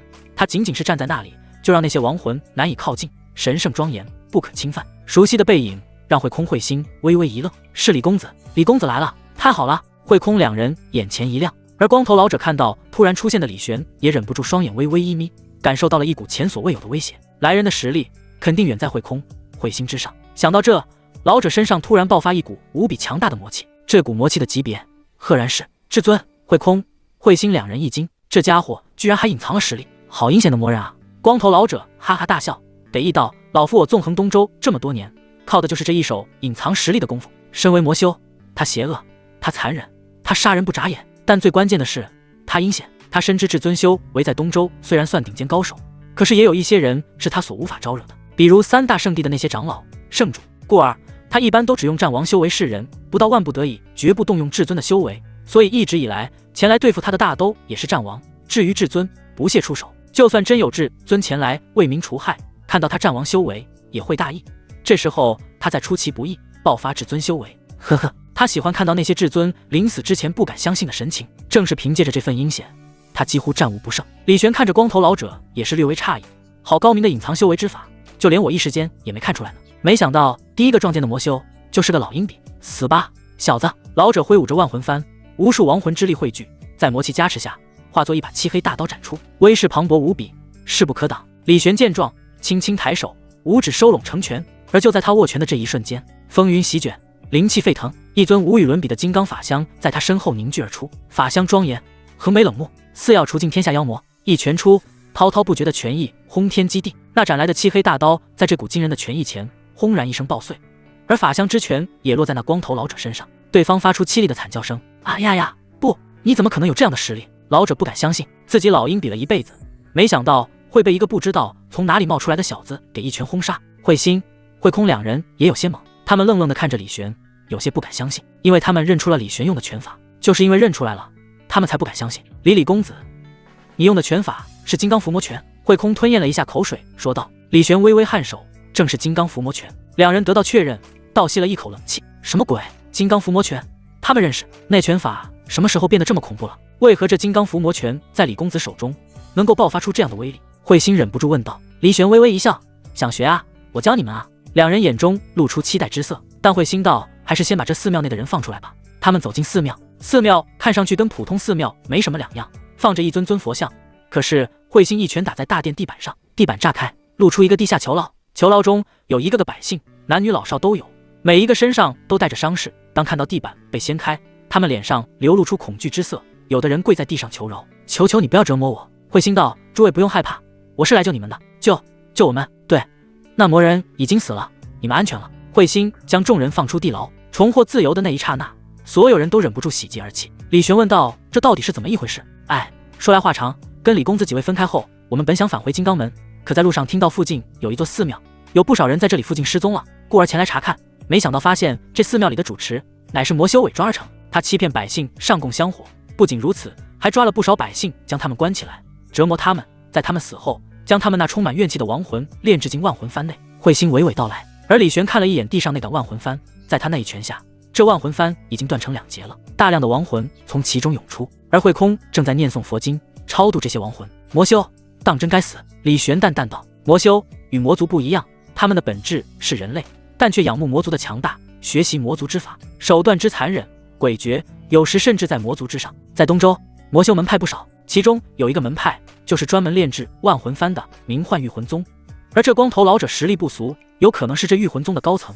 当然了，李玄不在乎这些，反正人已杀了，要寻仇他也无惧。将百姓释放后，他们来到慧空、慧心面前感谢。杀死魔修者并非我们二人，乃是这位李玄李公子，大家要感谢就谢他吧。慧心不敢鞠躬，没有李玄，他们师兄弟估计也要死在这了。大家走到李玄面前跪下，看着对方那出尘飘渺的气质，不由得感慨，果真是仙人。李玄将众人扶起，诸位，多亏了两位大师千辛万苦找到这里，我也杀不了那魔修，谢谢三位大侠，我们回去后一定会为三位立长生牌位的。众人感恩戴德。而在百姓们都离开后，李玄直接就放了一把纯阳火，将这寺庙给烧了。此时凤九哥好像发现了什么，指着寺庙旁边的一个草丛道：“那好像有什么东西。”几人过去一看，却是一只兔子。这兔子的尾巴着火，正在地上翻滚。萧景玉神色古怪道：“这兔子好像是从寺庙内冲出来的，它居然没被纯阳火烧死。纯阳火的威力强大，哪怕一丝火苗都可以烧死一头猛火，可这兔子居然从燃烧着纯阳火的寺庙中冲了出来，尾巴着火，在地上不断翻滚着，就是没死。这不是一只普通的兔子。”李玄上前将兔子抓住，亲手将纯阳火扑灭，只不过对方的尾巴已经被烧得光秃秃的了。再看着兔子已经晕了过去，仔细看，兔子受了内伤，这不是纯阳火造成的，而是对方之前就受伤了。奇怪，这寺庙内怎么会有这么一只兔子呢？慧空几人好奇地看着兔子，而边上的一个百姓想起了什么，说道：“有一次那个魔修来折磨我们的时候，神色阴沉，嘴里好像在念叨着什么疯兔子、死兔子，那时候他衣服上还带着血，这兔子会不会是那魔修的敌人啊？”众人看向兔子，愈发好奇，那魔修可是一个至尊呢，这小兔子可以跟对方为敌？看不出来啊。李公子，你打算怎么处理？慧心问道。先带着吧，我看这兔子身上并没有血腥浊气，应该不是那种残害百姓的妖兽。李玄淡淡道。妖兽跟人一样，各种各样，人分好人坏人，妖兽也一样，有的妖兽只吸日月精华、天地灵气，修行正道之法，而有的妖兽以人为食，吸人精气血气，这样的妖兽身上往往会带着一股血腥浊气，修为高的人一眼就能看出来。李玄都这么说了，其他几人当然没有意见。那就依李公子所言好了，我们二人耽搁了不少时间，也该回去了，就此别过。慧心说道。好。李玄微微颔首，再次跟两人分开。慧心、慧空两人刚走出没多远，慧心突然懊恼地拍了一下脑门，可惜了，忘记跟李公子学那金刚伏魔拳了。希望下次见到李公子还能不吝指点吧？他们眼中带着一丝期待。李玄的金刚伏魔拳实在是强大，那一拳轰出，仿佛要荡尽天下妖魔的拳意，让他们由衷的向往。李玄带着2个师妹重新上路，只不过这一次他们身边多了一只昏睡的兔子。兔子受了不小的内伤，昏睡不醒。路上，李玄用自身真元为其调养。这个过程中，他惊奇地发现，这兔子的确是不同凡响，肉身强大，比起一些战王都要强。只不过就是体内的妖气差了一些，体内妖丹受损，原本估计是战王境的实力，现在只剩下金丹境。不仅如此，对方经脉还有些许魔气残留，应该是被那个魔修给打伤的。可怜的兔子，怎么会跟那魔修打起来呢？李玄的难道将兔子放在膝盖，细心地用真元为其调养。忽然，兔子的身体颤动了一下，睁开了双眼，露出一双红彤彤跟红宝石似的眼瞳。李玄微微一笑：“你醒了。”但下一秒，兔子又闭上眼睡了过去。李玄愣了一下，应该是伤得太重，只是暂时醒来了一下罢了，看来还得继续调养。而此刻，兔子心中也是充满了疑惑：这人是谁？我为什么会被他抓住？难道他跟那个魔修一样，也想吃我吗？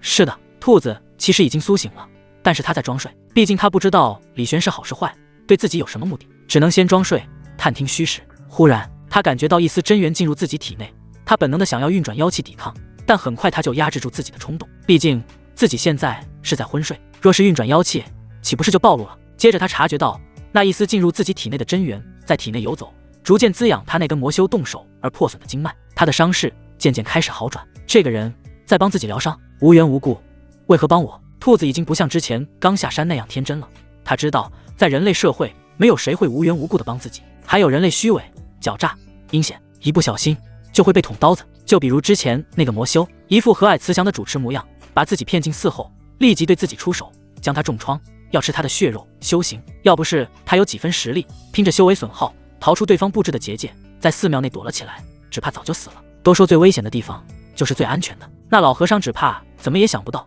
自己重伤，非但不想着逃走，反而就躲在他的寺庙内疗伤吧。他为自己的机智点了个赞，只是不知道为什么，在他躲在寺庙内疗伤时，突然一把大火从天而降，把寺庙都烧得一干二净。他从没见过那么恐怖的大火，自己的肉身都差点被烧成焦炭，尾巴的毛都被烧没了。想到光秃秃的尾巴，他不由得想哭。他在族里可是最美的兔子，不知道有多少公兔子排着队跟他告别，连母兔子都有。可现在兔尾巴的毛没了，他一下子就变成族里最丑的了。伤心难过，这一切都是这个人类做的吗？果然人类没一个好东西。他为我疗伤，驱逐魔气，一定别有企图，比如把自己体内魔气驱逐完后再把自己烤了。毕竟一般的武者可不喜欢沾染魔气，一定是这样。一想到自己的后果，兔子不由得悲伤。他打算反抗，打算找机会逃走，可一连几天他都没有找到机会。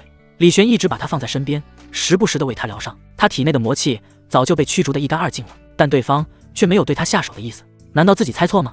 兔子想着，眼睛偷摸摸地睁开一条缝，看了一眼旁边正在闭目养神的李玄，好好看。兔子不得不承认，对方是自己见过最好看的人类，不仅是相貌，还有身上那股飘然出尘的谪仙气质，让他不由得生出一丝好感。叮，来自太阴玉兔的好感度+5。李玄微微睁开双眼，看了一眼旁边重新闭上眼的兔子，这兔子居然是传闻中的太阴玉兔。玉兔一族乃是妖兽界内响当当的一脉，而太阴玉兔更是玉兔中的天之骄兔。据说每一个太阴玉兔只要不中途夭折，必定成圣。没想到自己烧个庙都能捡到这么一只妖兽，运气真好。再看看装睡的玉兔，李玄微微一笑，也没有去戳穿对方，只是帮兔子治疗的频率变多了。还有，他喜欢把兔子捧在手中把玩，那毛茸茸的手感是真不赖，跟撸猫似的。师兄，你这么喜欢兔子吗？凤九哥看着成天捧着兔子的李玄，有些好奇，要是师兄喜欢，自己要不要买一对回天旋风呢？让兔子陪着师兄，然后以后师兄一撸兔子，就想起了自己。如此一来，自己在师兄心里的地位肯定能水涨船高。想到这，凤九哥不由得眼前一亮。可就在他要开口的时候，旁边的萧景遇到，师兄你要是喜欢的话，我去城里帮你买几只吧。凤九哥，好个捷足先登的臭妹妹。李玄微微一笑，不用，上天有怜悯之心。我看这兔子体质纯正，妖气清灵，不掺杂丝毫血腥浊气，应该是一只刻苦修行的兔子，修行不易，若是就这么死去，未免可惜了，所以这才帮他治疗一下。听到他的话，装睡的太阴玉兔不由得心虚，居然真的是个好人，自己误会对方了。不，还不能立即下判断，或许对方只是在他2个师妹前装好人，当面一套，背后一套的人多了去了，还要再观察一下。几人找了一间客栈休息。此时他们距离渡仙门只有不到100里，若他们真想快点回去，由李玄抓住2个师妹，直接御空，不用半个时辰就可以到了。但他们还是选择慢悠悠的走去，反正也没有什么急事。客栈房间内，李玄将窗户打开，将装睡的兔子放在窗户边上，让对方沐浴月光。他淡淡一笑，道：“已知伤势已经完全恢复了，你随时可以离开的。”太阴玉兔一惊，对方居然早知道自己在装昏睡，但想想也是，伤势好没好，李玄这个帮自己治疗的人再清楚不过了，哪有人伤好了一直昏睡着的呀？李玄最后摸了摸兔子的耳朵，红尘滚滚，人世浑浊，你一只兔子以后可千万要小心，别再受伤了。说完，他回床上躺下睡觉。不一会，悠长的呼吸声从李玄身上传来，对方居然真的毫无防备的睡下了。叮，来自太阴玉兔的好感度加10，系统提示声响起。李玄被褥内的手比了个耶，而玉兔俏咪咪的睁开眼，目光复杂的看了一眼李玄后，纵身一跃，跳出窗户，消失在茫茫夜色。李玄在对方走后，睁开了眼，悠悠一叹，终究是人妖有别吗？可惜以后没兔子撸了。不过一想到对方那高达60的好感度，也算是结了个善缘了。他倒不是没有想过把兔子强行留在身边，毕竟这可是一只太阴玉兔，将来成长起来不容小觑。可最后他还是放弃了这个念头，毕竟强扭的瓜不甜，兔子急了还咬人，强留对方，对方也不会真心实意的当他是朋友，不如主动放手，这样将来碰见了也好说话。当然这都不是最关键的，最关键的是玉兔一族不好惹呀。作为妖兽界内响当当的一脉，玉兔一族放在整个天玄大陆都是最顶尖的势力了，少说也有5、6个圣者坐镇，比起东周那几个圣地还要恐怖得多。得罪太阴玉兔就是得罪玉兔一族，则圣者都不敢乱来。翌日，李玄起身，而凤九哥看到他手上没了那只兔子，不由得诧异：“师兄，你兔子呢？我放生了，以后有缘再见吧。”李玄笑道：“啊，我以为师兄舍不得那兔子呢，毕竟这些时日我看你很喜欢的样子。”萧景玉道：“哼，都说了，那不是普通的兔子，就算我再喜欢，也要尊重人家的意愿，不是吗？”萧景玉点点头，只觉得敬佩，师兄不愧是师兄，品性高洁。要是换做他，真喜欢，怎么也得把对方绑在身边。几人继续赶路，只是经过一座镇子的时候，看到有人在卖兔子，李玄不由得停顿了一下，多看了2眼。则这些日子撸兔子撸习惯了，这手里突然没了，还真点不适应。继续赶路。中午吃饭时，萧景玉、凤九哥2人离开了一会，等他们再回来的时候，双手放在后面，似乎藏着什么东西。李玄好奇问道：“你们去干嘛了？”师兄，这是送给你的。凤九哥、萧景玉几乎是同时将藏在身后的东西拿了出来，分别是2只一白一灰2只兔子。两女对视了一眼，哼，没想到啊，师姐，臭妹妹这么会讨师兄欢心，果然不容小觑。看着2人手中的兔子，李玄愣了一下，然后伸手摸摸他们的头，多谢你们了，这就是有师妹关心惦记的感觉吗？真好啊。李玄只觉得自己没白疼对方，他左右手各抓着一只兔子，微笑道：“这只红烧，这只拿来烤，师妹觉得怎么样？”凤九哥、萧景玉啊。凤九哥沉吟了一下，师兄喜欢，怎么样都行。我也一样。对了，我喜欢辣一点的。萧景玉也附和道。李玄哈哈一笑：“我开玩笑呢，怎就当真了呢？这是师妹送我的第1件礼物，我珍惜都来不及呢。”带着2只兔子，几人继续上路。而在他们身后的一条小巷子里，一只兔子突然探出了脑袋，看着李玄几人离去的方向，目光复杂。他一拳打在旁边的墙壁上，砰的一声，墙壁直接坍塌了。气死我了，气死我了！我才离开多久，这么快就有其他兔子上位了？男人果然都是见异思迁的家伙。他那个气了，跺了跺脚，打算离开，可停顿了一下，又转身返回，俏咪咪的跟上李玄几人。我才不会输给其他兔子呢！不到半日，李玄带着2个师妹就回到了都仙门。刚回山门，沿路的一些弟子看到李玄，眼前一亮，纷纷上前打招呼，热情无比。师兄，欢迎回来了。师兄，听说你此行前去大周，暴打了个至尊，还逼得圣人向你俯首，真的假的？师兄，好久不见，甚是想念啊。师兄，我神剑锋的大师姐想要找你彻夜论剑，不知道你有没有兴趣呢？论剑还彻夜？你那是论剑呢，我都不好意思说破你。众人撇了撇嘴，有女弟子注意到李玄怀中的2只兔子，眼前一亮，哇，好可爱的兔子啊！暗地里观察的太阴玉兔听到这，气得眼睛都红了。虽然她眼睛本来就是红的，但现在更红了。可爱，没见识的女人，那2只兔子连本兔子1/1000可爱都没有，好可爱的兔子啊！没想到师兄居然还有这样的爱心，我真是更喜欢师兄了呢。我也要去买兔子。师兄，我那里有好几只兔子呢，白白嫩嫩的，有空的时候过来一起玩兔子啊。众人摸着李玄怀中的兔子说道。李玄微微一笑，排开人群，我带了新师妹回来，正要带她去见师尊，就先一步告辞了。说完，他带着凤九哥、萧景玉2人离开。看着萧景玉的背影，不少人有些羡慕。天玄峰又多了一个女弟子啊。是啊，我也想加入天玄峰，但可惜天玄峰主收徒弟，很是随性，也不知道他收徒弟的标准是什么样的。众人议论纷纷，而忽然众人看到一道白色影子在面前一闪而过，跟着李玄3人身后上了天玄峰。众人揉了揉眼睛，我出现幻觉了吗？他们四处搜看，但却什么也没有发现。而跟着李玄三人一路前往天玄峰的太阴玉兔，在路上腾挪，小小的身影却展现出大大的神通，一时间居然没人能够发现渡仙门内被混进了一只不俗的太阴玉兔。太阴玉兔内心暗笑，本玉兔修为虽被废了大半，但这肉身强度还在，加上这玉兔身法，就算是至尊也别想轻易发现我。说实话，要不是那个该死的老和尚魔修提前设下了结界，以对方的修为，根本别想抓住他。前往天玄峰的李玄倒是有所感应，看了一眼身后呢，难道总感觉有人跟着我？他的神识展开，仔细搜寻了一下四周，看到了一道白色的影子一闪而过，是太阴玉兔。李玄眸光一闪，没想到对方居然跟上门了，舍不得自己，还是别有用心。李玄内心思索了一下，暂时按兵不动，带着2个师妹回到天玄峰。而这一路上，萧景玉也在仔细观察着自己即将待着的渡仙门，跟他想象的倒也差不多，恢宏大气，仙气飘飘，亭台楼阁，此起彼伏，或依山而建，或傍水而居。直到他来到了天玄峰，不由得沉默了一下，因为跟其他恢宏大气的山峰相比，天玄峰显得实在是太寒碜了。山上树木零零散散，小溪2、3条，走兽没有几只，似乎连动物都不想在这里住下。显然，这山峰根本没人去打理，任谁也想象不出来，就是这么一座山峰，居然养出了李玄这样的天骄至尊。不会吧？渡仙门对于至尊这种态度吗？居然分配了这么一座山峰？李玄注意到萧景玉脸上的微妙变化，咳了2声。其实天玄峰以前不是这样的，也是山清水秀，灵药灵果遍地的，只不过后来出了一点事故。什么事故？你师尊没灵石，把山里的灵药挖去卖了。李玄没好意思这么说道，这个不重要，师妹放心好了，过一段时间我会好好打理的。也是，天玄峰以前只有他跟柳天玄2个人住，倒也不用在乎那么多，但现在不一样了，有2个师妹，还是要稍微打理一番的，这怕是要花不少灵石，也不知道师尊会不会批给他。李玄接着将兔子放在地上，让他们尽情去撒欢。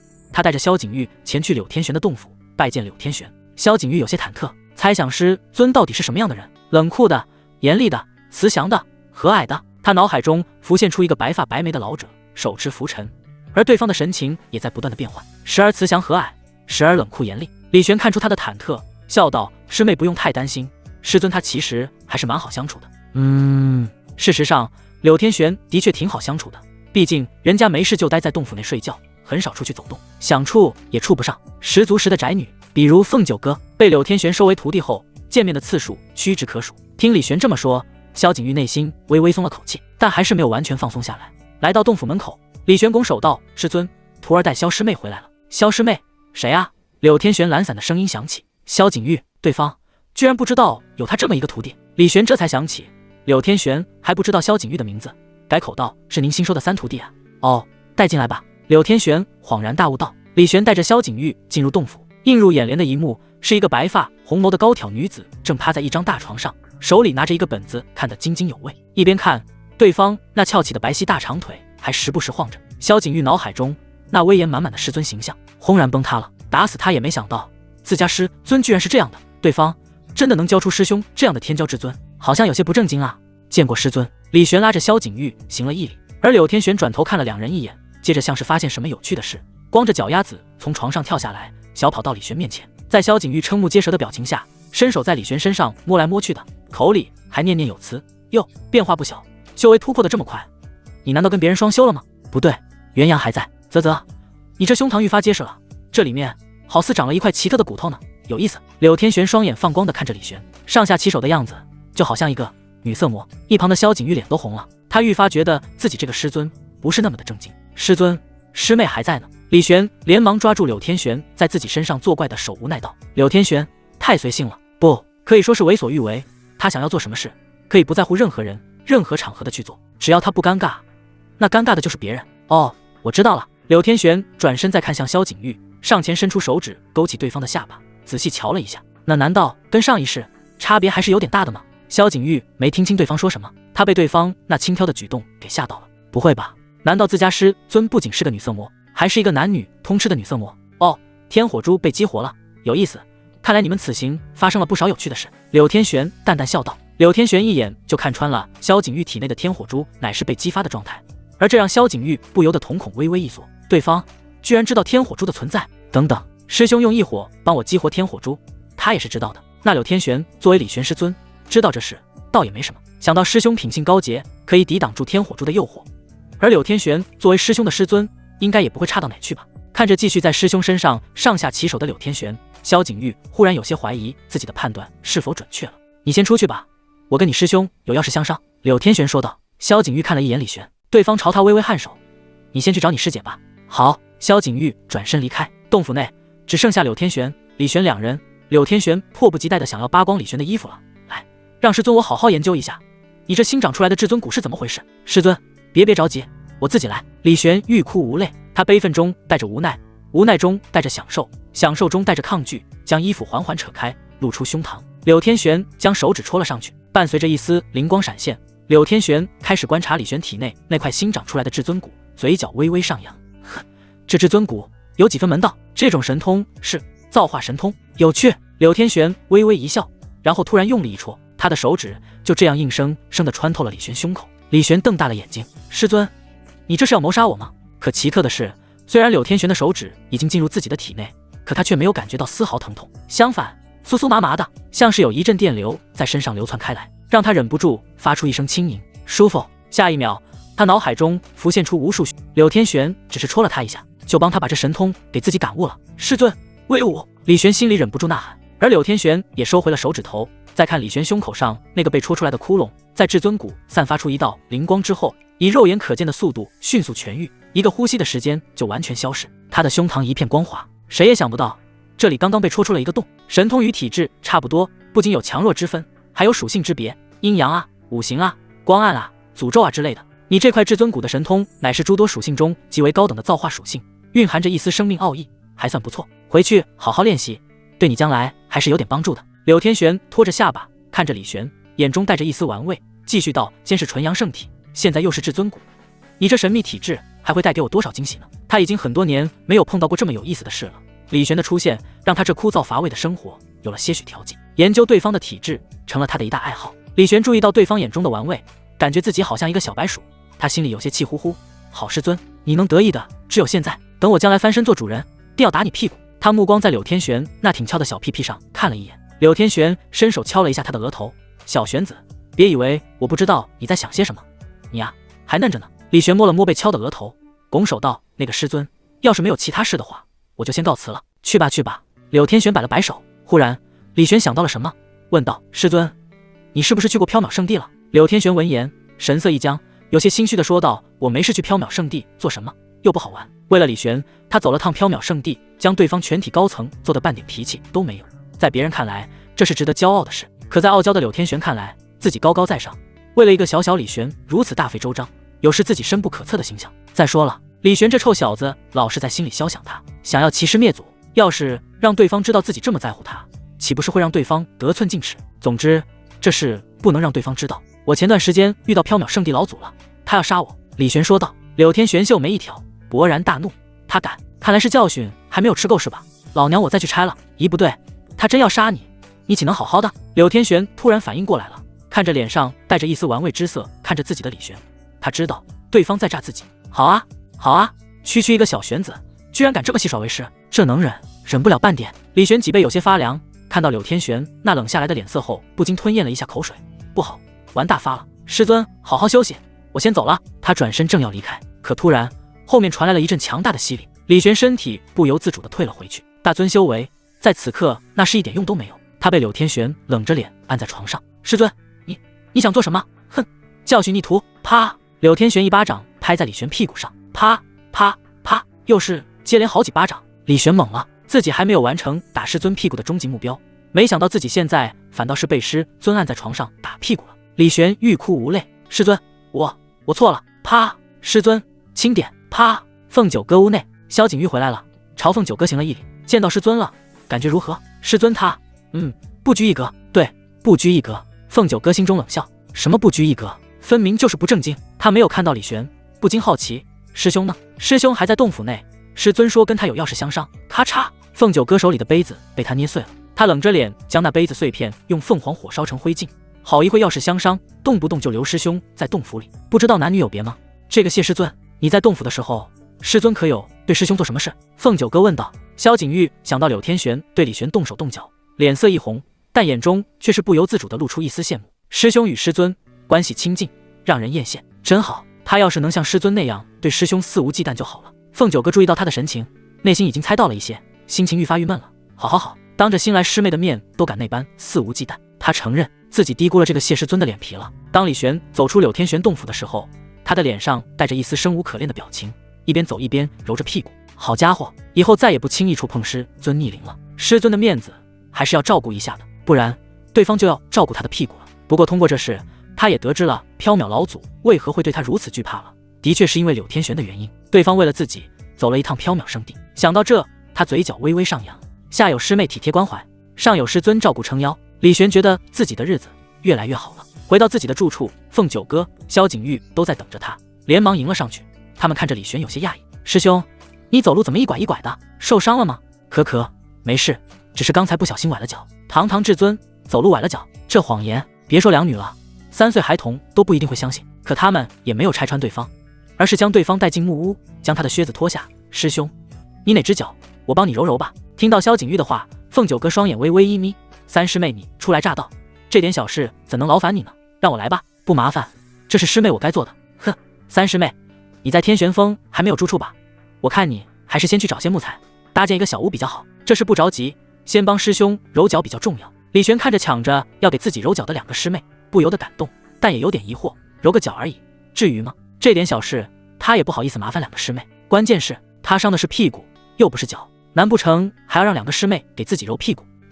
这要说出来，怕是会被2个师妹嫌弃的吧？一点小事，师兄自己来就行了。李玄淡淡笑道：“对了，三师妹，你还是先去搭建自己的木屋吧，不然晚上怕是没地方住。”他都这么说了，萧景玉也没再执着揉脚的事。凤九哥微微一笑，刚想说帮李玄揉脚，对方道：“二师妹，你去帮三师妹吧。”“啊，我想他一个人能搞定吧？天色不早了，多个人帮忙，速度快些，我的脚真没有事，无需在意。”李玄道。凤九哥恋恋不舍地看了李玄的脚一眼，但为了不让李玄觉得自己不关爱师妹，他还是出去帮萧景玉搭房子去了。不过搭的不是很尽心就是了。而李玄在屋内则是只琢磨起了那造化神通，一念花开，他闭上眼，逐渐感悟着神通的玄妙。下一秒，他抬起手，掌心中有一朵花在浮现而出，这朵花好似莲花，摇曳生姿，萦绕着道道生命气息。一念花开，造化神通蕴含一丝生命奥义，可以快速治愈各种伤势，并且催生草木精华。好神通！李玄感慨道。这一念花开已经超越了顶尖神通的水准，达到了绝世之境。绝世神通，就算是圣者也没有几个能掌握这种级别的神通。他体内的这块至尊骨当真是了不得，治疗各种伤势，那应该也能治疗我的屁股吧？李玄眸光一闪，趴在床上，心念一动，他的屁股长出了一朵莲花。好家伙，这下子是真的屁股开花了！莲花摇曳，垂落下一道道生命气息，而在这些生命气息的滋养下，他的伤势以肉眼可见的速度迅速恢复，又红又肿的屁股顿时消了下去。咦，这效果不错呀！李玄眼前一亮，难怪师尊打得这么狠，原来早就猜到自己有这一念花开的能力，怎么打都没事的。果然，师尊还是心疼我的。就在李玄在屋内治疗自己伤势的时候，外面的萧景玉、凤九哥也在搭建木屋，只不过过程不是那么的顺利。虽然凤九哥不是那么的尽心尽力，可是他发现这个三师妹也未免太笨手笨脚了吧？搭个木屋，要么是木头锯短了，要么就是锯长了，要么就是坑挖浅了，地基没有打牢，又得重来。太笨了，真是太笨了！怎么会有这么笨的人呢？他看起来也不像啊，这种人的天赋居然能让我忌惮，我不理解。凤九哥一边帮忙一边嘀咕道。可夜幕渐渐降临，木屋还是没有搭好，萧景玉有些垂头丧气。凤九哥在一旁轻哼：“看你今晚住在哪，只能睡草地了吧？”而李玄也走了出来，看着地上那一堆的木头，不由得诧异：“你们还没有搭好吗？”“没有，师兄，我好笨啊。”萧景玉垂头丧气地说道。李玄上前摸了摸对方的头：“没事，每个人都有自己擅长还有不擅长的事，慢慢来就行。可我今晚没地方住了，要不师兄，我在你那里住一晚吧？”萧景玉眨眼说道。一旁准备看笑话的凤九哥瞪大了双眼：“靠！他明白了，什么笨手笨脚，全都是装的，这才是这个臭妹妹的最终目的。”木屋没有搭起来，按照李玄的性格，肯定不会让他睡在外面的。他再顺势提出来住一起，磨一磨，泡一泡，李玄很可能会答应啊。这个臭妹妹居然有这等心机！凤九哥发现自己低估的不仅是谢师尊的脸皮，还有这个新师妹的心机程度。这正如凤九哥猜的一样，李玄露出迟疑。萧景玉眼前一亮，正想上前继续软磨硬泡，这时候的凤九哥开口了：“师妹，你跟我住一块吧。”萧景玉神色一僵：“师姐，这个时候其实不用这么好心的啊。”而凤九哥微笑地看着萧景玉：“师兄毕竟是男子，男女授受不亲，你还是跟我住一块吧，我不介意的。”萧景玉还想再挣扎一下，而李玄微微颔首：“二师妹说的不错，你跟我住在一块的确不便，三师妹还是跟他住一晚吧。”萧景玉脸上露出一丝失望：“那好吧，师妹，走，我带你去我房间看看。”凤九哥微笑道：“在我眼皮子底下搞这些小手段，做梦！看着进屋的两位师妹，李璇欣慰的一笑，实在是太好了，两个师妹越来越相亲相爱了。他回到屋内，继续研究一念花开，研究了一会，他就睡了。毕竟他也不是那种会勤奋修行的人。翌日，李璇醒了，他揉了揉惺忪的睡眼，出门一看，一栋崭新的木屋出现在面前。木屋精致，错落有致，一房一厅，甚至外面还建了一个洗漱台、茅房，还有露天厨房。李璇又揉了揉眼，怀疑自己是不是看错，昨天那里不是一堆木头吗？怎么这么快就变成了一个这么精致的木屋了？不对啊，你这动手能力不差啊！正在忙活的萧景玉看到李璇醒了，笑道：“师兄，你醒了，我给你下了面，你洗漱一下吃点吧。”成。李璇微微颔首，看着面前放着煎蛋、撒着葱花的鸡蛋面，李璇3-2下就将其吃完了，谈不上多么美味，但比起凤九哥做的，那就是人间至味。凤九哥在一旁看着，有那么好吃吗？改日师兄我给你做。别，师妹，咱们修行为上。一旁的萧景玉好奇问道：“师姐，你做东西是不是自己不吃的呀？”凤九哥闻言，目光不禁有些躲闪：“不行吗？我不喜欢吃自己做的东西。”李璇、萧景玉，好家伙，原来对方也知道自己做的东西难吃是吧？李璇嘴角抽搐了一下，想说2句，但看着凤九哥那委屈巴巴的样子，又说不出口。算了，你以后注意点。凤九哥微微一笑。事实上，自从第一次给李璇下面的时候，他就知道自己的厨艺不怎么样了。但一来，他为了完成惩罚任务获取武道资源；二来，他喜欢看着李璇明明抗拒，但却还是因为是自己做的，将东西吃完的模样，因为那代表着对方对自己的宠溺。这种宠溺让他的心情分外愉悦。对了，我打算下山买一些植物回来种上，毕竟这天玄风看上去光秃秃的，不是那么好看。你们有什么建议吗？李璇吃完面，笑问道：“种柳树吧，种竹子好，竹子品性高洁，就跟师兄一样。”萧景玉说道：“凤九哥，好，就你会说话，会拍马屁。”凤九哥暗自咬牙，以前她是女帝，从来都是别人恭维她，拍她马屁，就这方面，她的确是比不过萧景玉。果然，听到萧景玉的话，李璇嘴角勾起一丝弧度。三师妹嘴巴真甜，师兄你要不亲自尝尝？萧景玉内心暗自窃喜，当然，这句话他可不敢随便说出口，显得自己太不矜持，太轻浮。柳树、竹子都挺好，一起买来种吧。当然，只有这些还不够，我还要去玄天峰那里向掌门请示，拿一些灵药的种子，毕竟是渡仙门7峰之一，没有自己的药田总显得有些寒碜。李璇微微笑道。做好了决定，李璇就开始忙活起来了。他下山买了不少树苗、竹苗，带回天玄峰后，开始种植了起来，将整个山头都种满。这些树苗还很小，要等它们长起来，没个几年、10几年的功夫不行，所以李璇打算直接作弊。只见他站在山顶上，一念花开，神通施展，磅礴的真元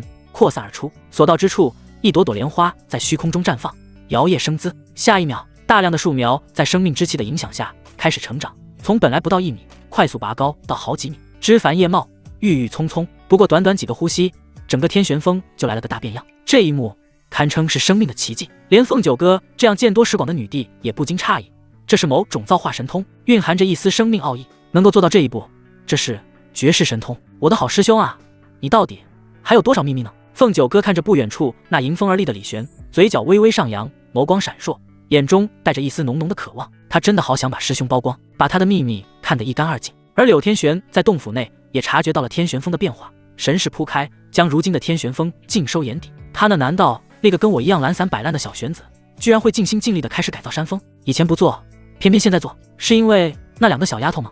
看来他真的很喜欢这2个师妹呢。他心中生出了一丝异样，不知道什么样的感觉，酸酸的，就好像在吃醋。哼，我才不会吃醋了，这一定是错觉。柳天玄轻哼一声，看着那些柳树、竹子，有些心烦意乱，有种想一挥手将其全毁了的冲动。此时，李璇来到洞府，手里还拿着一盆娇艳欲滴的兰花。师尊，我进来了。他带着兰花走进洞府。柳天玄看了他一眼，哼，你来这里做什么？李璇眨了眨眼，自己又怎么招惹师尊了？他将兰花放在桌子上，笑道：“师尊，我最近正在改造咱们天玄峰呢。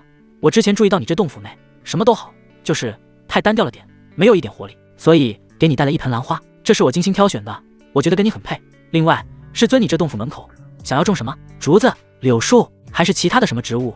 徒儿去给你找找。”看着满脸雀跃的李璇，柳天玄那有些烦躁的心突然放松了下来，看着那兰花，嘴角微微上扬，但接着冷着脸说道：“哼，花里胡哨的，为师不需要。”李璇眨了眨眼，跟柳天玄相处了这么久，他已经学会察言观色了。师尊说不要，那就是要了。这样吧，我觉得竹子挺不错的，品行高洁，跟师尊你相得益彰。不过普通的竹子还是无法完全衬托师尊你的气息，种些紫竹吧。紫色代表华贵，紫色的竹子正好衬托师尊你那高洁品行以及高贵的气质。李玄说道。他一番话说的柳天玄内心那叫一个心花怒放，但脸上还是不动声色。你自己看着办吧。虽然他不动声色，可是从对方那上扬了好几个分贝的语调，李玄还是看出来了，师尊心情变好了。他给自己机智化解了危机，点了个赞。好险，差点屁股又要挨打了。好脸，师尊，那我先去忙活了。李玄笑道。在他走后，柳天玄看着那盆娇艳欲滴的兰花，嘴角微扬，哼着小调，抬手捏了一个法诀，一朵小小的雨云漂浮在兰花上空，降下阵阵甘霖。在雨水滋润下，兰花愈发娇艳美丽，柳天玄心情也愈发愉悦。再看漫山遍野的柳树竹子，也没了刚才那种想毁掉的冲动了。这臭小子还挺识相，知道想着师尊。出了洞府后，李玄松了口气。虽然不知道刚开始的时候柳天玄是为什么生气，但现在看来自己成功化解了那可能存在的危机。他嘴角微微上扬，很好，我李玄已经能成功拿捏师尊，除了实力之外。接着他看了一下洞府外寸草不生的地面，想着要在这里栽种一片紫竹，应该的确不错。他吹着口哨，开始下山去寻找紫竹。蓦然，一道白色的影子在自己面前一闪而过，是那太阴玉兔。对方还躲着自己呢。他嘴角微微上扬，也没有戳穿对方，任由对方跟自己玩捉迷藏。当然，他也知道柳天玄肯定也发现了这太阴玉兔，可对方也没有说什么，证明这太阴玉兔对天玄风来说的确无害。先去找紫竹苗，李玄想到，下山去了。而太阴玉兔跟着李玄身后，看着他的背影，若有所思。这家伙成天不修行，要么躺床上睡觉，要么找个地方喝酒，要么种树种竹子的，他怎么修成至尊的？这几天太阴玉兔一直在暗中观察李玄，他觉得要了解一个人，不能看对方在自己面前做什么，而是在自己背后一个人的时候在做什么，这也是他一直藏着不露面的原因。而至于为什么想要了解李玄，他也说不清楚，或许是因为对方救了自己，又或许是对方年纪轻轻，修为高强，天赋出众，也有可能是对方单纯的长得好看。总之，李玄是他下山以来第一个人想要去主动了解的人，为此他不惜偷摸摸的跟了对方好几天。这次下山，他又要去做什么？太阴玉兔偷偷的跟了上去。山下，李玄走了好几个城镇，有点苦恼，他找不到想要的紫竹。这种竹子并不是很罕见，但都不是他真正想要的。大部分的紫竹，竹子的确是紫色的，但却是那种紫的有些发黑的那种，看起来就像是甘蔗一样。而且这种紫竹的叶子跟普通竹叶没什么两样，与其买这些竹子回去，倒不如买一堆甘蔗回去，种起来后没事时还能啃榨汁。咦，那我为什么不买一些甘蔗种着呢？李玄沉吟道，然后买了一堆甘蔗苗放储物界内。好了，现在天玄峰的种植物又多了一种甘蔗。可李玄并没有放弃寻找紫竹，毕竟这是他答应柳天玄的，要是没办好的话，他的屁股好像有点隐隐作痛。小哥，你要的紫竹我们这里可没有，不过我听说距离这200里外有一片紫竹林，那里的紫竹宛若紫玉雕琢而成，叶子也是紫色，很是美丽。只不过那紫竹林内听说有什么绝世大妖，乃是一片禁地，一般人可去不了。一个老板说道。李玄闻言眼前一亮，多谢老板告知。小哥，你不会打算真去吧？我就这么跟你说一下而已，那里是真的很危险的。老板有些后悔了，自己这么一说，不会害了一条性命吧？绝世大妖，对，你害了我的命啊！哼，我自有分寸。李玄微微一笑，前往老板说的那片紫竹林。他御剑而行，很快就越过了200多里，看到了下方那片紫色的竹林，他连忙下去。紫竹林四周荒无人烟，隐隐有妖气弥漫在空气中。再看那紫竹，的确如那老板所说，宛若紫玉雕琢而成，晶莹剔透，叶子也是紫色的，而且还带着淡淡的灵气。这不是寻常的竹子，这是一种灵竹。太好了，这正是我要找的竹子。李玄有些高兴，总算找到了。他走进紫竹，想往里面看看还有没有更好的。在他进入后不久，一道白色的影子跑了过来，正是那太阴玉兔。他气喘吁吁地趴在地上，可恶，要不是本玉兔，我修为失去了大半，没法御空，何必直接跑过来？太阴玉兔喘着气道。李玄在天上飞，他在地上追，这一路别提多辛苦了，200多里啊！他凭借自己的双脚就这么跑过来了，为了几根竹子，你至于吗？太阴玉兔嘀咕道，然后嗅了一下四周空气，耳朵直接竖起来了。这是血腥浊气，这紫竹林内肯定藏着一头平时没少吃人的大妖。不过他是至尊，应该有办法吧？他还是有点不放心，也进了紫竹林。紫竹林内，李玄一路走来，看到了不少品相不错的紫竹，都想把它们挖回去。不过他并没有立即动手，打算先会一会此地的大妖。不一会，他看到了一个亭子，亭子内有一个身着黑色长袍的儒雅男子。他看到李玄来了后，淡淡一笑：“朋友，来我紫竹林，不知所谓何事呢？”在下想要找一些紫竹回去。原来如此，要紫竹不是什么难题，这里这么多，你随时可以挖，只不过相逢即是有缘。朋友远道而来，不妨进来与我喝杯茶如何？那我便却之不恭了。李玄走了进去，那黑袍男子脸上带着儒雅的笑容，给李玄倒了一杯茶，茶汤清澈，散发着沁人心脾的茶香。李玄看了一眼，并没有喝，淡淡笑道：“我听说紫竹林内有一个大妖，凶残嗜血，不会是阁下吧？”“哼，紫竹林之前的确是有一头大妖，但已经让我消灭了，朋友无需担心。”男子笑道：“是吗？那这茶为何有毒呢？”李玄笑道。黑袍男子脸色一变：“朋友，你胡说什么？没喝你怎么知道有毒？若没毒，你为什么不给自己倒？”黑袍男子沉默了一会，然后狞笑道：“小子，闯入紫竹林，今天就是你的死期了。”说完，他猛地一掌拍出，霸道妖气汹涌而出。李玄挡了一下，后退几步，接着感觉体内的真元运转有些滞涩，好像被什么影响了。黑袍男子大笑道：“小子，你只知道茶里有毒，却不知道亭子里的香炉里才是真正的剧毒，哪怕只是一口，都会让你真元难以运转。此毒就算是至尊也难以化消，给我死来吧！”说完，他朝着李玄扑了过去，身上散发出一股凶恶煞气。可突然，旁边的紫竹林内窜出一道白影，是太阴玉兔。他一记兔腿踹在黑袍男子脸上，将对方踹飞出去。李玄看着护在自己身前的太阴玉兔，眨了眨眼，夸赞了一句：“好腿法，好腿法！”看着突然出现在面前的太阴玉兔，李玄微笑道。而太阴玉兔抬起腿拍了拍，得意地看了他一眼，似乎在炫耀本玉兔的腿法自然是极好的。李玄第一次听到他的声音，如银铃般清脆悦耳，像是个11、12岁的小姑娘。而被踹飞的黑袍中年站了起来，怒吼一声，身上的衣服陡然破碎，露出原来的面目，却是一头狰狞的黑熊精。他双眼盯着玉兔，没想到还有只找死的兔子，连化形都做不到，也敢拦在我面前。太阴玉兔气了，在妖族中，化形是有条件的，血脉越强越高贵，反倒是越难化形。只不过达到化形的条件的后，所幻化出的人形也越完美，越难以被看破。太阴玉兔本来距离化形只有一步了，因为之前那魔修为跌落，不知道要等多久才能化形，这是他心里的一根刺。而现在被黑熊精提起，他眼睛都被气红了。就算没法化形，我也可以吊打你。说完，他冲向黑熊精，凭强大肉身，双脚不断踢出。黑熊精硬生生地承受了几次攻击，然后一个熊掌拍出，将太阴玉兔给拍飞出去。李玄从身后接住了被拍飞的玉兔：“你没事吧？”“我没事，只是这黑熊精的实力有点超出想象。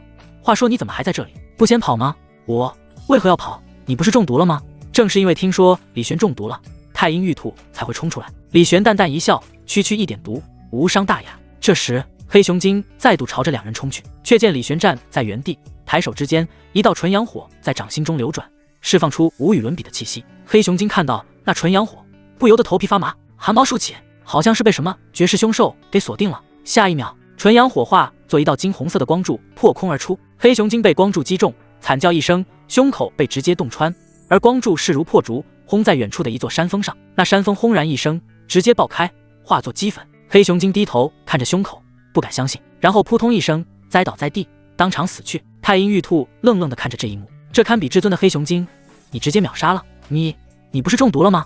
我说了，区区小毒，不足挂齿。李玄笑道，他是纯阳圣体，纯阳之火克制万邪，寻常毒物对他不起作用，加上他的修为已达到大尊，毒对他根本没用。退一万步说，就算黑熊精的毒奏效了，他还有一念花开呢。这神通蕴含着生命奥义，可快速治愈各种伤势，压制毒素，驱逐毒素也有奇效。杀完黑熊精，他在紫竹林内找了一批品香上等的紫竹，将其一一挖出来放进储物间，然后对太阴玉兔道：“我要回去了，你要不要跟我一起走？”他知道就算自己不说，太阴玉兔可能也会偷摸摸的跟回去，但他觉得老是偷摸摸的总归不是太好，要真让渡仙门的人发现，将其当成入侵的妖兽就糟了。你邀请我去你那做客吗？太阴玉兔问道。李玄微微颔首，对，我邀请你去我那做客，不知道玉兔小姐是否愿意赏脸呢？可我其实不是那么随便的兔子，一般人邀请我是不会去的，但看在你曾救过我的份上，又这么有诚意，那我就勉为其难的答应你好了。太阴玉兔话是这么说，但他却是迫不及待的跳到了李玄怀里。走吧，回天玄峰。李玄眨了眨眼，你怎么知道我住的地方叫天玄峰？太阴玉兔，靠，暴露了。李玄哈哈一笑，也没有再继续逗对方，御剑飞回天玄峰，一路上揉着兔子脑袋，心情愉悦。太好了，又有兔子撸了，不愧是太阴玉兔，这手感比起一般的兔子好太多了。而李玄怀里的太阴玉兔也忍不住舒适的眯起眼，这家伙的手是不是有什么魔力？为什么被他摸起来这么舒服啊？可恶，我可是太阴玉兔，不要面子的吗？可是真的好舒服啊！天玄峰，李玄御剑归来。凤九哥、萧景玉看到对方手里多了只兔子，有些好奇，师兄这又去买兔子了？他这么喜欢兔子的吗？咦，不对，这兔子有点熟悉，这不是之前那只吗？两女的脸色有些古怪。师兄不是放生了吗？这又抓回来了。李玄微微一笑，我给你们介绍一下，这位是太阴玉兔小姐，来我们天玄峰住一段时间。玉兔小姐，女的？不会吧？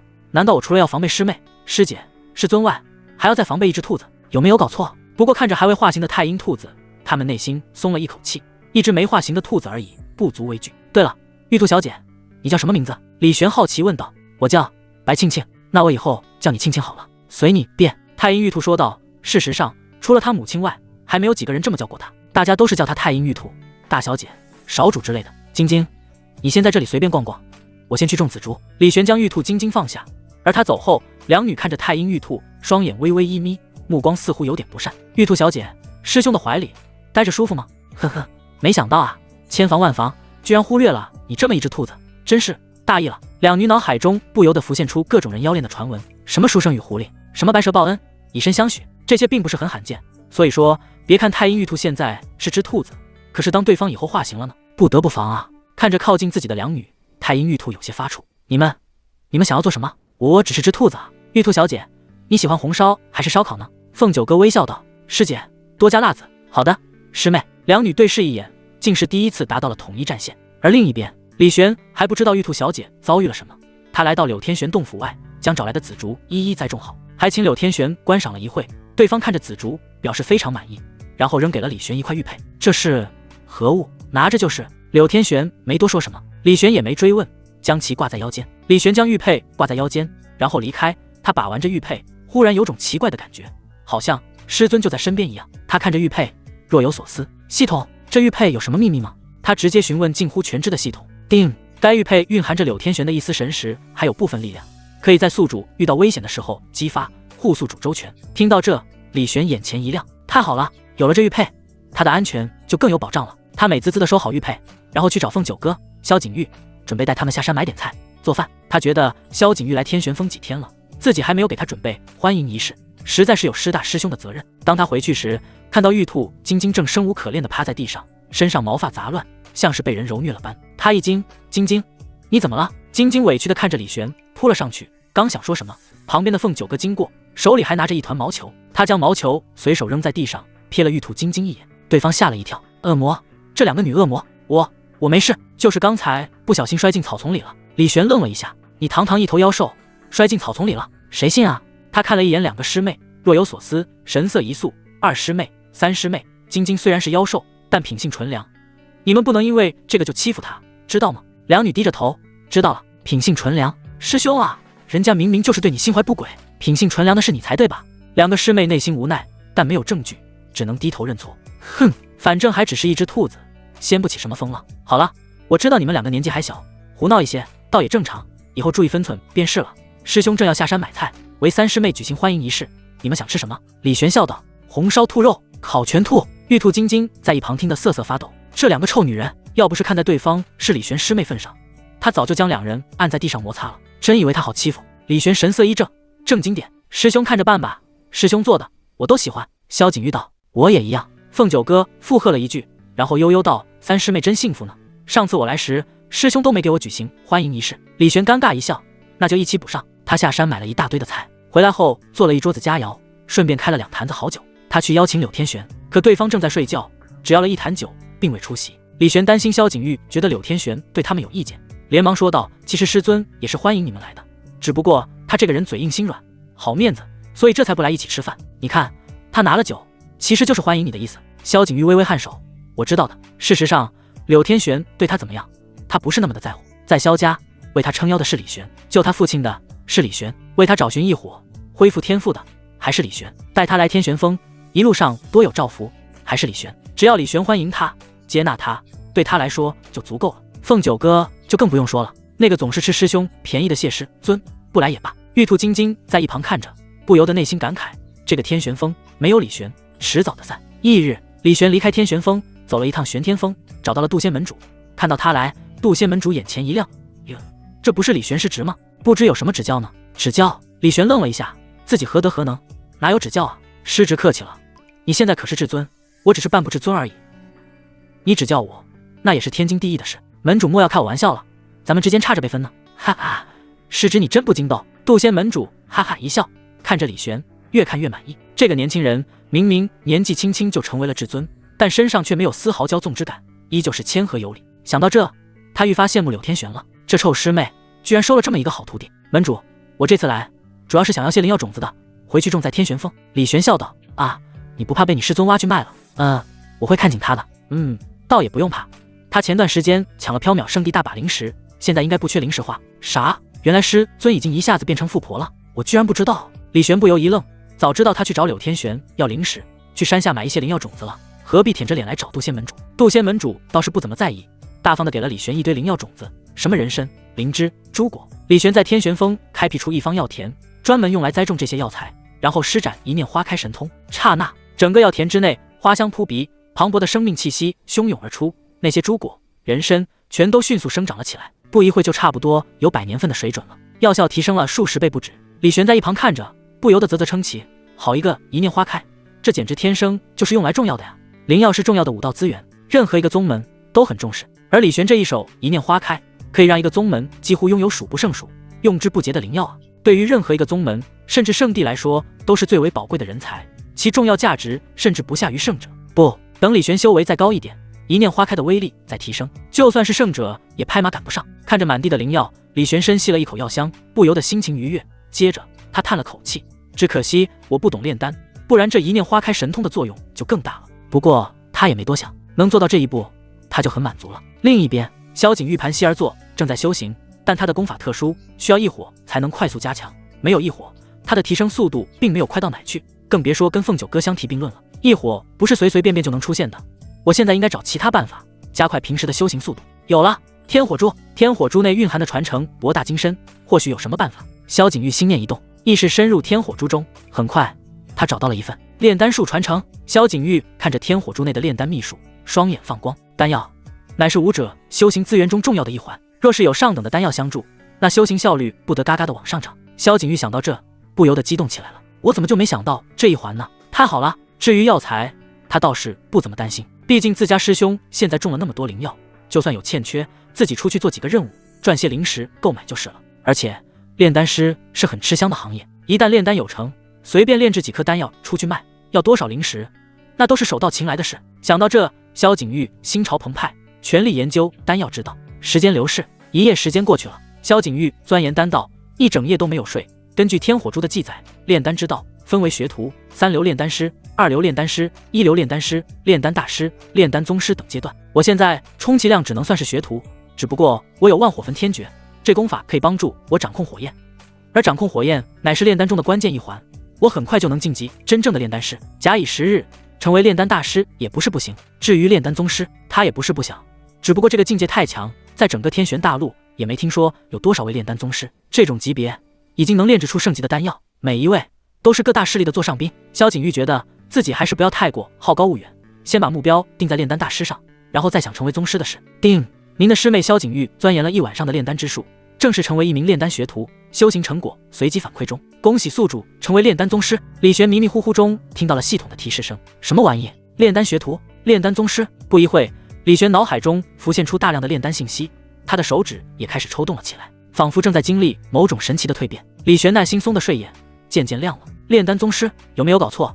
整个天玄大陆都没有多少炼丹宗师，我现在直接就成为炼丹宗师了。他噌的一下坐起来，挠挠头，然后洗漱了一下，走出屋子，来到药田。看着药田上的各种灵药，他脑海中浮现出数以百计的关于这些灵药的炼制之法，以及各种各样的丹方。真成炼丹宗师了。李玄忍不住哈哈笑了起来。三师妹，我爱死你了。不过话说回来，三师妹才研究了一晚上的丹道，就直接成为炼丹学徒了，假以时日，也定是一代宗师啊。他这般想着的时候，萧景玉从屋内走了出来，也来到了药田，准备研究一下这些灵药能炼制什么样的丹药。正好看到李玄，行了一礼，师兄早安。师妹早。不知道是不是错觉，萧景玉觉得师兄看着自己的眼神比起昨日更加的温柔，更加的友善。不知道的还以为自己帮了师兄什么忙，但自己认识师兄这么久以来，没给师兄添麻烦就不错了，哪里帮得上师兄什么忙呢？他只当这是师兄天性使然，关爱师妹。想到这，他不由得心花怒放，再一次庆幸自己能够遇到李玄这样的好师兄，加入天玄峰。定，萧景玉的好感度加2。李玄愣了一下，这一大早的就加好感度？好师妹，你这好感度再加上去，可就要爆表了呀！师妹，你一大早来药田，可是要用什么灵药？不是，我就是来看看。萧景玉说道，然后走进药田，开始辨认各种灵药，巩固一下自己的丹道知识。李玄在旁边看着，虽然心里已有答案，但还是笑问道：“师妹，你可是想要学炼丹？”萧景玉微微颔首，对，武道之路，道阻且长，多一技傍身，倒也是件好事。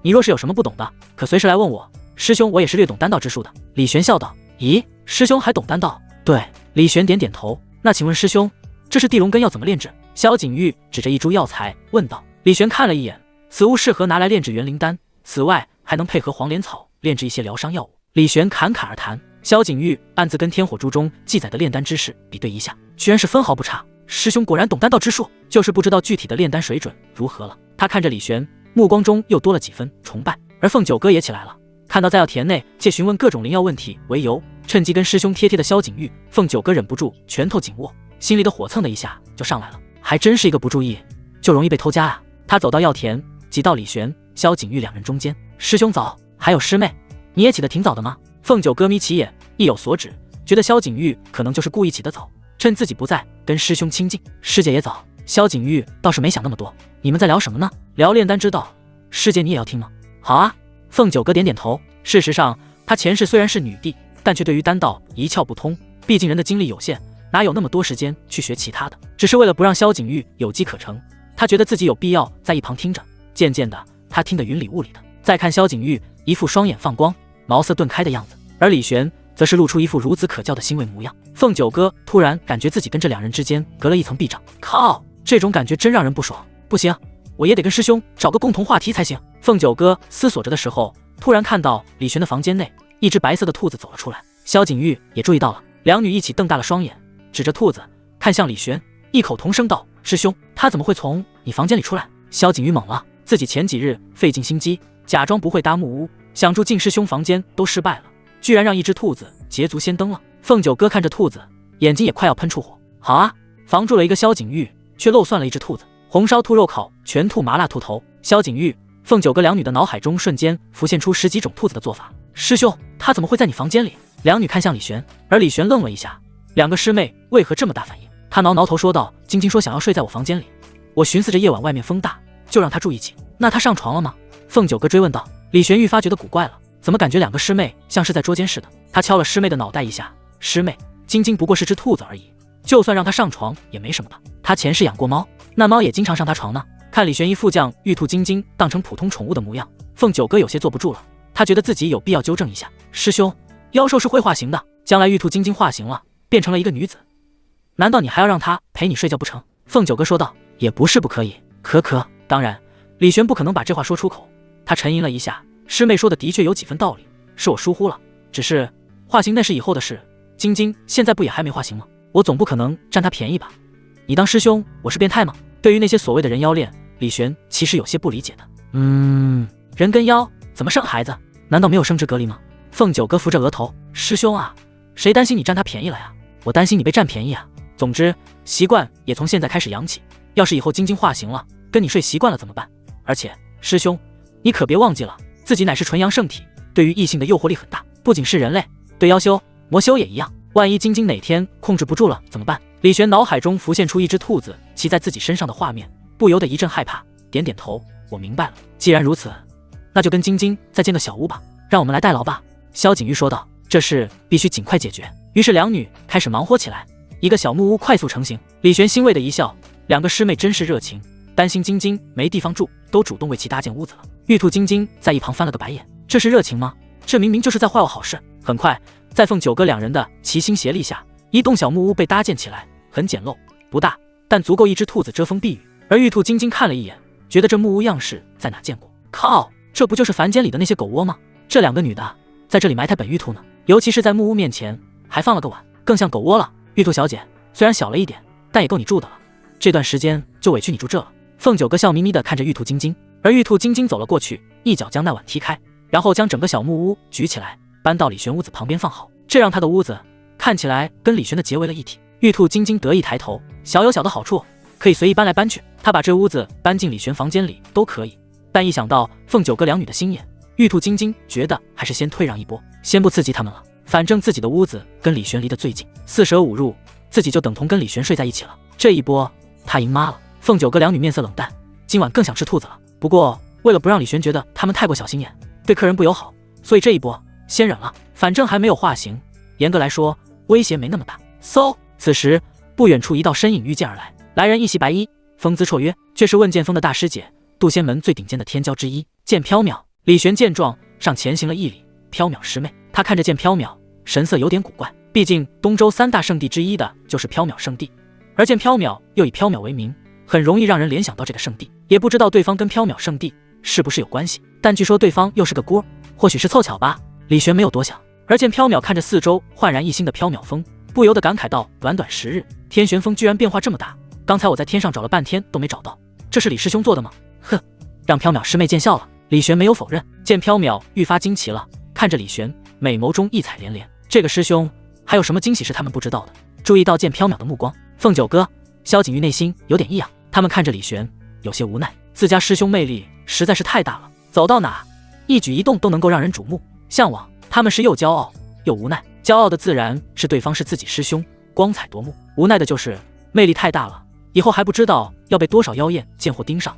他们觉得以后的对手肯定数不胜数，感觉要抢师兄比成帝的难度还要大。凤九哥内心忍不住嘀咕道。而见缥缈继续道：“李师兄，此番前来是因为我们即将展开一次武道茶会，特来邀请师兄参加。武道茶会，顾名思义，就是讨论武道的茶会了。在杜仙门的弟子中，时不时就会举行，参加的往往都是杜仙门的天骄。李玄如今乃是杜仙门年轻一代第一人，当然也会受到邀请。”他思索了一下，然后就答应了。反正去看看也没有什么坏处，那我再问剑锋恭候大驾了。见缥缈微微一笑。而李玄做完午饭，跟萧景玉讨论了一下丹道，再跟凤九哥切磋了一下剑道，然后就去问剑锋了。至于2个师妹，没什么兴趣参加，留在天玄峰内修行。他们内心明白，想要争取师兄，除了师兄的宠爱外，最主要的还得要有实力。师兄只配强者拥有。两女想到这，修行愈发勤奋了。若是我实力足够强，那将来就算师兄不同意，我也可以把他留在身边吧。两女暗自想到，实力才能让他们拥有一切。而内卷的两女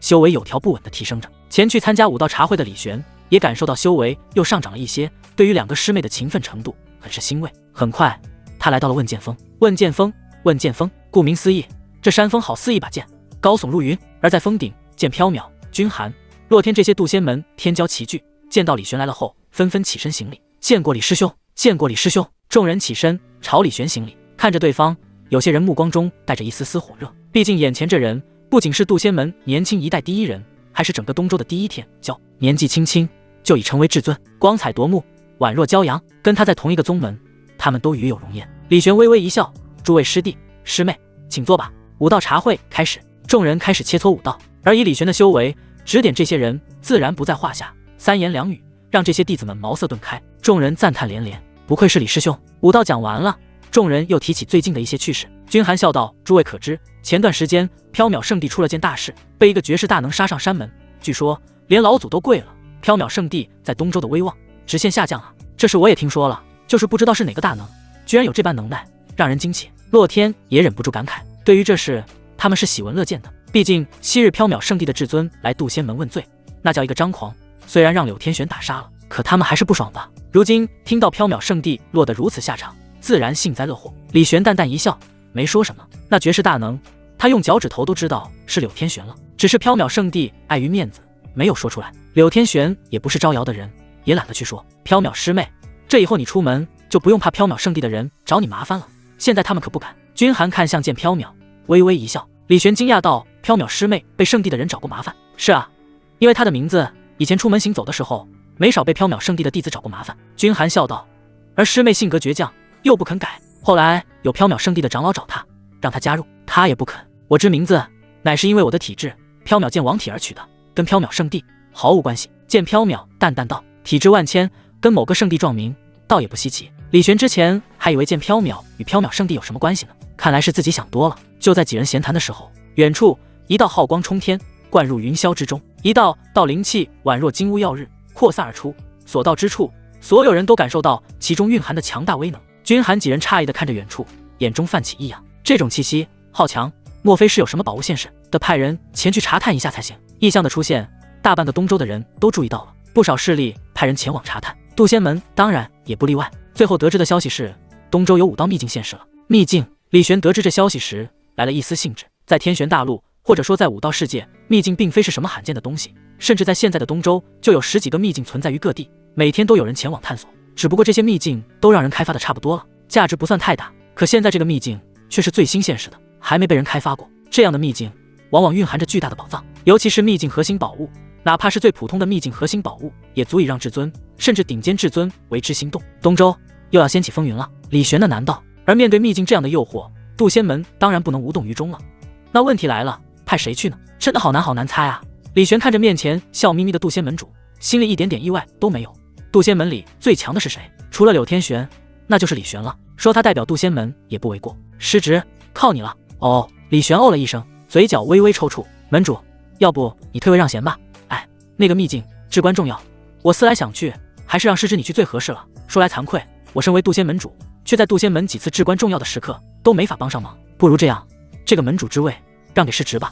渡仙门主说道。李玄眨了眨眼，对方难道还有读心术不成？事实上，这个门主之位当初本来就该传给你师尊的，但你师尊那个性子，你是知道的，他都看不上这个门主之位，而且也懒得打理，这才让我来做。如今我见到了你，方才知道渡仙门的未来还有希望在你身上，你来当这个门主才是众望所归。渡仙门主继续说道。李玄摇摇头，门主之位责任重大，我受之有愧就不当了，此事休要再提。开玩笑，他也就是心里想想而已，真让他当这个门主，哼，事情一大堆，烦都烦死他了，他还怎么摆烂，还怎么逍遥快活？像现在这样待在渡仙门，跟师妹师尊悠闲的度日，有事的时候再出手帮一下，接受渡仙门众人的追捧，不是门主胜似门主，这才是他最想要的。这样吧，从今天开始，师侄你就是渡仙门的首席大师兄，地位与门主等同，如何啊？没听说咱们渡仙门有什么首席大师兄啊？哼，我刚刚设立的。渡仙门主笑道。李玄无奈一笑，好吧。渡仙门主走后，李玄就准备去秘境事宜了。事实上他也不是全为了渡仙门，自己也是想去这个秘境的。一个没有开发过的秘境，价值巨大，里面肯定藏着不少宝物，尤其是各种灵药，更是数不胜数。他去搜刮一番，拿回来加上自己的炼丹宗师的水准，肯定能够炼制出一些宝贵的丹药，再把这些丹药给师妹们修行，师妹们提升，他跟着提升。李玄都忍不住要笑出声来了。很好的计划，希望这次的秘境不要让我失望才好啊。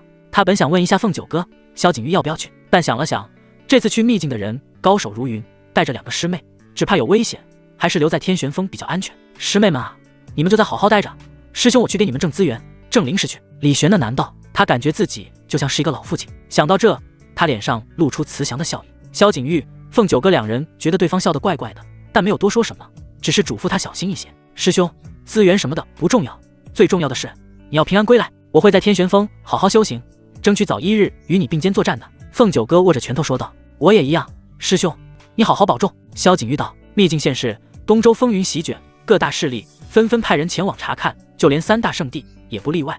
而在风起云涌的东周背后，隐隐还潜藏着一股不为人知的暗流，一座阴森的被黑雾笼罩的山谷，常年不见天日。这里正是东周之内最让人忌惮的地方，其名为亡魂谷。顾名思义，来了这山谷的人都要变成亡魂。而在这山谷之中，则藏着一个让东周诸多武者闻风丧胆的恐怖门派，其名为离魂宗。离魂宗、御魂宗，东周2大魔修门派。据说这2大门派的创始人都是同一个，后来后辈因为理念之争才分成了2个门派。但如今离魂宗、御魂宗的高层全都栖居亡魂谷，除了他们外，还有其余一些魔道门派，比如合欢派、炼尸门。这些门派齐聚，就算是圣地来了也要忌惮。秘境开启，计划已经启动了。结，太好了，这下子肯定可以让那些自诩正道的门派狠狠地吃一壶了。若是计划成功的话，正道门派将陷入青黄不接的境地，再发展个几十几百年，东周就是魔道的天下。哈哈，就让这群贪婪的家伙好好享受去吧。可惜了，那个秘境的资源咱们拿不到，只要能够完成计划，舍弃一些资源也是在所难免的。若不是完整的秘境，也吸引不了那么多人。我已经迫不及待看到那些正道高层捶足顿首的模样了，那该是多么让人心情愉悦的一件事。亡魂谷内传来了一个个结的笑声。秘境开启，各大门派都派人前来探索。李玄用了1天1夜的功夫，也赶来了这个秘境。秘境位于一片山脉之中，由于秘境的存在，只要进入这片山脉，武者就会被传送到另外一个空间，不存于这方天地。这就是秘境的特点。但也不是说进入了秘境就出不来，除了极少数的秘境外，大部分秘境都是有出口的。而且就算没有出手，武者的修为到了一定境界，也可以强行撕裂秘境空间出来。当然那需要的修为极高，越高级的秘境空间壁障越坚韧，要撕开就越不容易。一般的秘境都需要天尊修为才能做到。李玄来到这片山脉，感受着其中蕴含的灵气，如此灵气，如此空间强度，应该是各下级秘境。秘境分为下、中、上级、超五品，品级越好的秘境越是罕见。在东周已知的最高等级秘境只有一个上品，名唤山龙秘境，不过已经被开发的差不多了。据说三大圣地之一的山龙圣地之所以能够成为三大圣地之一，就是靠山龙秘境发的家。一个上品秘境就可以造就一个圣地，极品、超品秘境有多夸张，李玄都不敢想。眼前的秘境虽是下品，但好歹是个新秘境，还没被探索开发过，肯定蕴含着不少宝物。虽然无法造就一个圣地，但造就几个至尊应该问题不大。李玄微微一笑，身影一闪，进入山脉之内。就在他迈入山脉不久后，虚空泛起一圈涟漪，李玄就感觉自己好像穿过了一层泡沫层，然后映入眼帘的乃是一片全新的原始森林。这片森林广袤无边，每一个树都巨大无比，李玄看到最小的一棵都要好几个人环抱。他极目望去，只见在远处还有一棵无比巨大的古树高耸入云，那棵树竟是比整个天玄峰还要大。秘境果然不同凡响。第一次进入秘境的李玄啧啧称奇，他朝着秘境深处走去，开始探索。没走出几步，一棵树下便出现了一株脸盆大小的灵芝。这灵芝放在凡俗界绝对是无价珍宝，就算是在武道界那也是宝物。李玄将灵芝收起来，刚进秘境就有这种收获，他对于接下来的探索之旅愈发期待了。又走了10里地，李玄又收获了一些灵芝、人参之类的灵药，每一株的价值都不下于他刚开始遇到的那一株。只能说这没被开发过的秘境就算非同凡响，遍地都是宝物啊！难怪武道界的人对于秘境趋之若鹜，哪怕是一个下品秘境都足以引起整个东周震动。这些都只是这个秘境内的寻常宝物而已。而据说每一个秘境都有一个核心宝物，那才是秘境最宝贵的东西，有可能是长生神药，也有可能是绝世神兵，或是蕴含先天神通的奇物，也不知我有没有运气碰上呢。李玄暗自想到。秘境很大，他也不着急，慢慢寻找。一座山壁上，一节绿色的藤蔓生长着，藤蔓长约3尺，蕴含着磅礴的生命精华。而在藤蔓四周，还有一头巨大的蟒蛇正在虎视眈眈地盯着，随时都可能扑上去。除了巨蟒，天空中还有一头苍鹰，同样盯着藤蔓。突然，藤蔓中蕴含着的磅礴生命精华开始朝着末端汇聚而去，一颗绿色的果子生长了出来，这正是这藤蔓最为珍贵之物。看到这绿果子，巨蟒、苍鹰全都眼红了，它们瞬间扑了上去。好！巨蟒张开大嘴，要将果子吞进肚子。苍鹰双爪抓在巨蟒头上，阻止了它的行动。一鹰一蛇在山壁上展开了厮杀。而随着果子愈发成熟，香气弥漫，附近的一些武者都被吸引了过来，看着果子，目光火热。这是至尊宝药绿灵果，据说一颗绿灵果可以造就一个至尊，不愧是没有被开发探索过的秘境，居然能诞生此等宝物，哈哈，太好了，这宝药是我的！众人纷纷出手。而那苍鹰与蛇看着四周的人也停止争斗，转而对抗这些人，发出阵阵嘶吼。人类，这宝药是我们先发现的，管是谁先发现的，谁拿到手就是谁的。不错，宝物有能者居之，众人才不管那么多呢。而苍鹰与巨蟒也跟四周的武者厮杀了起来，为了一颗绿灵果，众人杀得天昏地暗。这时李玄来了，他看了一眼绿灵果，微微一笑，好东西。他身影一闪，以众人难以察觉的速度掠过去，然后将绿灵果摘下，转身离开。当众人在看向那树藤时，全都睁大了眼睛。绿灵果呢？哪个老鹰比趁我们不注意偷的？大家本来都在打架，想要分出个胜负，赢的获取绿灵果，输的自然是留命了。可现在一转眼的时间，绿灵果就消失了。众人不由得有些懵，他们看向四周，却不见半个人影，仿佛那取出绿灵果的乃是一个鬼魅。这是当然的，以他们的修为，自然发现不了大尊级别的李玄了。可突然一道剑光破空而出，阻隔住李玄的去路。李玄愣了一下，居然有人能发现自己。虽然他没有刻意的去隐藏，但想要发现自己，至少也得是接近至尊的存在才行。一道剑眉朗目的白衣青年缓步走出，他淡漠地看着李玄，将绿灵果留下。李玄微微摇头，不留，那就休怪我剑下无情了。白衣青年冷峻地说道。而有人认出他，是他，缥缈圣地圣子凌云。凌云在东周绝对算得上大名鼎鼎了，天骄风云榜第3，缥缈圣地圣子，年轻一代中最接近至尊的几人之一。而听到凌云的名字，李玄微微一笑，原来是缥缈圣地的人啊！你知道我是谁不？哼，我不管你是谁，都别想跟我抢绿灵果。凌云冷声道。他距离至尊只差那么一小步了，只要有这颗绿灵果，肯定可以突破的。想到这，就算面前的人是至尊，他也要争一争。只见他持剑，气息凛然，真元气息流转而出。就在他一剑刺出的时候，李玄淡漠道：“来下李玄。”争！这一剑硬生生停了下来。原本气势锐利的凌云顿时瞪大了双眼，手中长剑差点拿不稳，掉在了地上。他死死盯着李玄，眼中带着一丝骇然。李玄，他就是李玄。再仔细看对方的样子，比自己帅，举手投足间自带一股谪仙气息，而且能够悄无声息地带走绿灵果，十有八九是个至尊。这些都跟李玄对上了。要是在柳天玄杀上缥缈圣地之前，就算面对李玄，凌云也敢一战。毕竟他之前还向对方发过战书呢。但在柳天玄上了缥缈圣地后，打李玄，别说自己打不打得过，就问缥缈圣地允不允许他打都是个问题。招惹了柳天玄，对方再上一次圣地，这个圣地就可以扔了。凌云脸色变幻，然后直接收起了长剑，对李玄拱了拱手，说道：“到此。”他竟是二话不说，转身离开了。这一幕也让不少人为之错愕。不是，你可是缥缈圣地的圣子啊，天骄风云榜第3的存在，众人敬仰的对象啊，怎么现在打都不打就跑了？就算对方是风云榜榜首，你这也怂得太快了吧？看着掉头跑路的凌云，众人不理解，众人大受震撼，而一些人则是鬼迷心窍般盯着李玄。凌云怂了，我们可不怂，这绿灵果关乎我们突破至尊，岂能放过？就算是天骄榜榜首，我们也要争一争。武道之争，不进则退，武者当中多的是敢于冒险之人，我们一起上，就不信抢不过一个李玄。众人一哄而上，从各个方向杀向李玄，威势之强，犹如山洪爆发。背后、心口、胸膛、腹部、大腿，李玄瞬间感觉到有数10种截然不同的杀招向自己呼啸而来。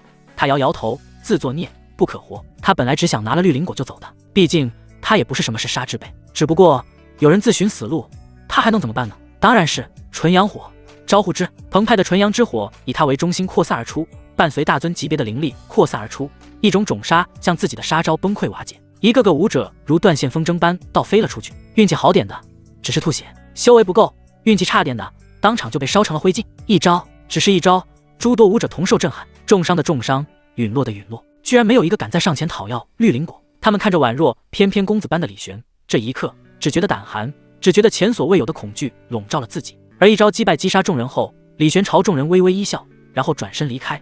这一次没人敢再拦他。众人吞咽了一下口水，他最后竟然还朝我们笑了一下，那是嘲笑吧？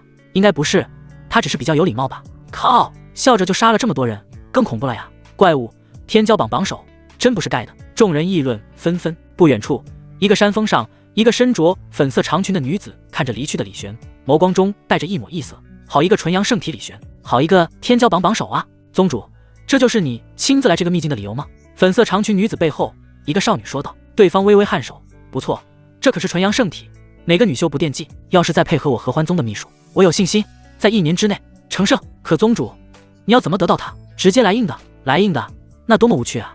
粉裙女子微微笑道。李玄拿了绿灵果后，继续在秘境之内探索，又陆陆续续得到了一些灵药，加上他在天玄峰上种的那些灵药，倒也足够他炼制不少好的丹药了，甚至能炼制让人突破至尊的宝丹。就是不知道这秘境的核心宝物在哪里。系统，你知道吗？李玄直接问道。丁，不知啊。为什么你不知道？难道以你的天道权限也不知道这核心宝物在哪？这只是个下品秘境啊。系统要补充一点，系统所知道的事是与宿主息息相关的，与宿主越密切的事，在天道权限足够的前提下，系统就知道的越详细。而这秘境宝物与宿主并没有什么关系，所以系统不可能推测得出来。李玄闻言有些失望，他嘀咕道：怎么会跟我没有关系呢？要是被我拿到了，那就是我的了。好一个逻辑鬼才！系统表示无言以对。系统指望不上，李玄就自己慢慢找，反正他有的是时间。此时他不远处传来了一个呼救声：救命啊！救命啊！只见一个粉裙女子朝自己的方向跑来，身后还有一头化作了人形妖兽在追杀她，一边追还一边发出桀桀的笑声，生怕别人不知道她是坏蛋。小美人，你跑不了的！桀，小美人，你跑不了的！看着那正在追粉裙女子的妖兽，李玄皱着眉头，开什么玩笑？在这个满地都是宝物的秘境内，你不去找宝物，居然在这追一个女人，还是一个人类女子，一点格局都没有。在李玄看来，这种妖兽是没有前途的。再看那粉裙女子，长得倒是分外娇艳，只不过拜托，你逃走逃得认真一点好不好？头发梳得一丝不苟，衣服像是被熨斗熨过一样平整，鞋底甚至连一点泥都没有，干净的过分。脸上的妆也一点也没花。再看脸上的惊慌表情，略显一点点浮夸，那叫声一点真情实感都没有，演技太差。李玄一眼就看出这是一个局，但为什么要在自己面前上演这么一个局，这就不清楚了。这时候他又想到了系统，系统，这下子可以给我解释一下了吧？调查中，查询结果出来了，此女为合欢宗现任宗主，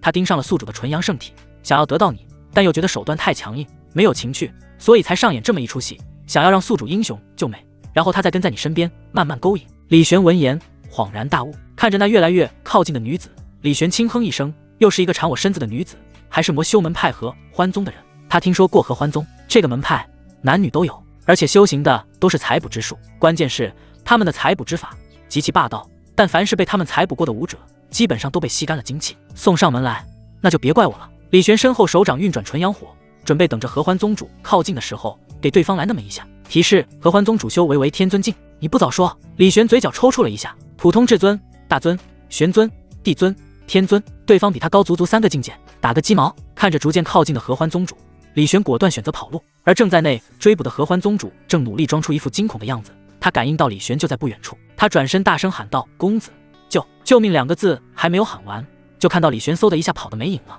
他都不由得懵了，怎么回事？这跟他设想中的剧本完全不一样啊！这些正道弟子不是都喜欢英雄救美的吗？你怎么跑了呀？身后那追着合欢宗主的妖兽还在表演，姐，小美人，你怎么不跑了呀？合欢宗主冷哼道：“人都跑了，别养了。”妖兽愣了一下，然后身形变换，又变成了一个娇俏少女，道：“宗主，那接下来怎么办？”好一个李玄，居然如此不按套路出牌！宗主，有没有可能我们暴露了？不可能，我如此精湛的演技，他却看不出来。少女在旁边不说话，她知道自己若是敢质疑，肯定没好果子吃的。既然英雄救美不行，那就来一个美救英雄。合欢宗主一计不成，又生一计，美救英雄。对，英雄救美是经典，美救英雄何尝不是呢？你去找几个强一点的魔修去对付他，然后我再出手将他救下。如此一来，他肯定会被我迷得神魂颠倒，沦为我的裙下之臣。合欢宗主笑得花枝乱颤。可宗主，我去找哪些魔修啊？离魂宗、御魂宗不是派了好几个长老护法来了吗？就去找他们吧。合欢宗主道：“啊，他们会听我的吗？这就看你的本事了。咱们不是最擅长这个吗？你放心，等将来我把这小子玩腻了，吸得差不多了，一定会留给你一点的。”合欢宗主说道。少女眼中露出一丝期待。好，哪怕是被吸得差不多的纯阳圣体，对于他这种修为的人来说，那也是大补之物啊！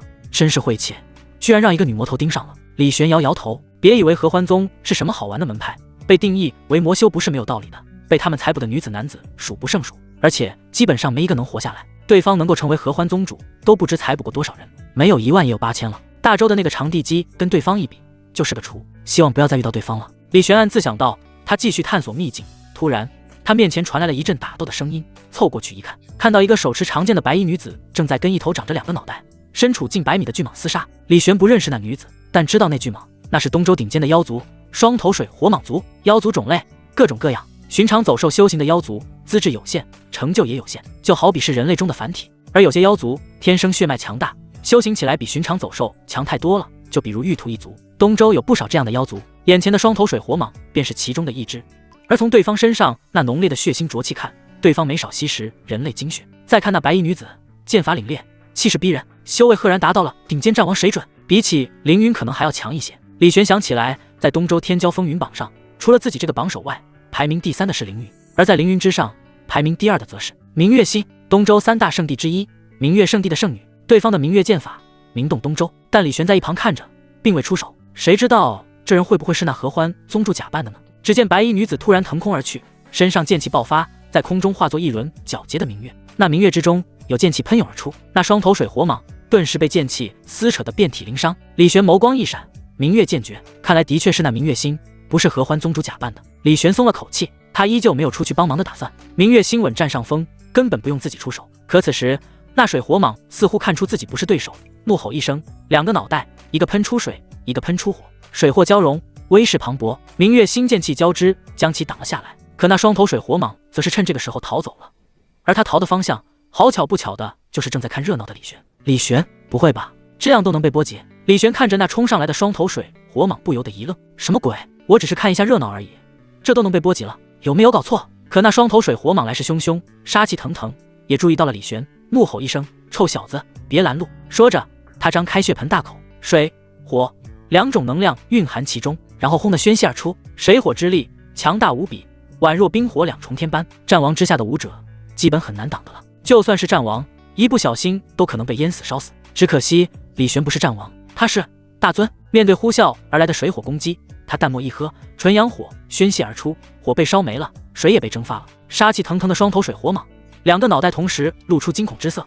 这是纯阳火？不，他何德何能啊，居然被天骄风云榜上的2个天骄前后夹击，要不要这么狠？双头水火蟒在纯阳火的焚烧下彻底化作灰烬，连一片鳞片、一块骨头都没留下。而不远处的明月星看到这一幕，眼中露出异色，淡淡道：“你就是渡仙门的李玄。”虽是问句，但却透出一丝笃定。毕竟整个天玄大陆估计也就李玄这么一样纯阳圣体了。李玄微微一笑，正是在下，很好，来战吧。明月星拔出长剑，战意凛然地说道。李玄懵了一下，姑娘，咱们没仇吧？自是没有的。那你为什么要跟我打？强者拔剑向更强者，我是天骄风云榜第2，而你是第1，那我挑战你不是应该的吗？啊，就因为这个原因？对。明月星点点头，眼中的战意愈发浓烈。李玄无奈苦笑：“姑娘真的要打？怎么？你怯战？那倒也不是，只不过我不打无意义的架。”无意义。明月心眉头一皱，突然恍然大悟地说道：“我明白了，你是觉得没有彩头是吧？”他抬手从储物戒内取出一株彩色的人参，顿时一股浓烈的药材香气扩散而出。李玄眼前一亮，这是七彩人参。七彩人参乃是不可多得的至尊级宝药，甚至可以当作是炼制一些圣级丹药的药材。这七彩人参乃是我刚才所得到的宝药，那双头水火蟒正是因为此物才与我爆发冲突的。只要你能够打赢我，这株人参就是你的了。明月心说道。好。李玄点点头，这七彩人参的确是好东西，有了此物，他甚至可以炼制出好几种至尊宝药。那来吧。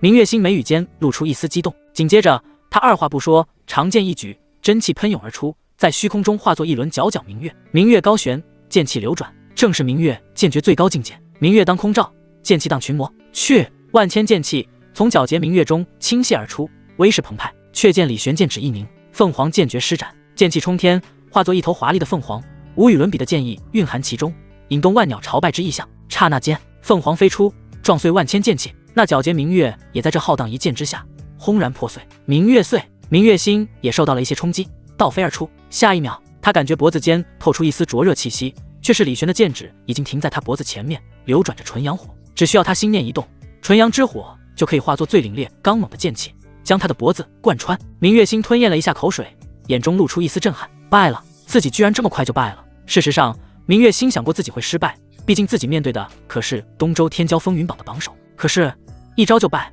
这也太夸张了一点吧？就算对上至尊，自己也不应该这么脆啊！只有一个可能，你不是一般的至尊，你是大尊。明月心深吸了一口气说道：“只有大尊修为加上纯阳圣体，才能够一招败他。”李玄微微一笑，没有回答，收起剑指，伸出手掌。明月心知道他在要七彩人参，而他也没有反悔的意思，将七彩人参拿出来，交给了李玄。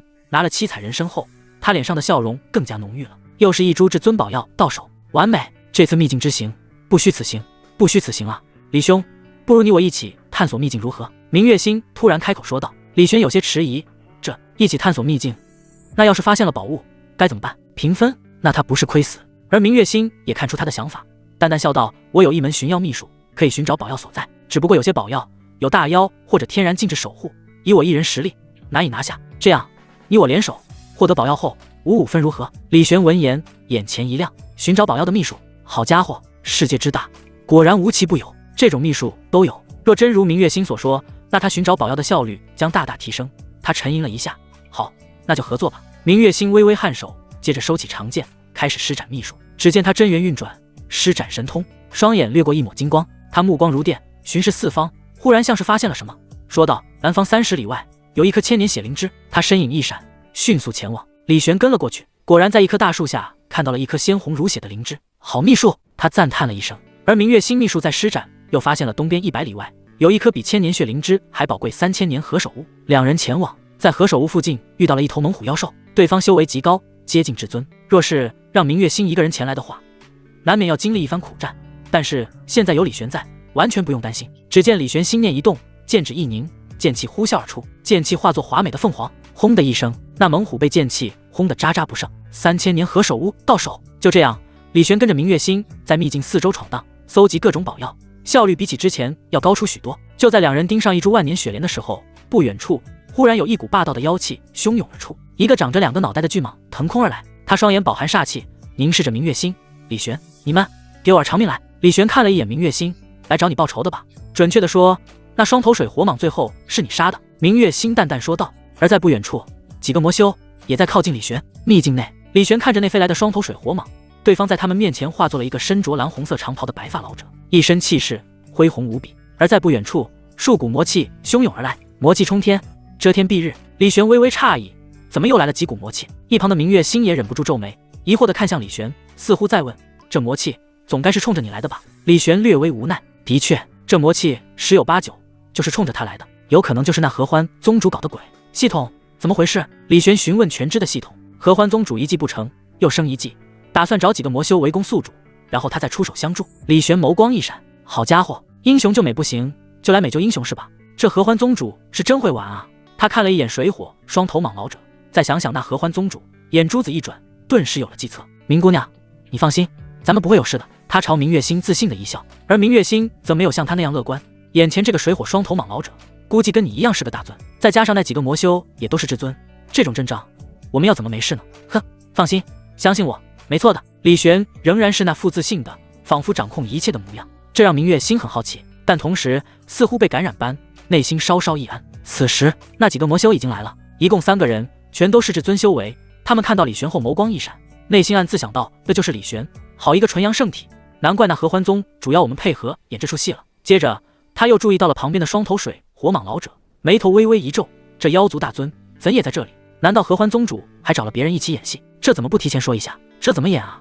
水火蟒老者盯着几个魔修，冷声说道：“你们几个人乃是这2个家伙的帮手吗？”为首魔修摇头道：“我们不是，阁下是，我来给我那孙子报仇雪恨。如果你们不是这2人的帮手，就速速离开。”水火蟒老者冷声道，说着他已经按捺不住地朝着李玄2人攻去。李玄跨前一步，将明月星护在了身后，纯阳火爆发，无暇剑出鞘，剑气夹杂着烈火，与那水火蟒老者厮杀了起来。双方你来我往，各不相让，真元之力碰撞，撼动山河大地。几个魔修见状，不由得倒吸了一口冷气。好一个李玄，居然可以跟大尊交锋！要真是我们几个，别说演戏了，能不能在他手底下活下来都不知道呢。可怕！他们对合欢宗主有了一丝抱怨，目标实力这么强，为何不提前说啊？而暗中观察的合欢宗主银牙直咬，死死盯着明月星说道：“这个女的究竟是谁？李玄为什么要保护她？她是不是对她有意思？可恶！可恶！李玄只能是我的，这个不知从哪冒出来的女子，该死！该死！”一旁的少女见状，内心吐槽：果然极度让人面目全非啊！再看了一眼明月星，她思索了一下道：“她好像是东周天骄风云榜上第2名的明月星，一个东周风云榜第1，一个第2，都是正道年轻一代的魁首。这2个站在一起，的确让人联想到郎才女貌。可也是想到这一点，合欢宗主愈发嫉妒了。哼，区区一个明月星，至尊都不是的家伙，也敢跟本宗主抢男人，找死！宗主，那接下来怎么办？继续看着，这水火蟒出现的刚刚好，你找来的那几个魔修给李玄的压力不够，再加上这水火蟒就差不多了。等他显象还生的时候，我再出手，美救英雄。到时候他对本宗主我还不是死心塌地？合欢宗主说道。那明月星呢？找个时候把他弄死。合欢宗主语气冰冷道，会不会太浪费了？要不一起带回合欢宗，给其他男弟子修行？那少女提议道，倒也是个不错的建议，还可以让他生不如死，让他知道跟本宗主抢男人的下场。战场上，李玄跟水火蟒老者打得无比激烈，明月星自然不能干看着，长剑出鞘上前帮忙，但他还不到至尊境界，释放出来的剑气连水火蟒老者的护体真元都没办法打破，作用微乎其微。另外几个魔修面面相觑，老大，咱们要出手吗？一个魔修说道。为首魔修沉吟了一会，这毕竟是合欢宗主委托的任务，还是办妥帖一下好。出手吧。他知道合欢宗主肯定就在暗地里观察，若是他们只是在一旁干看着不做事，很容易引起对方的不满。嗖嗖嗖，3人将李玄包围，相助那水火蟒老者。而迟迟拿不下李玄的老者见状，眼前一亮，好，你们既然帮我的忙，我自然不会亏待你们的，但杀人此人，我请你们吃酒。水火蟒加上3个魔修，总算是压制住了李玄。一时间，李玄显象还生，好似随时都会被重创的样子。明月星在一旁看得暗自着急，可恶，怪我实力不济，无法插手啊。只不过李玄不是说会没事的吗？难道他刚才只是在安慰我？哎，都这般境地了，还想着安慰我，这人未免温柔得过分了。他内心又感动又焦急，眼看着李玄就要支撑不住的时候，虚空中传来一阵花香，然后万千花瓣飞舞，一道婀娜多姿的身影踩着花瓣飞来，一掌拍出，水火蟒被震退10几步。妖孽魔修，有我在，你们休得伤害这位公子。合欢宗主强势出手，护在李玄身后。他对于自己这一次出场非常满意，花瓣飞舞，一掌逼退妖尊，加上自己这绝世的容颜身段，哪个男子不着迷？李玄现在看着自己的背影，应该看吃了吧。他转过身，刚想安慰一下李玄，却见李玄不知何时已经拉着明月星迅速离开，把他这个出手相救的恩人扔在一边，风中凌乱。看着2人消失的背影，合欢宗主彻底懵了。什么情况？为什么又不按照我的剧本来？我出手救你，你反手把我卖了。李玄，你可是天骄榜榜首啊，怎能如此的无耻？合欢宗主看着远去的李玄，明月星不禁风中凌乱了。他完全没有想过事情会这样发展。上一次对方不英雄救美，直接跑了，这次自己美救英雄，对方也丝毫不管自己，还当着自己的面拉着其他女人跑了。对方怎能如此的无耻？合欢宗主摸着自己的脸，怀疑起了自己的魅力。难道是自己魅力不够，对方看不上眼？不对，这根本不是魅力不魅力的问题。正常人谁会像李玄这么做啊？他搞不懂李玄的脑回路。而被打飞的水火蟒老者暴怒道：混账，敢拦阻我报仇，不管你是谁，去死！他全力一掌朝着合欢宗主拍去，却见合欢宗主眼神一冷，他此刻正在气头上，水火蟒老者此刻出手，正好成了他出气的发泄口。他舞指导扣成爪，直接轰出，伴随着落花纷纷，灵气轰鸣，恐怖的一掌好似将天地抓碎。水火蟒老者全力拍出的掌气，在一瞬间就崩溃了。他被合欢宗主掐住脖子，不敢相信地说道：“这实力，你是天尊？”死！合欢宗主没有废话，直接五指用力一捏，砰！水火蟒老者的脖子直接被捏碎了，鲜血迸溅到合欢宗主的手上。他嫌弃地将对方的尸体扔掉，而那几个魔修走了上去。合欢宗主，你拜托我们演的戏，我们已经演了，只不过这出戏的效果看来不尽人意呢。啧，谁能想到这个李玄居然如此无耻，直接丢下救命恩人跑路，妄称正道啊！一个魔修则是淡淡道：“有没有一种可能，他已经看出合欢宗主你的身份了呢？”合欢宗主脸色微变，这怎有可能？我这炉火纯青的演技，他如何看出破绽呢？几个魔修有些沉默了，他们不知道合欢宗主是怎么定义炉火纯青的。罢了，合欢宗主，你想玩不是不可以，但还请别忘了我们真正的目的。一个魔修说道：“天魔化血大阵即将开启，合欢宗主，如果我是你的话，会尽快离开。”另一个魔修说道。接着，这三人就都走了。合欢宗主沉吟了一会，旁边的少女问道：“宗主，天魔化血大阵非同凡响，咱们要先离开吗？”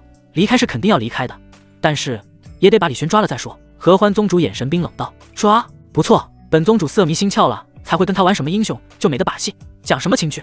哼，说到底就是一个帮助本宗主修行的工具罢了。软的不行，那就直接来硬的。”合欢宗主冷哼道。另一边，李玄带着明月心迅速离开了战场，跑出几百里后，他才停下。而明月心古怪地看着他：“李公子，我实在没想到你会做出这样的事，居然抛下救命恩人。”李玄一愣，然后知道他误会了，思索了一下，解释道：“明姑娘，可知你救我们的人是谁？”“谁？”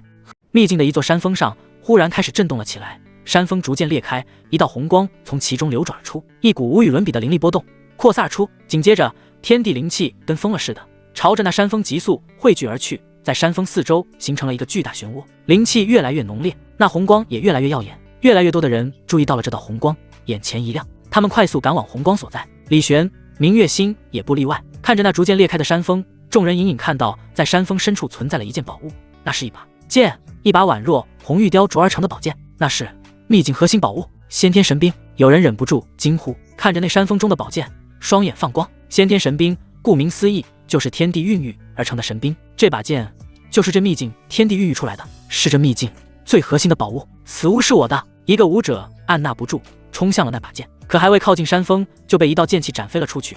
缥缈圣地圣子凌云来到，他冷漠道：“这是我的。”他又注意到了人群中的李玄，神色一僵，但这秘境核心宝物价值太大，他又是一个剑客，没办法不心动。李玄只是看着，他不一定会抢的，只要他不抢，我就有希望。凌云暗自想到。其他人都出手了，纷纷冲向那宝剑，这其中甚至不乏至尊境的存在。此时天穹风云变幻，灵气震动，万千花瓣随之降落，一道婀娜多姿的身影翩然降下，他举手投足间都带着一股魅惑之力。在场诸多男修看到他，不由得口干舌燥，只有一些意志颇为坚定的男修才能保持镇定。这是一个魔女，而李玄看到来人，嘴角抽搐，真是阴魂不散。来人正是合欢宗主。魔女，呵呵，你们说对了，我就是一个魔女。合欢宗主呵呵一笑，看向那个说他是魔女的武者，然后抬手一指点出，伴随着一阵花香扑鼻，那个武者甚至都没有反应过来，脖子就被一道指劲贯穿了。他捂着脖子，鲜血不断喷涌而出，他临死都不敢相信自己堂堂一个至尊，居然连对方是怎么出手的看不到。可怕的魔女！伴随着那武者倒在地上，其他人倒吸了一口冷气，那些被美色迷惑的众人也都回过神来了，他们看着合欢宗主，眼神中充满了忌惮、恐惧，而合欢宗主似乎很享受众人的恐惧，脸上的笑容愈发美艳动人了。他目光飘向了李玄：“李公子，这是咱们第3次见面了吧？”“应该是的。”李玄微微点头。“果然，你前面2次就认出我了。我能问一句，我是哪里露出破绽了吗？”合欢宗主说道：“你演技太差了。李公子果然明察秋毫，我如此精湛的演技都无法瞒过你。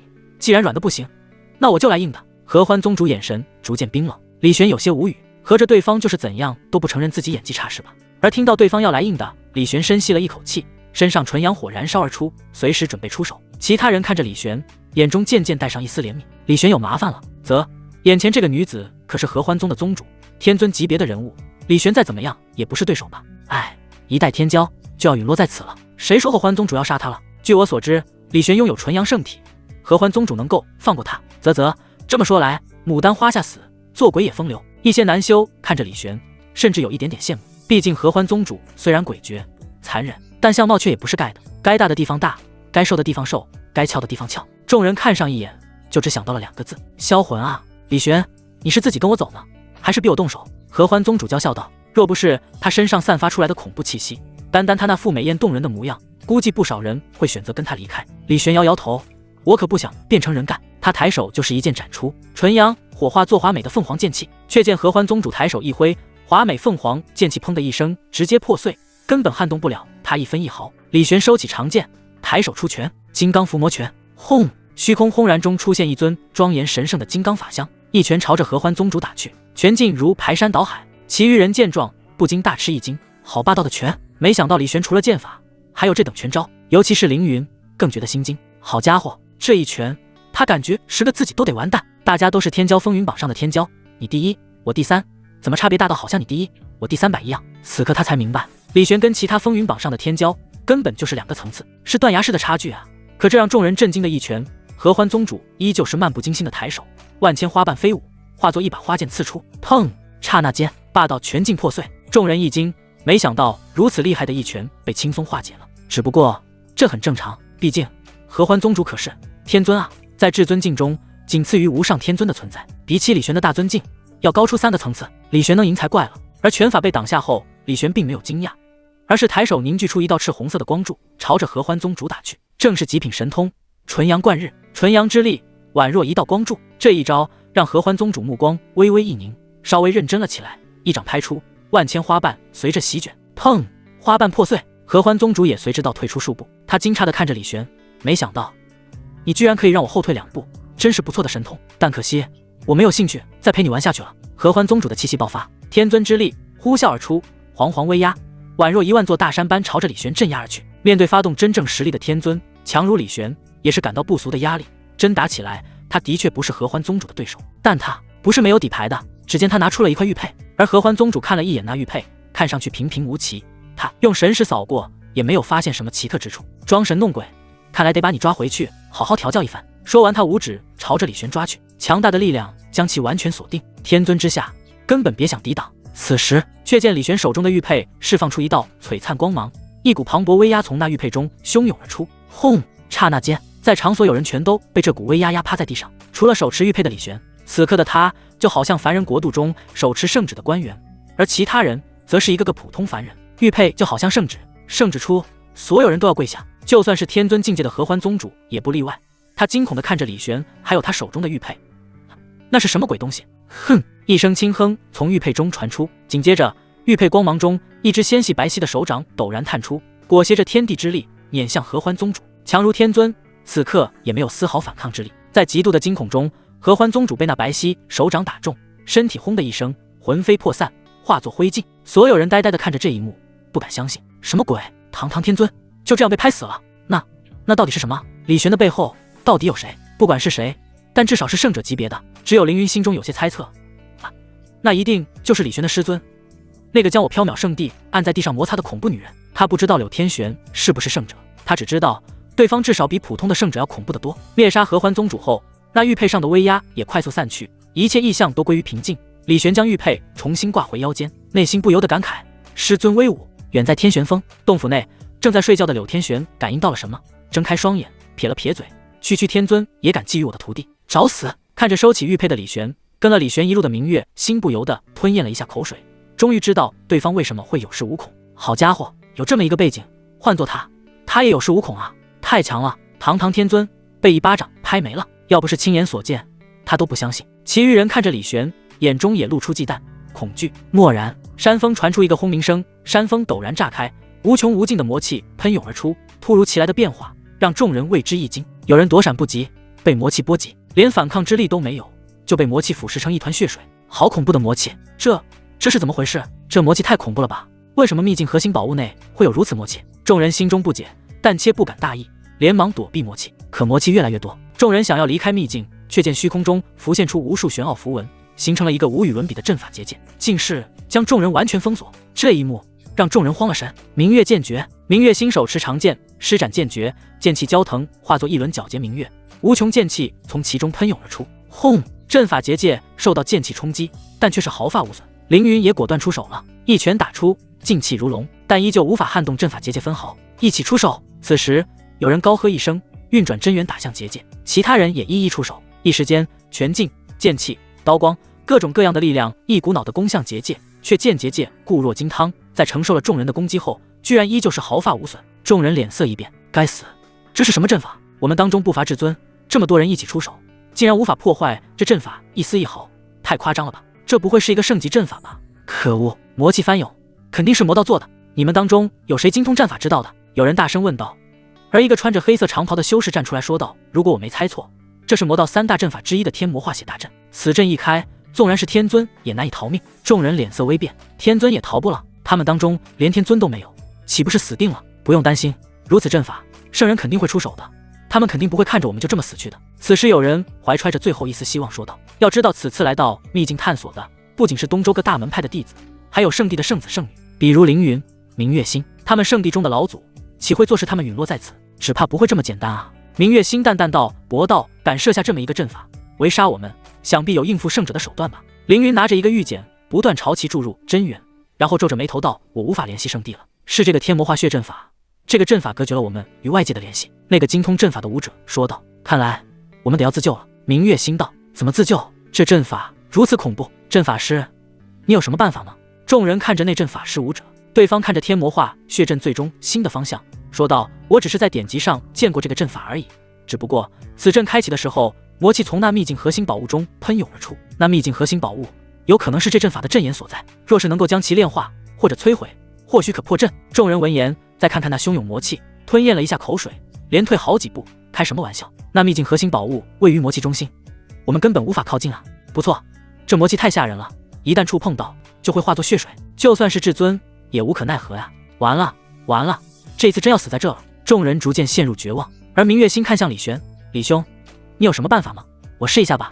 李玄说道。他身上纯阳火燃烧，然后走进魔气之中，滋啦滋啦，纯阳火与魔气接触，发出烤肉般的声音。在纯阳火保护下，这些魔气被隔绝住了。众人仿佛看到了希望。纯阳火至阳至刚，乃是邪魔克星，或许李公子有办法深入魔气，摧毁阵眼。赖阵法师却是忍不住摇头。纯阳之火虽然至阳至刚，但这魔气也不是吃素的，越是深入，魔气就越是惊人。想要靠纯阳火深入魔气中心，摧毁阵眼，至少需要纯阳火的主人拥有玄尊修为。玄尊，至尊第3境，而李玄现在不过是大尊而已，在大尊中都不算太强，距离玄尊差了一个层次。李玄摸了摸腰间的玉佩，刚用了一次玉佩，若是再遇到危险，师尊应该不会丢下自己不管吧。总之现在也没有其他办法了，姑且一试吧。李玄说道，朝着魔气深处走去。众人看着他的背影，神色一肃，全都忍不住行礼。公子大义，公子大义。李玄在众人的目送下，朝着魔气深处走去。在众人眼中，被纯阳火笼罩的李玄渐行渐远，逐渐被魔气覆盖，消失无踪。众人将希望全都寄托在李玄的身上，就连曾经想要挑战李玄的凌云，此刻内心也不由得生出一丝敬佩，感叹道：我不如他。李公子，你可要平安归来啊！明月星的难道？另一边，就在天魔化血大阵开启的时候，缥缈圣地内，一双眼陡然睁开，看向秘境的方向。缥缈老祖冷哼一声：好一个魔道，居然敢在我面前玩这种把戏，简直找死！他身影腾空而出，朝着秘境冲去。不仅是他，还有另外2大圣地的圣者也一起出动了。毕竟那秘境内可有他们年轻一代的才俊，堪称是东周正道未来的中流砥柱。一旦他们死在秘境内，整个东周都将青黄不接，到时候魔道势大，将不敢想象。但就在他们行动的时候，魔道中也有人迅速出手了。滚滚魔气从东周王魂骨内爆发，2个魔道圣者外加2个魔道天尊从3个方向内冲出，前往阻隔圣地的圣者出手救援。这一次我们要将正道的未来一网打尽，东周未来是属于我们魔道的，东周未来是属于我们魔道的。魔道修士如此想到。魔道2圣从2个方向离开，前往阻止山龙圣地还有明月圣地的圣者，还有2个天尊级别的人带着一件魔道圣器前往阻止缥缈老祖。一时间整个东周为之震动，圣人威势冲击，正魔之力交锋，天地变色，山河板荡。一袭白衣，头戴发髻，浑身笼罩着月华之力，好似月下仙子的明月圣者美眸如电，看着挡在自己面前浑身散发着阴森魔气的老者，淡漠点出一指，指如剑，蕴含磅礴月华之力，更夹杂着天地大势。可那老者也不是什么简单的角色，嘿嘿一笑，身上魔气流转，眼中嗜血光芒一闪，一掌拍出，仿佛有滔滔血海涌现。轰！直掌2股劲气冲击，附近的一座山峰受到波及，直接化作齑粉。明月圣地1000年前最为惊艳绝才的圣女，如今明月圣地的唯一圣者太上老祖果然名不虚传。魔道老者后退数步，嘿嘿一笑。明月圣者看着老者淡漠道：“血海老人，东周魔道双圣之一，已知实力，倒也不差。”说完，他五指在虚空一握，一把剑凝聚而出。只可惜你们惹怒了我，若我徒儿明月心有什么差池，我要你魔道血流飘橹，尸骨成山。哈哈，那要看你有没有这实力了。血海老人哈哈一笑，不以为意。双方大战，再看另一边，一个手持日月双剑的剑修拦住山龙圣者。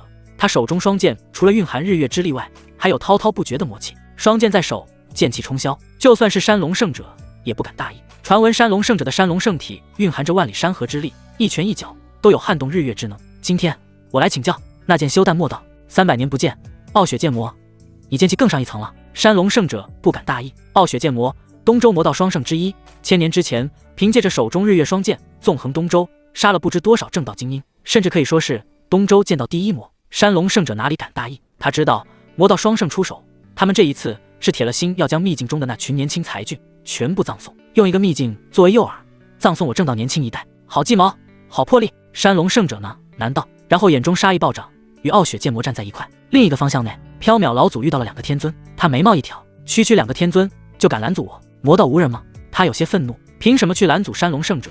明月圣者的都是圣者，来阻拦他的却是区2个天尊，连无上天尊都不是，什么意思？看不起他吗？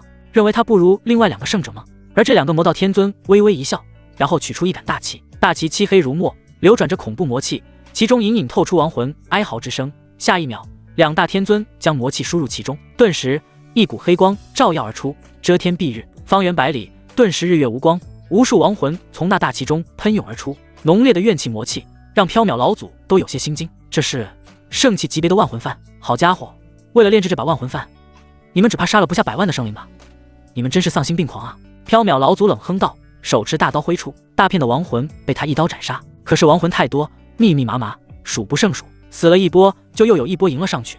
就算缥缈老祖乃是圣者，可一时半会也无法摆脱。他死死盯着面前的天尊道：“我就问一句，天骄风云榜榜首李玄是不是在秘境内？”2人一愣，对方不关心自家圣地的圣子，怎么去关心李玄了？其中一个天尊淡淡道：“李玄乃是正道年轻一代中的魁首，他自然也是我们的目标之一，自然在秘境。”缥缈老祖忽然笑了：“你们可知道，你们做了一件多么愚蠢的事情吗？李玄若出事的话，你们整个魔道全都要给他陪葬。好像区一个李玄，如何让我魔道陪葬？就凭他背后的渡仙门吗？”另一个魔道天尊不屑地说道。缥缈老祖没有解释，只是怜悯地看了2人一眼。这些人根本不知道那个女人的恐怖。李玄出事，他相信对方肯定会提着枪将整个东周魔道杀个对穿，不，甚至不只是东周，整个天玄大陆的魔道都要遭殃的。你以为我去秘境是救谁啊？不仅是救正道，还有救你们魔道啊！一群白痴！缥缈老祖暗自想到，有种世人皆最有独行的感觉。2大天尊皱着眉头，只觉得缥缈老祖的表现有些奇怪。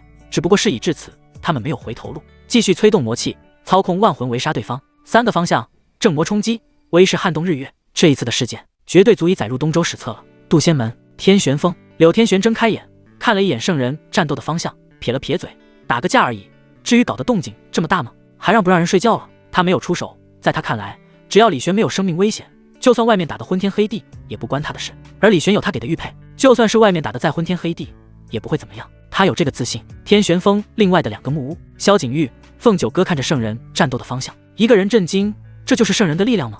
好强，相隔上万里都能感受到其威势。一个人淡然，但也有些无奈，不过几个普通圣人而已，要是我全盛时期，一巴掌全拍死了。可恶，我要努力修行。接着他回到自己木屋继续修炼。萧景玉看了一眼，不禁钦佩，师姐好定力啊，看到这样的战斗都能够面不改色，继续做自己的事。我要向师姐学习，做到泰山崩于前而色不改。他给自己加油打气，然后也返回木屋内修行去了。秘境内，天魔化血大阵持续运转，滔滔不绝的魔气朝着秘境内的众人吞噬而出，所到之处生命凋零。眼看着魔气涌来，明月星催动剑气，伴随着明月升起，化作一个剑气结界护住众人。只是在魔气侵蚀下，剑气结界逐渐崩溃。危机时，凌云出手将真元灌入明月星体内，不仅是他，还有其他武者一起出手将真元注入明月星体内，维持剑气结界。此时大家都是同一条船上的人，就算之前为了争夺宝物互相残杀，可现在有共同的敌人，自然也会联手同仇敌忾。明月星看着魔气深处呢，难道李公子看你的了？天魔化血大阵，魔道3大阵法之一，一旦开启，万物凋零，生灵化血，除了操纵者外，阵法之外无人可以生还。而如今在这惊人的魔道阵法中，一道身影周身燃烧着纯阳火，正在向阵法深处靠近。纯阳火燃烧，与魔气发出滋啦声音。此人正是李玄。而随着他愈发深入阵法，越能感受到阵法的威力。魔气太强了，他的纯阳火虽然是邪魔克星，只不过面对他滔滔不绝的魔气，还是有点吃力的。若是他只有纯阳圣体的话，估计走不到阵法深处。但除了纯阳圣体，他还有至尊骨。至尊骨为他提供了超越铜镜的真元，让他真元源源不断地维持着纯阳火的燃烧。如今他已经看到了内阵法的核心，那是一把散发着红光的剑。这把剑是这方秘境的核心宝物，天地孕育而成的宝剑，可却被魔道利用，当成了天魔化血阵的阵眼。那把剑四周有魔气成锁，将其固定在原地。李玄见了，眸光一闪，不用破坏这把剑，只需要将锁链摧毁就可以了吗？想到这，他拔出无暇剑，就要将魔气锁链斩断。可此时四周魔气汹涌，化作掌劲刀锋朝他飞掠而去。李玄反应快，及时躲了过去。再看四周，多出了3道身影，他们每一个人都有着至尊修为。这几人李玄认识，正是那合欢宗主之前找来陪他演戏的魔修。若是只有这几个魔修，他倒是不惧，可现在他身处天魔化血大阵之内，大部分真元都用来抵挡魔气，发挥不出多少力量，这就有点危了。对面的一个魔修注意到李玄的状态，脸上流露出一抹冷酷的笑容。呵，我倒是没有想到，李玄你这人还挺会舍己为人的，居然敢独自深入天魔化血大阵，天骄风云榜榜首就要死在我们手中了。3个魔修脸上带着冷酷笑容，然后对视一眼，从3个方向杀向李玄。李玄持剑不慌不忙，凤凰剑诀施展，华美的凤凰剑气盘旋四周，企图阻挡3个魔修。但在阵法内，他的剑气威力大减，剑气凤凰出现没多久就被击溃。接着他又施展金刚伏魔拳，拳劲滔天，威势磅礴。他右手剑，左手拳，与3个魔修抗衡。3人有些惊讶，真不愧是东周天骄风云榜第1粉，实力果然非同小可。在这魔气中还有如此实力，此子不除，将来必成大患。3人眼中露出冰冷之色。要知道，就算是天尊想来到这里都难，可李玄不仅来了，而且还能与他们战斗。虽说有纯阳圣体的缘故，可也不容小觑。若继续让对方成长下去，他们魔修以后还用在东周混吗？只怕混不下去啊！所以李玄必须死！杀杀杀！3大魔修不断催动各种武技神通，体质之能也完全发挥出来。一个催动阴森剑气，一个召唤出诸多亡魂，一个则是手中有漆黑的魔火燃烧。3人各展手段，无比惊人。李玄一时间竟被压制。忽然，系统提示声在他脑海中响起：叮！萧景玉修行了1天，修为晋级金丹4重，修行成果随机反馈中，恭喜宿主晋级大尊巅峰。叮！凤九哥修行了1天，修为晋级通玄境界，修行成果随机反馈中，恭喜宿主晋级玄尊境界。轰！李玄体内真元之力暴涨，剑气冲天，剑意倾泻而出，化作华美火凤凰。凤凰振翅，纯阳火焚烧魔气，方圆数里魔气竟被一扫而空。恐怖威势让3大魔修全都忍不住瞠目结舌。这是怎么一回事？他的修为怎么会突然晋级这么多？发生了什么？几人不解，几人疑惑，几人只觉得不可思议。他们不是没有见过在战斗中突然突破的武者，只不过那是在正常的战斗中啊。而现在李玄处于天魔化血大阵之内，时刻被魔气压制着，怎么还能突破呢？而且突破的幅度之大，让人瞠目结舌。一口气就提升到玄尊境界了，还让不让其他人玩了？李玄嘴角微微上扬，我的好师妹，师兄我真是爱死你们了。突然暴涨的修为让李玄信心大增，看着眼前3个魔修，眼神冰冷，你们仨受死吧！他长剑一动，华美凤凰俯冲而下，一个魔修首当其冲，被火焰焚成灰烬。另一个魔修在李玄出剑的时候冲了上去，五指紧握成拳，黑色火焰在拳头上燃烧着。李玄同样打出一拳，金刚法相浮现，一拳打得那魔修身体爆碎。最后一个魔修看到2个同伴惨死，吓得面色惨白，不敢再与李玄为敌，转身就跑。李玄哪里会放过他？抬手凝聚纯阳火，纯阳贯日，一道火焰光柱喷射而出，那魔修直接被洞穿了身体，一命呜呼。本来还能压制李玄的3个魔修，一转眼全都变成了尸体，急转直下，让人瞠目结舌。李玄也是有些感慨，果然至尊境中的每一个层次差距都极大啊！我从大尊晋级为玄尊，感觉比之前强了10倍不止。接着他看向那被魔气锁链捆住的红色宝剑，抬手一剑斩出，铿锵，魔气锁链破碎，那红色宝剑挣脱束缚，朝着李玄飞了过去，然后被李玄抓在手里。他微微一笑，抚摸了一下宝剑，不错不错，虽然不是圣器，但也很接近了。他将宝剑收起来，然后剑指一凝，剑气注入手中无暇剑，朝着上空刺出，无穷剑气化作的火凤凰冲天而起，无边无际的纯阳火落在阵法结界之上。失去了阵眼的天魔化血大阵无法承受这一剑的威力，轰然一声直接炸开，魔气在火焰焚烧下迅速消散。远处明月星等人已经真元将要耗尽，脸色苍白。突然纯阳之火照耀天地，无边魔气寸寸消散。所有人忍不住眼前一亮，脸色狂喜。成功了！哈哈，是李公子的纯阳火，他成功了！太好了，不愧是天骄榜榜首，我们得救了！秘境之外，圣者们也察觉到了秘境中那崩溃的阵法，尤其是魔道双圣，瞳孔微微一缩，有些不敢相信，是谁居然破得了天魔化血大阵？是谁居然破了天魔化血大阵？圣者们脸色狂变，盯着远处秘境，眼中露出一丝震惊。尤其是魔道双圣，他们对于天魔化血大阵的威力是清楚的，能够将其破了。对方的实力不容小觑，可是没有听说这一次去秘境的人当中有如此实力的人啊！等等，这股气息是纯阳火，难道是李玄？不可能，李玄他虽然精彩绝艳，但撑死了就是一个大尊，怎么可能破得了天魔化血大阵？看来有我们不知道的变数出现了。撤！魔道修士们不再恋战，纷纷离开。而秘境内，魔气被纯阳火焚烧殆尽，众人得救。众人看着返回的李玄，激动无比，纷纷行礼：“多谢李公子，多谢李公子。”有些人看着李玄，眼神或是崇拜，或是倾慕。当明月圣者几人来到后，看着李玄，眸光一闪，他们知道这一刻的李玄已是当之无愧的东周年轻一代魁首，就算是他们这些圣者，估计也无法撼动。好一个李玄，以前只是听说他的名气，如今亲眼一见，果然是风华绝代啊！明月圣者看着李玄，美眸中流露出一丝异色，感慨道：“可惜我年事已高，若再年轻个几百岁，肯定要追他的。”一旁的山龙圣者淡淡笑道：“明月仙子的容颜一如当年，如果我是你，可不会放过这么一个如意郎君。可惜我是个男的，这纯阳圣体无福消受啊！”缥缈老祖看着两人，翻了个白眼：“好家伙，你们这话要让柳天玄听到，说不得人家会打上门。”想到这，他离这两人远了几步。缥缈老祖，躲那么远做什么？我们好久不见了，找个时间切磋切磋啊！山龙圣者笑道：“还是先将人带回去吧。”缥缈老祖说道。他来到秘境，找到凌云，对方正看着李玄，眼神无比复杂。他之前将李玄当成了对手，可现在却让对手给救了，而且他还发现自己跟对方的距离大到难以想象。像他这样的天骄，一个时代也不会出现几个，但你也无需妄自菲薄，好好修行，将来未必不能追上。缥缈老祖安慰了一个凌云，而李玄也注意到了缥缈老祖来到，淡淡笑道：“缥缈前辈来了呀，好久不见了。”他跟缥缈老祖这样的圣人都是一副谈笑风生的样子，众人见了不由得暗自啧舌。再看缥缈老祖的反应，李公子也好久不见，你风采更胜往昔了呀，老朽佩服佩服。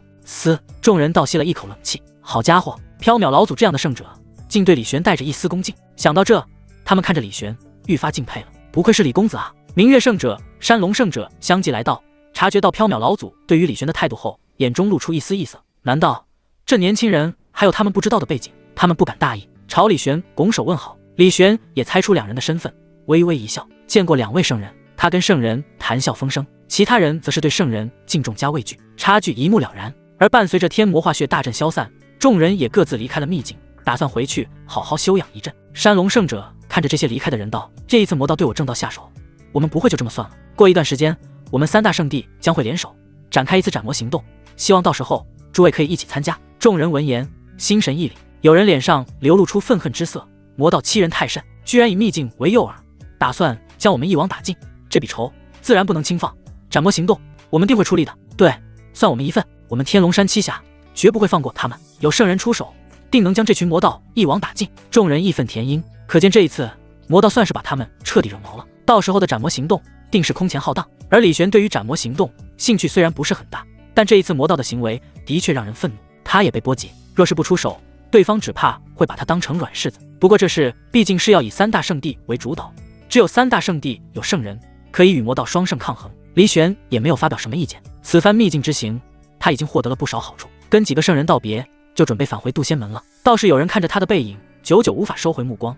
这人是与李玄同行了一路的明月星。明月圣人看着他，哪里不知道对方在想什么，淡淡笑道：“我可以帮你去渡仙门提亲。”明月星脸色一红：“师尊你在想什么呢？怎么你不乐意吗？”明月星无奈道：“李公子是何等人物，岂会看得上我呢？至少我现在还配不上他，我徒弟也不差的，我会继续努力修行的，至少先突破道至尊境。”明月星暗自给自己加油打气：“好，等你晋级至尊境，为师就带你去渡仙门提亲吧。”明月圣人笑道。这一次明月星倒是没有反对，或许他内心也隐隐有些期待的。山龙圣人在一旁见状，不禁感慨：可惜我山龙圣地没有圣女，不然我也要去渡仙门提亲。李玄的天赋实力，大家都是有目共睹的，不出意外的话，肯定又是一个圣者。若是能跟这样的天才联姻结盟，怎么样都不亏。缥缈老祖在一旁若有所思，联姻结盟，这或许是一个趁机跟李玄还有柳天玄搭上关系的好办法。缥缈圣地也有一个圣女，那就是长地姬。但是，一想到长地基的德性，还有跟李玄曾经发生的过节，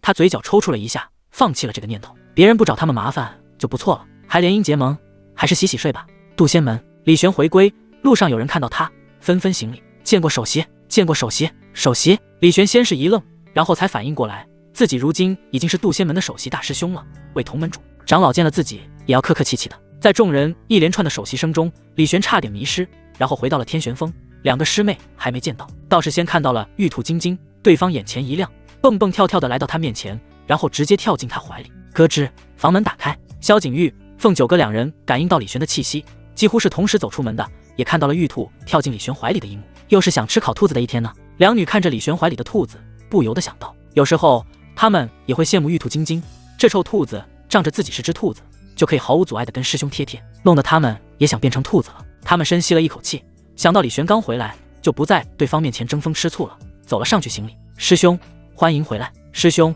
此次秘境之行可还顺利？李玄抱着兔子，淡淡笑道：我进去跟你们说。进了屋，他将秘境之行发生的事娓娓道来。两女听到天魔化血阵开启的时候，不由得担心，但看到李玄安然无恙的在自己面前，才松了口气。听完事情经过，两女有些义愤填膺，难怪之前圣人大战，原来是因为这事呢。好一个魔道，居然如此胆大包天，幸好师兄没事，不然的话……凤九哥眼中露出一丝冷意，不然他来日定要将东周魔修一个不留的全部剥皮抽筋。萧景玉也是愤怒，师兄对他来说不仅是师兄，意义重大。若他真的出事，萧景玉想自己估计会疯的，他肯定会不惜一切代价将这群魔修烧成灰烬。太阴玉兔也气得张牙舞爪，双眼通红。李玄要是出事，他就回去恳求自己的族长母亲发动玉兔一族的力量，对整个东周的魔修进行大清洗。李玄看着为自己担心的两女一兔，心里微微感动。没事的，师兄这不已经回来了吗？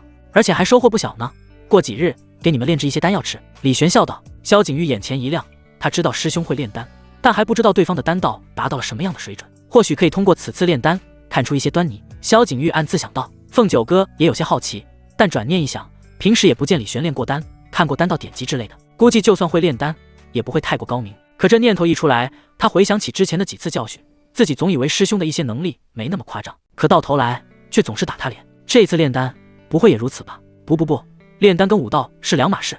师兄武道天赋过人，但是这可是炼丹，不可能也如此过人的。这世界上不可能有全才之人的吧？凤九哥暗自想到。叮，第4次对比即将开始，本次对比内容为炼器。凤九哥突然听到阴阳天道尺的声音，他微微一愣，炼器？这是什么对比方式？炼器即是炼化天地灵气的速度。凤九哥闻言，双眼放光，赢定了，这一次肯定是赢定了，这一次不赢，我凤九哥3个字就倒过来念。凤九哥嘴角微微上扬，阴阳天道尺，前面几次你也是这么说的，但这一次凤九哥是真的信心十足。炼化天地灵气的速度主要由3个方面组成，第一是修为，这一点我跟师兄在对比的时候肯定是在同境界的水准上，谁也不占优势。第2点则是体质，我是凤凰圣体，而师兄是纯阳圣体，其中纯阳圣体炼化灵气的速度虽然快，但这圣体之所以这么出名，主要是纯阳火还有其作为炉鼎的效果，论炼化灵气的效率不比我的凤凰圣体强。第3点则是功法，师兄生于渡仙门，修行地功法乃是渡仙诀，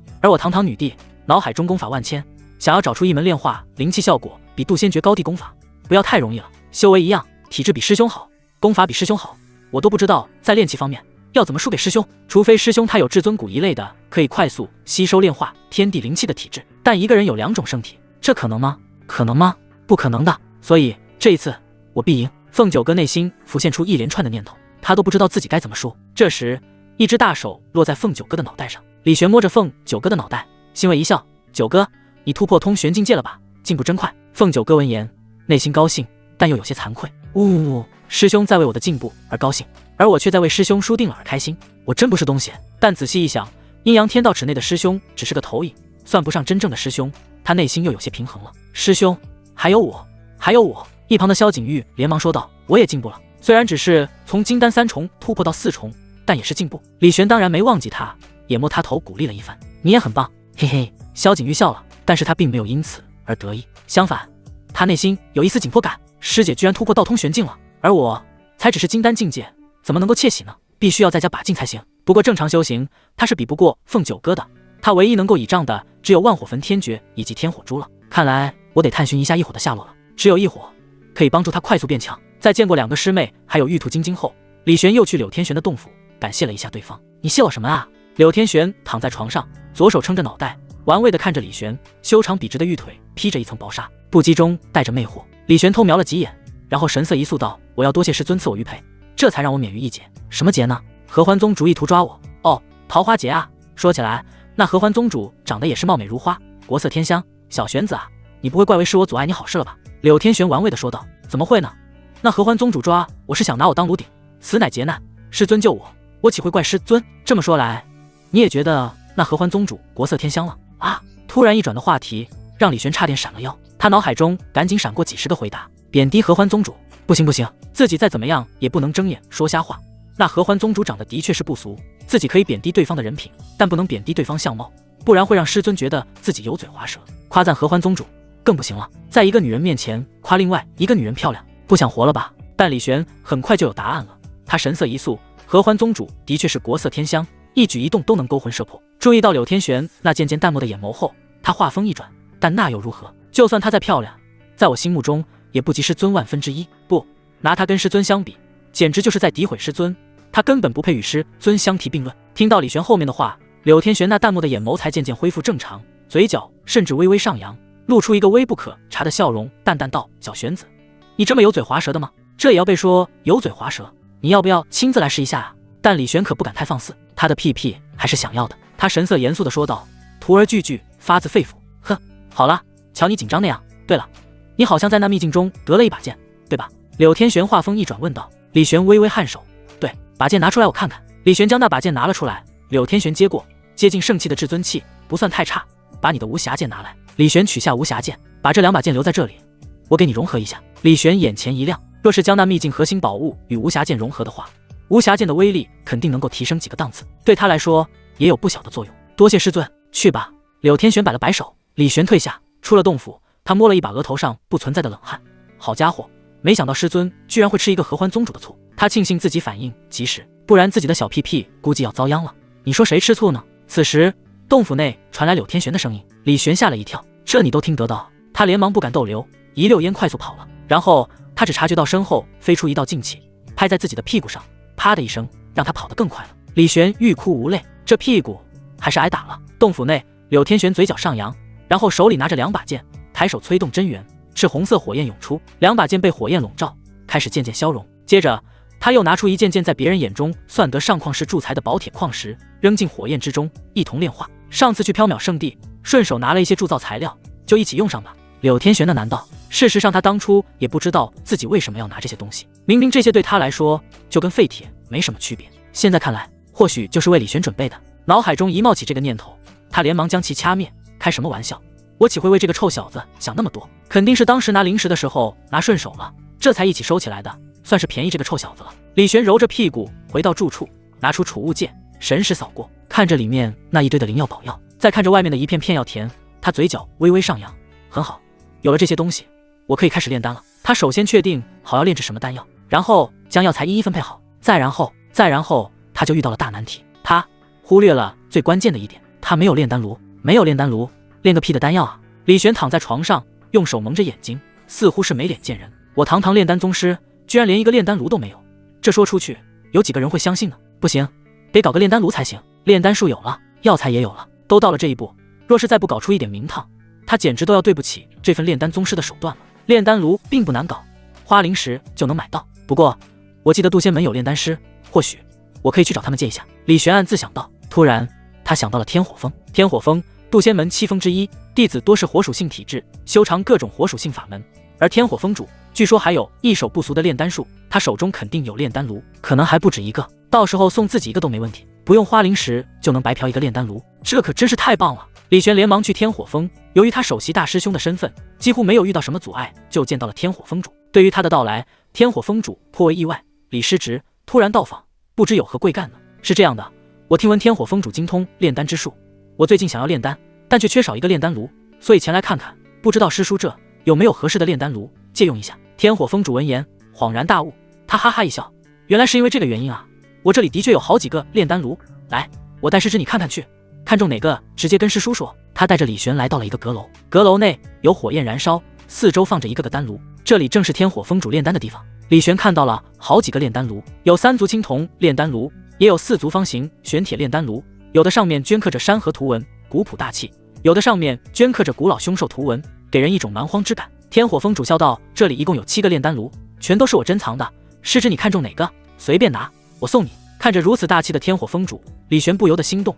他看了一圈，目光落在了一个锈迹斑斑的炼丹炉上。峰主，为何这个炼丹炉看起来如此破旧？这个炼丹炉乃是我年轻时在一个房室内讨来的，说是某个古老炼丹世家的传家宝。我买回来后研究了一段时间，什么发现也没有，估计是被坑了。这买都买了，我就把它放置在此了。天火峰主说道。李玄仔细看着这炼丹炉，一般来说，事情发展到这一地步，这破旧的炼丹炉肯定会是什么不得了的宝物，是专门给主角捡漏的。他看着这丹炉，可以让我试试吗？师侄随便试。李玄释放出纯阳火，灼烧这破旧丹炉。只见这丹炉在纯阳火的燃烧下，逐渐泛红发光。李玄眼前一亮，难道真是宝物？然后砰的一声，这破旧丹炉直接炸开了。李玄看着一地的丹炉碎片，不由得懵了。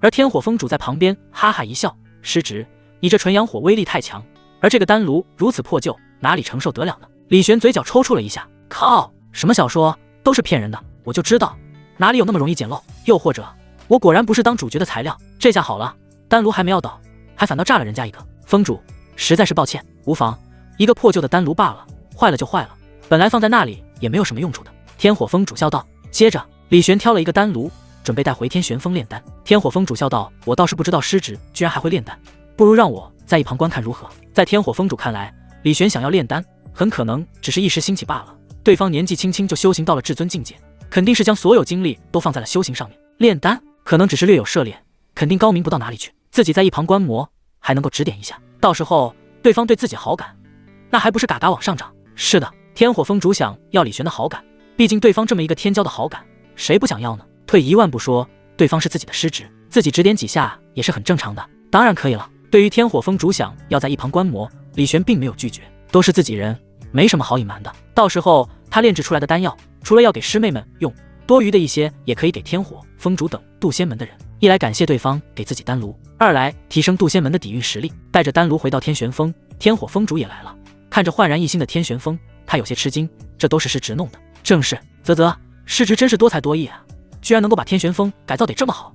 比起你那师尊，你更像天玄峰主啊。萧景玉、凤九哥在一旁赞同的点点头。比起柳天玄这整天不见人的师尊，李玄的确更像天玄峰的话事人。李玄连忙摆手，不敢。他看了一眼柳天玄的洞府方向，对方应该没听到吧？这要是让他听到，自己欺师灭祖的罪名就更作势了呀。柳天玄那家伙呢？不会还待在洞府内睡觉吧？师尊正在为我炼制兵器。哦，这家伙居然突然脑袋开窍，学会善待弟子了吗？天火峰主有些惊讶地说道。然后他欣赏地看着李玄，一定是看到你教导师妹们尽心尽责，这才让他感到惭愧，幡然醒悟的。总之在天火峰主看来，天玄峰一切好的发展肯定都跟李玄有关。这么一个好徒弟，自己怎么就谈不上呢？唉，又是羡慕嫉妒柳天玄的一天。天火峰主内心叹气，而李玄不敢让他再说下去，连忙拿出丹炉。天火峰主，咱们开始炼丹吧。他拿出药材，引动体内纯阳火，开始炼制。萧景玉在一旁兴致勃勃地看着，终于能看到师兄炼丹了。天火峰主也在一旁随时准备指点。但过了一会，两人一起懵了，看不懂，根本看不懂，为什么要先下绿灵果？那不是至尊级宝药吗？他要炼制什么丹药，居然用到了这种级别的宝药？等等，这是什么炼丹手法？为什么至尊宝药这么快就融化掉了？天啊，原来这两种药材会起这么剧烈反应的吗？靠，这是什么控火手法？妙到颠毫啊！萧景玉只觉得一切都太高深了。看着面前一系列操作都行云流水的李玄，他不由得感慨，不愧是师兄，这炼丹术简直赏心悦目。师兄不会是一流炼丹师吧？不可能是炼丹大师。旁边的炼丹大师天火峰主嘴角抽搐了一下。萧景玉刚接触炼丹术不久，看不出多少门道，但天火峰主不一样，在他这个炼丹大师的眼中，李玄的一系列操作完全可以用神奇2个字来形容啊，化腐朽为神奇。这绝对不是炼丹大师的水准，因为他这个炼丹大师完全不会啊，他莫不是炼丹宗师？天火峰主看着李玄，目光火热，如看着神明。而李玄对于其他人的反应完全没看见，因为他此时一心一意全都放在了面前的炼丹炉上。他沉浸在炼丹中，心无外物，关注着丹药每一秒的变化，并根据变化操控火焰，加入新药材。这其中若是有一个步骤错了，就是前功尽弃。很奇妙，这是李玄第一次炼丹，而且炼的还是至尊级别的丹药，可是他却没有丝毫的紧张，就仿佛已经经过成千上万次的演练般，每一个步骤他都了然于心。时间推移，数个时辰过去了，下一秒，丹炉内轰然散发出一股浓烈的丹气，丹气弥漫，四周花草盛开，生机盎然。不仅如此，丹气蒸腾，涌到半空中，形成了一朵巨大丹云。这丹云，整个渡仙门的人都看得到，那浓烈的丹气，所有人都清楚闻到了。众人只觉得身体舒适，如同泡在温泉那般，百窍尽开，吞吐天地灵气。有人甚至当场突破境界。一朵丹药，让渡仙门数十上百个弟子突破了。所有人都忍不住惊叹，都忍不住震撼。这是谁在炼丹啊？天啊，莫不是天火峰主炼制出至尊宝丹了？不对，那个方向是天玄峰，怎么会是天玄峰呢？难道是天玄峰主？没听说他还会炼丹术啊！众人议论纷纷，而渡仙门主等人也迫不及待地赶往天玄峰。来到后，看到了正在炼丹的李玄，以及在一旁完全看懵了的天火峰主，他们也懵了。看到天火峰主的时候，他们还以为是对方在炼丹，现在看来，炼丹的是李玄，对方居然能够炼制出至尊宝丹。不一会，丹云宛若百川汇海般，重新汇入丹炉之中，而伴随着丹炉开启，12颗金灿灿的至尊宝丹现世了。李玄抬手将丹药收进了药瓶内，而渡仙门主等人也连忙走上来，眼中带着询问：“李玄，这是你炼制的丹药？”渡仙门主问道。李玄看了看四周，不是我，还能是谁呢？众人吞咽了一下口水。是啊，他们亲眼看到李玄站在丹炉面前炼制丹药的，不是他，还能是谁？可是这也太让人震惊了。李师侄，你炼制的是什么丹药？破尊丹。破尊丹？没听说过的丹药。此丹有什么用？顾名思义，就是可以让人突破至尊境的丹药。李玄淡淡笑道。众人闻言，下巴差点掉在地上。让人突破至尊的丹药，这种丹药就算是放在一众至尊宝丹中，那也是相当炸裂的东西了呀。哪个师侄啊？你打算怎么处理这些丹药呢？渡仙门主问道。不难看出，他很想要这丹药，毕竟他被困在至尊境门槛前已经很久了。李玄微笑道：“我打算将丹药献给宗主以及诸位峰主。”此言一出，在场众人全都沉默了。至尊宝丹这东西不管放在哪里都是顶尖宝物，即便是放在那些圣地也一样，更别说在渡仙门了。一颗至尊宝丹足以让一个人突破至尊，完成多年夙愿，他们愿意付出任何代价。可就是这样的丹药，李玄居然愿意将其贡献出来，而且不是1颗2颗，而是足足12颗呀！几人已经不知道该说些什么呢。他们刚才还想着怎么从李玄手里用1颗丹药呢，不曾想对方居然主动献出来了，这格局太大气了。相比之下，他们这些老家伙简直要无地自容。我以前不相信世界上有什么大仁大义、公正无私的圣人，直到今天我见到了师侄。金云峰主感慨道。他猛地拔出长剑，指着苍天说道：“不说了，我今天在此发誓，以后师侄有用得着我的地方，我一定义不容辞，上刀山下火海也一样。”其他人见状，也都一一表明态度。我也发誓，往后师侄让我往东，绝不往西。师侄，从今天开始，你就是我爹。门主，你要不退位吧，让师侄来当门主。我倒是想，可他不要啊。也是，当个门主杂七杂八的事太多，影响师侄修行了。几个峰主七嘴八舌的说道。对于李玄的推崇，已经到了无以复加的地步。哪怕这一刻，李玄说要带他们去打圣地，估计他们都不带犹豫的。看得李玄一阵汗颜，这几人太夸张了。看来至尊宝丹对他们的重要性比自己想的要大。将丹药给了几人后，李玄继续炼丹。这一次炼制的依旧是至尊宝丹，不过不是破尊丹那种药力霸道，可以让人突破到至尊的丹药，而是另外一种相对比较温和，可以将药力潜藏在体内，帮助服用者快速进步的丹药。这丹药比破尊丹更加难炼，他用尽至尊级宝药也才炼制出几颗而已，但也足够了。这几颗丹药他正是拿来给可爱师妹服用的。炼了1天的丹药，李玄伸展了一下身体，此时一双宛若柔弱无骨的小手落在他肩膀上，开始给他捏肩。师兄，你累了吧？我给你揉揉肩。是善解人意、温柔体贴的师妹萧景玉，她崇拜地看着李玄。炼丹宗师啊，随随便便就可以炼制至尊丹药，这100%是炼丹宗师，他想都不敢想。师兄直接就是了，自己还炼什么丹，学什么炼丹术，直接抱紧师兄大腿就行了呀。一旁的凤九哥看着李玄，目光也有些复杂。炼丹宗师在整个9个大陆也没有几个炼丹宗师，师兄居然是这种级别的炼丹师，他究竟怎么学的？他几乎感觉自己的师兄无所不能了。他想到自己那即将到来的第4次对比，自己真的能赢吗？肯定行，炼气跟炼丹又不一样，自己分析了那么多，不可能输。再看看凑上去给李玄揉肩的萧景玉，他撇了撇嘴，真是个小马屁精，就会讨师兄欢心。他看了看四周，然后搬出一张藤椅走上去，来，师兄你累了吧？先坐下，我给你捏捏腿。李玄被按到藤椅上，2个师妹一个给自己揉肩，一个给自己捏腿，他整个人都忍不住放松了下来，真舒服啊！玉兔晶晶跳到他身上，李玄顺势抱着兔子撸起来。玉兔舒服的眯起眼，他得意的看了萧景玉、凤九哥一眼，哼哼，人类，你们还要用行动来讨你们师兄的欢心，但我不用，我用自己的身体就可以了，我只要躺着不动让李玄撸就行了，他舒服，我也舒服，双赢，不对，还能让2个师妹眼红，这波3赢啊！看着玉兔，2女双眼微微一眯，臭兔子，总有一天考了你。享受了一番2个师妹的服务后，李玄拿出最新炼制的至尊丹药，递给他们，这是天灵宝丹，可以帮助你们加快修行速度，你们拿回去服用吧。还有这个生生造化丹，乃是一种疗伤丹药，你们也带在身上，以防万一。两女有些感动，因为他们发现李玄炼制的丹药基本没有给自己留，都给了渡仙门主几人，还有他们，尤其是给他们的丹药，不管是帮助修行的，还是疗伤的，都是至尊宝丹。这个世界上怎么会有这么大公无私的人呢？师兄，丹药都给了我们，那你呢？哼，师兄不用的，你们好好修行，别白费师兄一番苦心，就是对师兄最大的安慰了。李玄笑道：是啊，我都这么辛苦给你们炼制丹药了，你们给我卷起来啊！两女听不到李玄的心里话，看着对方又给丹药，又鼓励自己，就像一个老父亲一样，内心感动无比。两女上前抱着李玄，师兄放心，我一定会好好努力的。两女几乎是异口同声的说道。定，来自萧景玉的好感度加10，定，来自凤九哥的好感度加10，定，来自玉兔晶晶的好感度加10。李玄愣了一下，不对，这两个师妹对我的好感度不是早就100了吗？怎么还能加好感度？谁说好感度只有100的？好感度无上限，好感度越高，代表他们对宿主越来越死心塌地。李玄恍然大悟，他揉了揉两个师妹的脑袋，然后突然听到了洞府内传来了柳天玄的声音：小玄子，过来一趟。李玄闻言不敢怠慢，前往洞府。还未进入，他就感应到洞府内涌出一阵凛冽气息。走进去，映入眼帘的除了柳天玄那高挑的身形外，还有他手中的一把宛若白玉雕琢长的华美长剑，正是他的无暇剑。而此刻这把剑散发出来的气息凛冽至极，比起之前强大了10几倍啊！师尊，剑炼制好了吗？练好了。柳天玄将长剑扔给了李玄，此剑现在也算是一把圣器了，有此剑在手，加上你玄尊修为无上天尊之下，对你几乎没有威胁了。若是对上无上天尊呢？你跑就是了。跑不了，不是还有玉佩吗？柳天玄打了个哈欠，李玄也觉得有道理。而柳天玄看着他，玩味一笑：你没有什么想要对为师说的吗？你没有什么要对为师说的吗？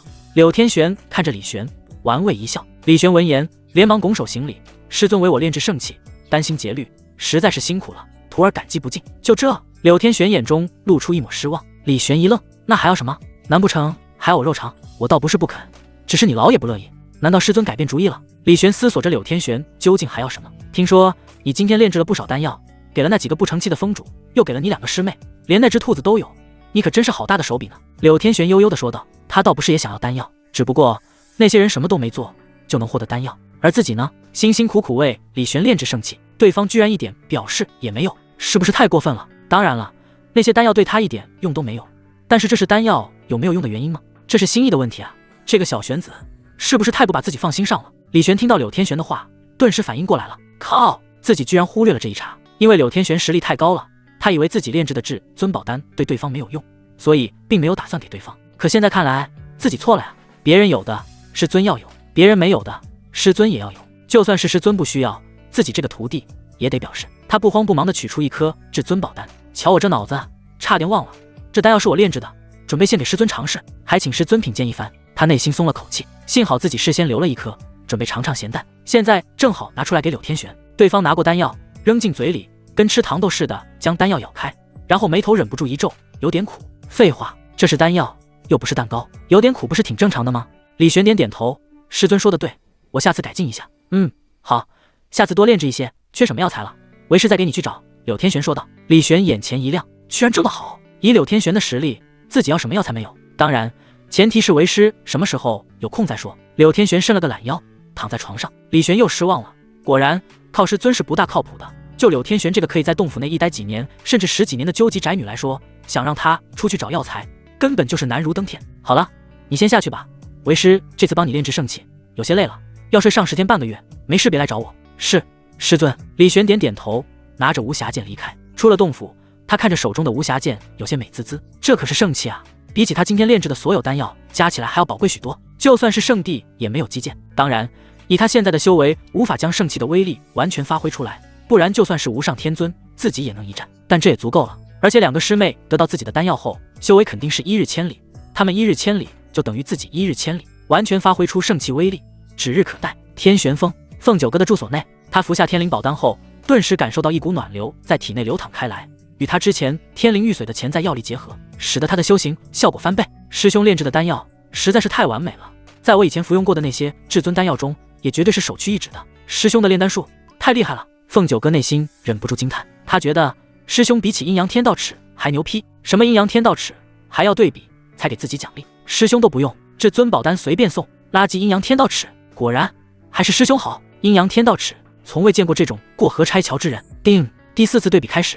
此时，阴阳天道尺的声音在凤九哥脑海中响起。凤九哥深吸了一口气，终于来了吗？他意识沉入天道尺空间内，一如既往，横亘在天地中的黑白巨尺，黑的那一端还是李玄。虽然只是幻影，但凤九哥还是行了一礼：“师兄，请多多指教。当然，你要是能让我赢一次就好了。”他的语气中透着一丝幽怨。自己已经连输3次了，但一想到这一次比试的内容，他脸上流露出一丝笑容。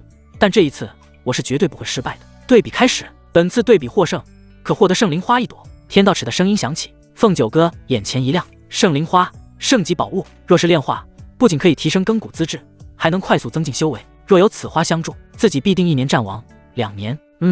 算了，不想这个，先赢了再说。双方坐在阴阳天道尺的两端，天地变幻，大量灵气涌现，正是他们此次比试的内容。炼化灵气的速度，两人坐在两端，开始运转功法。就在凤九哥运转功法的时候，四周灵气快速朝着他涌去，竟是在他周围形成了一个漩涡。凤九哥嘴角微微上扬，他现在运转的这门功法名唤北冥功，乃是一门圣人法，以吸收炼化灵气的速度而闻名9个大陆，加上自己的凤凰圣体，肯定能赢过师兄的。就在凤九哥全力吞噬周遭灵气的时候，突然李玄也随之开始运转自身功法了。他运转地功法，如凤九哥所料，就是渡仙诀，根本比不上他的北冥功。紧接着，李玄身上有纯阳火燃烧，纯阳圣体发动了，但这依旧没有用。纯阳圣体炼化灵气的速度根本比不上自己的凤凰圣体，加上对方地功法不如自己，一切都如我所料。这一次对比，我赢定了。凤九哥信心满满。可突然，李玄的胸口处有一道金光流转，隐隐约约显露出一块蕴含着神异气息的骨骼形状，上面还镌刻着道道玄奥字符。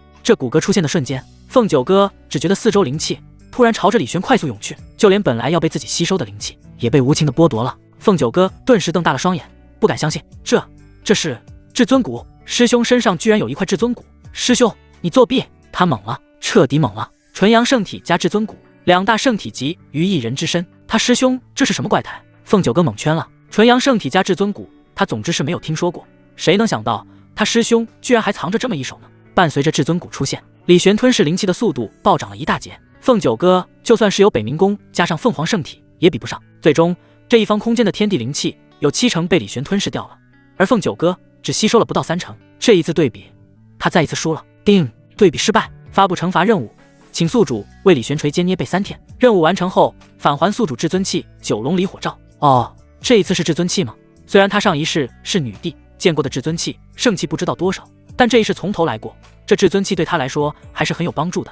至于这个什么惩罚任务，捏肩捶腿，还用你说？作用师兄的贴心小棉袄，他自己都会做，这奖励等于白给。哎，自己之前说过，若是这次输了，把名字倒过来写的，这下麻烦了，割9凤的难道？不过我只在心里发誓过，应该没有人知道吧？比起这个，凤九哥更在意的是至尊骨的事。不对劲啊，我以前检查过师兄的根骨的，除了纯阳圣体之外，并没有发现至尊骨。这好端端的，怎么就冒出一个至尊骨了？真是奇了怪。凤九哥挠了挠头，百思不得其解。突然他想到了李玄的神奇体质，难怪师尊一直在检查师兄的体质变化。原来师兄真正的体质不是纯阳圣体，也不是至尊骨，这些只是他真正体质的某种显化特征而已。师兄的体质估计在圣体之上，莫不是被誉为天生帝王的帝体？又或者师兄真的是仙人转世？乖乖，师兄身上的秘密越来越多了。即便凤九哥前世身为女帝，自诩见多识广，可现在面对李玄这种情况，还是拿捏不住了。翌日，李玄起了个大早，伸了个懒腰，推开门，突然看到了凤九哥站在门口。李玄吓了一跳，师妹，这一大早的，你站在我的门口做什么？吓到师兄我了。抱歉，师兄。凤九哥歉意一笑，然后目光盯着李玄胸口看。李玄被看得有些发毛，干什么？见色起意啊？不对啊，他家可爱的师妹怎会如此龌龊？再说了，相处这么久，真见色起意，早就动手了。哎，自己真是脑子里都是黄色废料，看什么都是黄的呀。李玄为自己感到惭愧。师兄，你胸肌好结实的样子，能让我摸摸吗？凤九哥突然说道。李玄，二师妹，你听听你自己在说什么？李玄有点懵，他可爱纯洁的小师妹去哪里了？眼前这个女流氓版的凤九哥究竟是谁？李玄呆滞地看着凤九哥，却见对方的目光清澈，看着自己的胸口，眼中带着好奇，却无半点淫秽之色。李玄恍然大悟，他懂了，师妹并非是见色起意，她可能只是青春期对于异性比较好奇，这并不是什么奇怪的事。这个时候作为师兄的自己要正确的引导。二师妹啊，就算是男孩子，胸肌也不能随便给人摸的哦，只有亲近的人才行。难道我跟师兄还不够亲近吗？凤九哥瞪大了眼，似乎不敢相信，隐隐还带着些许委屈之意。李玄愣了一下，当然不是。那好吧，可以给你摸一摸，但是出去外面，你不能对别人这样子。师兄放心，我只对师兄这样子。李玄感觉有哪里不大对劲，而凤九哥的手已经落在他胸口上，在上面抚摸了起来。他满脸赞叹，啧，好棒的胸肌啊！更厉害的是，这胸口内蕴含的至尊骨更是玄奥，隔着肌肉，他都能感受到其中蕴含的伟力。不远处，萧景玉起来了，他修行了一晚上，只觉得神清气爽的。师兄给的丹药果然不同凡响，也不知道师兄起来了没有，去问候一下师兄。他哼着小曲来到李玄的门口，而映入眼帘的一幕让他的好心情荡然无存。他脸色唰的一下变得通红，又害羞又愤怒，看着门口摸着师兄胸肌的凤九哥，双眼快喷出火。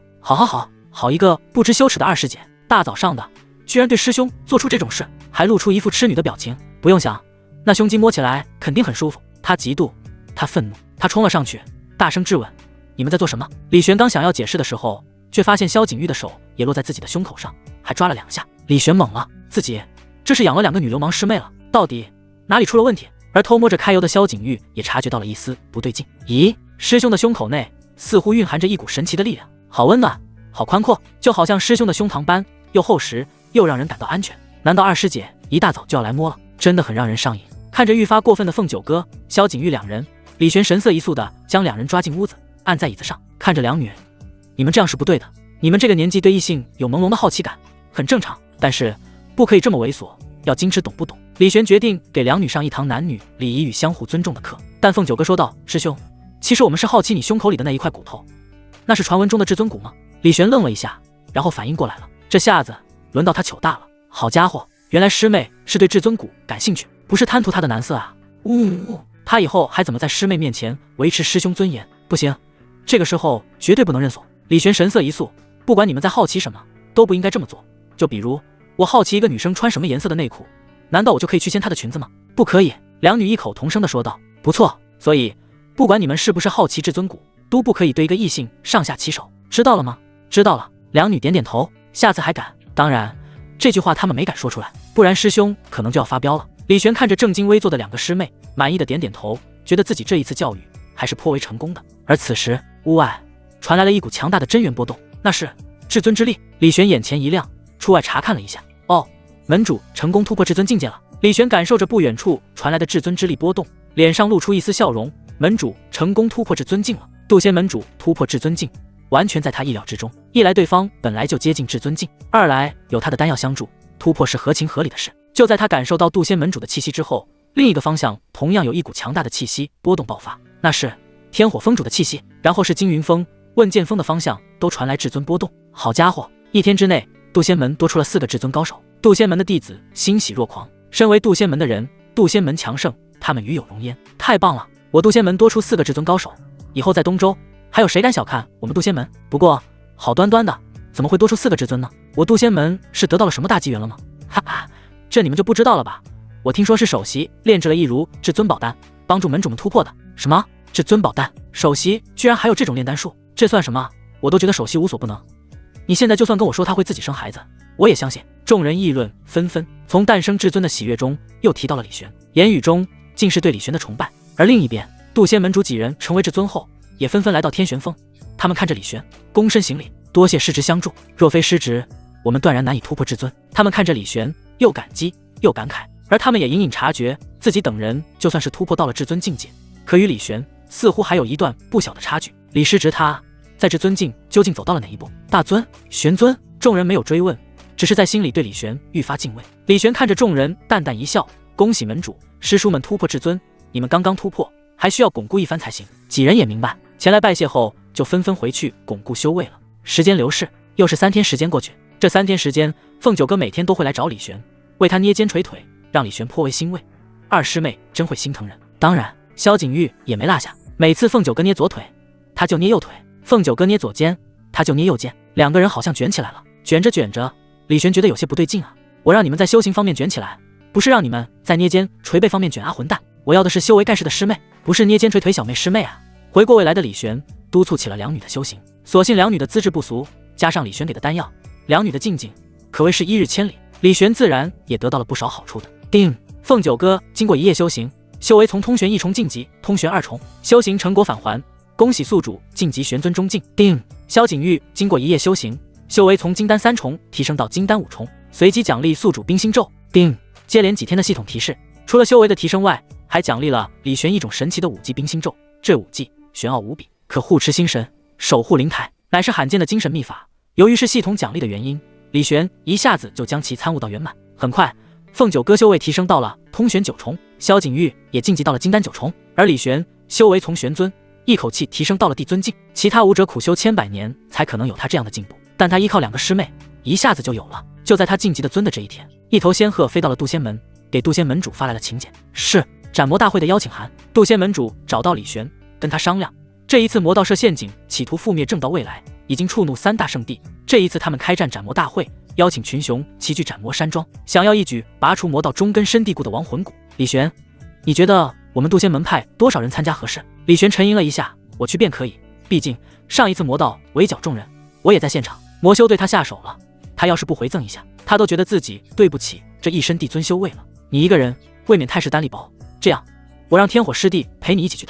他最近刚刚突破至尊境，一直想要找人练手，这一次斩魔大会正好是个机会。李玄闻言点点头，可以。回到天玄峰，他找到2个师妹说明了一下，不料2个师妹异口同声的说道，我们也要去。李玄微微一愣，然后义正辞严的说道，不行，斩魔大会必然是危机重重，你们待在天玄峰好好修行。师兄，我们要去，都说温室是养不出坚韧的花朵的，不经历风雨，我们怎么能够成长呢？萧景玉说道。凤九哥也跟着说道，不错，师兄，我们不能一直待在你后面，这样跟废物有什么区别？2个师妹神色坚定地看着李玄，不想退让。李玄看着他们，露出犹豫。如果可以，他真的想让2个师妹就这么躲在他身后一辈子，健健康康的长大，安安稳稳的修行。可是，正如师妹说的，不经历风雨，如何能真正的成长呢？修行界中不缺乏天才，但缺少道心坚韧的天才。大部分的天才其实都是假的，他们没有经历过战斗，经历过厮杀，一路修行顺风顺水，稍微遇到一点挫折就一败涂地了。他自然不想让2个师妹也成为这样的天才。沉吟一番后，他同意了，说道，可以，但你们2个务必要小心，遇到对付不了的敌人不可逞强。还有，我给你们的丹药，你们要随时带着身上，尤其是那些疗伤的丹药，知道吗？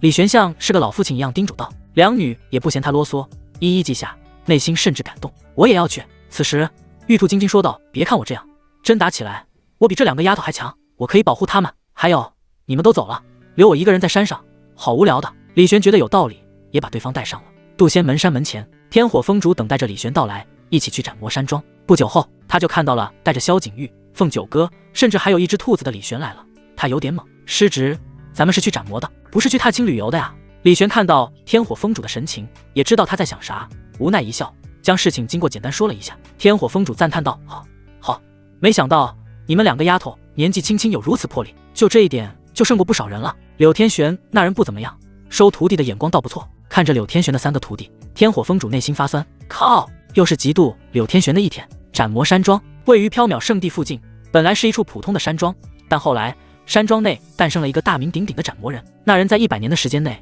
斩杀了上万头魔物，故而他所在的山庄便被称为斩魔山庄。每一次正道有什么斩妖除魔的大规模行动时，都会在这里聚集，商讨计划，安排人手。尤其是这一次行动，3大圣地也派人一起参加了，规模之大，在东周历史上也是屈指可数的了。当李玄、天火峰主几人来到的时候，见到了各门各派的弟子，而这些人见到李玄后，全都上前行礼。李公子，你来了。李公子莅临斩魔山庄，山庄蓬荜生辉啊！有李公子参与这一次斩魔行动，定能将亡魂谷那群魔修连根拔起。请李公子带领我们，我期待与李公子并肩作战。跟在李玄身后的萧景玉、凤九哥看得有些懵，怎么好像大家都认识师兄？师兄在外面都做了些什么？原来师兄在东周的威望已经达到了这地步了吗？他们还以为李玄只是在渡仙门比较受人尊敬呢，现在看来，何止是在渡仙门，整个东周都有一种以李玄为尊的感觉啊！想到这，2女脸上不由得露出骄傲之色。看，这就是我家大师兄，东周牌面，正道之光，妖魔克星。李玄不知道自己在2个师妹心里被安上了好几个标签，他只是熟练的与众人打招呼。没办法，在渡仙门就是这样的待遇，怎么跟这些热情的人打交道？他早就有一套办法，总结起来就是2个字：微笑。不管来的是谁，笑着面对就行了，让他们感觉如沐春风，他们自然会觉得啊，李公子果然不同凡响，笑容亲切，一点也不气势凌人，既不得罪人，还能增加他人好感。天火峰主看着李玄那熟练跟众人打交道的样子，也不禁感慨，这些人可都是个大门派的骄子，甚至长老掌门，可这些人却都对师侄如此恭敬有礼。果然，我渡仙门有李玄，真乃仙族保佑，不是上苍保佑，天命在我渡仙门啊！天火封主也热切地看着李玄，一点也没有因为自己这个封主被一个弟子抢了风头而心生埋怨，相反，他甘心地跟在李玄后面。不知道的，大家还以为他才是跟班弟子。很快，斩魔山庄的人给李玄几人安排了住宿。至于斩魔大会正式召开，要等3大圣地的人前来，甚至是圣者亲自前来主持。李玄几人暂时住下，也不着急。几天后，斩魔山庄的上空突然有金色祥云涌动，灵气宛若潮水般从四面八方涌来。圣人降临了！祥云中，3位气态万千的圣者浮现，一系黑衣白发的缥缈老祖，手握长剑，仪容华贵，手持长剑的明月圣者，手持拂尘，仙风道骨的山龙圣者，在他们身后则是圣地的天骄，还有长老。天火封主也见到了圣人降临，不由得有些感慨。果然，圣人就是圣人，牌面就是不小，单单是降临就有异象生成。他眼中露出一丝向往，他要是能够成圣就好了。此时，3个圣人中的缥缈老祖看到了李玄，从祥云落下，快步走向李玄，脸上带着热情的笑容。李公子，好久不见，老朽有礼了。天火封主看到这一幕，有点懵了。其他人还好说，这怎连圣人都对李师侄一副恭敬有加的样子？这是怎么一回事？他看着李玄，上看下瞧，忽然明白了什么，应该是因为师侄炼丹宗师的身份吧。炼丹宗师在整个天玄大陆都很罕见，对方看中李玄，那也在情理之中的事吧。可是真的是这样吗？天火封主还是觉得有点不对劲。再看李玄，面对圣人的恭敬，一点也不惶恐，一副习以为然的样子。缥缈前辈，别来无恙。其他2位圣人也走了上来，一一行礼。尤其是明月圣者的目光落在李玄身上，带着一丝丝打量，渐渐的眼中露出一丝满意。那目光怎么说呢？就像是丈母娘看女婿，越看越满意。李玄觉得有点发毛。而明月圣者身后的明月星看着李玄，上前笑道：“李公子，别来无恙。”李玄注意到他的修为有了变化，眼前一亮，恭喜明姑娘成功突破至尊境了。哼，比起李公子还相差甚远呢。2人熟络地交谈着，李玄身后的2女目光陡然一凝，不对劲，有猫腻，这女的有问题。2女的情敌雷达滴滴滴地响起来了。而明月星也注意到了萧景玉、凤九哥，双眼微微一眯。这2位姑娘是，虽然这2女的年纪不大，但明月星还是敏锐地意识到对方看向自己的目光带着一丝丝敌意。那敌意的形成原因来自李玄，莫非？明月星内心隐隐有所猜测。这2位是我师妹，凤九哥、萧景玉。师妹，我给你们介绍一下，这位是天骄榜第2，明月星姑娘。见过明姑娘。2女异口同声的行礼。虽然觉得这女的对自己师兄有意思，但在这么多人面前，不是争风吃醋的时候，那只会让师兄没面子。这种事他们是不会做的。看着对自己有敌意，但还是礼数周全的2女，明月星嘴角上扬，带着一丝玩味。2位妹妹真可爱。可爱你个鬼！还有，谁是你妹妹了？这家伙不会是觉得自己年纪比自己大，跟师兄更加般配吧？这家伙是在故意炫耀自己的年龄优势。好家伙，一见面一开口就有如此心机，看来又是一个劲敌。李玄看了看2个师妹，再看看脸上带着玩味的明月星，觉得这几个女之间的气氛有点微妙。什么情况？难道明月星看上自己2个师妹了？这可不行！李玄挡在2女面前，挡住明月星的视线，一副护犊子的样子，半开玩笑道：“明姑娘，我师妹再可爱，那也是我师妹，你可不要打什么主意哦。”明月星微微一愣，这家伙什么脑回路会觉得我对他师妹产生想法？再看萧景玉2人，嘴角微微上扬，下巴微抬，一副得意的样子。看，我师兄比起你更在意我们，这一局我们赢了。哼，李公子误会了，我只是觉得你师妹蛮可爱，只是没想到李公子还真是关爱你师妹呢。哼，我的师妹，我不关爱谁关爱呢？李玄笑道。也是，我要是有李公子这样的师兄就好了。明月星悠悠说道。几人聊天的时候，3个圣人已经开始跟各大门派的掌门商量如何围剿亡魂谷了。而他们商量出来的方式简单而直接，总结起来就是4个字：直捣黄龙，集中兵力杀入亡魂谷，然后将魔修全部消灭。就这样的计划，李玄甚至怀疑有没有商量的价值。不过武者是这样的了，比较依靠拳头，基本上能用力量解决的问题，就不会讲太多的战略还有算计，那是实力差不多的时候才会用上的。可现在正道高手齐聚，加上3个圣人，直接撵过去就行了。最棘手的魔道双圣交给3个圣人就可以。计划商量好，众人吃饱喝足，开始进攻亡魂谷。亡魂谷，阴气森然的亡魂谷。正道众人来到这里，只觉得四周阴森魔气沸腾，有些不适。只见缥缈老祖抬手之间取出一面镜子，镜子飞到半空中，宛若一轮太阳，绽放出万千光华，光华驱散阴霾。众人眼前一亮，开始进攻亡魂谷。其中以至尊打头阵，至尊之下的战王还有元神镜跟在后面，元神之下的武者则是队伍的最后面，打一些魔修杂鱼。亡魂谷中2道身影冲了出来，一人手持日月双剑，剑气魔气滔滔不绝，一人浑身涌动着血色的魔气，一个人就好像带来了一片尸山血海，无比骇人。这两人正是魔道双圣，傲雪剑魔、血海两人。两人看着三大圣人，眼中泛着冷光，想要灭我魔道，你们找死！正魔鏖战上千年，今天就做一个了断！杀！圣人们冲击在一块，威势撼动日月星辰，亡魂谷陷入震动中。嘿嘿，今天你们都要死在这里！一个魔道天尊走了出来，他手持一把万魂幡，开始挥舞，无数亡魂从其中飞了出来，亡魂狰狞，宛若千军万马。正到众人目光一凝，明月心咬牙道：如此多亡魂，魔道果然可恶！他拔出长剑，剑气化作一轮皎皎明月，明月剑气呼啸而出，打向那个天尊。只可惜他虽然已经晋级至尊，可面对天尊还是有不小的差距，剑气被对方轻易瓦解。对方在挥舞万魂幡，亡魂呼啸，形成一朵凄厉的亡魂之云扑出，这力量就算是天尊也有些发怵。却见此时一道身影走出，李玄来到众人面前，身上纯阳火燃烧，火光照耀十方，他整个人在这一刻好似化作一轮烈阳，火光过处，万千亡魂悉数化作灰烬。接着他抬手朝着那个手持万魂幡的魔道天尊打去，一道赤红色的光柱喷涌而出，正是神通纯阳贯日。轰！那个天尊脸色大变，将万魂幡挡在了面前。下一秒，万魂幡被火焰烧成一个大窟窿，而他也倒飞数十丈外，看着手中破损的万魂幡，他有些惊骇，一招就将我的万魂幡打成这样，这个年轻人什么来头？这修为至少是玄尊，不，帝尊啊！正道年轻一代，什么时候出现如此夸张的人物了？小心，他是纯阳圣体李玄。又一个魔道天尊来到那人面前说道，看着李玄，眼神凝重。而正道其他人在见到李玄那强大的纯阳贯日后，一个个目光狂热地看着他，士气大振。好厉害的神通！我怎么感觉李公子比起上一次在秘境的时候强了许多呀？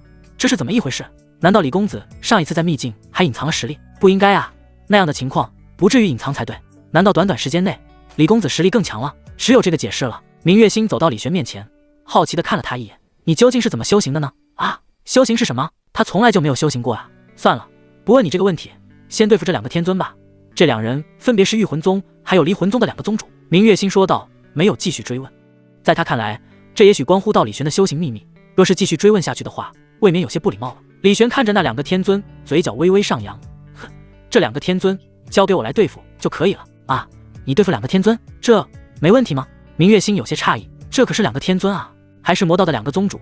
李玄一个人，就算他也是一个天尊，估计也够呛的吧。但李玄脸上依旧带着自信之色，没问题。说完，他缓缓拔出腰间无暇剑，那把剑晶莹剔透，华美无双，剑上镌刻着繁密精美的玄奥花纹，透出一股凛冽气息。长剑出鞘瞬间，剑意覆盖天穹，让人为之侧目。那把剑，众人看着李玄手中长剑，眼神一凝。圣器这两个字浮上众人心头。而玉魂宗主、离魂宗主瞳孔一缩，这小子手里居然有圣器这等宝物，不好，这小子有纯阳体，其修为又至少是帝尊境界，如今再加上圣剑一把，简直就是魔道克星。而看到李玄有圣器，明月星也放心了，接着就去对付其他魔修。而天空中，李玄一人独对两个魔道天尊，朝着他们勾了勾手指，两位来挑衅。对方居然敢挑衅他们，简直不知天高地厚。玉魂，让他知道我们的厉害。离魂宗主眼神冰冷地说道。好。玉魂宗主手捏玄奥法诀，刹那间虚空中出现了一个漩涡，里面飞出了一头狰狞的亡魂。比起其他亡魂，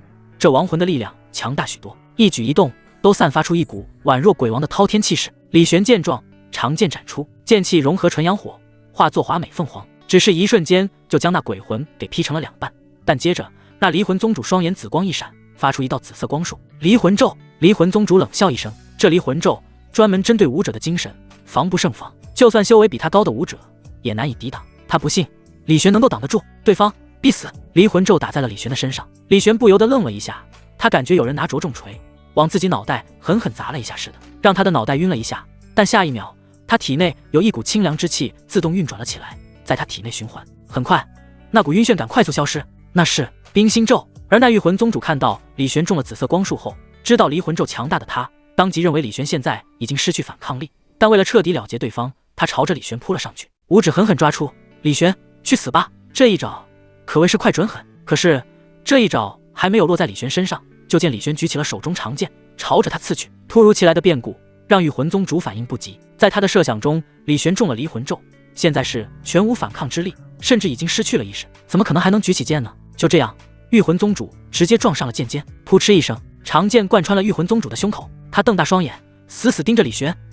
你好卑鄙！李玄无语了，明明就是你自己撞上来的，怎么就变成我卑鄙了？你这碰瓷啊！而众人看到这一幕，也忍不住猛了一下。离魂咒乃是离魂宗主的绝招，见过这一招的人基本上都死了，所以很少有人知道这一招的厉害。他们只看到李玄中了光束，然后御魂宗主就兴冲冲地冲上去，自己撞上了李玄手中的无暇剑，死于非命了，就好像自己赶着去送死一样。众人完全不理解，但御魂宗主死了，这是事实。魔道武者吓得肝胆俱颤，怎么可能？御魂宗主可是一个天尊啊，居然就这样被李玄一剑给杀了。李玄到底有多么强大？我甚至都没有看到御魂宗主反抗，他好像就那样撞了上去，这怎么可能不反抗？一定是李玄的剑法达到了未卜先知的地步，提前封锁了御魂宗主的攻击路数，御魂宗主躲闪不及，这才被他一剑刺死的。好强，实在是太强了！面对这样的对手，我们还有希望吗？跟害怕、恐慌的魔道修士不一样，正道修士们一个个跟吃了兴奋剂一样，振奋无比。看到没有，强如魔道天尊，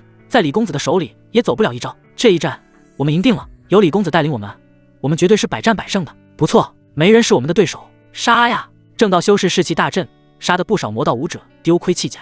而此时亡魂谷中一阵紫色的气息弥漫了出来，这是毒气。这毒气非常恐怖，但凡是接触到的武者，皮肉尽是在被腐蚀，一时间不少正道武者受到了伤害，就连至尊也不能幸免。他们有些惊悚，这是什么毒气？如此恐怖！你们看，那毒气的来源是他。有人看向了一个浑身笼罩在紫色毒气中、手持拐杖的老者，有人认出来他是万毒天尊。这个老怪居然还没有死吗？万毒天尊300年前名动东周的魔修，凭借着一副万毒圣体，不知道毒杀了多少武者。据说他所到之处皆是一片死地。他曾去过一座人口上百万的繁华城池，可在他离开后，那座城池便爆发了瘟疫，上百万人死于非命。此人当时在东周是让无数人心惊胆寒的存在，可在100年前突然销声匿迹，没想到这一次居然重新出现了。你们围攻魔道，老夫作为魔道名宿，怎能不出来应战呢？万毒天尊淡淡说道。看着那些被他的毒残害的正道武者，他脸上逐渐带上得意的笑容。在我的毒，痛苦的死去吧！就在他要继续加催毒素的时候，一道剑气突然冲天而降，剑气中夹杂着纯阳火，火焰燃烧，四周毒气纷纷溃散。万毒天尊脸色微变，双手裹挟着大量毒气轰出，挡住剑气后也被击飞出击10丈。他目光一凝，盯着李玄，好家伙，好霸道的剑气啊！年纪轻轻有此修为，着实惊人。但可惜，这些中了我的毒的武者没救了，他们一死，正道战力定然大幅度下降，到时候看你们还怎么剿灭我们魔道！李玄闻言，神色淡漠，然后抬手之间，虚空中骤然浮现出一朵巨大的青色莲花，莲花绽放，花香裹挟着万千花瓣飞舞而出，落在那些中了毒的正道武者身上。只见花瓣落在他们身上后，竟是以肉眼可见的速度在迅速修复他们的伤口，驱逐他们的毒，正是绝世神通一念花开。这神通一出，万毒天尊顿时不淡定了，这怎么可能？这是什么神通？一念解除他的毒，这种事不可能发生的才对。可事实摆在面前，已容不得他不信。正道武者们看着自己身上恢复的伤势，双眼放光，好厉害的神通，居然能够快速恢复我等伤势。有这神通相助，我们何须害怕被这些魔道修士所伤？是啊，他们根本不是我们的对手。啥哈？我们赢定了！李公子有这神通，可谓主宰了这片战场。魔道修士也猛了，又能打，还能给自己人回血。他们打得辛辛苦苦，李玄抬手，众人就跟着恢复过来了。这他们还打个鸡毛啊！直接投降吧！魔道士气低落，而万毒天尊还有离魂宗主对视一眼，两人明白，想要赢得这场战争，除了圣人之战外，最关键的就是击败李玄。一起上！离魂宗主，你用精神秘法影响他？不行，他有某种精神秘术，我的离魂咒对他没有用。离魂宗主咬牙道，看着李玄，跟看着一个天敌似的。万毒天尊更惊了，能打，能回血，还能抵挡精神秘术，眼前这人难道没有任何短板了吗？正道怎么会出现这么一个妖孽？难道真是天不由我魔道？万毒天尊深吸了一口气，想到了什么，我们还有最后一张底牌，现在先拖住他。离魂宗主也意识到了什么，点点头。好。李玄眸光一闪，底牌，魔道还隐藏着什么力量吗？李玄若有所思，不敢大意，手持长剑，全力攻出。在圣气无暇剑的加持下，两大天尊竟也是节节败退。李玄与两大天尊之战如火如荼，凭借圣气，他就算修为不如两大天尊，那也是稳占上风。剑气夹杂着纯阳火，扫出之时万魔辟易。而战斗的时候，他也抽空看了一下战场外围，两个师妹也在跟魔修交锋。他们的实力虽然算不上多么强大，但对付一般的魔修倒也足够。尤其是凤九哥，他手中有一件不俗的至尊器，那是一颗类似于铃铛一样的宝物，将其扔出的时候，化作一个火罩子，将自己还有萧景玉一起笼罩，阻隔魔修的攻击。罩子四周还有9条火龙环绕，非同凡响。凭借这罩子，凤九哥杀的大量的金丹境魔修节节败退，就算是通玄境，在他手中也走不过几个回合。萧景玉虽然不如凤九哥，但也不差。他双拳挥舞，走的是刚猛霸道的路数，一拳打出，火拳横空，武技、战法皆是称得上是精妙。两女联手，引起了一些魔修的注意。这两个女人的修为虽然不高，但潜力无限，一定是某个圣地的天骄，一定要杀了他们。最强的那个不过是通玄境，不足为惧，随便拍出一个元神境都能够解决他们。我来！一个元神境魔修出手，朝着两女跃去。就在他即将靠近的时候，不知从何处跳出了一只兔子，一脚踹在他脸上，将其踹飞出几10丈。砰！对方砸在一面墙上，七窍流血，当场暴毙，被一只兔子一脚踹死。他绝对是这战场上死得最憋屈的魔修之一了。靠！这是哪里来的兔子？这么猛，好强！好家伙，这兔子太牛批了吧！一脚踹死一个元神境魔修，哪来的？好像是李公子带着身边的兔子。天啊，李公子身边连一只兔子都这么猛吗？众人惊了，而两女看了一眼玉兔，也有些诧异。这平时被他们欺负的兔子，居然这么厉害的吗？玉兔晶晶看着诧异的两女，叉着腰看着他们得意一笑。现在知道本玉兔的厉害了吧？虽然她的修为还没有恢复，但好歹曾经是接近至尊的太阴玉兔，凭借肉身都可以打败大部分战王了，更何况一个元神。李玄在远处看着，暗自点头。有玉兔跟着两女，倒也不用太过担心。此时，万毒天尊的毒掌朝着他拍去，毒掌遮天蔽日，宛若一大片乌云，却是某种强大的魔道毒属性武技——毒云遮天魔掌。李玄见状，一剑斩出，剑气将魔掌劈成2半。这时，离魂宗主打出一道离魂咒，落在李玄身上。跟我们战斗，你还敢分心？真太小看我们了。可是，他的离魂咒对李玄毫无影响。他暗自咬牙切齿，靠，他的精神秘术究竟是什么等级的？接连吃了我2次离魂咒都没事。事实上，李玄也对冰心咒的强大有点诧异，同时他也在多谢2个师妹，要不是他们，自己也没有这么厉害的精神秘术。有冰心咒守护，他丝毫无惧离魂宗主的精神攻击，全力出手，凤凰剑诀、金刚伏魔拳、纯阳贯日，剑法、拳法、神通接连施展，威势惊天动地，撼动四方。2大天尊被打得吐血而出。可此时，亡魂谷开始震动了起来，只见在地面一道无比巨大的裂痕蔓延开来，裂痕中一道血光扩散，其中接着一只血色的棺椁破空而出，落在众人面前。棺椁吸收4周的血液，上面燃烧着血色火焰，有符文若隐若现。可随着火焰燃烧，上面的符文全部消散。棺椁盖子打开，一只枯瘦的手掌伸了出来，紧接着棺椁中走出一个血发老者，他面无表情，双眼漆黑的宛若2个黑洞。在场不少魔修朝血发老者跪下，炼师宗全体弟子见过老祖宗，炼师宗全体弟子见过老祖宗。其中为首的一个炼师宗主大声道：“我魔道正遭受围攻，不得已以万灵之血喂养老祖宗，唤醒老祖肉身，请老祖出手，力挽狂澜。”不少正道修士闻言，瞳孔微微一缩。那是炼师宗老祖，他不是早就死了吗？怎么会再出现？我曾经听说过炼师宗手段诡谲，这位老祖在临死之前，更是将自己的肉身炼制成了一件法宝，用来庇护宗门后代。看来传闻是真的。天啊，魔道手段果然恐怖！众人倒吸了一口冷气。而那血发老者一步跨出，血色的火焰蔓延开来，所到之处，一个个正道修士被烧成枯骨。那是血魔火，异火榜上第21的火焰，小心不要被碰到！众人快速后退，而血发老者身上散发出来的威势越来越恐怖。他淡淡道：“正道攻我魔道，有意思，老夫就来会一会。正道当代有多少高手值得老夫一战？”他目光落在了李玄身上，他看得出，除了头上那几个圣人外，就手持圣器，燃烧着纯阳火的李玄最具威胁了。嗖，他身影消失，来到李玄面前，一指点出，霸道的一指横空而出，宛若要破碎虚空，隐约间浮现出一片滔滔血海的意象。李玄全力斩出一剑，剑指冲击，他被震退了10几步。他感受着血发老者的实力，暗自惊讶，这实力估计是无上天尊了，而且还不是一般无上天尊。这就是魔道的底牌吗？果然不同凡响。他想到了柳天玄的话，手持圣器的他无惧无上天尊之下的任何人，但若遇到无上天尊，36计走为上策。可是这种情况，我如何能跑？师妹们还在战斗，我这个师兄若是掉头跑路，岂不是让人笑掉大牙了？李玄暗自想到。纯阳火熊熊燃烧，那血发老者眼中露出一丝异色。不错的小家伙，正道有你，我魔道1000年之内只怕出不了头，所以老夫必须在这里将你彻底解决才行。说完，他手中血魔火腾空而起，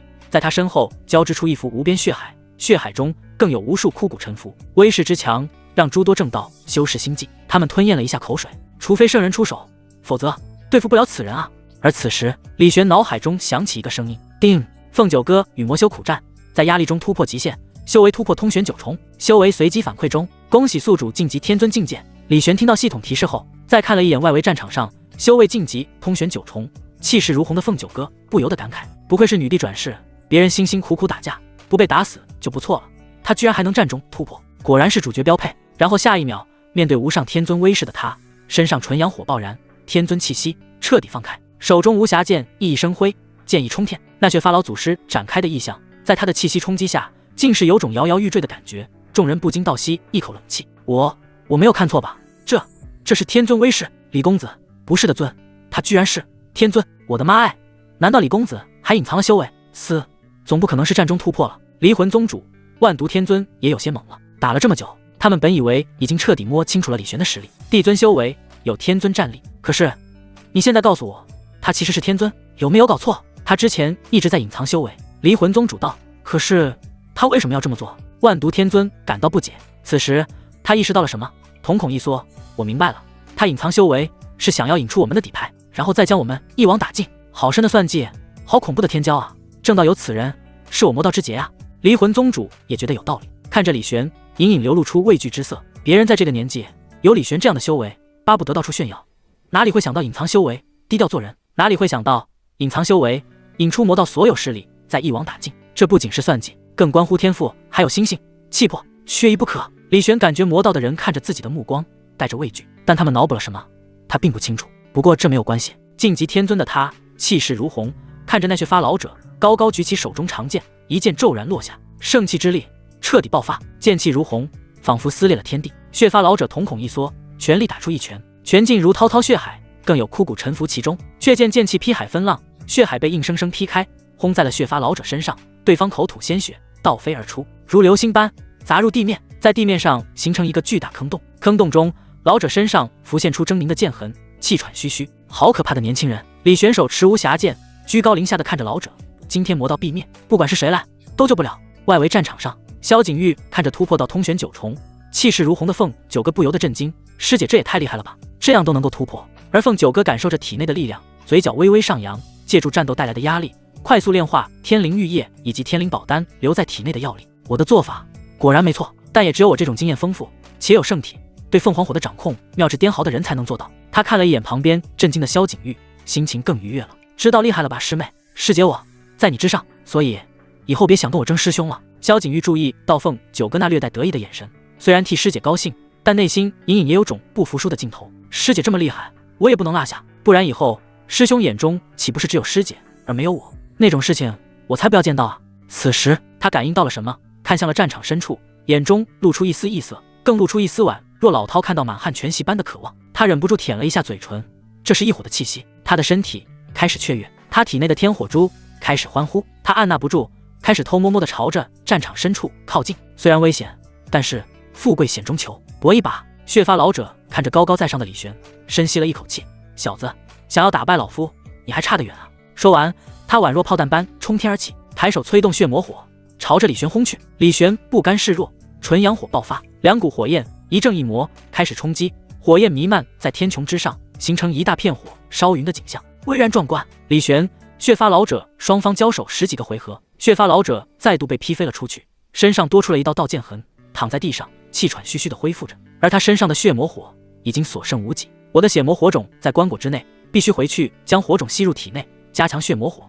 虽然这样一来，我这副枯朽的身体无法承受，极有可能化作灰烬，但顾不了这么多了。我本是已死之人，能再为魔道一战，值得了。他想要返回棺椁吸收火种，但李玄岂会让他轻易得手？血发老者大喝一声：“你们拦住他！”离魂宗主、万毒天尊不敢怠慢，立即杀出。可是他们刚才或许还能够跟李玄打得有来有回，可是现在面对晋级天尊的李玄，他们根本不够看。李玄一剑劈出，剑气将万毒天尊的双手砍了下来，对方惨叫一声，身影快速后退。而李玄剑指一动，长剑在破空飞出，化作一头华美的凤凰，将对方的胸口贯穿。万毒天尊身体被火焰覆盖，剑气笼罩，当场化作灰烬。而没有剑的李玄再战离魂宗主，双拳挥舞，金刚伏魔拳爆发，身后浮现金刚法相，金刚怒目，伏魔之意镇压群魔。离魂宗主被一拳打中胸口，胸骨爆碎，又被一拳打中脑袋，砰的一声，脑袋炸开，当场陨落。魔道的2大天尊此刻在李玄面前居然是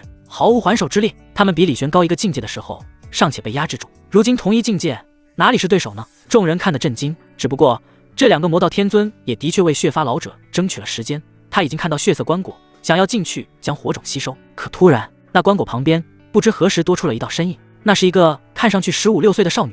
她居然无视了棺椁上燃烧着的血魔火，就那么将手伸进去，将血发老者心心念念的血魔火中拿了出来，然后当着他的面将其塞进自己的身体里。血发老者当场猛圈。血发老者看着将血魔火种塞进自己体内的萧景玉，满脸不敢相信，他甚至怀疑自己是不是出现幻觉了。那可是血魔火种啊，一般武者靠近瞬间就会被烧成灰烬的呀。这个修为金丹的女娃子怎么能将血魔火种从她的棺椁中拿出来的，而且还将其塞进自己体内？有没有搞错？那是异火榜第21的血魔火呀！你一个金丹，你消化得了吗？别身体爆了呀！可是那少女也是萧景玉在将火种塞进自己体内后，非但没有身体爆开，相反脸色红扑扑的，就好像吃了什么大补药，身上的气息也在节节攀升。李玄在这一刻又得到了系统提示，叮！萧景玉在混乱中浑水摸鱼，吸收血魔火种，实力暴涨，随即奖励宿主圣人法流火一瞬。叮！萧景玉修为强势提升到通玄境界，修为随机反馈中，恭喜宿主晋级无上天尊境。李玄只觉得脑海中浮现出大量信息，一种玄奥的圣人法被他掌握，紧接着修为也在节节攀升。本来突破到天尊的他，修为又提升到了无上天尊，他自己都有点懵了。自己2个师妹真是一个比一个牛批，一个战中突破，一个浑水摸鱼吸收异火。好，你们这么玩，师兄我直接起飞啊！其他人看到萧景玉后也都懵了，这少女从哪里来的？我靠，她一个金丹境界怎么敢到这里来？她为什么不怕血魔火？她好像将血魔火给塞进自己身体里了，那玩意能随便色吗？众人小小的脑袋满是大大的问号，而血发老者看着自己的火种被吸收，更是当场暴怒了，怒吼一声：混账，你找死！恐怖威势汹涌而出，将萧景玉笼罩。刚吞下血魔火的萧景玉本来想跑路，可没有想到血发老者会在这个时候突然返回，在这股无上天尊威势下被震得要吐血。此时9条火龙飞到他周围，为他挡下天尊威压。是9龙离火罩，是凤九哥来了。他看着萧景玉忍不住骂道：臭师妹，你怎么随便乱跑啊？等等，你突破通玄了？凤九哥先是骂了一句，然后注意到萧景玉的气息，不由得目瞪口呆。自己战中突破也就算了，怎么你也来这套？而且一突破就是一个大境界的，谁教你这么玩的？但现在他想不了那么多，那暴怒的血发老者已经冲来了。虽然9龙离火罩防御惊人，可也挡不住一个暴怒的无上天尊啊！一条条火龙在血发老者的威势下瞬间爆碎。就在两女陷入危险的时候，不远处一股同样可怕的无上天尊威势爆发，众人一惊，怎么又来了一个无上天尊？而当看到那股气息的来源时，他们瞪大了双眼。不是李公子，你怎么又变成无上天尊了？你还隐藏了修为？尤其是凌云、明月星这些天骄，全都瞠目结舌，脑袋嗡嗡叫。不是，你这样子显得我们菜的一批啊！同个年龄段，你成至尊就算了，围攻各魔道，你变成的尊，我们也接受了。你突然变成天尊，我们虽然震惊，可勉勉强强还是能够说服自己不要跟你比。可是你现在又变成无上天尊，你几个意思啊？等一下，你是不是还要变成圣人啊？流火一瞬，众人震惊的时候，只听到李玄淡漠的声音响起：圣人法流火一瞬，乃是一种身法。就在李玄施展的时候，他整个人好似化作了一道流火般划破长空，以难以想象的速度赶到2个师妹面前。而暴怒之下的血发老者全力一掌轰出，滔滔血海，轰天击地。这一掌纵然是圣人也不敢大意。李玄紧握无暇剑，无上天尊修为灌入剑锋之中，剑气冲天，化作一头火凤凰。凤凰俯冲而出，火焰蒸发血海，最后强势落在血发老者身上，对方惨叫一声，身体逐渐被烧成焦炭。炼尸宗的老祖宗当场暴毙，炼尸宗的弟子们全都仰天长啸，悲愤无比。正道为何能诞生如此妖孽啊？当真是天不由我魔道啊！不，眼看着李玄气势无可匹敌，接连斩杀天尊、无上天尊。正道众人趁此机会乘胜追击，情势顿时一片大好。李玄转身看着萧景玉两女，神情肃穆：不是让你们在外围吗？怎么跑到这里来了？他有点生气。虽然他知道萧景玉是为了吸收异火提升修为，虽然知道对方提升修为自己也能跟着实力暴涨，可是刚才差一点他们就要让血发老者打中了，太冒险了。萧景玉低着头支支吾吾不敢说话。他倒是不埋怨，相反他明白师兄是为自己好，责怪他也是因为重视自己。想到这，他内心甚至还有点暖暖的。凤九哥在一旁看着萧景玉挨训，眉飞色舞，有些小愉悦。臭师妹，被师兄骂了吧？不像我就没有被师兄骂过。可这时李玄看向他，呵斥道：还有你师妹做这种冒险的事，你当时姐的也不阻止一下啊？凤九哥有些委屈，我发现的时候他已经深入战场了，我有什么办法吗？师兄，这不怪师姐，这都是我任性，你要打要骂就冲我来吧。萧景玉抬起头，闭着眼，伸着脖子，一副任由李玄随便来的样子。李玄抬起手，一副要打下去的模样。但最终还是放下手，拿着剑鞘对着2个师妹的屁股一人来了一下。这一次小成大戒，下一次要是这么回来的话，别怪师兄我不留情面了。两女揉着屁股，并没有感到难过，相反，心里美滋滋的。果然，师兄舍不得打我们，用剑鞘打一下屁股，这算什么惩罚？他们将这当成某种情调都没问题。李玄看到他们脸上的笑容，气不打一处来，拿着剑鞘又打了他们屁屁几下，这一次力度不小，打得啪啪响。两女连忙闪躲，师兄，我们知道错了，师兄，疼，别打了。看着两女求饶，李玄这才收回剑鞘。其他武者看着他们在战场上旁若无人的样子，不由得汗颜。几位，咱们还在战场上厮杀呢，麻烦你们认真一点成不？教训完2个师妹，李玄看向其他魔修，眸光闪烁，眼神冰冷。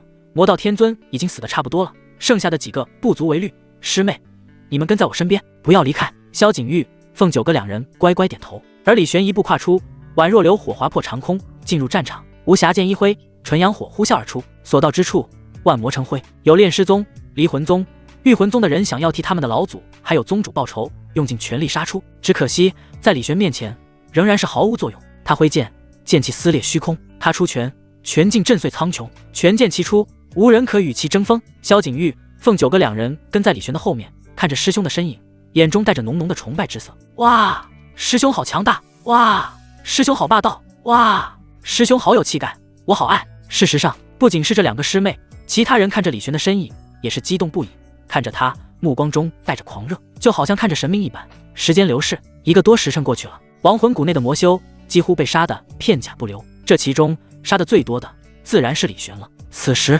天空中突然传来了一股轰鸣巨响，一股恐怖至极的能量宣泄而出，震撼八方。整个亡魂谷在这股力量下开始爆碎。李玄将2个师妹护在身后，无上天尊级别的真元流转而出，化作一个气罩，该能量渐渐散去。众人看向天穹，只见天空都变得一片血红，甚至有血色的雨水开始落下，宛若苍天泣血。这一幕看得众人心惊，那股惊人的能量到底是怎么一回事？我刚才好像听到了一声怒吼，好像是魔道双圣之一的血海老人。众人疑惑之时，天空中的圣人之战已经渐渐平息了，而缥缈老祖、明月圣者、山龙圣者降落，他们身上或多或少都带着一些伤势。李玄迎了上去，然后一念花开神通施展，在一念花开之下，他们的伤势得到了缓慢恢复。3人有些诧异，好厉害的神通啊！李玄好奇问道：“3位圣者，发生什么事了？”血海老人自爆了。缥缈老祖说道。听闻此言，众人忍不住一惊。好家伙，圣人自爆，那威力还不得掉炸天！难怪刚才那股能量那么恐怖了，他们还只是位于圣人自爆的下方，不然他们这些人10个有8个活不了。若不是山龙圣者最后张开万里山河图，将我等3人护住，只怕我们就算不死，也要被重创的。明月圣者说道。接着他看了一眼亡魂谷内的战况，淡淡一笑，看来你们的战果还不错呀。这一切都是多亏了李公子，要不是独自一人斩杀了数个天尊，我们只怕也没这么容易打赢这一战。哦，李公子，3个圣者一惊，独自一人杀死3个天尊。他们想过李玄可能很强，但绝对想不到会这么的强。他们在看向李玄，发现了什么，瞳孔一缩。什么情况？你咋成无上至尊了？李公子，你的修为……哦，是这样的，我刚才在战斗中若有所悟，侥幸突破了。李玄淡淡一笑道。圣人都觉得离谱，侥幸突破？你侥幸突破，直接一口气突破到无上天尊的？为什么我们没有这么侥幸？众人嘴角抽搐了一下，觉得李玄没有说真话，但对上李玄那真诚的目光后，他们也放弃继续追问下去了。这毕竟是对方修行的秘密，打破砂锅问到底，未免有些不礼貌了。他们看着李玄，内心惊叹，只剩下一个念头：这个年轻人无论如何都不能得罪。对方现在这个年纪，就已经可以称得上东周巨擘，再过几年，整个天玄大陆还不是对方说了算？惹不起啊！对了，血海老人自爆，暴雪剑魔呢？有人问道。明月圣者叹了口气，让他跑了，可惜。众人闻言不由得惋惜，但不管怎么说，这一次围攻亡魂谷可谓是大获全胜。接下来将剩下的魔修一一剪除，然后众人开始搜刮亡魂谷，找到了不少战利品，单是灵石就有数千万了。众人进入山谷，打开一个宝库，一股阴森怨气呼啸而出，宝库内放着一颗颗黑色的珠子，每一颗珠子内都带着阴森怨气，里面似乎封存着亡魂。众人见状不由得眉头一皱，这是封魂珠，是离魂宗的人用特殊手法炼制出来的，其中蕴含着大量亡魂之力，每一颗封魂珠的后面都是数百条人命啊！离魂宗的弟子用这些封魂珠修行，可恨！众人将这些封魂珠一一打碎，将里面的亡魂释放出来，然后再由佛门的人进行超度。虽然封魂珠让人愤恨，但亡魂谷内还是有不少修行资源，众人将这些资源集中在一起，接下来就是商量着怎么划分了。一时间众人面面相觑，谁也拿不定主意。才搏动人心。这么多资源放在一起，谁都想要占大头。刚才一起打魔修的时候齐心协力，现在分配资源了，大家就没有那么同心了。毕竟共患难容易，同富贵就有些难了。此时明月圣者站出来，淡淡笑道：这一次围剿亡魂谷，李公子出力甚大，而且上一次在秘境之内也是他救了大家，我们还没有回报他呢。不如这一次这些资源就让李公子占大头如何？此言一出，众人纷纷看向李玄。我同意。缥缈老祖也开口了，由于柳天玄的原因，他本来就是李玄这边的。两个圣者都这么说了，山龙圣者沉吟了一会，也同意了。毕竟李玄天赋潜力太惊人了，谁知道他以后有没有需要人家帮助的地方？先趁这次机会跟对方打好关系再说。三个圣人都同意了，其他人还能说什么呢？我也同意，这是李公子该得的。上次在秘境，李公子救了我们所有人，这份大恩不得不报。这些资源理当李公子占大头，若是李公子的话，我服气。众人一一附和，居然没有一个人反对。李玄眨了眨眼，不是，你们都这么客气的吗？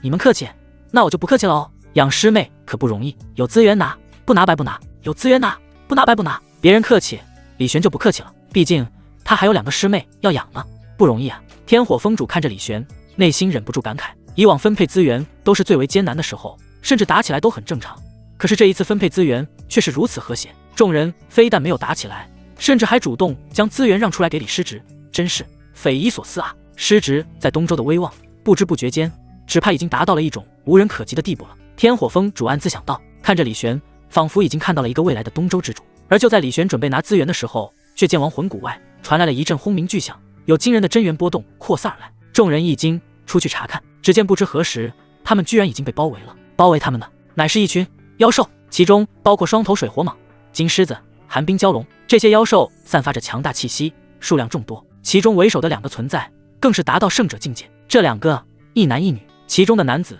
满头白发，面容冷峻，额头长着2根鹿角，乃是东周最顶尖的妖族，寒冰蛟龙一族的族长。另一个女子一袭红裙，妩媚动人，身后有一条狐狸，尾巴晃来晃去，也是顶尖的妖族火狐。看到这些妖族，明月圣者几人内心咯噔一声，隐隐有所猜测。明月圣者站出来，淡漠道：冰傲还有火狐云，你们2个带着这么多妖兽前来做什么？哈哈，明月圣者，你应该不笨才对，难道猜不出我们想要做什么吗？寒冰蛟龙族长冰傲淡淡笑道。一旁的火狐一族长火狐云微笑道：小明月，乖乖听话，把资源交出来，我们这就走。很明显，他们是为了亡魂谷的资源来的，他们一直都在暗中盯着，等正道众人将魔修一网打尽后，他们再跳出来坐收渔翁之利。山龙圣者冷哼道：好一个妖族，好一个螳螂捕蝉，黄雀在后，你们打的算盘真不错。冰傲微微一笑，几位，现在给你们选择时机会不多，把资源交出来，咱们就相安无事，不然……说到这，他的语气冷了下来，四周虚空也开始飘起了鹅毛大雪。山龙圣者冷笑道：不然怎么样？你们就打算在这里将我们一网打尽，然后在东周就是你们妖族一家独大了吗？冰傲冷冷一笑，并没有说话，但意思很明显了，就是这样。他笃定正道跟魔道大战一定是元气大伤，而他们妖族整装待发，精锐齐出，难道还打不了这些人？可当他目光扫过正道众人的时候，内心忍不住咯噔一下。好家伙，3个圣人，一个没死，而且人群中还有不少眼熟的至尊，他们在这一场大战中居然都活下来了，怎么回事？魔道什么时候变得这么弱了？让人给灭了，正道居然没有多少损伤的样子，这其中哪里出问题了？冰傲隐隐察觉到了一丝不对劲，事情发展好像有点不受掌控啊。正道与魔道大战虽然是疲惫的样子，但远远算不上是元气大伤，这时候若是开战，就算他们妖族能赢，只怕也要元气大伤的。靠，失算了，妖族想要战，我们奉陪到底。哼，想趁火打劫，你看我们拼不拼命就是了，就算是死，我们也绝不让你们妖族好过。众人群起激愤，一副随时可能大战的样子。冰傲、火狐云都察觉到了一丝不妙，这下子怎么下场？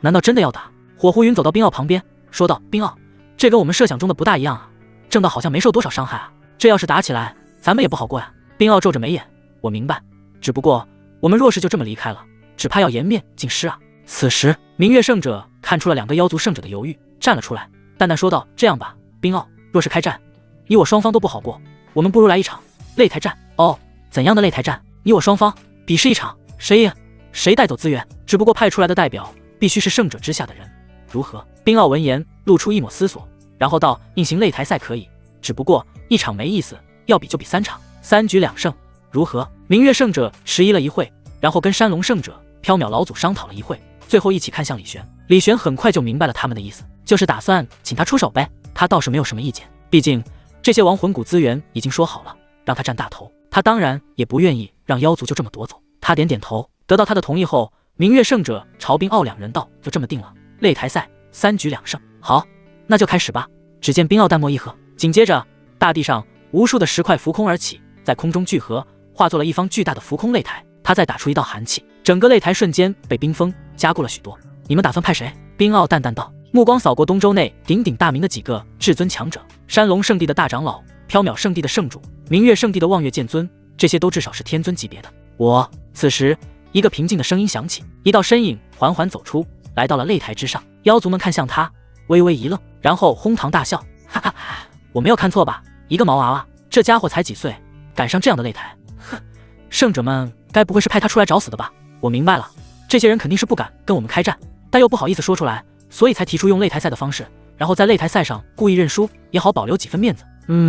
一定是这样。众妖议论纷纷，玩味地看着李玄。肃静。此时冰傲淡漠一喝，然后看向李玄。别人看不出李玄修为，他这样的圣者岂能看不出来？在他的感知中，李玄的气息犹如一轮烈日，浩瀚无比，灼热逼人。他站在擂台的那一刻，自己留在擂台上的那一道寒气都几乎要被融化掉了。没想到正道出了你这样的妖孽，